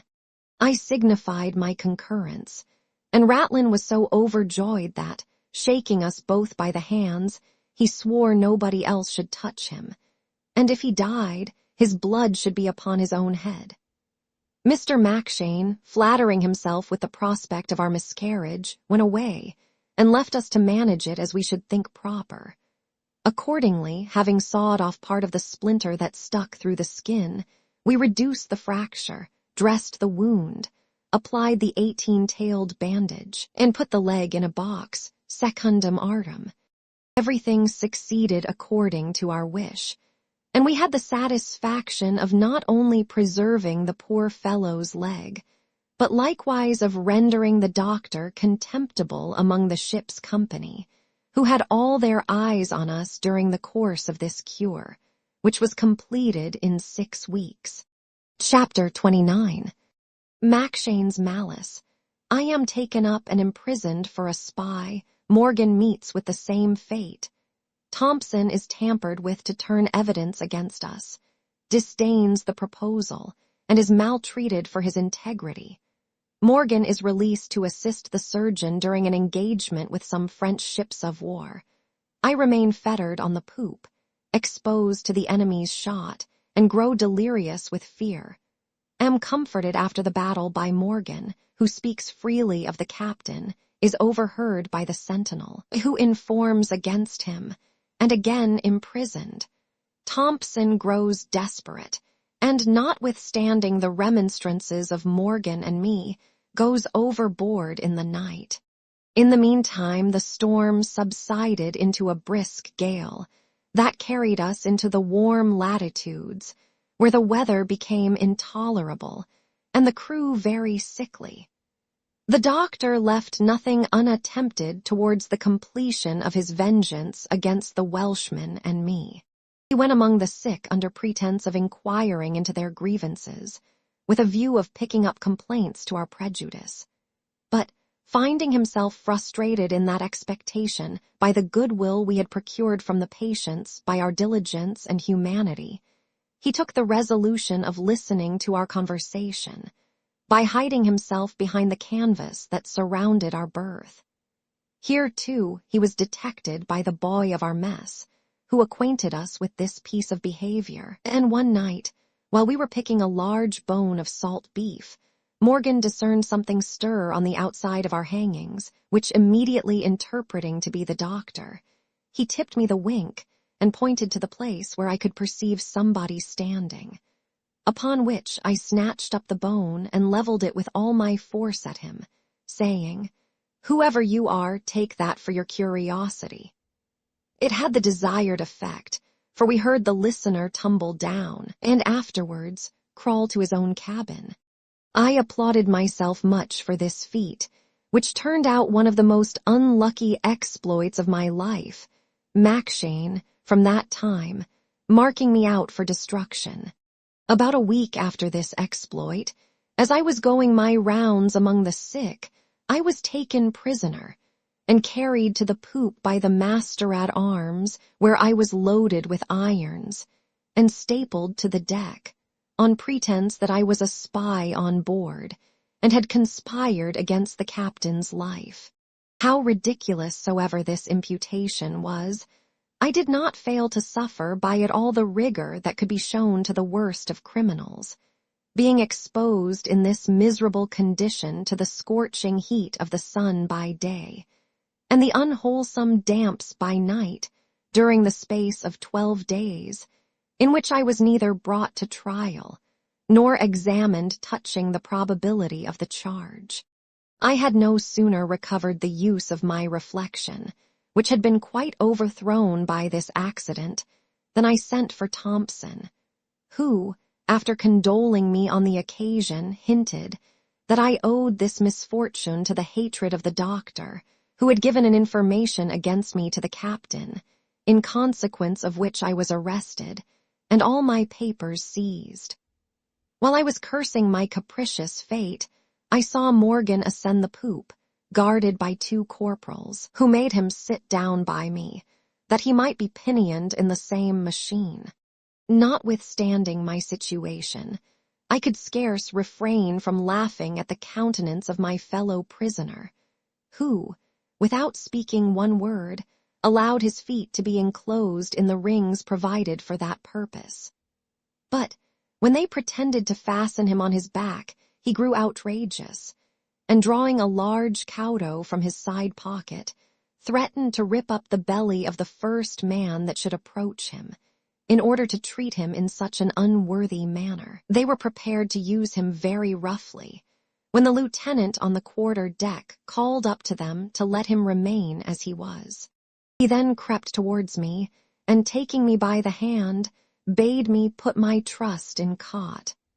And looking at Thompson, who sat by us trembling with a pale visage, told him there were 2 more rings for his feet, and he should be glad to find him in such good company.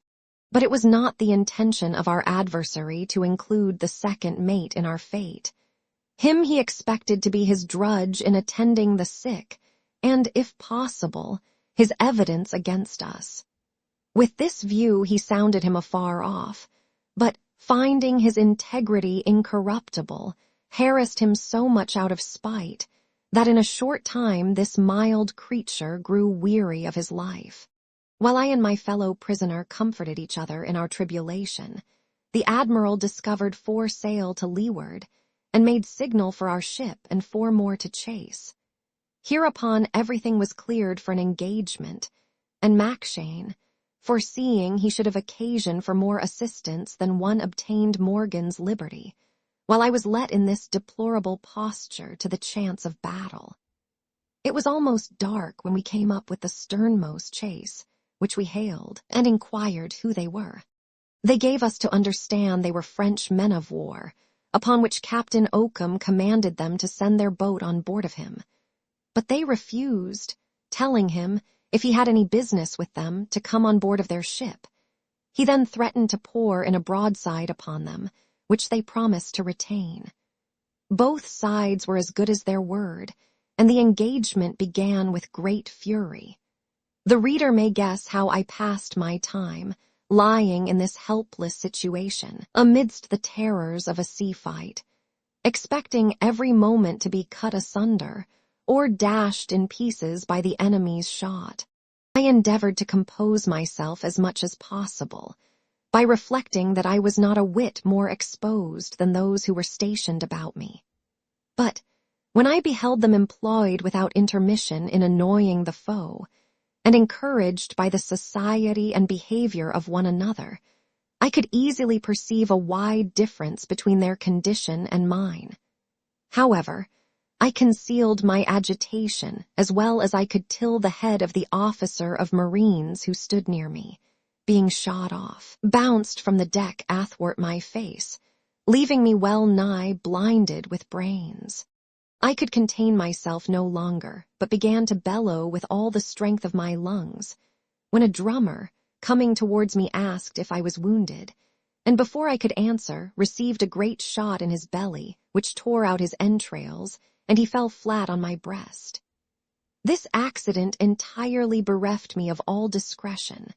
I redoubled my cries, which were drowned in the noise of the battle, and finding myself disregarded, lost all patience, and became frantic. I vented my rage in oaths and execrations, till my spirits, being quite exhausted, I remained quiet, as insensible of the load that oppressed me.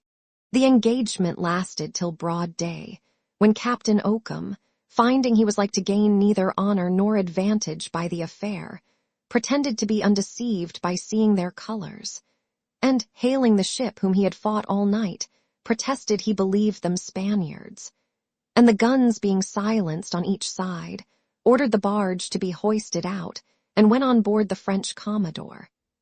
Our loss amounted to 10 killed and 18 wounded, most part of whom afterwards died. My fellow mates had no sooner dispatched their business in the cockpit than, full of friendly concern, they came to visit me. Morgan, ascending first, and seeing my face almost covered with brains and blood, concluded I was no longer a man for this world, and calling to Thompson with great emotion, bade him come up, and take his last farewell of his comrade and countryman, who was posted to a better place, where there were no Mackshanes, nor Oakhams to asperse and torment him. "No," said he, taking me by the hand. "You are going to a country where there is more respect shown to unfortunate gentlemen, and where you will have the satisfaction of beholding your adversaries tossing upon pillows of burning brimstone." Thompson, alarmed at this apostrophe, made haste to the place where I lay, and sitting down by me, with tears in his eyes, inquired into the nature of my calamity. By this time I had recollected myself so far as to be able to converse rationally with my friends, whom, to their great satisfaction, I immediately undeceived with regard to their apprehension of my being mortally wounded. After I had got myself disengaged from the carnage in which I wallowed, and partaken of a refreshment which my friends brought along with them, we entered into discourse upon the hardships we sustained, and spoke very freely of the author of our misery. But our discourse being overheard by the sentinel who guarded me, he was no sooner relieved than he reported to the captain every syllable of our conversation, according to the orders he had received. The effect of this information soon appeared in the arrival of the master-at-arms, who replaced Morgan in his former station, and gave the second mate a caution to keep a strict guard over his tongue, if he did not choose to accompany us in our confinement. Thompson, foreseeing that the whole slavery of attending the sick and wounded, as well as the cruelty of Mackshane, must now fall upon his shoulders, grew desperate at the prospect, and though I never heard him swear before, imprecated dreadful curses on the heads of his oppressors, declaring that he would rather quit life altogether than be much longer under the power of such barbarians.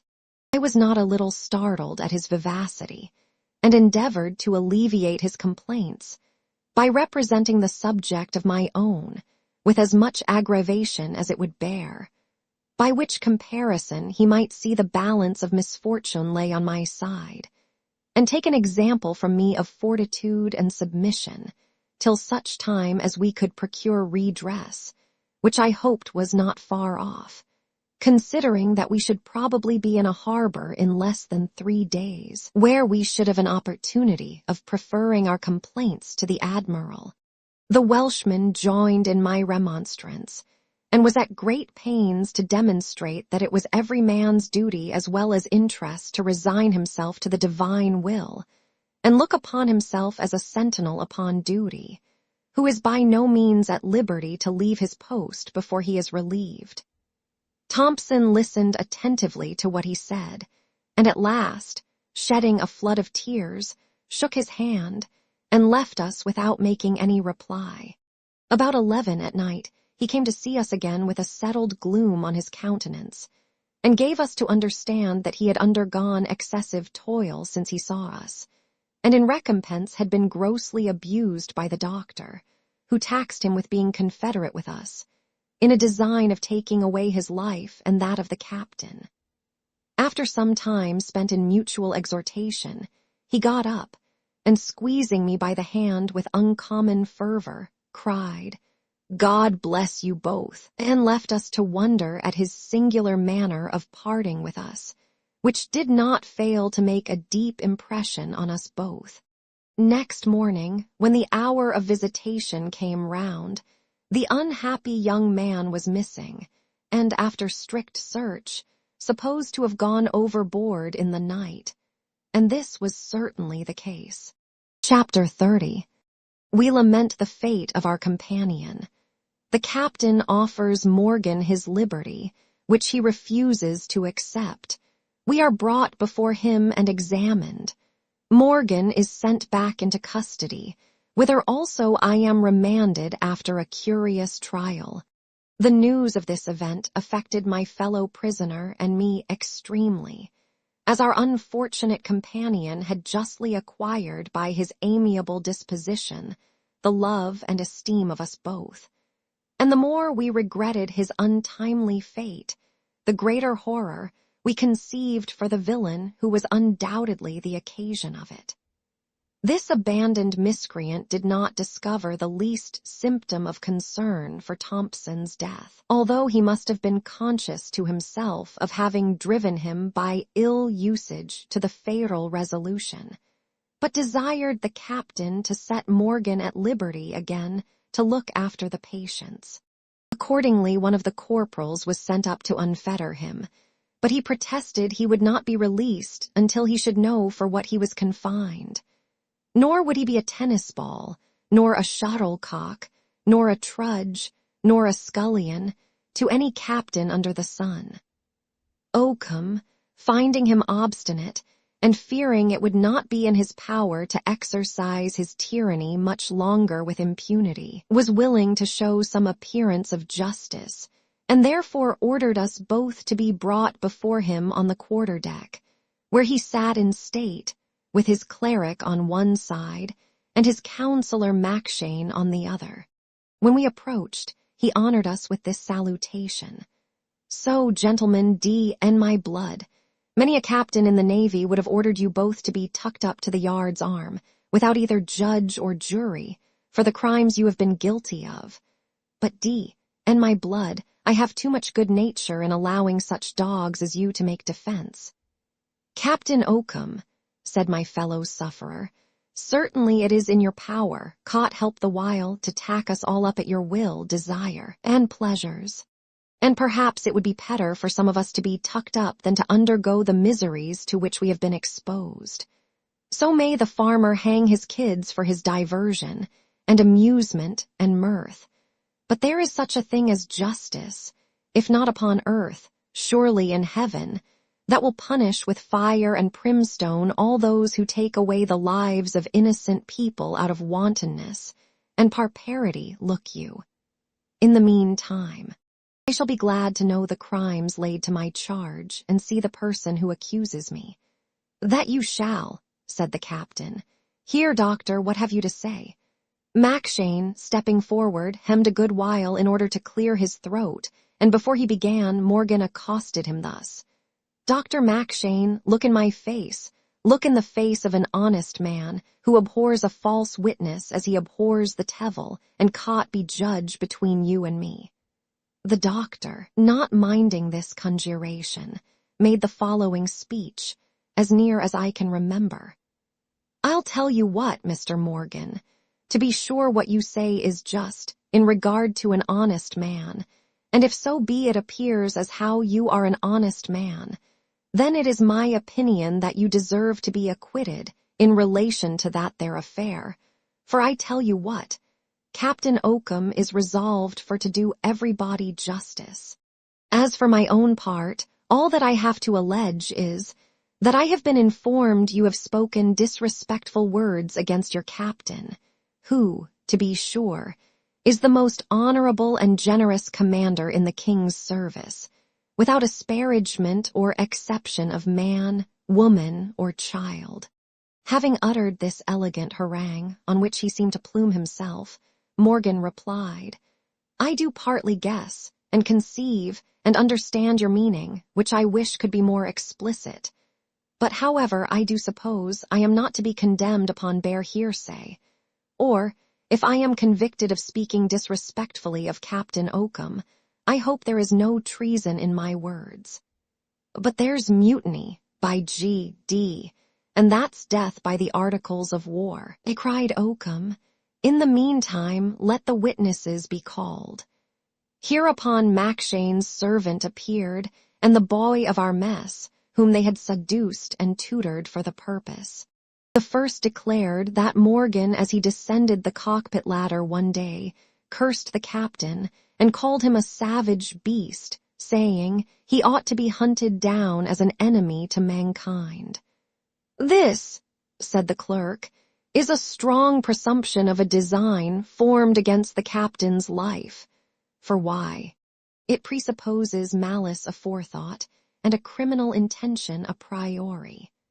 "Right," said the captain to this miserable grub, who had been an attorney's boy. "You shall have law enough. Here's Cook and Little John to it."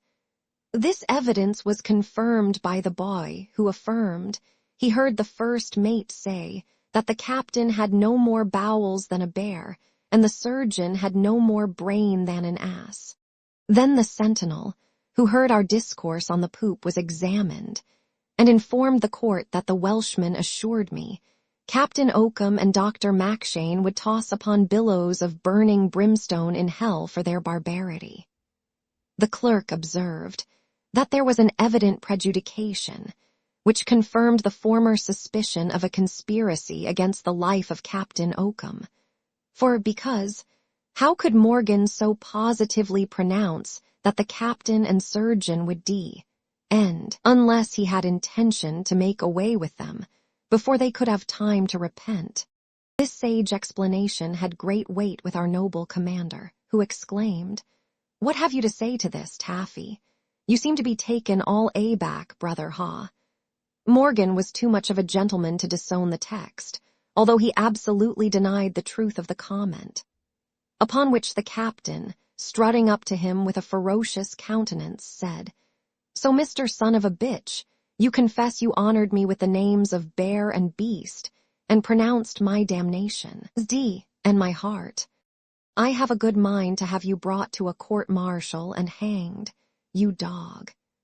Here Mackshane, having occasion for an assistant, interposed, and begged the captain to pardon Mr. Morgan with his wonted goodness, upon condition that he the delinquent should make such submission as the nature of his misdemeanor demanded. Upon which the Cambro Briton, who on this occasion would have made no submission to the great mogul, surrounded with his guards, thanked the doctor for his mediation, and acknowledged himself in the wrong for calling the image of Cot a piece. "But," said he, "I spoke by metaphor and parable and comparison and types, as we signify meekness by a lamb, lechery by a goat, and craftiness by a fox. So we liken ignorance to an ass, and brutality to a bear, and fury to a tiger. Therefore I made use of these similes to express my sentiments, look you. And what I said before Cot, I will not unsay before man nor pieced neither." Oakham was so provoked at this insolence, as he termed it, that he ordered him forthwith to be carried to the place of his confinement, and his clerk to proceed on the examination of me. The first question put to me was touching the place of my nativity, which I declared to be the north of Scotland. "The north of Ireland more like," cried the captain, "but we shall bring you up presently." He then asked what religion I professed, and when I answered the Protestant, swore I was an arrant Roman, as ever went to mass.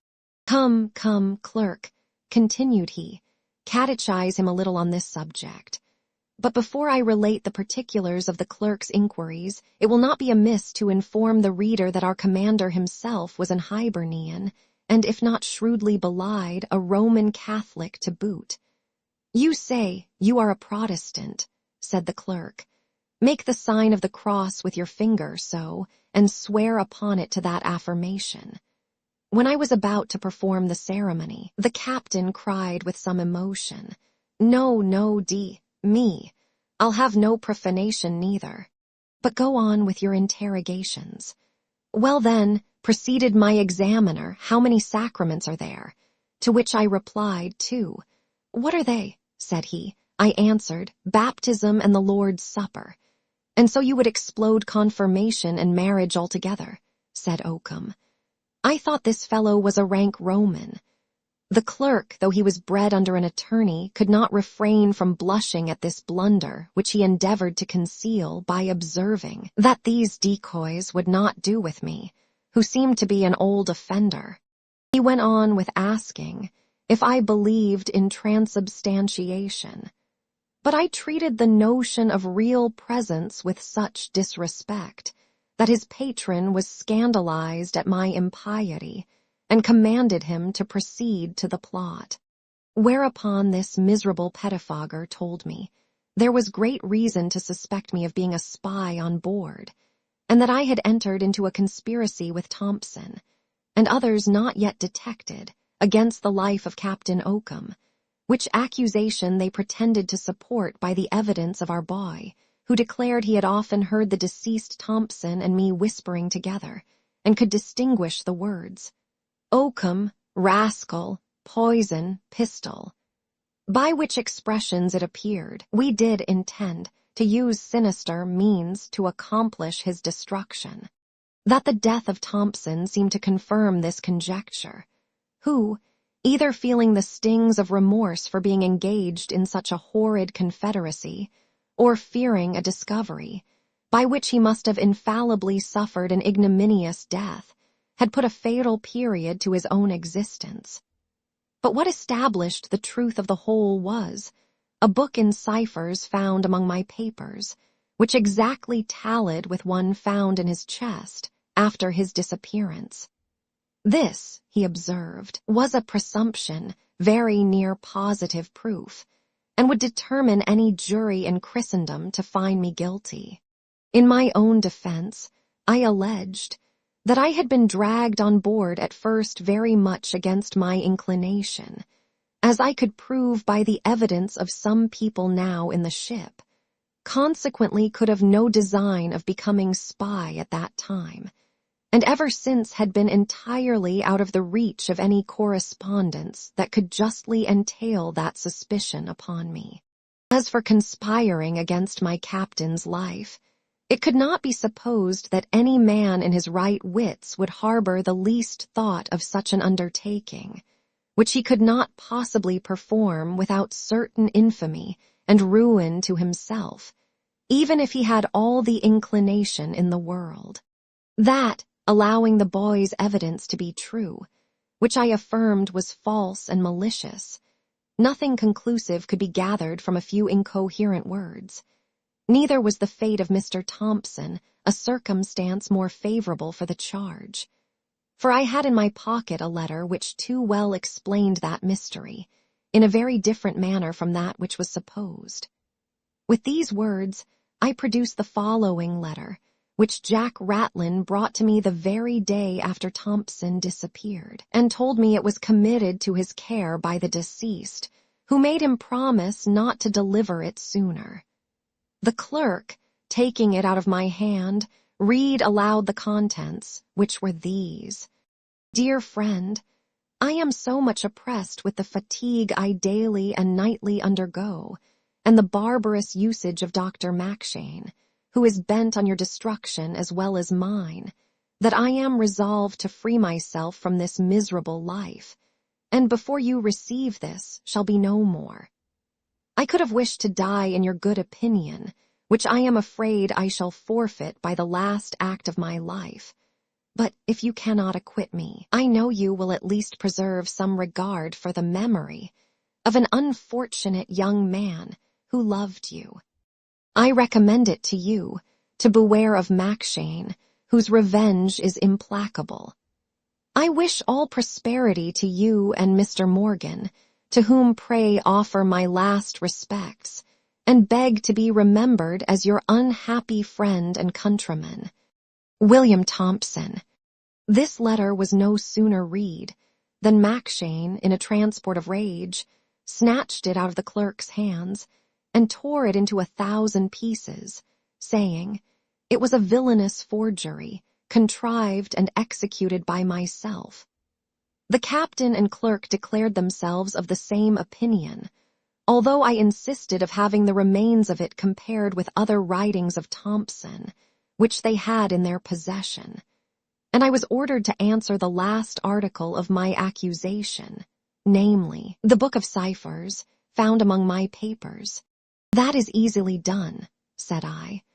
What you are pleased to call ciphers are no other than the Greek characters, in which, for my amusement, I keep a diary of everything remarkable that has occurred to my observation since the beginning of the voyage, till the day in which I was put in irons, and the same method was practiced by Mr. Thompson, who copied mine. A very likely story, cried Mackshane. What occasion was there for using Greek characters, if you were not afraid of discovering what you had wrote? But what d'ye talk of Greek characters? D'ye think I am so ignorant of the Greek language, as not to distinguish its letters from these, which are no more Greek than Chinese? No, no, I will not give up my knowledge of the Greek for you, nor none that ever came from your country." So saying, with an unparalleled effrontery, he repeated some gibberish, which by the sound seemed to be Irish, and made it pass for Greek with the captain, who, looking at me with a contemptuous sneer, exclaimed, "Ah, ah, have you caught a Tartar?" I could not help smiling at the consummate assurance of this Hibernian, and offered to refer the dispute to anybody on board who understood the Greek alphabet. Upon which Morgan was brought back, and, being made acquainted with the affair, took the book, and read a whole page in English, without hesitation, deciding the controversy in my favor. The doctor was so far from being out of countenance at this detection, that he affirmed Morgan was in the secret, and repeated from his own invention. Oakham said, I see they are both in a story," and dismissed my fellow-mate to his cockloft, although I proposed that he and I should read and translate, separately, any chapter or verse in the Greek Testament in his possession, by which it would appear whether we or the surgeon spoke truth. Not being endued with eloquence enough to convince the captain that there could be no juggle nor confederacy in this expedient, I begged to be examined by some unconcerned person on board, who understood Greek. Accordingly, the whole ship's company, officers and all, were called upon deck, among whom it was proclaimed that, if any one of them could speak Greek, he or they so qualified should ascend the quarterdeck immediately. After some pause, 2 foremast men came up, and professed their skill in that language, which, they said, they acquired during several voyages to the Levant, among the Greeks of the Mora. The captain exulted much in this declaration, and put my journal book into the hands of one of them, who candidly owned he could neither read nor write. The other acknowledged the same degree of ignorance, but pretended to speak the Greek lingo with any man on board, and, addressing himself to me, pronounced some sentences of a barbarous, corrupted language, which I did not understand. I asserted that the modern Greek was as different from that spoken and written by the ancients, as the English used now from the old Saxons spoke in the time of Hengist, and, as I had only learned the true original tongue, in which Homer, Pindar, the evangelists, and other great men of antiquity wrote, it could not be supposed that I should know anything of an imperfect Gothic dialect that rose on the ruins of the former, and scarce retained any traces of the old expression. But if Dr. Mackshane, who pretended to be master of the Greek language, could maintain a conversation with these seamen, I would retract what I had said, and be content to suffer any punishment he should think proper to inflict. I had no sooner uttered these words than the surgeon, knowing one of the fellows to be his countryman, accosted him in Irish, and was answered in the same brogue. Then a dialogue ensued between them, which they affirmed to be in Greek, after having secured the secrecy of the other tar, who had his cue in the language of the Mora, from his companion, before they would venture to assert such an intrepid falsehood. "I thought," said Oakham, "we should discover the imposture at last. Let the rascal be carried back to his confinement. I find he must dangle." Having nothing further to urge in my own behalf, before a court so prejudiced with spite, and fortified with ignorance against truth, I suffered myself to be reconducted peaceably to my fellow prisoner, who, hearing the particulars of my trial, lifted up his hands and eyes to heaven, and uttered a dreadful groan, and not daring to disburden his thoughts to me by speech, lest he might be overheard by the sentinel, burst forth into a Welsh song, which he accompanied with 1,000 contortions of face and violent gestures of body. Chapter 31. I discover a subornation against me, by means of a quarrel between 2 of the evidences, in consequence of which I am set at liberty, and prevail upon Morgan to accept of his freedom on the same terms, Macshane's malice. We arrive at Jamaica, from whence in a short time we beat up to Hispaniola, in conjunction with the West India Squadron. We take in water, sail again, and arrive at Carthagena. Reflections on our conduct there. Meanwhile, a quarrel happening between the two modern Greeks. The one, to be revenged of the other, came and discovered to us the mystery of Macshane's dialogue, as I have explained it above. This detection coming to the ears of the doctor, who was sensible that, now we were in sight of Jamaica, we should have an opportunity of clearing ourselves before a court-martial, and at the same time of making his malice and ignorance conspicuous, he interceded for us with the captain so effectually that in a few hours we were set at liberty and ordered to return to our duty. This was a happy event for me, my whole body being blistered by the sun, and my limbs benumbed by want of motion. But I could scarce persuade the Welshman to accept of this indulgence. He persisted in his obstinacy to remain in irons, until he should be discharged by a court-martial, which, he believed, would also do him justice on his enemies. At length I represented to him the precarious issue of a trial, the power and interest of his adversaries, and flattered his revenge, with the hope of wreaking his resentment with his own hands upon Macshane, after our return to England. This last argument had more weight with him than all the rest, and prevailed upon him to repair with me to the cockpit, which I no sooner entered, than the idea of my departed friend presented itself to my remembrance, and filled my eyes with tears.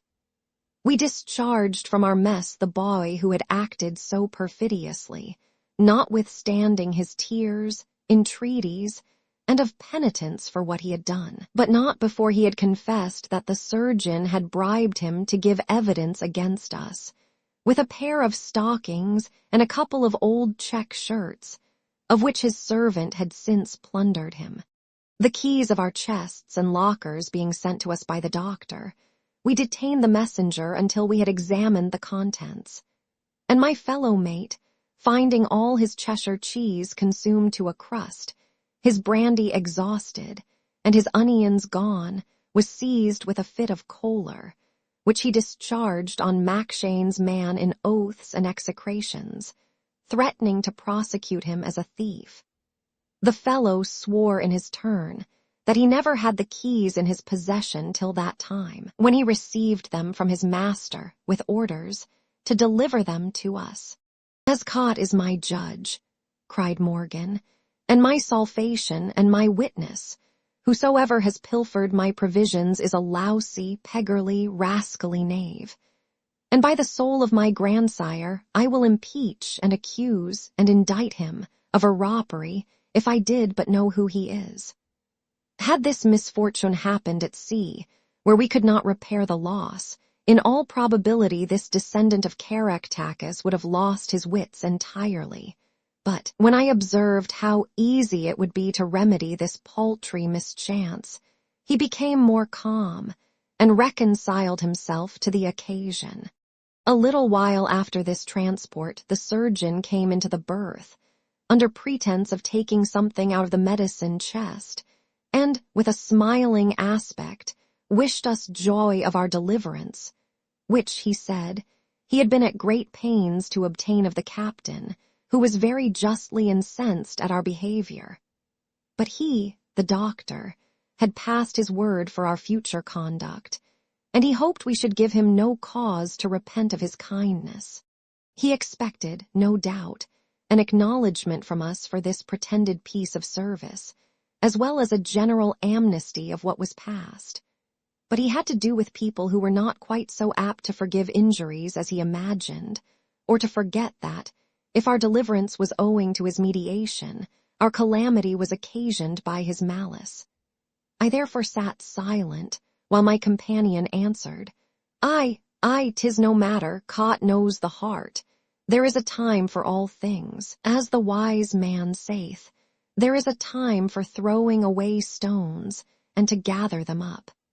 He seemed to be disconcerted at this reply, and went away in a pet, muttering something about ingratitude and fellows, of which we did not think fit to take any notice. Our fleet, having joined another that waited for us, lay at anchor about a month in the harbor of Port Royal in Jamaica, during which time something of consequence was certainly transacted, notwithstanding the insinuations of some, who affirmed we had no business at all in that place, that, in order to take the advantage of the season proper for our enterprise, the West India squadron, which had previous notice of our coming, ought to have joined us at the west end of Hispaniola, with necessary stores and refreshments, from whence we could have sailed directly for Carthagena, before the enemy could put themselves in a good posture of defense, or, indeed, have an inkling of our design. Be this as it will, we sailed from Jamaica, and in 10 days or a fortnight beat up against the wind as far as the Isle of Vache, with an intention, as was said, to attack the French fleet, then supposed to be lying near that place. But before we arrived, they had sailed for Europe, having first dispatched an advice boat to Carthagena, with an account of our being in those seas, as also of our strength and destination. We loitered here some days longer, taking in wood and brackish water, in the use whereof, however, our admiral seemed to consult the health of the men, by restricting each to a quart a day. At length we set sail, and arrived in a bay to the windward of Carthagena, where we came to an anchor, and lay at our ease 10 days longer. Here, again, certain malicious people took occasion to blame the conduct of their superiors, by saying that in so doing they not only unprofitably wasted time, which was very precious, considering the approach of the rainy season, but also allowed the Spaniards to recollect themselves from a terror occasioned by the approach of an English fleet, at least 3 times as numerous as ever appeared in that part of the world before. But if I might be allowed to give my opinion of the matter, I would ascribe this delay to the generosity of our chiefs, who scorned to take any advantage that fortune might give them even over an enemy. At last, however, we weighed, and anchored again somewhat nearer the harbor's mouth, where we made shift to land our marines, who encamped on the beach, in despite of the enemy's shot, which knocked a good many of them on the head. This piece of conduct, in choosing a camp under the walls of an enemy's fortification, which I believe never happened before, was practiced, I presume, with a view of accustoming the soldiers to stand fire, who were not as yet much used to discipline, most of them having been taken from the plough-tail a few months before. This expedient, again, has furnished matter for censure against the ministry, for sending a few raw recruits on such an important enterprise, while so many veteran regiments lay inactive at home. But surely, our governors had their reasons for so doing, which possibly may be disclosed with other secrets of the deep. Perhaps they were loth to risk their best troops on such desperate service, or the colonel and the field officers of the old corps, who, generally speaking, enjoyed their commissions as sinecures or pensions, for some domestic services rendered to the court, refused to embark in such a dangerous and precarious undertaking, for which refusal, no doubt, they are to be much commended. Chapter 32. Our land forces being disembarked, erect a fascine battery. Our ship is ordered with 4 more to batter the port of Boca Chica, Macshane's cowardice. The chaplain's frenzy, honest Ratlin loses one hand, his heroism and reflections on the battle, Crampley's behavior to me during the heat of the fight.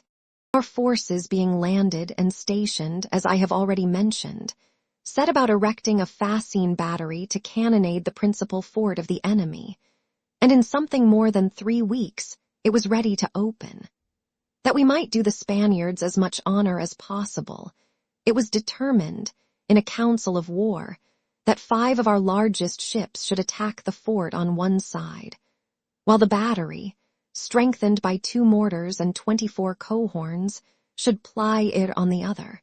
Accordingly, the signal for our ship to engage, among others, was hoisted, we being advertised, the night before, to make everything clear for that purpose.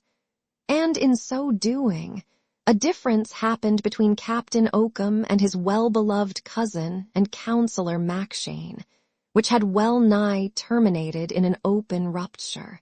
The doctor, who had imagined there was no more danger of being hurt by the enemy's shot in the cockpit than in the center of the earth, was lately informed that a surgeon's mate had been killed in that part of the ship by a cannonball from 2 small redoubts that were destroyed before the disembarkation of our soldiers, and therefore insisted upon having a platform raised for the convenience of the sick and wounded in the after hold, where he deemed himself more secure than on the deck above. The captain, offended at this extraordinary proposal, accused him of pusillanimity and told him there was no room in the hold for such an occasion. Or, if there was, he could not expect to be indulged more than the rest of the surgeons of the Navy, who use the cockpit for that purpose. Fear rendering Mackshane obstinate, he persisted in his demand, and showed his instructions, by which it was authorized. The captain swore these instructions were dictated by a parcel of lazy poltroons who were never at sea. Nevertheless, he was obliged to comply, and sent for the carpenter to give him orders about it.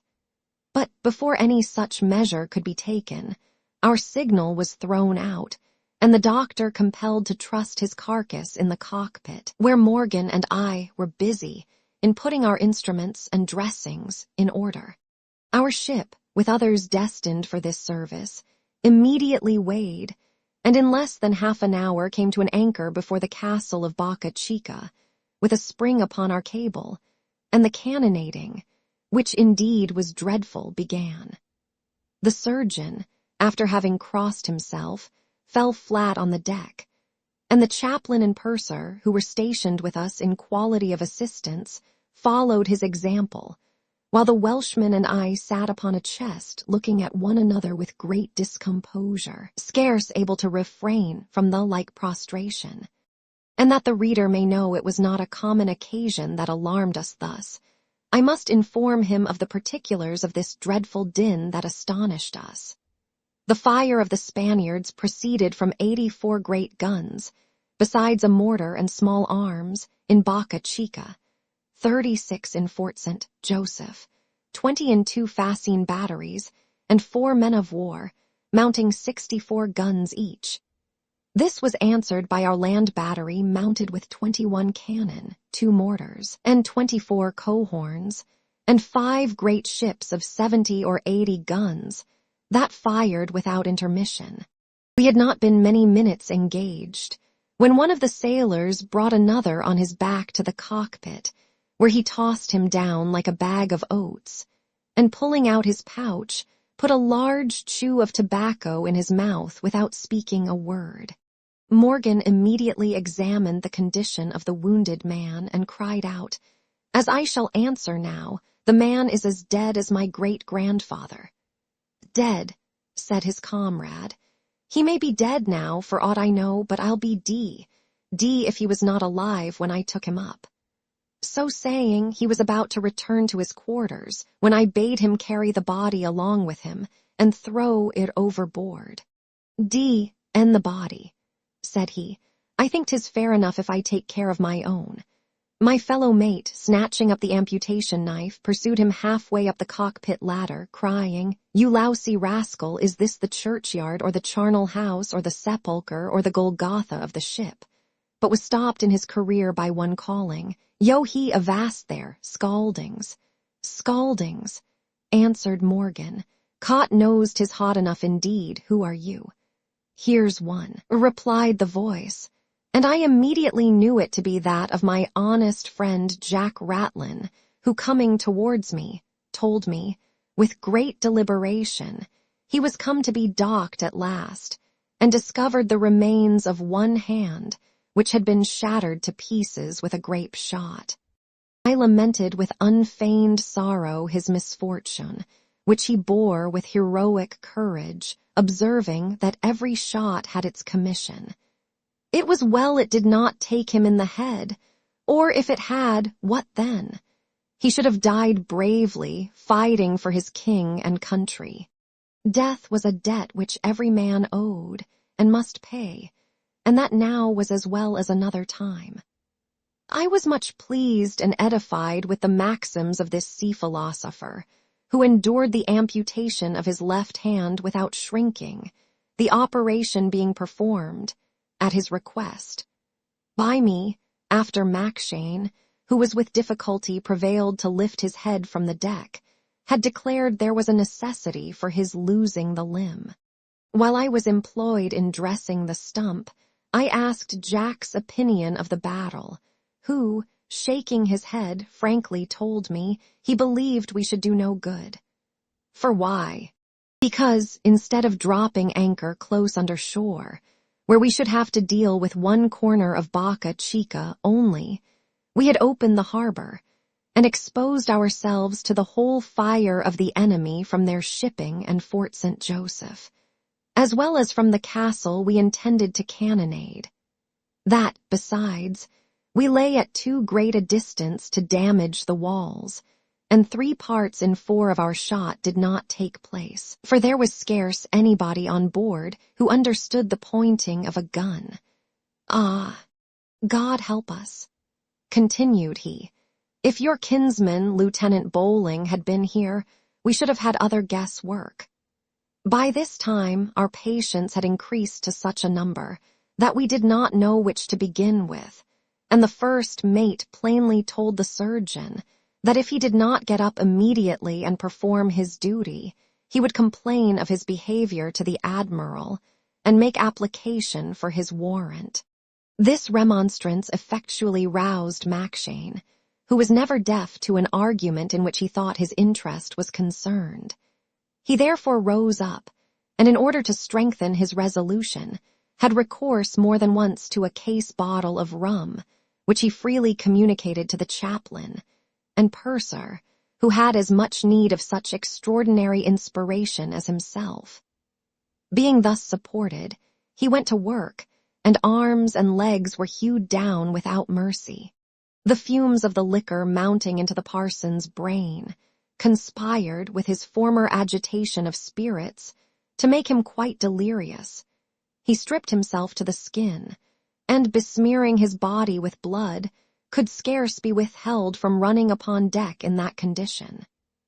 Jack Ratlin, scandalized at this deportment, endeavored to allay his transports with reason, but finding all he said ineffectual, and great confusion occasioned by his frolics, he knocked him down with his right hand, and by threats kept him quiet in that state of humiliation.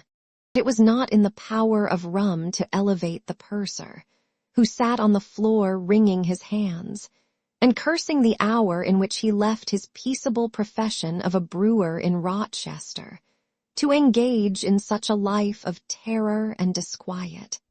While we diverted ourselves at the expense of this poor devil, a shot happened to take us between wind and water, and its course being through the purser's store-room, made a terrible havoc and noise among the jars and bottles in its way, and disconcerted Mackshane so much that he dropped his scalpel, and falling down on his knees, pronounced his pater noster aloud. The purser fell backward, and lay without sense or motion, and the chaplain grew so outrageous that Ratlin with one hand could not keep him under, so that we were obliged to confine him in the surgeon's cabin, where he was no doubt guilty of 1,000 extravagancies. Much about this time, my old antagonist, Crampley, came down, with express orders, as he said, to bring me up to the quarter-deck, to dress a slight wound the captain had received by a splinter.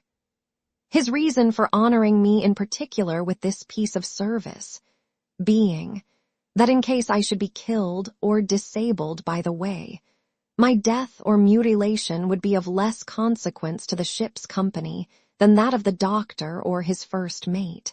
At another time, perhaps, I might have disputed this order, to which I was not bound to pay the least regard. But as I thought my reputation depended upon my compliance, I was resolved to convince my rival that I was no more afraid than he of exposing myself to danger. With this view, I provided myself with dressings, and followed him immediately to the quarterdeck, through a most infernal scene of slaughter, fire, smoke, and uproar. Captain Oakham, who leaned against the mizzen-mast, no sooner saw me approach in my shirt, with the sleeves tucked up to my armpits, and my hands dyed with blood, than he signified his displeasure by a frown, and asked why the doctor himself did not come. I told him that Crampley had singled me out, as if by express command, at which reply he seemed surprised, and threatened to punish the midshipman for his presumption after the engagement. In the meantime, I was sent back to my station, and ordered to tell Mackshane that the captain expected him immediately. I got safe back, and delivered my commission to the doctor, who flatly refused to quit the post assigned to him by his instructions, whereupon Morgan, who I believe was jealous of my reputation for courage, undertook the affair, and ascended with great intrepidity.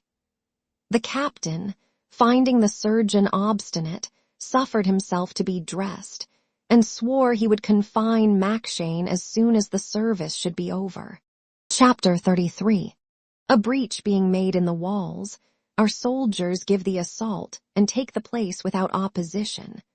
Our sailors at the same time become masters of all the other strengths near Boca Chica and take possession of the harbor, the good consequence of this success.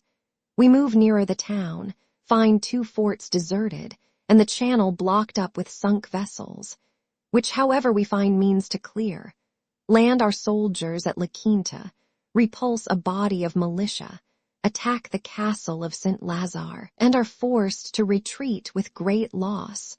The remains of our army are re-embarked, an effort of the admiral to take the town, the economy of our expedition described. Having cannonaded the fort during the space of 4 hours, we were all ordered to slip our cables and sheer off. But next day the engagement was renewed, and continued from the morning till the afternoon, when the enemy's fire from Boca Chica slackened, and towards evening was quite silenced. A breach being made on the other side, by our land battery, large enough to admit a middle-sized baboon, provided he could find means to climb up to it. Our general proposed to give the assault that very night, and actually ordered a detachment on that duty. Providence stood our friend upon this occasion, and put it into the hearts of the Spaniards to abandon the fort, which might have been maintained by resolute men till the day of judgment against all the force we could exert in the attack. And while our soldiers took possession of the enemy's ramparts without resistance, the same good luck attended a body of sailors, who made themselves masters of Fort St. Joseph, the Fascine batteries, and 1 Spanish man-of-war, the other 3 being burnt or sunk by the foe, that they might not fall into our hands. The taking of these forts, in the strength of which the Spaniards chiefly confided, made us masters of the outward harbor, and occasioned great joy among us, as we laid our accounts at finding little or no opposition from the town. And indeed, if a few great ships had sailed up immediately, before they had recovered from the confusion and despair that our unexpected success had produced among them, it is not impossible that we might have finished the affair to our satisfaction, without any more bloodshed. But this step our heroes disdained as a barbarous insult over the enemy's distress, and gave them all the respite they could desire, in order to recollect themselves. In the meantime, Mackshane, taking the advantage of this general exultation, waited on our captain, and pleaded his own cause so effectually that he was re-established in his good graces. And as for Crampley, there was no more notice taken of his behavior towards me during the action. But of all the consequences of the victory, none was more grateful than plenty of fresh water. After we had languished 5 weeks on the allowance of a purser's quart per day for each man in the torrid zone, where the sun was vertical, and the expense of bodily fluid so great, that a gallon of liquor could scarce supply the waste of 24 hours, especially as our provision consisted of putrid salt beef, to which the sailors gave the name of Irish horse, salt pork of New England, which, though neither fish nor flesh, savored of both, bred from the same country, every biscuit whereof, like a piece of clockwork, moved by its own internal impulse, occasioned by the myriads of insects that dwelt within it, and butter served out by the gill, that tasted like train oil thickened with salt. Instead of small beer, each man was allowed 3 half-quarterns of brandy or rum, which were distributed every morning, diluted with a certain quantity of his water, without either sugar or fruit to render it palatable, for which reason this composition was by the sailors not ineptly styled necessity, nor was this limitation of simple element owing to a scarcity of it on board, for there was at this time water enough in the ship for a voyage of 6 months, at the rate of half a gallon per day to each man. But this fast must, I suppose, have been enjoined by way of penance on the ship's company for their sins, or rather with a view to mortify them into a contempt of life, that they might thereby become more resolute and regardless of danger.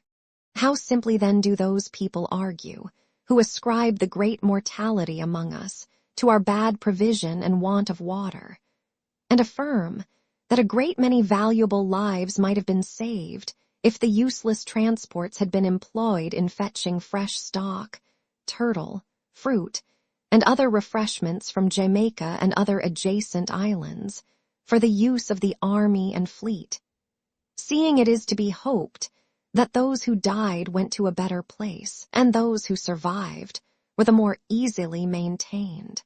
After all, a sufficient number remained to fall before the walls of St. Lazare, where they behaved like their own country mastiffs, which shut their eyes, run into the jaws of a bear, and have their heads crushed for their valor.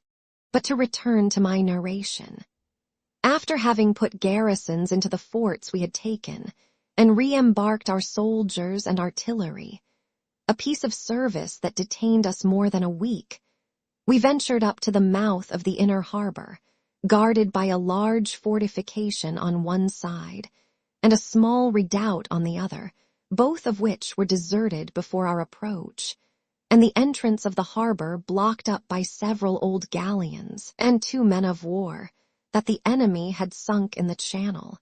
We made shift, however, to open a passage for some ships, that favored a second landing of our troops at a place called La Quinta, not far from the town, where, after a faint resistance from a body of Spaniards who opposed their disembarkation, they encamped with a design of besieging the castle of St. Lazare, which overlooked and commanded the city. Whether our renowned general had nobody in his army who knew how to approach it in form, or that he trusted entirely to the fame of his arms, I shall not determine.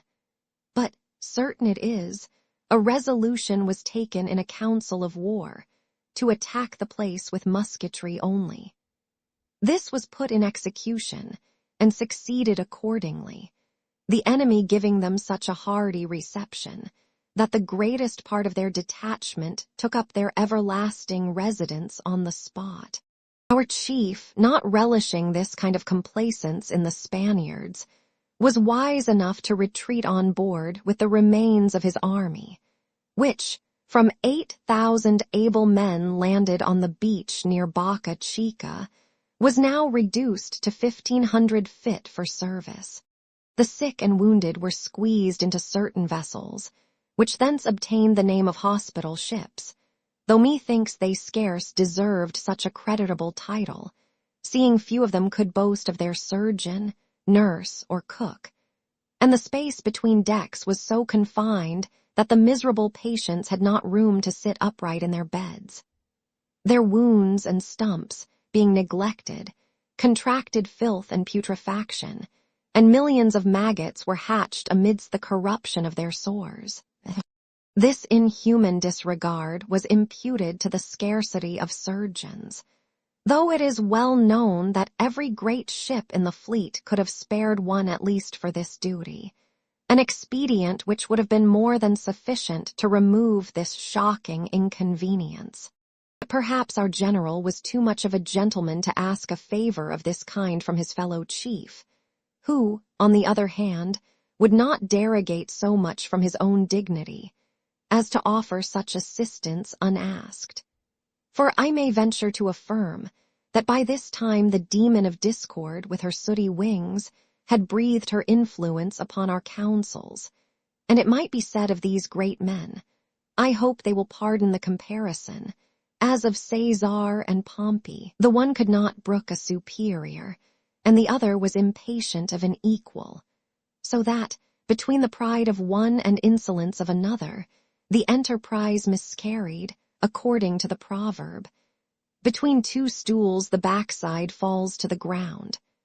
Not that I would be thought to liken any public concern to that opprobrious part of the human body, though I might with truth assert, if I durst use such a vulgar idiom, that the nation did hang on arse at its disappointment on this occasion. Neither would I presume to compare the capacity of our heroic leaders to any such wooden convenience as a joint stool or a close stool, but only to signify by this simile the mistake the people committed in trusting to the union of two instruments that were never joined. A day or two after the attempt on St. Lazare, the admiral ordered one of the Spanish men-of-war we had taken to be mounted with 16 guns, and manned with detachments from our great ships, in order to batter the town. Accordingly, she was towed into the inner harbor in the night, and moored within half a mile of the walls, against which she began to fire at daybreak, and continued about 6 hours exposed to the opposition of at least 30 pieces of cannon, which at length obliged our men to set her on fire, and get off as well as they could in their boats. This piece of conduct afforded matter of speculation to all the wits, either in the army or navy, who were at last fain to acknowledge it a stroke of policy above their comprehension. Some entertained such an irreverent opinion of the admiral's understanding, as to think he expected the town would surrender to his floating battery of 16 guns. Others imagined his sole intention was to try the enemy's strength, by which he should be able to compute the number of great ships that would be necessary to force the town to a capitulation. This last conjecture soon appeared groundless, inasmuch as no ships of any kind whatever were afterwards employed on that service. A third sort swore that no other cause could be assigned for this undertaking than that which induced Don Quixote to attack the windmill. A fourth class, and that the most numerous, though, without doubt, composed of the sanguine and malicious, plainly taxed this commander with want of honesty as well as sense, and alleged that he ought to have sacrificed private pique to the interest of his country. That, where the lives of so many brave fellow citizens were concerned, he ought to have concurred with the general without being solicited or even desired, towards their preservation and advantage, that, if his arguments could not dissuade him from a desperate enterprise, it was his duty to have rendered it as practicable as possible, without running extreme hazard; that this could have been done, with a good prospect of success, by ordering 5 or 6 large ships to batter the town, while the land forces stormed the castle.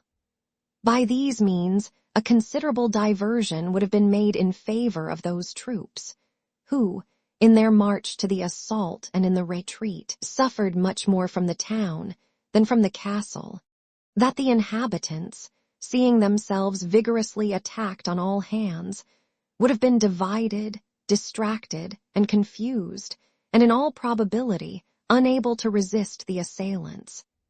But all these suggestions surely proceeded from ignorance or malevolence, or else the admiral would not have found it such an easy matter, at his return to England, to justify his conduct to a ministry at once so upright and discerning. True it is that those who undertook to vindicate him on the spot asserted that there was not water enough for our great ships near the town, though this was a little unfortunately urged, because there happened to be pilots in the fleet perfectly well acquainted with the soundings of the harbor, who affirmed there was water enough for 5 80-gun ships to lie abreast almost up to the very walls. The disappointments we suffered occasioned a universal dejection, which was not at all alleviated by the objects that daily and hourly entertained our eyes, nor by the prospect of what must have inevitably happened had we remained much longer in this place. Such was the economy in some ships that, rather than be at the trouble of interring the dead, their commanders ordered their men to throw their bodies overboard, many without either ballast or winding sheet, so that numbers of human carcasses floated in the harbor until they were devoured by sharks and carrion crows, which afforded no agreeable spectacle to those who survived. At the same time the wet season began, during which a deluge of rain falls, from the rising to the setting sun, without intermission, and that no sooner ceases than it begins to thunder, and lighten with such continued flashing, that one can see to read a very small print by the illumination. Chapter 34. An epidemic fever rages among us. We abandon our conquests. I am seized with distemper. Write a petition to the captain, which is rejected. I am in danger of suffocation through the malice of Crampley, and relieved by a surgent, my fever increases. The chaplain wants to confess me. I obtain a favorable crisis.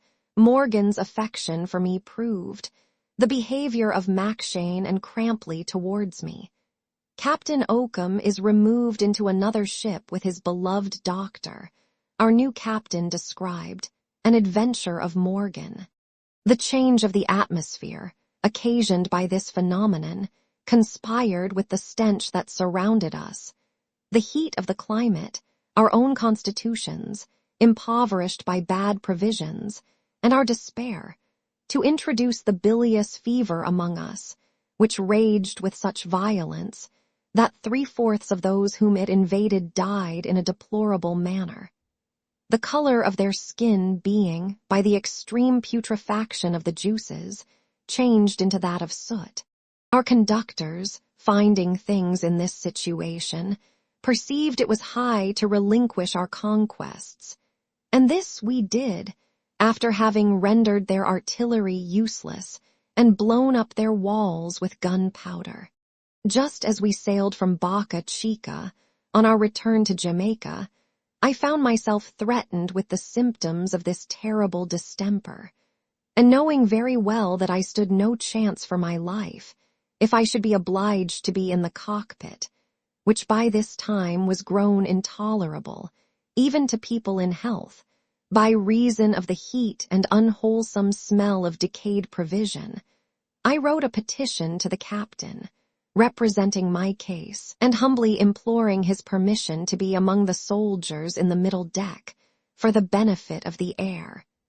But I might have spared myself the trouble, for this humane commander refused my request, and ordered me to continue in the place allotted for the surgeon's mates, or else be contented to be in the hospital, which, by the by, was 3 degrees more offensive and more suffocating than our own berth below. Another, in my condition, perhaps, would have submitted to his fate and died in a pet. But I could not brook the thought of perishing so pitifully, after I had weathered so many gales of hard fortune. I therefore, without minding Oakham's injunction, prevailed upon the soldiers, whose goodwill I had acquired, to admit my hammock among them, and actually congratulated myself upon my comfortable situation, which Crampley no sooner understood than he signified to the captain my contempt of his orders, and was invested with power to turn me down again into my proper habitation. This barbarous piece of revenge incensed me so much against the author, that I vowed, with bitter imprecations, to call him to a severe account, if ever it should be in my power. And the agitation of my spirits increased my fever to a violent degree. While I lay gasping for breath in this infernal abode, I was visited by a sergeant, the bones of whose nose I had reduced and set to rights, after they had been demolished by a splinter during our last engagement. He, being informed of my condition, offered me the use of his berth in the middle deck, which was enclosed with canvas, and well aired by a porthole that remained open within it. I embraced this proposal with joy, and was immediately conducted to the place, where I was treated, while my illness lasted, with the utmost tenderness and care by this grateful halberdier, who had no other bed for himself than a hencoop during the whole passage.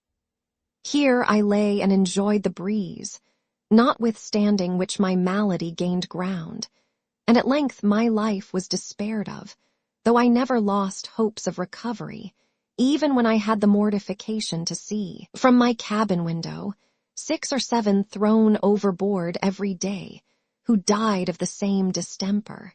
This confidence, I am persuaded, conduced a great deal to the preservation of my life, especially when joined to another resolution I took at the beginning, namely, to refuse all medicine, which I could not help thinking co-operated with the disease, and instead of resisting putrefaction, promoted a total degeneracy of the vital fluid. When my friend Morgan, therefore, brought his diaphoretic ballazes, I put them into my mouth, 'tis true, but without any intention of swallowing them, and, when he went away, spit them out, and washed my mouth with water gruel. I seemingly complied in this matter, that I might not affront the blood of Caractacus, by a refusal which might have intimated a diffidence of his physical capacity, for he acted as my physician, Dr. Mackshane never once inquiring about me, or even knowing where I was. When my distemper was at the height, Morgan thought my case desperate, and after having applied a blister to the nape of my neck, squeezed my hand, bidding me, with a woeful countenance, recommend myself to cot and my reteemer. Then, taking his leave, desired the chaplain to come and administer some spiritual consolation to me. But before he arrived, I made shift to rid myself of the troublesome application the Welshman had bestowed on my back. The person, having felt my pulse, inquired into the nature of my complaints, hemmed a little, and began thus. Mr. Random, God out of his infinite mercy has been pleased to visit you with a dreadful distemper, the issue of which no man knows. You may be permitted to recover and live many days on the face of the earth, and which is more probable, you may be taken away and cut off in the flower of your youth. It is incumbent on you, therefore, to prepare for the great change, by repenting sincerely of your sins.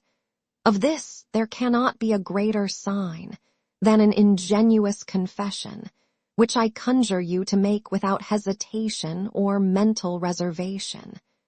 And when I am convinced of your sincerity, I will then give you such comfort as the situation of your soul will admit of. Without doubt, you have been guilty of numberless transgressions to which youth is subject, as swearing, drunkenness, whoredom, and adultery. Tell me, therefore, without reserve, the particulars of each, especially of the last, that I may be acquainted with the true state of your conscience. For no physician will prescribe for his patient until he knows the circumstances of his disease.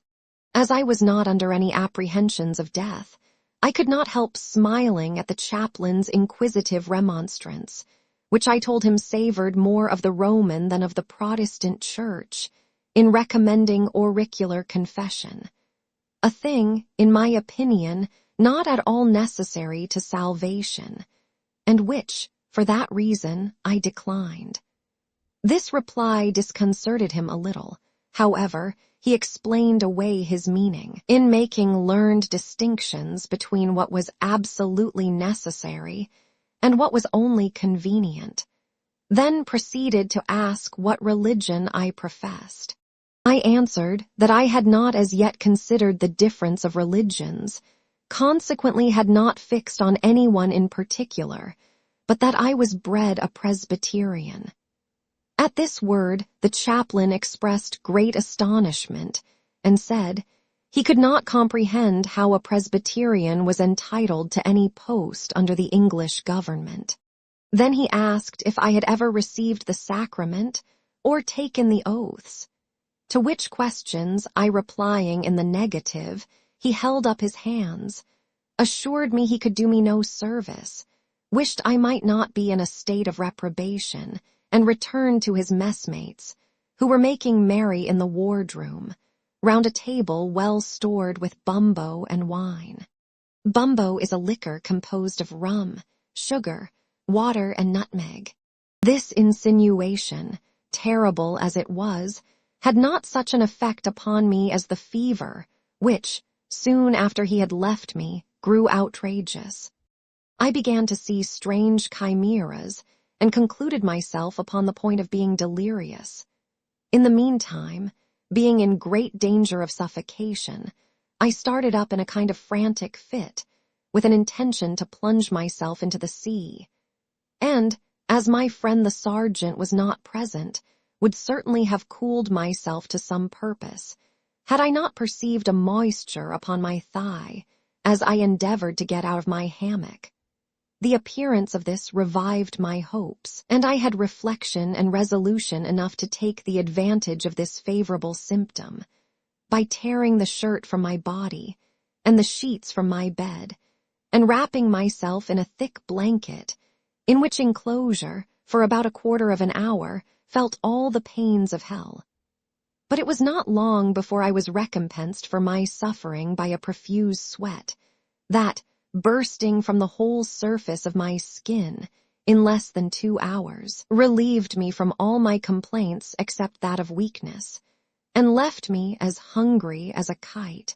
I enjoyed a very comfortable nap, after which I was regaling myself with the agreeable reverie of future happiness, when I heard Morgan on the outside of the curtain ask the sergeant if I was alive still.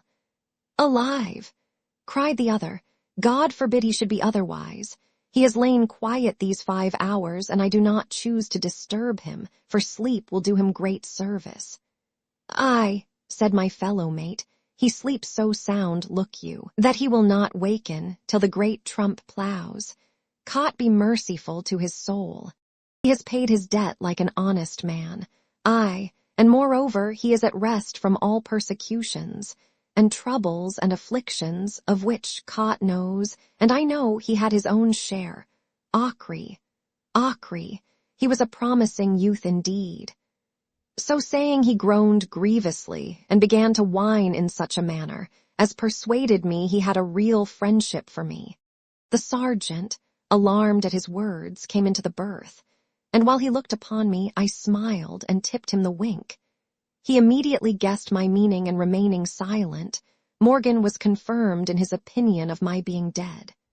Whereupon he approached with tears in his eyes, in order to indulge his grief with a sight of the object, and I counterfeited death so well, by fixing my eyes and dropping my under jaw, that he said, "There he lies, no better than a lump of clay. Cot help me," and observed, by the distortion of my face, that I must have had a strong struggle.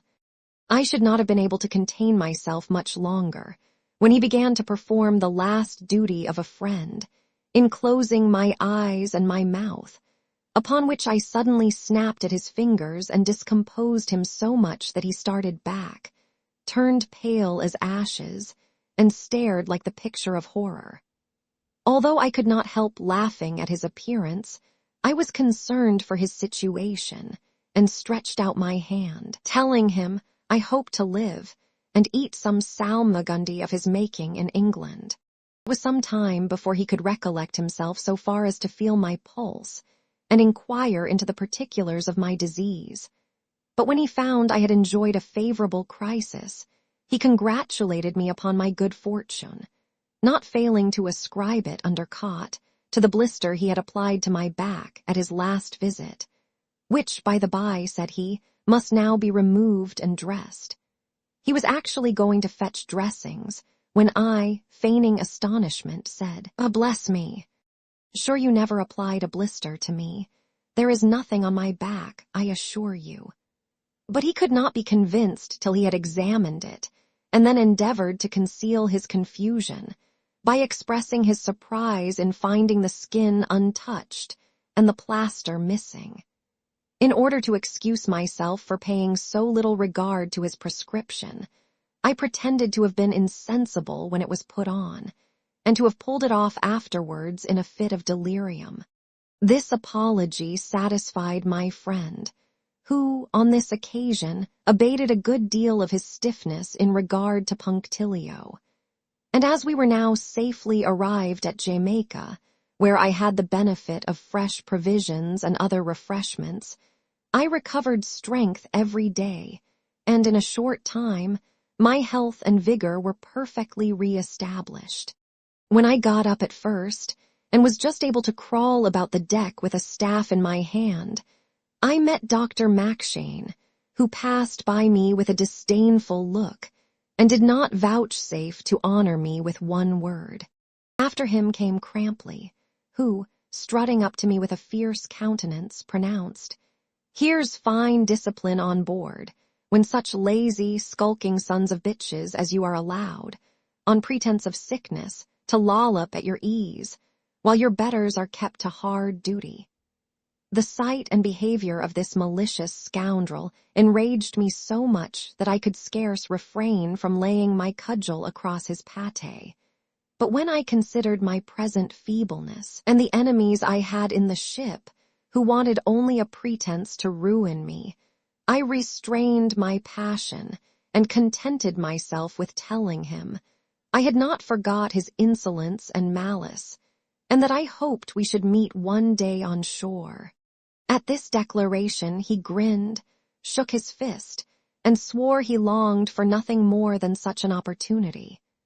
Meanwhile our ship was ordered to be heaved down, victualled, and watered for her return to England, and our captain, for some reason or other, not thinking it convenient for him to revisit his native country at this time, exchanged with a gentleman, who, on the other hand, wished for nothing so much as to be safe without the tropic, all his care and tenderness of himself being insufficient to preserve his complexion from the injuries of the sun and weather.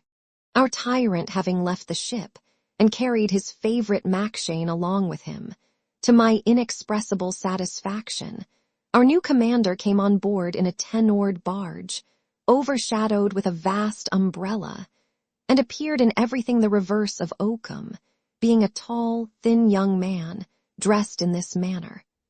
A white hat, garnished with a red feather, adorned his head, from whence his hair flowed upon his shoulders, in ringlets tied behind with a ribbon.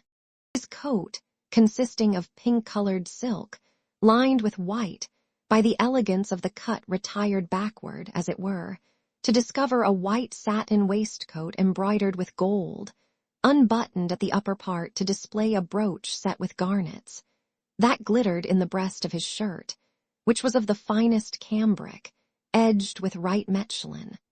The knees of his crimson velvet breeches scarce descended so low as to meet his silk stockings, which rose without spot or wrinkle on his meager legs, from shoes of blue maraquin, studded with diamond buckles that flamed forth rivals to the sun.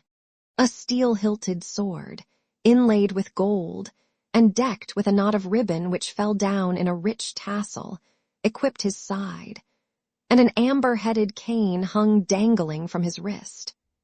But the most remarkable parts of his furniture were a mask on his face and white gloves on his hands, which did not seem to be put on with an intention to be pulled off occasionally, but were fixed with a curious ring on the little finger of each hand. In this garb, Captain Whiffle, for that was his name, took possession of the ship, surrounded with a crowd of attendants, all of whom, in their different degrees, seemed to be of their patron's disposition. And the air was so impregnated with perfumes that one may venture to affirm the climate of Arabia Felix was not half so sweet-scented. My fellow-mate, observing no surgeon among his train, thought he had found an occasion too favorable for himself to be neglected, and, remembering the old proverb, "Spare to speak and spare to speed," resolved to solicit the new captain's interest immediately, before any other surgeon could be appointed for the ship.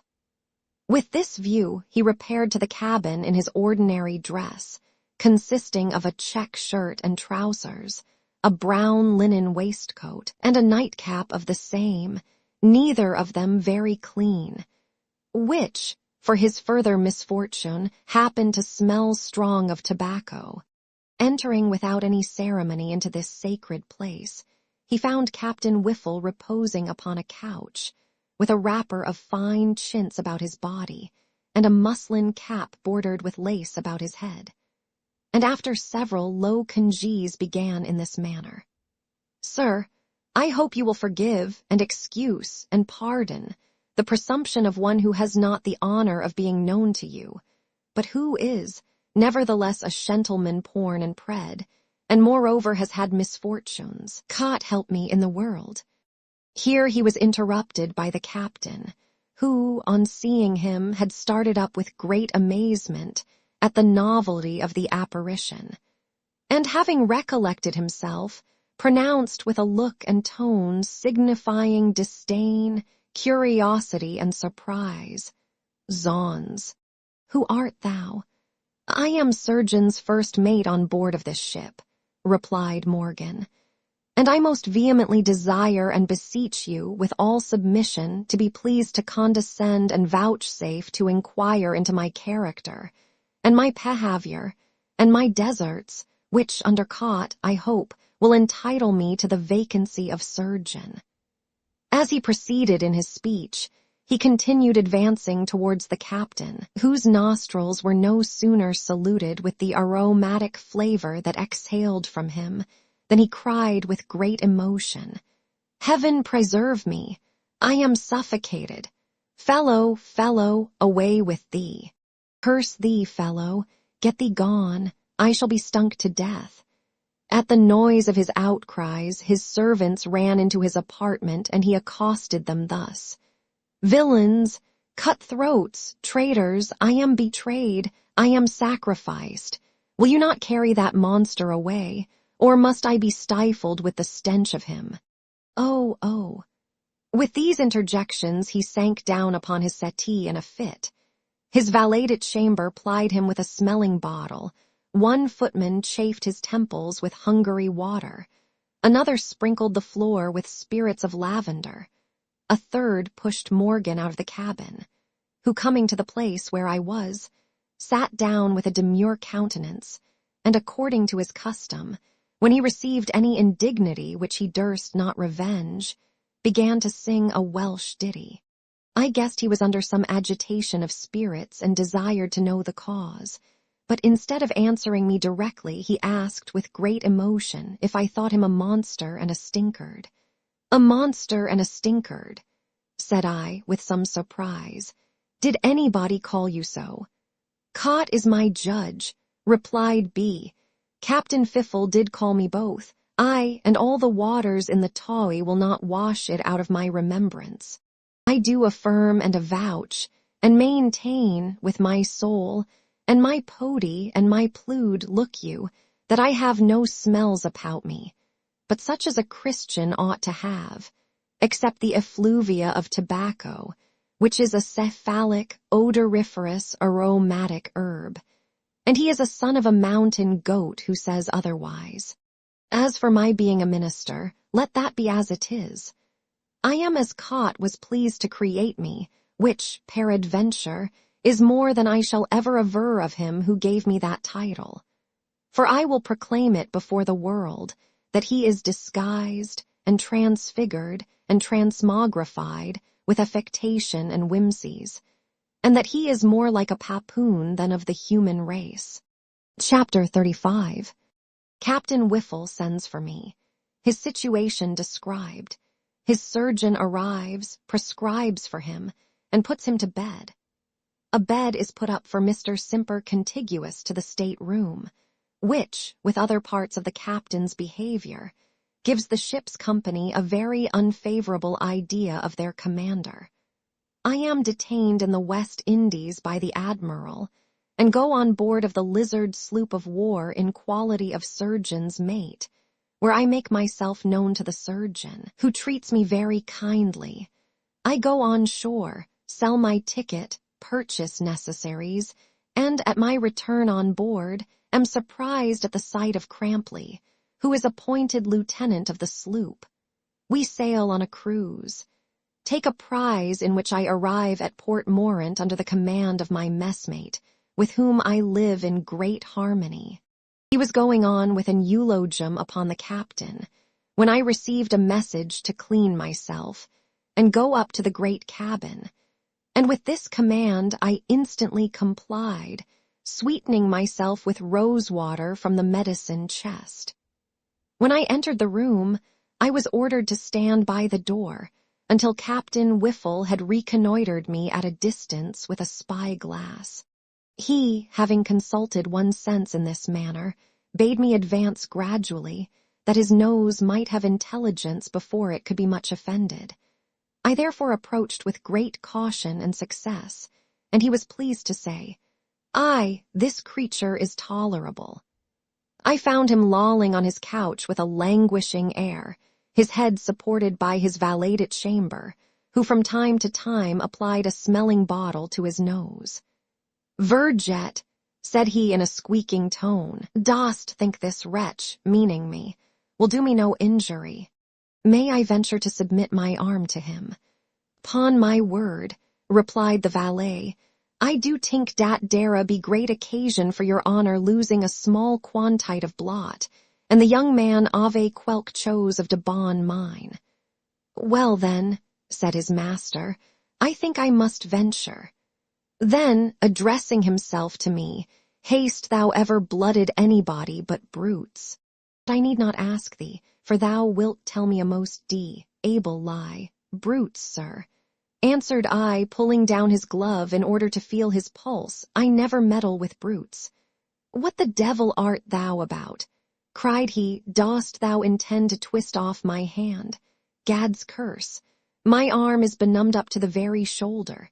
Heaven have mercy upon me. Must I perish under the hands of savages? What an unfortunate dog was I to come on board without my own surgeon, Mr. Simper. I craved pardon for having handled him so roughly, and with the utmost care and tenderness tied up his arm with a fillet of silk. While I was feeling for the vein, he desired to know how much blood I intended to take from him, and when I answered, "Not above 12 ounces," started up with a look full of horror, and bade me be gone, swearing I had a design upon his life.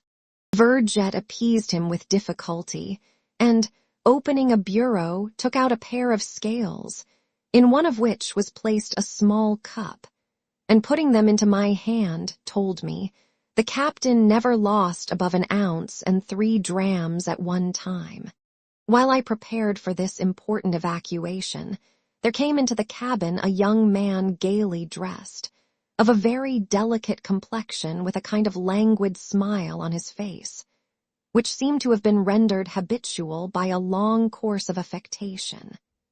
The captain no sooner perceived him than, rising hastily, he flew into his arms, crying, "Oh, my dear Simper, I am excessively disordered.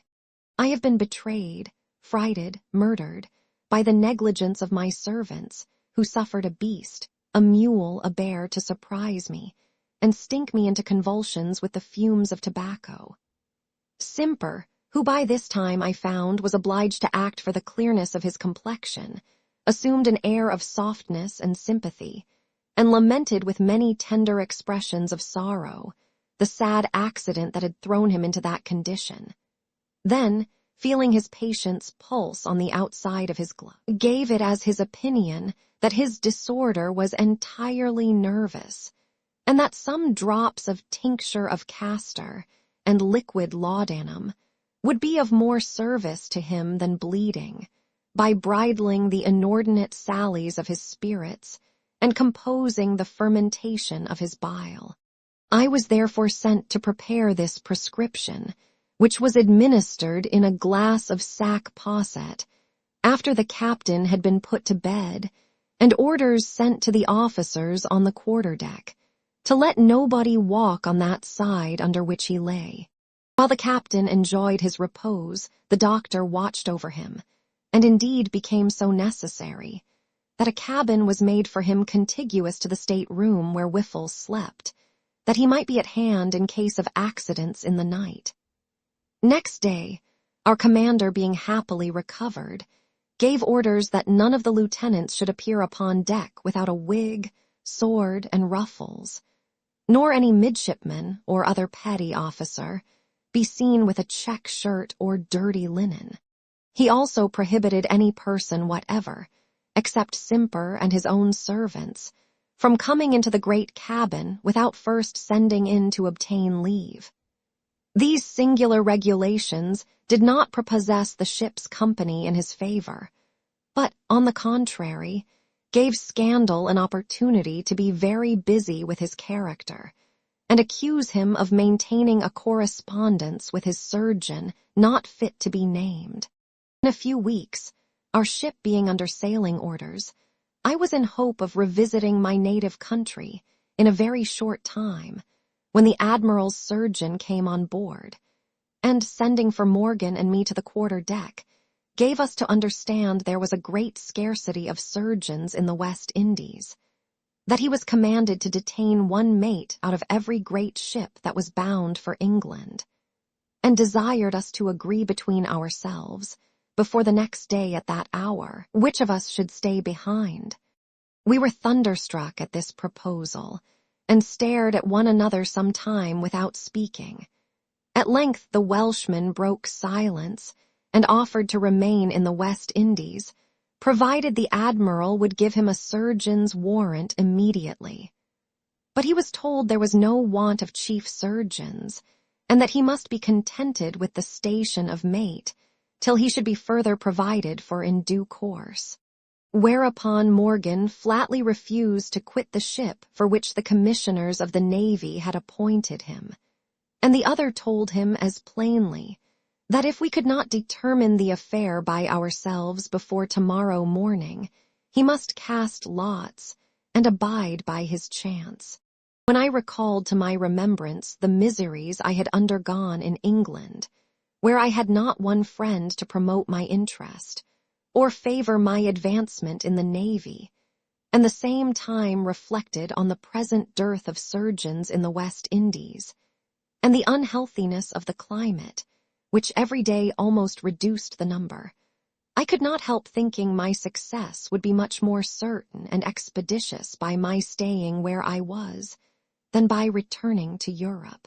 I therefore resolved to comply with a good grace, and next day, when we were ordered to throw dice, told Morgan he needed not trouble himself, for I would voluntarily submit to the admiral's pleasure.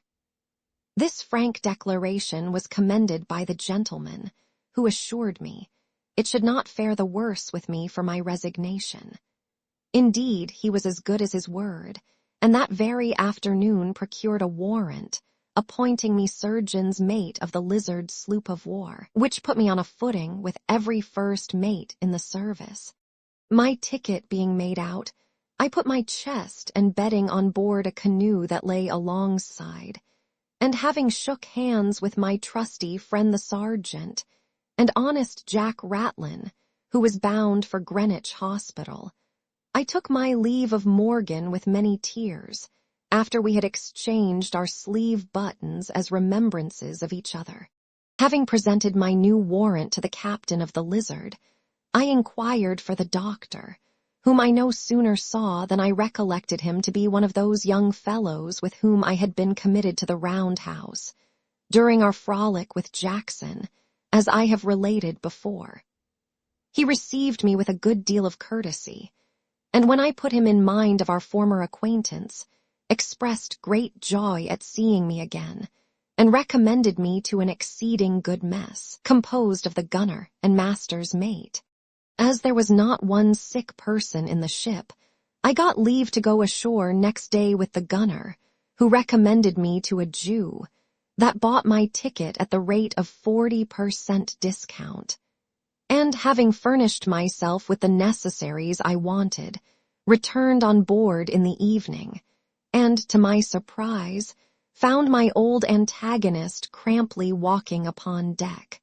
Though I did not fear his enmity, I was shocked at his appearance, and communicated my sentiments on that subject to Mr. Tomlins the surgeon, who told me that Crampley, by dint of some friends about the Admiral, had procured a commission, constituting him lieutenant on board the Lizard, and advised me, now he was my superior officer, to behave with some respect towards him, or else he would find 1,000 opportunities of using me ill. This advice was a bitter potion to me, whom pride and resentment had rendered utterly incapable of the least submission to, or even of a reconciliation with, the wretch who had, on many occasions, treated me so inhumanly. However, I resolved to have as little connection as possible with him, and to ingratiate myself as much as I could with the rest of the officers, whose friendship might be a bulwark to defend me from the attempts of his malice. In less than a week we sailed on a cruise, and having weathered the east end of the island, had the good fortune to take a Spanish barcalongo, with her prize, which was an English ship bound for Bristol, that sailed from Jamaica a fortnight before, without convoy. All the prisoners who were well, we put on shore on the north side of the island.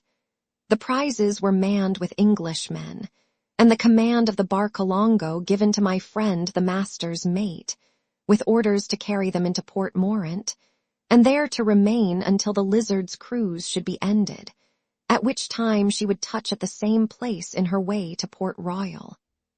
With him, I was sent to attend the wounded Spaniards as well as Englishmen, who amounted to 16, and to take care of them on shore, in a house that was to be hired as an hospital. This destination gave me a great deal of pleasure, as I should, for some time, be freed from the arrogance of Crampley, whose inveteracy against me had already broken out on 2 or 3 occasions since he was become a lieutenant. My messmate, who very much resembled my uncle, both in figure and disposition, treated me on board of the prize with the utmost civility and confidence, and, among other favors, made me a present of a silver-hilted hanger and a pair of pistols mounted with the same metal, which fell to his share in plundering the enemy. We arrived safely at Morant, and going on shore, pitched upon an empty storehouse, which we hired for the reception of the wounded, who were brought to it next day, with beds and other necessaries, and 4 of the ship's company appointed to attend them and obey me. Chapter 36. A strange adventure, in consequence of which I am extremely happy. Crampley does me in offices with the captain, but his malice is defeated by the good nature and friendship of the surgeon. We return to Port Royal. Our captain gets the command of a larger ship, and is succeeded by an old man. Braille is provided for. We receive orders to sail for England. When my patients were all in a fair way, my companion and commander, whose name was Braille, carried me up the country to the house of a rich planter with whom he was acquainted, where we were sumptuously entertained, and in the evening set out on our return to the ship. When we had walked about a mile by moonlight, we perceived a horseman behind us, who coming up wished us good even, and asked which way we went. His voice, which was quite familiar to me, no sooner struck my ear than in spite of all my resolution and reflection, my hair bristled up, and I was seized with a violent fit of trembling, which Braille misinterpreting, bade me be under no concern. I told him he was mistaken in the cause of my disorder, and addressing myself to the person on horseback said, "I could have sworn by your voice that you were a dear friend of mine if I had not been certain of his death." To this address, after some pause, he replied, "There are many voices as well as faces that resemble one another, but pray, what was your friend's name?" I satisfied him in that particular, and gave a short detail of the melancholy fate of Thompson, not without many sighs and some tears. A silence ensued, which lasted some minutes, and then the conversation turned on different subjects, till we arrived at a house on the road, where the horseman alighted, and begged with so much earnestness that we would go in and drink a bowl of punch with him, that we could not resist. But if I was alarmed at his voice, what must my amazement be, when I discovered by the light the very person of my lamented friend. Perceiving my confusion, which was extreme, he clasped me in his arms, and bedewed my face with tears. It was some time ere I recovered the use of my reason, overpowered with this event, and longer still before I could speak. So that all I was capable of was to return his embraces, and to mingle the overflowings of my joy with his, whilst honest Braille, affected with the scene, wept as fast as either of us, and signified his participation of our happiness by hugging us both, and capering about the room like a madman. At length, I retrieved the use of my tongue, and cried, "Is it possible you can be my friend Thompson? No, certainly, alas. He was drowned, and I am now under the deception of a dream. He was at great pains to convince me of his being the individual person whom I regretted, and bidding me sit down and compose myself, promised to explain his sudden disappearance from the thunder, and to account for his being at present in the land of the living. This task he acquitted himself of, after I had drunk a glass of punch, and recollected my spirits by informing us that with a determination to rid himself of a miserable existence, he had gone in the night time to the head, while the ship was on her way, from whence he slipped down as softly as he could by the bows into the sea, where, after he was hardily ducked, he began to repent of his precipitation, and, as he could swim very well, kept himself above water, in hopes of being taken up by some of the ships astern. That, in this situation, he hailed a large vessel, and begged to be taken in, but was answered that she was a heavy sailer, and therefore they did not choose to lose time by bringing to. However, they threw an old chest overboard for his convenience, and told him that some of the ships astern would certainly save him, that no other vessel came within sight or cry of him for the space of 3 hours, during which time he had the mortification to find himself in the middle of the ocean alone, without other support or resting place, but what a few crazy boards afforded, till at last he discerned a small sloop steering towards him, upon which he set up his throat, and had the good fortune to be heard and rescued from the dreary waste by their boat, which was hoisted out on purpose. I was no sooner brought on board, continued he, than I fainted, and when I recovered my senses, found myself in bed, regaled with a most noisome smell of onions and cheese, which made me think at first that I was in my own hammock, alongside of honest Morgan, and that all which had passed was no more than a dream. Upon inquiry, I understood that I was on board of a schooner belonging to Rhode Island, bound for Jamaica, with a cargo of geese, pigs, onions, and cheese, and that the master's name was Robertson, by birth a North Briton, whom I knew at first sight to be an old schoolfellow of mine. When I discovered myself to him, he was transported with surprise and joy, and begged to know the occasion of my misfortune, which I did not think fit to disclose, because I knew his notions with regard to religion were very severe and confined.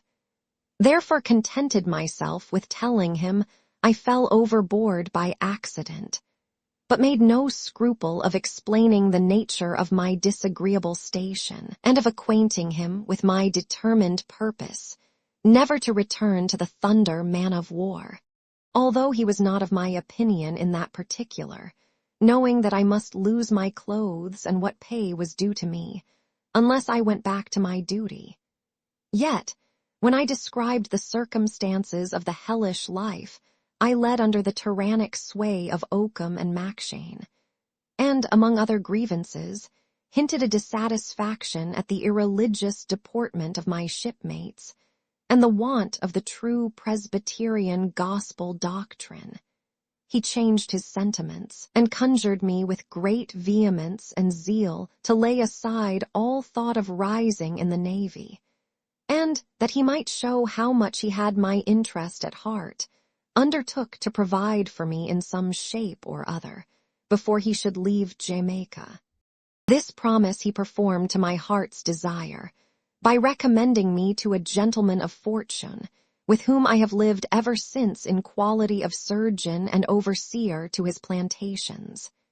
He and his lady are now at Kingston, so that I am, for the present, master of this house, to which, from my soul, I bid you welcome, and hope you will favor me with your company during the remaining part of the night. I needed not a second invitation, but Mr. Braille, who was a diligent and excellent officer, could not be persuaded to sleep out of the ship. However, he supped with us, and after having drank a cheerful glass, set out for the vessel, which was not above 3 miles from the place, escorted by a couple of stout negroes, whom Mr. Thompson ordered to conduct him. Never were two friends more happy in the conversation of each other than we, for the time it lasted. I related to him the particulars of our attempt upon Carthagena, of which he had heard but an imperfect account, and he gratified me with a narration of every little incident of his life since we parted. He assured me it was with the utmost difficulty he could resist his inclination of coming down to Port Royal to see Morgan and me, of whom he had heard no tidings since the day of our separation, but that he was restrained by the fear of being detained as a deserter. He told me that, when he heard my voice in the dark, he was almost as much surprised as I was at seeing him afterwards, and, in the confidence of friendship, disclosed a passion he entertained for the only daughter of the gentleman with whom he lived, who, by his description, was a very amiable young lady, and did not disdain his addresses, that he was very much favored by her parents, and did not despair of obtaining their consent to the match, which would at once render him independent of the world. I congratulated him on his good fortune, which he protested should never make him forget his friends, and towards morning we betook ourselves to rest. Next day he accompanied me to the ship, where Mr. Braille entertained him at dinner, and we having spent the afternoon together, he took his leave of us in the evening, after he had forced upon me 10 pistoles as a small token of his affection. In short, while he stayed here, we saw one another every day, and generally ate at the same table, which was plentifully supplied by him with all kinds of poultry, butcher's meat, oranges, limes, lemons, pineapples, Madeira wine, and excellent rum, so that this small interval of 10 days was by far the most agreeable period of my life. At length the lizard arrived, and my patients being all fit for duty, they and I were ordered on board of her, where I understood from Mr. Tomlins that there was a shyness between the lieutenant and him on my account, the rancorous villain having taken the opportunity of my absence to fill the captain's ears with 1,000 scandalous stories to my prejudice, among other things affirming that I had been once transported for theft, and that when I was in the Thunder man-of-war, I had been whipped for the same crime. The surgeon, on the other hand, having heard my whole story from my own mouth, defended me strenuously, and in the course of that good-natured office recounted all the instances of Crampley's malice against me while I remained on board of that ship, which declaration, while it satisfied the captain of my innocence, made the lieutenant as much my defender's enemy as mine. The infernal behavior of Crampley, with regard to me, added such fuel to his former resentment, that, at certain times, I was quite beside myself with the desire of revenge, and was even tempted to pistol him on the quarter-deck, though an infamous death must inevitably have been my reward.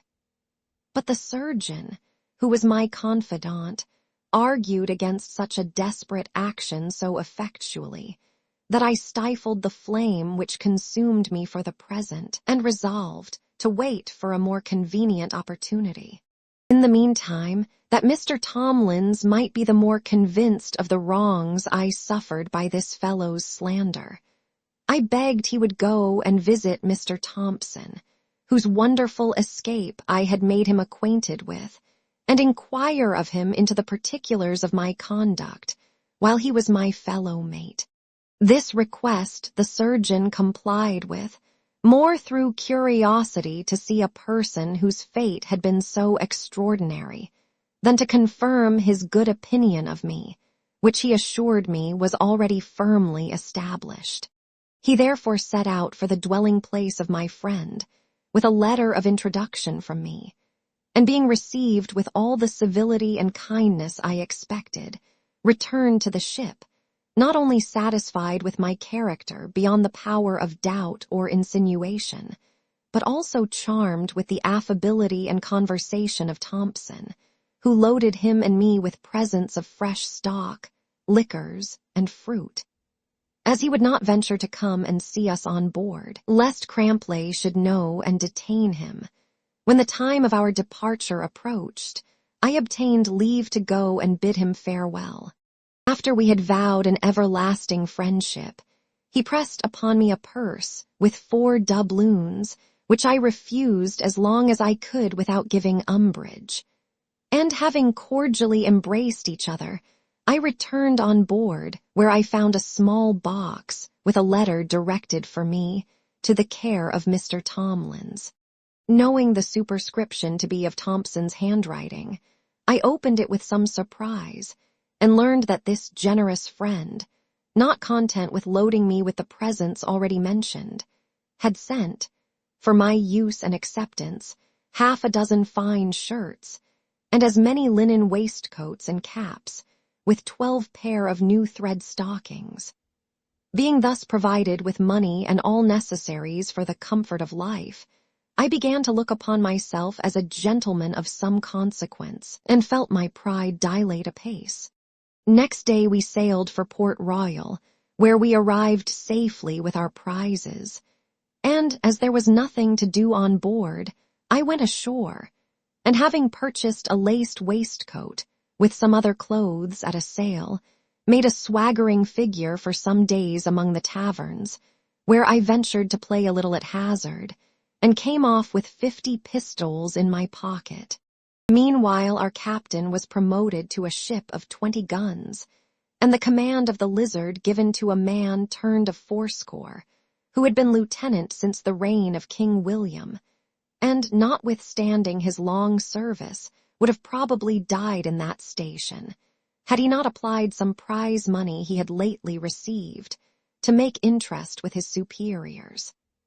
My friend Braille was also made an officer about the same time, after he had served in quality of a midshipman and mate for 25 years.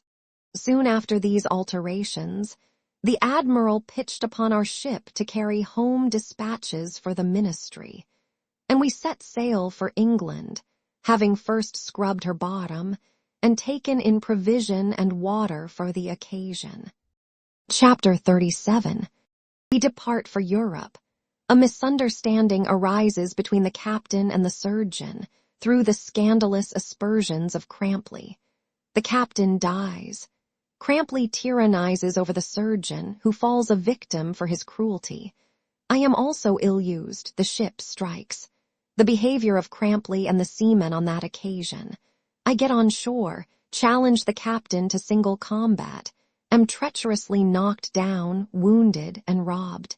Now that I could return to my native country in a creditable way, I felt excessive pleasure in finding myself out of sight of that fatal island, which has been the grave of so many Europeans. And, as I was accommodated with everything to make the passage agreeable, I resolved to enjoy myself as much as the insolence of Crampley would permit. This insidious slanderer had found means already to cause a misunderstanding between the surgeon and captain, who, by his age and infirmities, was rendered intolerably peevish, his disposition having also been soured by a long course of disappointments. He had a particular aversion to all young men, especially to surgeons, whom he considered unnecessary animals on board of a ship, and in consequence of these sentiments, never consulted the doctor, notwithstanding his being seized with a violent fit of the gout and gravel, but applied to a cask of Holland gin, which was his sovereign prescription against all distempers. Whether he was at this time too sparing, or took an overdose of his cordial, certain it is, he departed in the night, without any ceremony, which indeed was a thing he always despised, and was found stiff next morning, to the no small satisfaction of Crampley, who succeeded to the command of the vessel. For that very reason, Mr. Tomlins and I had no cause to rejoice at this event, fearing that the tyranny of our new commander would now be as unlimited as his power. The first day of his command justified our apprehensions, for on pretense that the decks were too much crowded, he ordered the surgeon's hencoops, with all his fowls, to be thrown overboard, and at the same time prohibited him and me from walking on the quarter-deck. Mr. Tomlins could not help complaining of these injuries, and in the course of his expostulation dropped some hasty words, of which Crampley, taking hold, confined him to his cabin, where, in a few days, for want of air he was attacked by a fever, which soon put an end to his life, after he had made his will, by which he bequeathed all his estate, personal and real, to his sister, and left to me his watch and instruments as memorials of his friendship.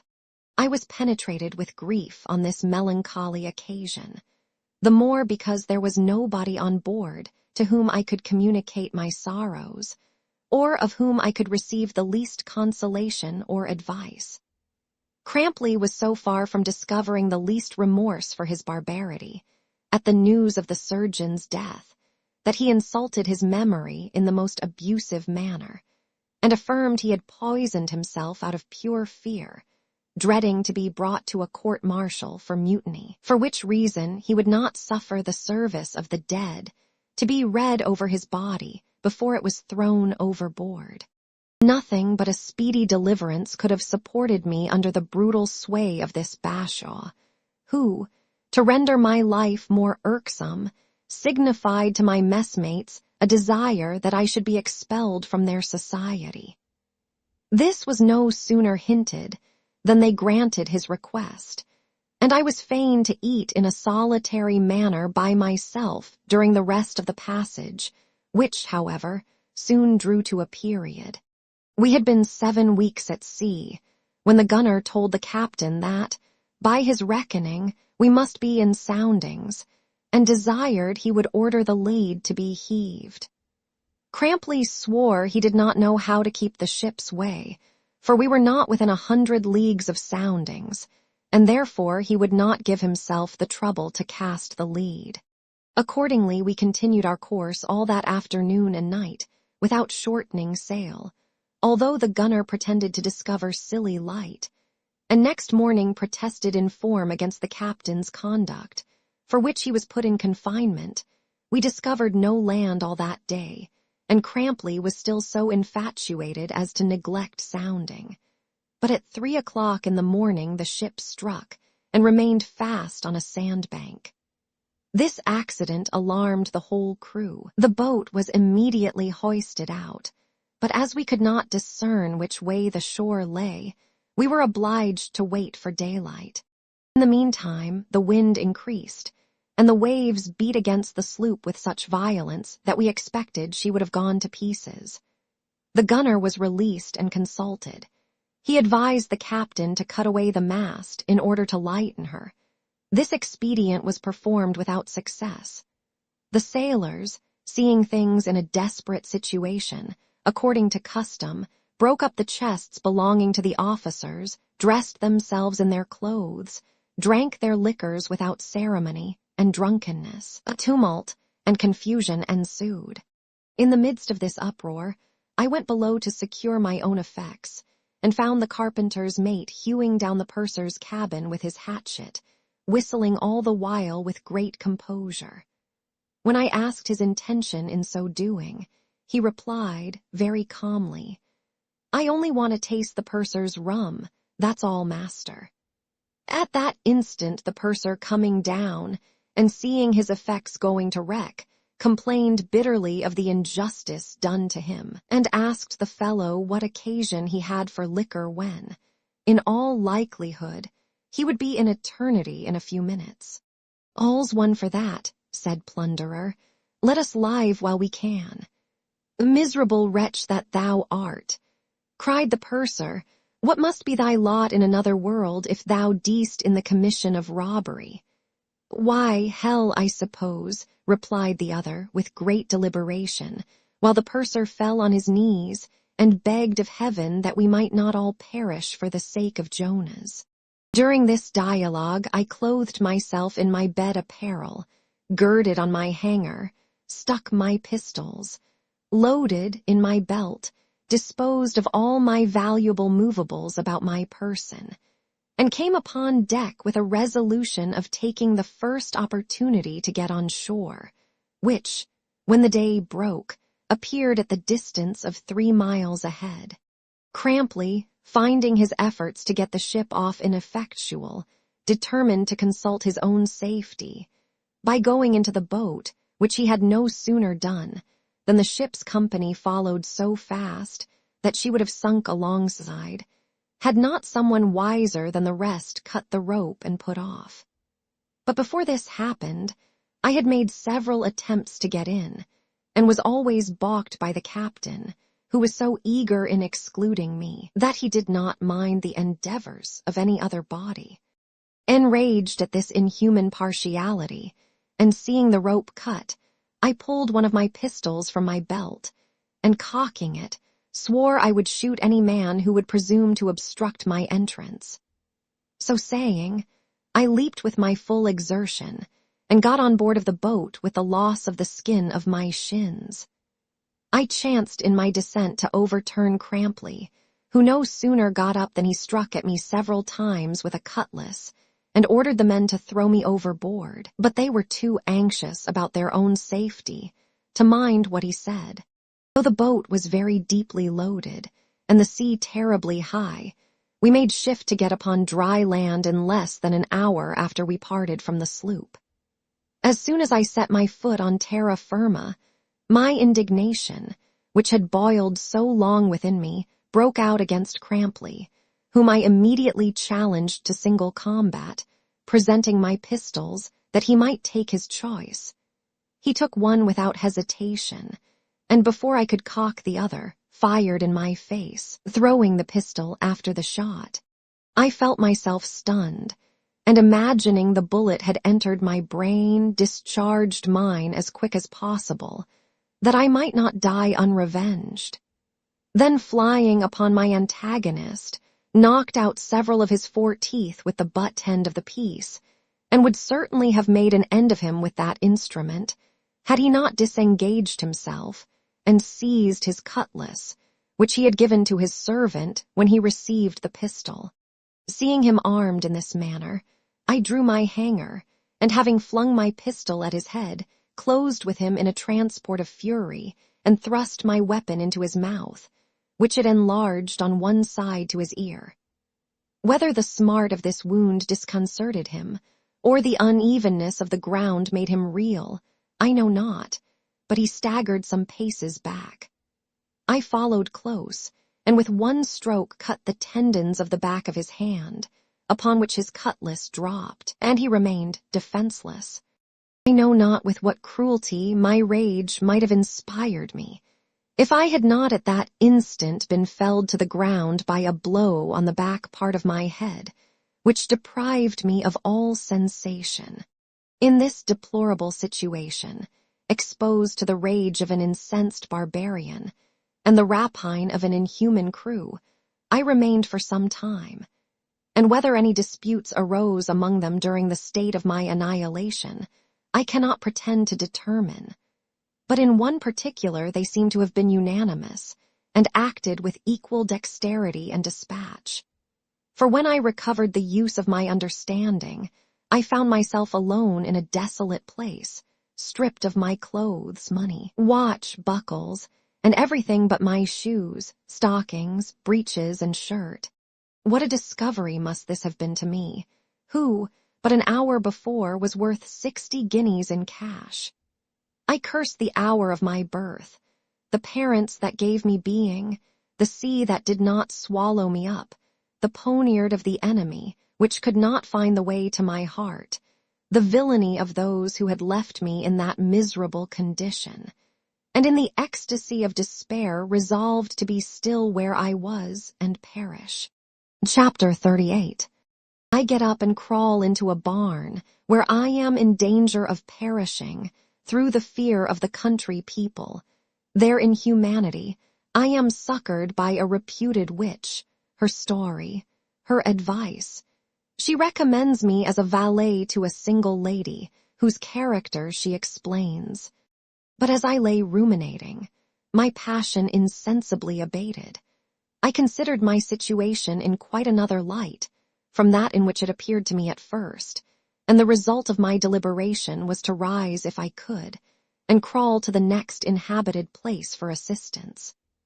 With some difficulty I got upon my legs, and having examined my body, found I had received no other injury than 2 large contused wounds, one on the fore and another on the hinder part of my head, which seemed to be occasioned by the same weapon, namely, the butt end of a pistol.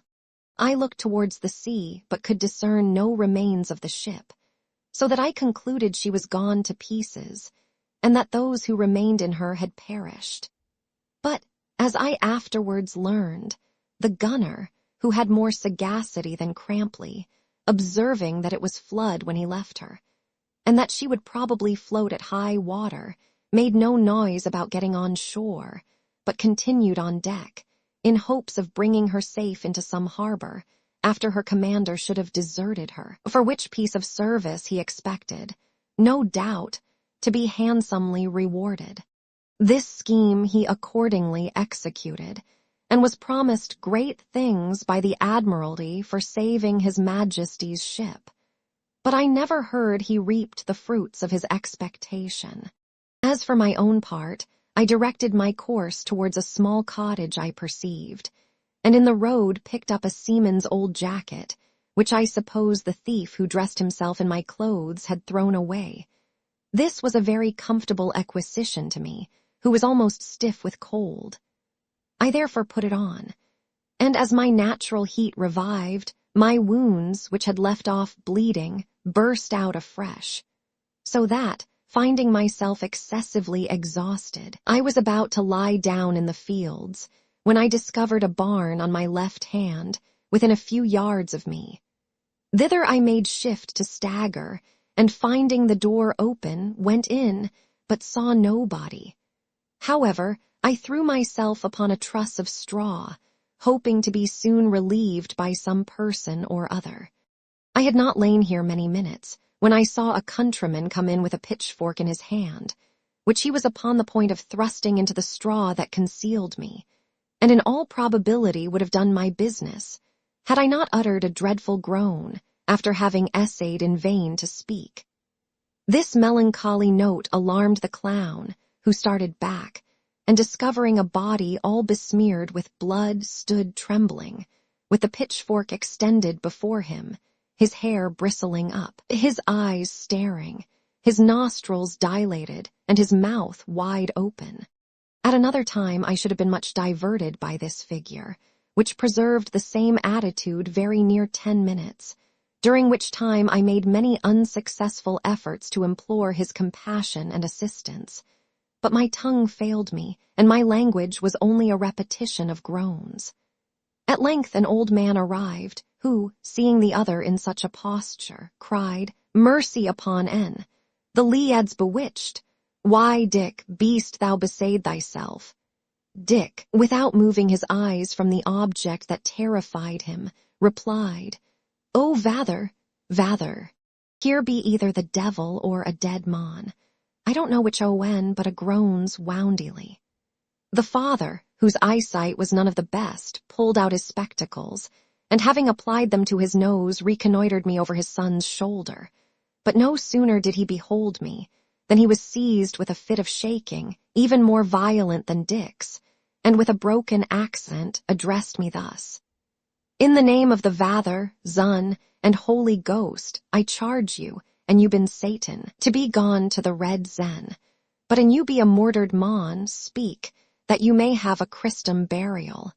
As I was not in a condition to satisfy him in this particular, he repeated his conjuration to no purpose, and they continued a good while in the agonies of fear. At length the father proposed that the son should draw nearer, and take a more distinct view of the apparition. But Dick was of opinion that his father should advance first, he being an old man past his labor, and if he received any mischief, the loss would be the smaller, whereas he himself might escape and be useful in his generation. This prudential reason had no effect upon the senior, who still kept Dick between me and him. In the meantime, I endeavored to raise one hand as a signal of distress, but had only strength sufficient to produce a rustling among the straw, which discomposed the young peasant so much, that he sprang out at the door, and overthrew his father in his flight.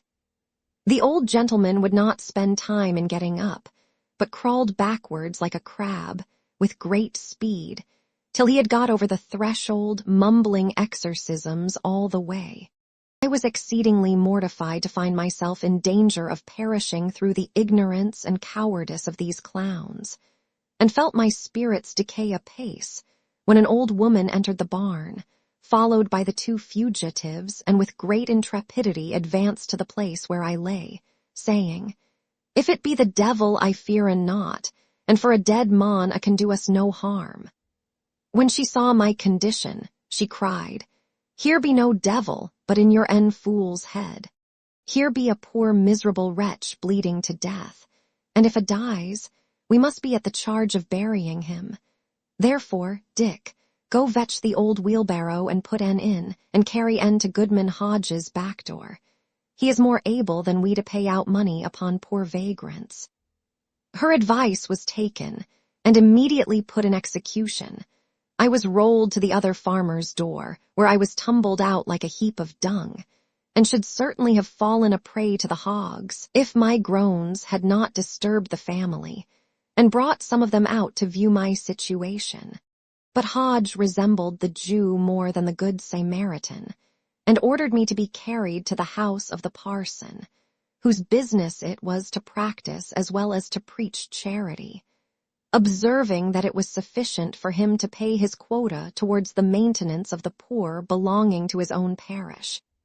When I was set down at the vicar's gate, he fell into a mighty passion, and threatened to excommunicate him who sent, as well as those who brought me, unless they would move me immediately to another place.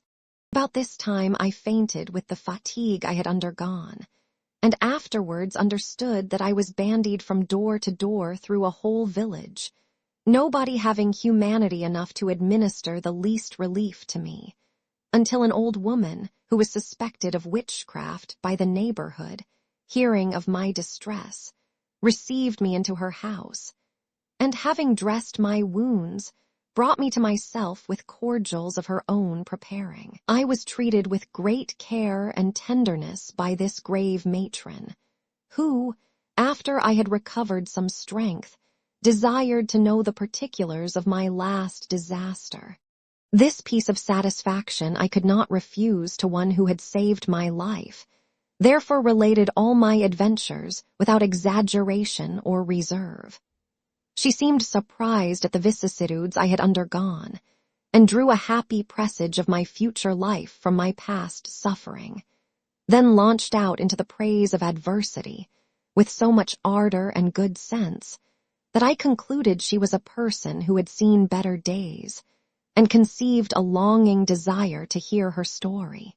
She perceived my drift by some words I dropped, and smiling told me there was nothing either entertaining or extraordinary in the course of her fortune, but however, she would communicate it to me, in consideration of the confidence I had reposed in her.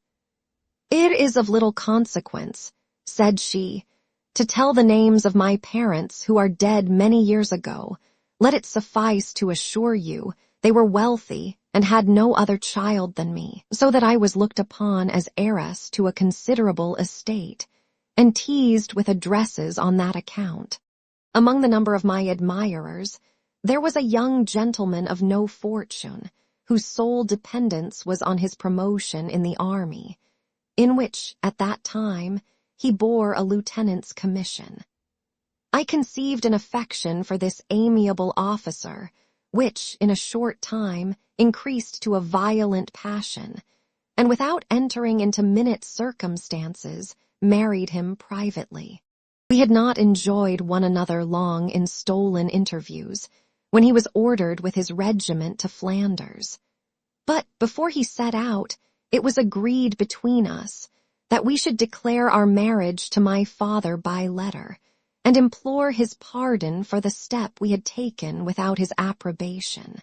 This discovery was made while I was abroad visiting, and just as I was about to return home, I received a letter from my father, importing that, since I had acted so undutifully and meanly as to marry a beggar, without his privity or consent, to the disgrace of his family as well as the disappointment of his hopes, he renounced me to the miserable fate I had entailed upon myself, and charged me never to set foot within his doors again. This rigid sentence was confirmed by my mother, who, in a postscript, gave me to understand that her sentiments were exactly conformable to those of my father, and that I might save myself the trouble of making any applications, for her resolutions were unalterable. Thunderstruck with my evil fortune, I called a coach, and drove to my husband's lodgings, where I found him waiting the event of his letter. Though he could easily divine by my looks the issue of his declaration, he read with great steadiness the epistle I had received, and with a smile full of tenderness, which I shall never forget, embraced me, saying, "I believe the good lady your mother might have spared herself the trouble of the last part of her postscript. Well, my dear Betty, you must lay aside all thoughts of a coach, till I can procure the command of a regiment." This unconcerned behavior, while it enabled me to support my reverse of fortune, at the same time endeared him to me the more, by convincing me of his disinterested views in espousing me. I was next day boarded in company with the wife of another officer, who had long been the friend and confidant of my husband, at a village not far from London, where they parted with us in the most melting manner, went to Flanders, and were killed in sight of one another at the Battle of the Wood. Why should I tire you with a description of our unutterable sorrow at the fatal news of this event, the remembrance of which now fills my aged eyes with tears? When our grief subsided a little, and reflection came to our aid, we found ourselves deserted by the whole world, and in danger of perishing by want. Whereupon we made application for the pension, and were put upon the list. Then, vowing eternal friendship, sold our jewels and superfluous clothes, retired to this place, which is in the county of Sussex, bought this little house, where we lived many years in a solitary manner, indulging our mutual sorrow, till it pleased heaven to call away my companion 2 years ago, since which time I have lingered out an unhappy being in hopes of a speedy dissolution, when I promise myself the eternal reward of all my cares. In the meantime, continued she, I must inform you of the character I bear among my neighbors. My conversation being different from that of the inhabitants of the village, my recluse way of life, my skill in curing distempers, which I acquired from books since I settled here, and lastly, my age having made the common people look upon me as something preternatural, and I am actually, at this hour, believed to be a witch. The parson of the parish, whose acquaintance I have not been at much pains to cultivate, taking umbrage at my supposed disrespect, has contributed not a little towards the confirmation of this opinion, by dropping certain hints to my prejudice among the vulgar, who are also very much scandalized at my entertaining this poor tabby cat with the collar about her neck, which was a favorite of my deceased companion. The whole behavior of this venerable person was so primitive, innocent, sensible, and humane, that I contracted a filial respect for her, and begged her advice with regard to my future conduct, as soon as I was in a condition to act for myself. She dissuaded me from a design I had formed of traveling to London, in hopes of retrieving my clothes and pay, by returning to my ship, which by this time I read in the newspaper was safely arrived in the River Thames. Because, said she, you run the hazard of being treated not only as a deserter in quitting the sloop, but also as a mutineer in assaulting your commanding officer, to the malice of whose revenge you will moreover be exposed. She then promised to recommend me, as servant to a single lady of her acquaintance, who lived in the neighborhood with her nephew, who was a young fox hunter of great fortune, where I might be very happy, provided I could bear with the disposition and manners of my mistress, which were somewhat whimsical and particular. But above all things, she counselled me to conceal my story, the knowledge of which would effectually poison my entertainment. For it was a maxim, among most people of condition, that no gentleman ought to be admitted into a family as a domestic, lest he become lazy and insolent. I was fain to embrace this humble proposal, because my affairs were desperate, and in a few days was hired by this lady to serve in quality of her footman, having been represented by my hostess as a young man who was bred up to the sea by his relations against his will, and had suffered shipwreck, which had increased his disgust to that way of life so much, that he rather chose to go to service on shore than enter himself on board of any other ship. Before I took possession of my new place, she gave me a sketch of my mistress's character, that I might know better how to regulate my conduct. Your lady, said she, is a maiden of 40 years, not so remarkable for her beauty as her learning and taste, which is famous all over the country. Indeed, she is a perfect female virtuoso, and so eager after the pursuit of knowledge that she neglects her person even to a degree of sluttishness.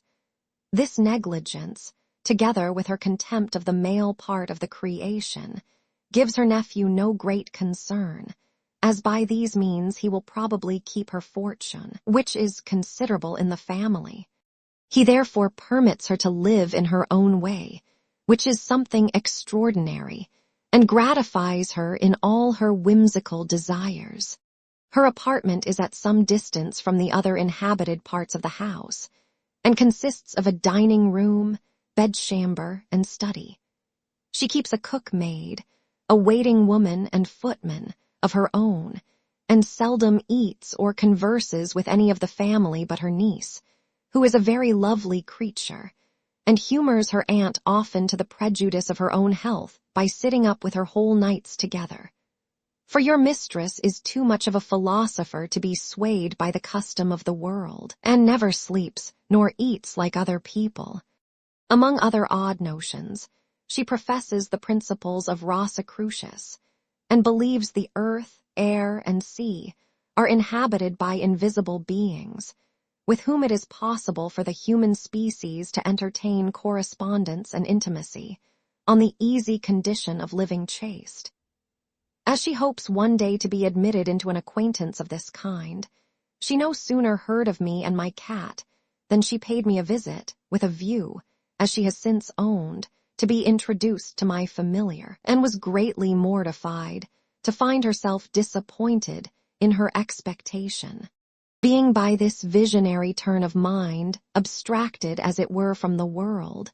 She cannot advert to the common occurrences of life, and therefore is frequently so absent as to commit very strange mistakes and extravagancies, which you will do well to rectify and repair, as your prudence shall suggest.